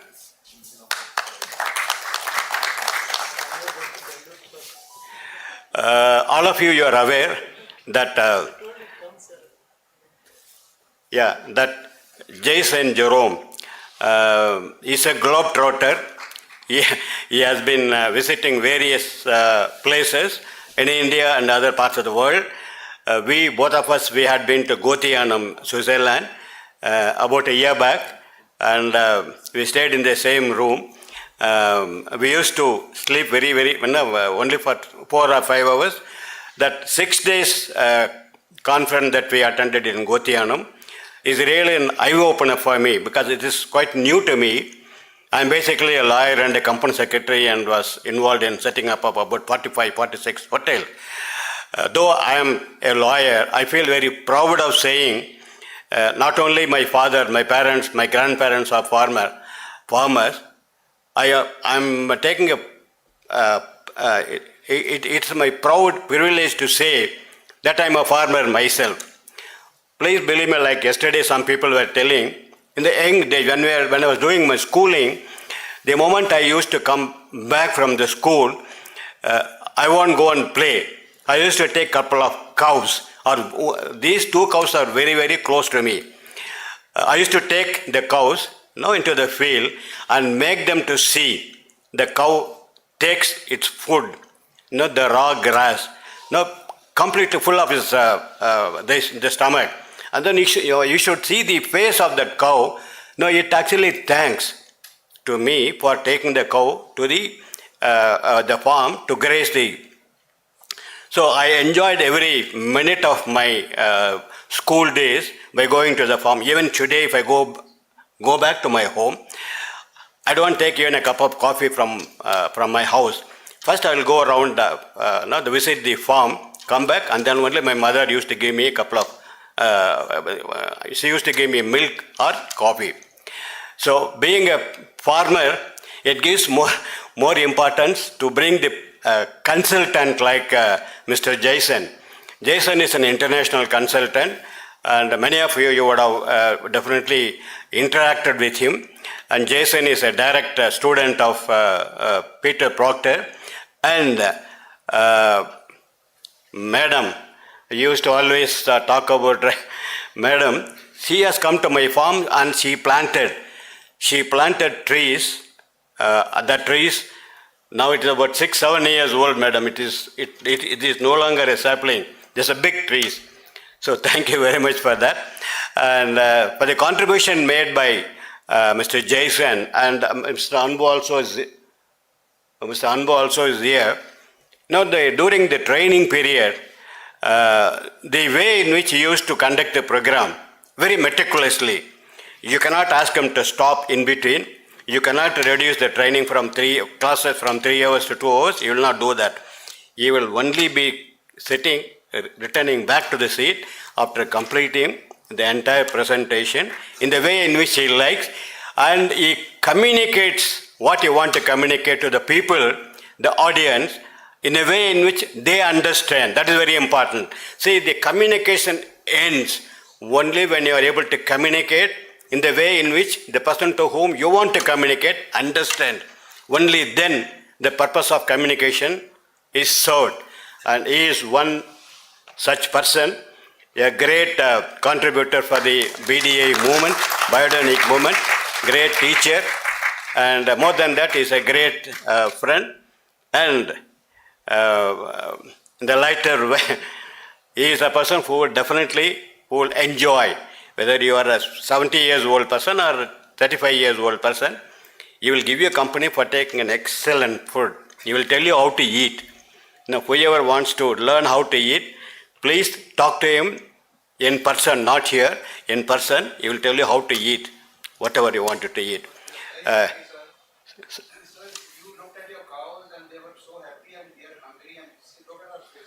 No. Sir, coffee is there. I'll just finish it in about 10 minutes, Ram. 10 minutes, not more than that. Maybe 5 minutes. Now it is over. So I would request Magesh to hand over a memento to Mr. Jason.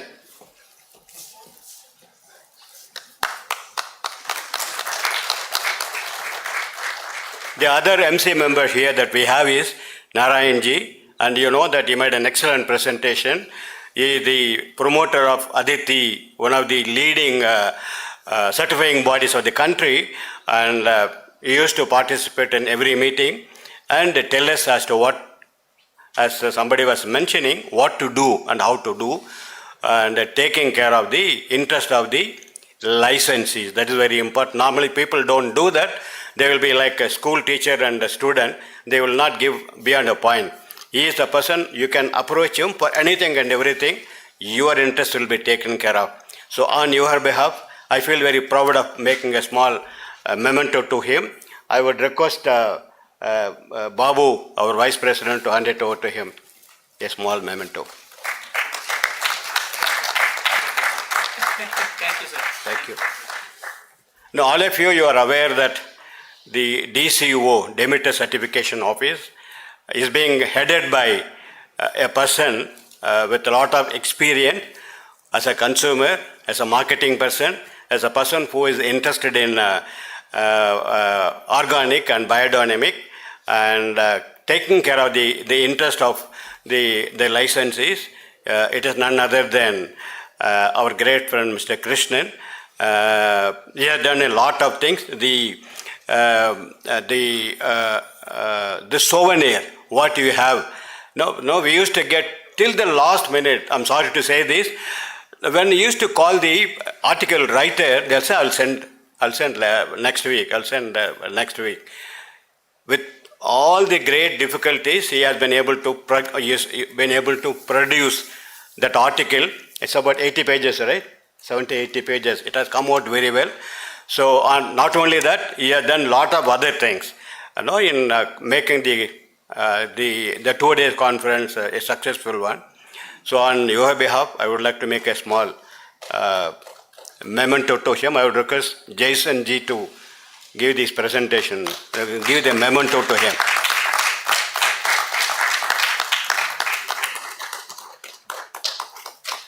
The other person who I would like to recognize is Anbu. He has been part of the DCO till last year, and we have recognized that training is most important part of the BDA's activities. So we told Mr. Krishnan, you find somebody else, please relieve him. We need him to head the training department, to head, we need more and more number of people to come. And when Anbu was asked about it, he readily agreed. He is working very closely with Mr. Jason. These two people, along with Mr. Magesh, they are taking care of the entire training program. I am making a small request on your behalf. Please make this 3 or 4 member team into 30 or 40 team of experts, so that these people can go and take care of the things in the west, north, south, without any problem from people going from here. Certainly, Anbu needs the services to be recognized, and he just come back. He has taken a team of 5 people to China. He is going to visit Malaysia next month, and also Ceylon. And he is inviting those people from their country, and he is going to have the reciprocation. He is going to teach them, along with other people, as to what Indian farmers can offer to the world by way of knowledge. So I would like to request Mr. Narayan to give a memento to him.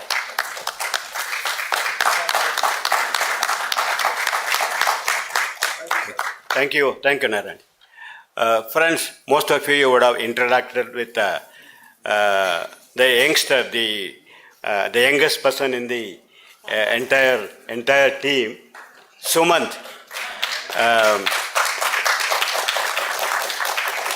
Though he is young, I must say this proudly, the knowledge that he has acquired over a period of time is equal to all of us. Some of the seniors would definitely accept that he is a person who has got that, we used to call that reservoir of information. He is one person who asks anything about the mail that you have received 5 years back, 6 years, or even 10 years back. Within half an hour, he will send a copy of that. Sir, I've sent you the mail, what you wanted. If you want some articles to be done, he will do. The press meeting, many of us, none of us know other than maybe Mr. Narayan. The press meeting he organized by producing an excellent Kannada translation, which people appreciate the language in which he has produced that. He is able to take care of the BDA. He is the admin secretary. He is taking care of various parts. For everything, all of us, we used to one day call, please call Sumant. Now, without any hesitation, without showing even little bit of anger. When somebody calls him at 10 o'clock also, he used to answer, take the call and answer. I want to requesting him to move from where he is to the city, because he will be available to everybody. I do not know when he will do that. We are definitely going to take an office in Bangalore city, and he is going to sit here.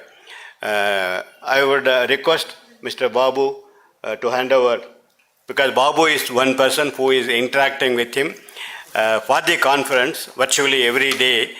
I do not know how many times they used to interact, and this conference is successful because of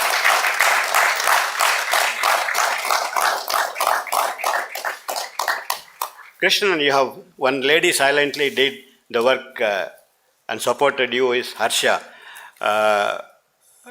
She is a youngster. She just delivered a baby, right? Oh. So she is expecting. With all the health problems, you used to support him in bringing out, your brochures, your posters, even the invitation card. Though we have changed 4 times. We have not recognized the speakers.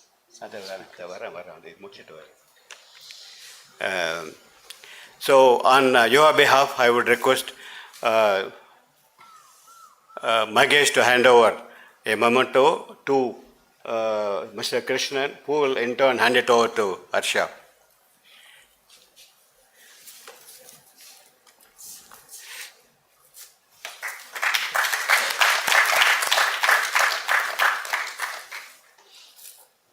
I would like to recognize the presence who has come all the way. Madam, would it be possible for you to come down here, madam?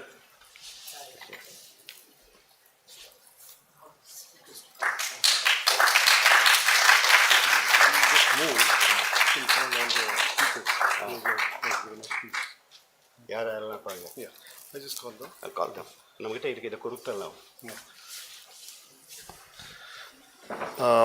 We thought, all the speakers will be here till the end of the program, but we would like to recognize those who are here.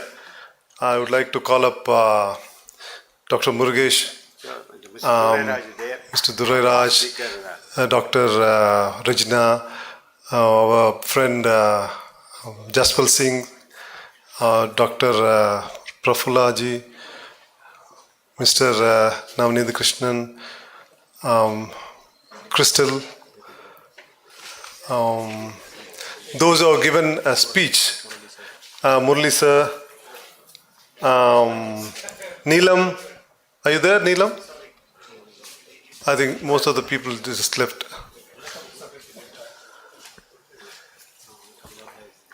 Mrs. Kamla Boy.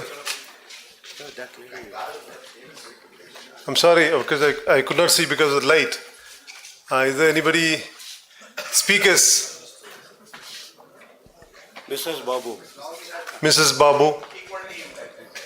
Mrs. Babu, she left. Mrs. Gayatri, ma'am. Mrs. Gayatri Babu. No, she's not here. Yeah, she's here. Please come, ma'am. We couldn't see from here because of the light. Oh, Gayatri madam. No, I got 2. Correct. Volunteers. And this girl, speed. Compare. Vishali. Sonali. Vishali? Sonali. Yes. No. Sonali. No, Sonali. I just asked.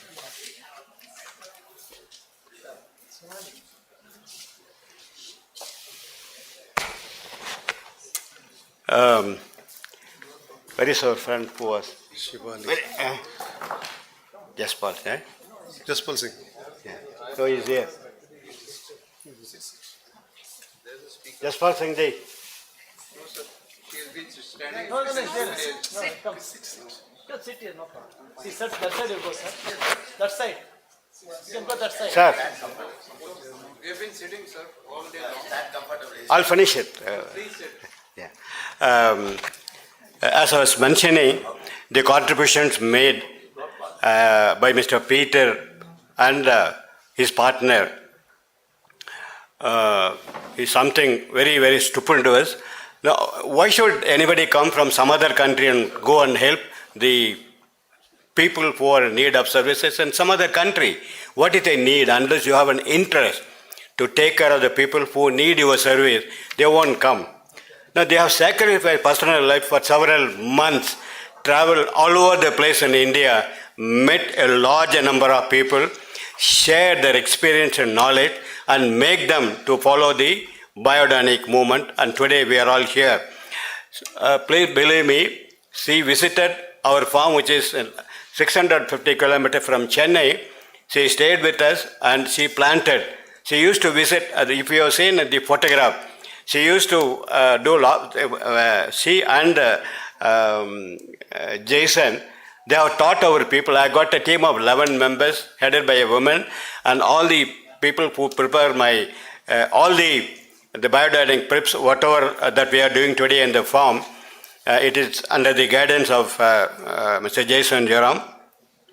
And she had visited our farm and spent the whole day and participated in doing the including the compost and the CPP, giving instructions then and there. We are really grateful to you, madam, for visiting India and making the people rich by knowledge and visiting our farm also. So on behalf of all of us, we would like to recognize, I would like to request Mr. Jairamji. Yes. No, she could give that to somebody else. Thank you, madam. Thank you. May I take this moment just to perhaps speak the verse which Peter Proctor would always speak this verse at the beginning or closing of any meeting. A verse from Rudolf Steiner. Seek the truly practical material life, but seek it so that it does not numb you to the spirit which is active in it. Seek the spirit, but seek it not in passion for the supersensible, out of supersensible egoism, but seek it because you wish to apply it selflessly in the practical life, in the practical world. Turn to the ancient principle. Matter is never without spirit, and spirit is never without matter, in such a way that we say, we will to do all material things in the light of the Spirit, and we will so to seek that light of the Spirit that it evokes warmth for us in our practical activities. Thank you, madam.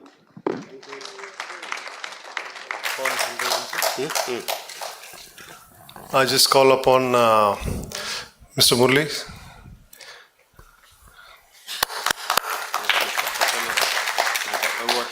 You want to? No. என்ன சொன்னாருன்னு சொல்லு. I think it takes so much time, so just finish it up quickly. Yeah. Just give it. Give it. I just call upon everybody, like, it's getting late for everyone. Yeah. Mr. Murli from Chennai, Mr. Jaspal Singh,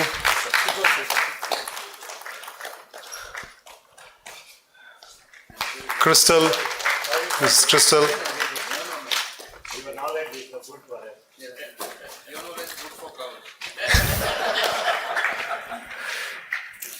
Mrs. Crystal,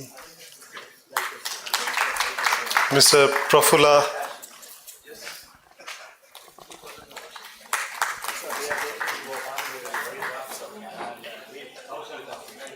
Madam from KVK, sorry, Mrs. Kamala Bai from GKVK, yeah. Coffee, man. Yeah, Dr. Regina Das.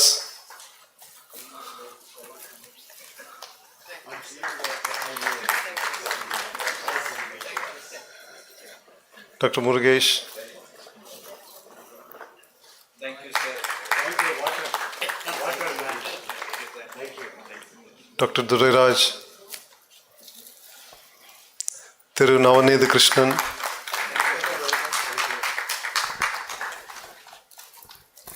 Mrs. Babu, sorry, Gayatri, Mrs. Gayatri,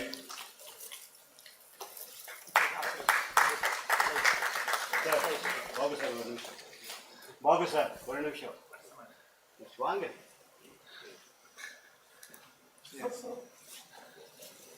Please come.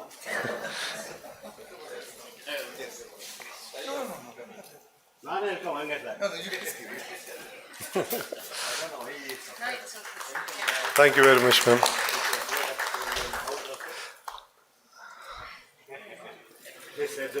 Thank you, madam. Yeah, finally, our star of the session. Yeah, Mr. Amol.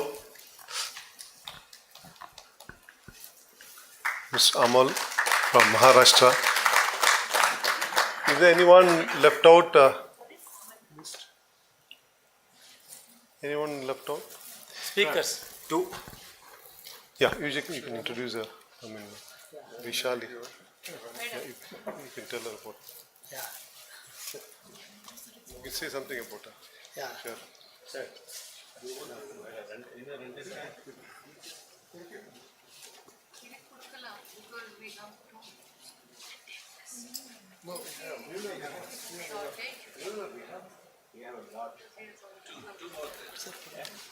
Her name is.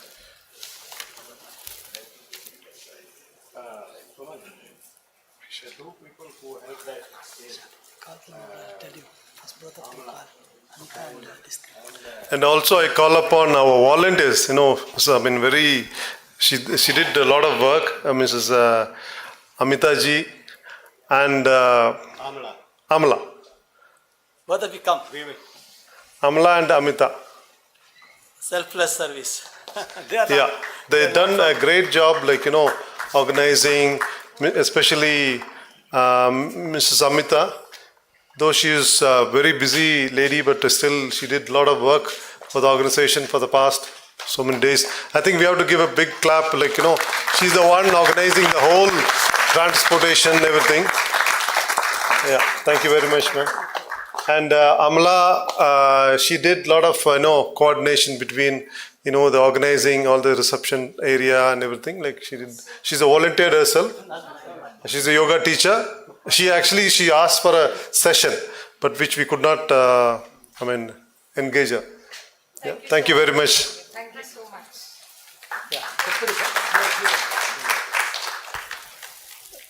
Thank you so much. Thank you. Thank you. Finally, is very, very important. Oh, that's okay. Yeah. Anytime. Yes. Aita? Thank you, Sikhi. Thank you for this. So finally, it's very, very important to thank one important person. From last 2 days, she has really literally, did her best to make this program very, very interesting with both Kannada and English. In fact, I want to tell you something. And I fixed an anchor who is doing for the government. And then Book Brahma, they told that they are organizing it. Then I was wondering how it is going to happen. But once I came and saw this whole anchoring work, I'm really very, very happy and personally thanked her very much also. So I am requesting, Shivali, give a big hand for this wonderful program, and thank you. Yeah, thank you very much. Thank you. And she's not just, she's also from my place, Coorg, very important. And she's an English professor teaching in the college, university. Yeah, Surana College. And also, sir has fixed, other event. And I also invited to. She is going to be our permanent anchor, everything. All our functions. Yeah, you have got lots of patience. I particularly appreciate your attitude. That's most important for an anchor. You never always smiling. You are not shown any kind of, Thank you. Very happy to present you.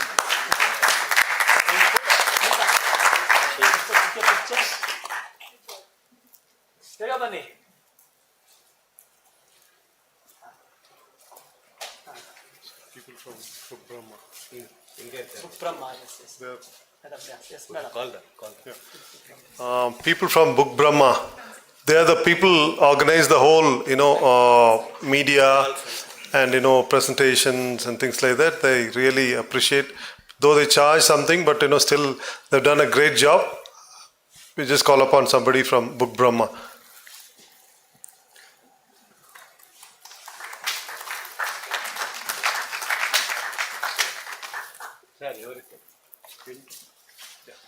Come. Sir, stall panade inga. Pinto. Come.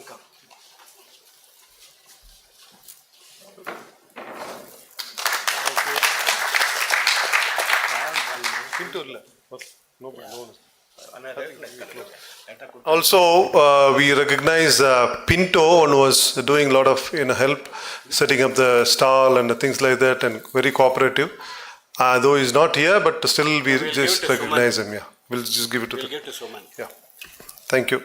I think if we close this with a Function is national anthem.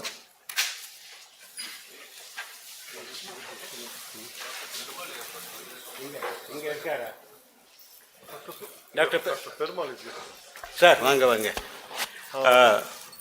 Sorry, we forgot to recognize the presence of Dr. Perumal. He made an excellent presentation on both the days. On your behalf.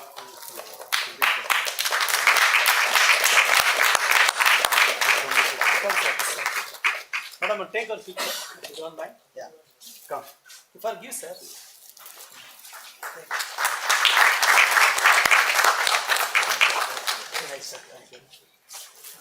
National anthem. We'll sing or they are going to play? No. I will tell you. See, how can you close this ceremony without thanking the leader who has done everything very, very important. I'm working with him last, so many months. And, very difficult this doing. There are so many issues. There are some people who were not able to, many money was not come and all those things. But all the challenges were addressed so nicely, very happily, without any tension. That is the leader, Chandrasekharan. Thank you. Big applause for all of you. Yeah. Yeah, I have to say a few things about our president, because in a very active man, of course you have seen, but in all the gifts which prepared from his factory. He got a very nice factory for making all these kind of, kitchen, setting up the kitchen items. Also, it's carved and is very well prepared gifts. It's made up of wood. Thank you very much for the gifts, sir. Thank you for the leadership, and also we want to have a tie-up with every individuals and the state level. We want to. He's ready to travel anywhere, like Punjab, anywhere. If you want to ask him to come, and definitely he'll come and coordinate with you. Thank you very much. Thank you, sir. Thank you. National anthem. I will stand near madam. I will sing us. जनगण मनाधिनायक जय हे भारत भाग्य विधाता पंजाब सिंधु गुजरात मराठा द्राविड उत्कल बंगा विंध्य हिमाचल यमुना गंगा उच्छल जलधि तरंगा तव शुभ नामे गाहे तव शुभ आशीष मांगे गाहे तव जय गाथा जनगण मंगलदायक जय हे भारत भाग्य विधाता जय हे जय हे जय हे जय जय जय जय हे जय हिंद जय हिंद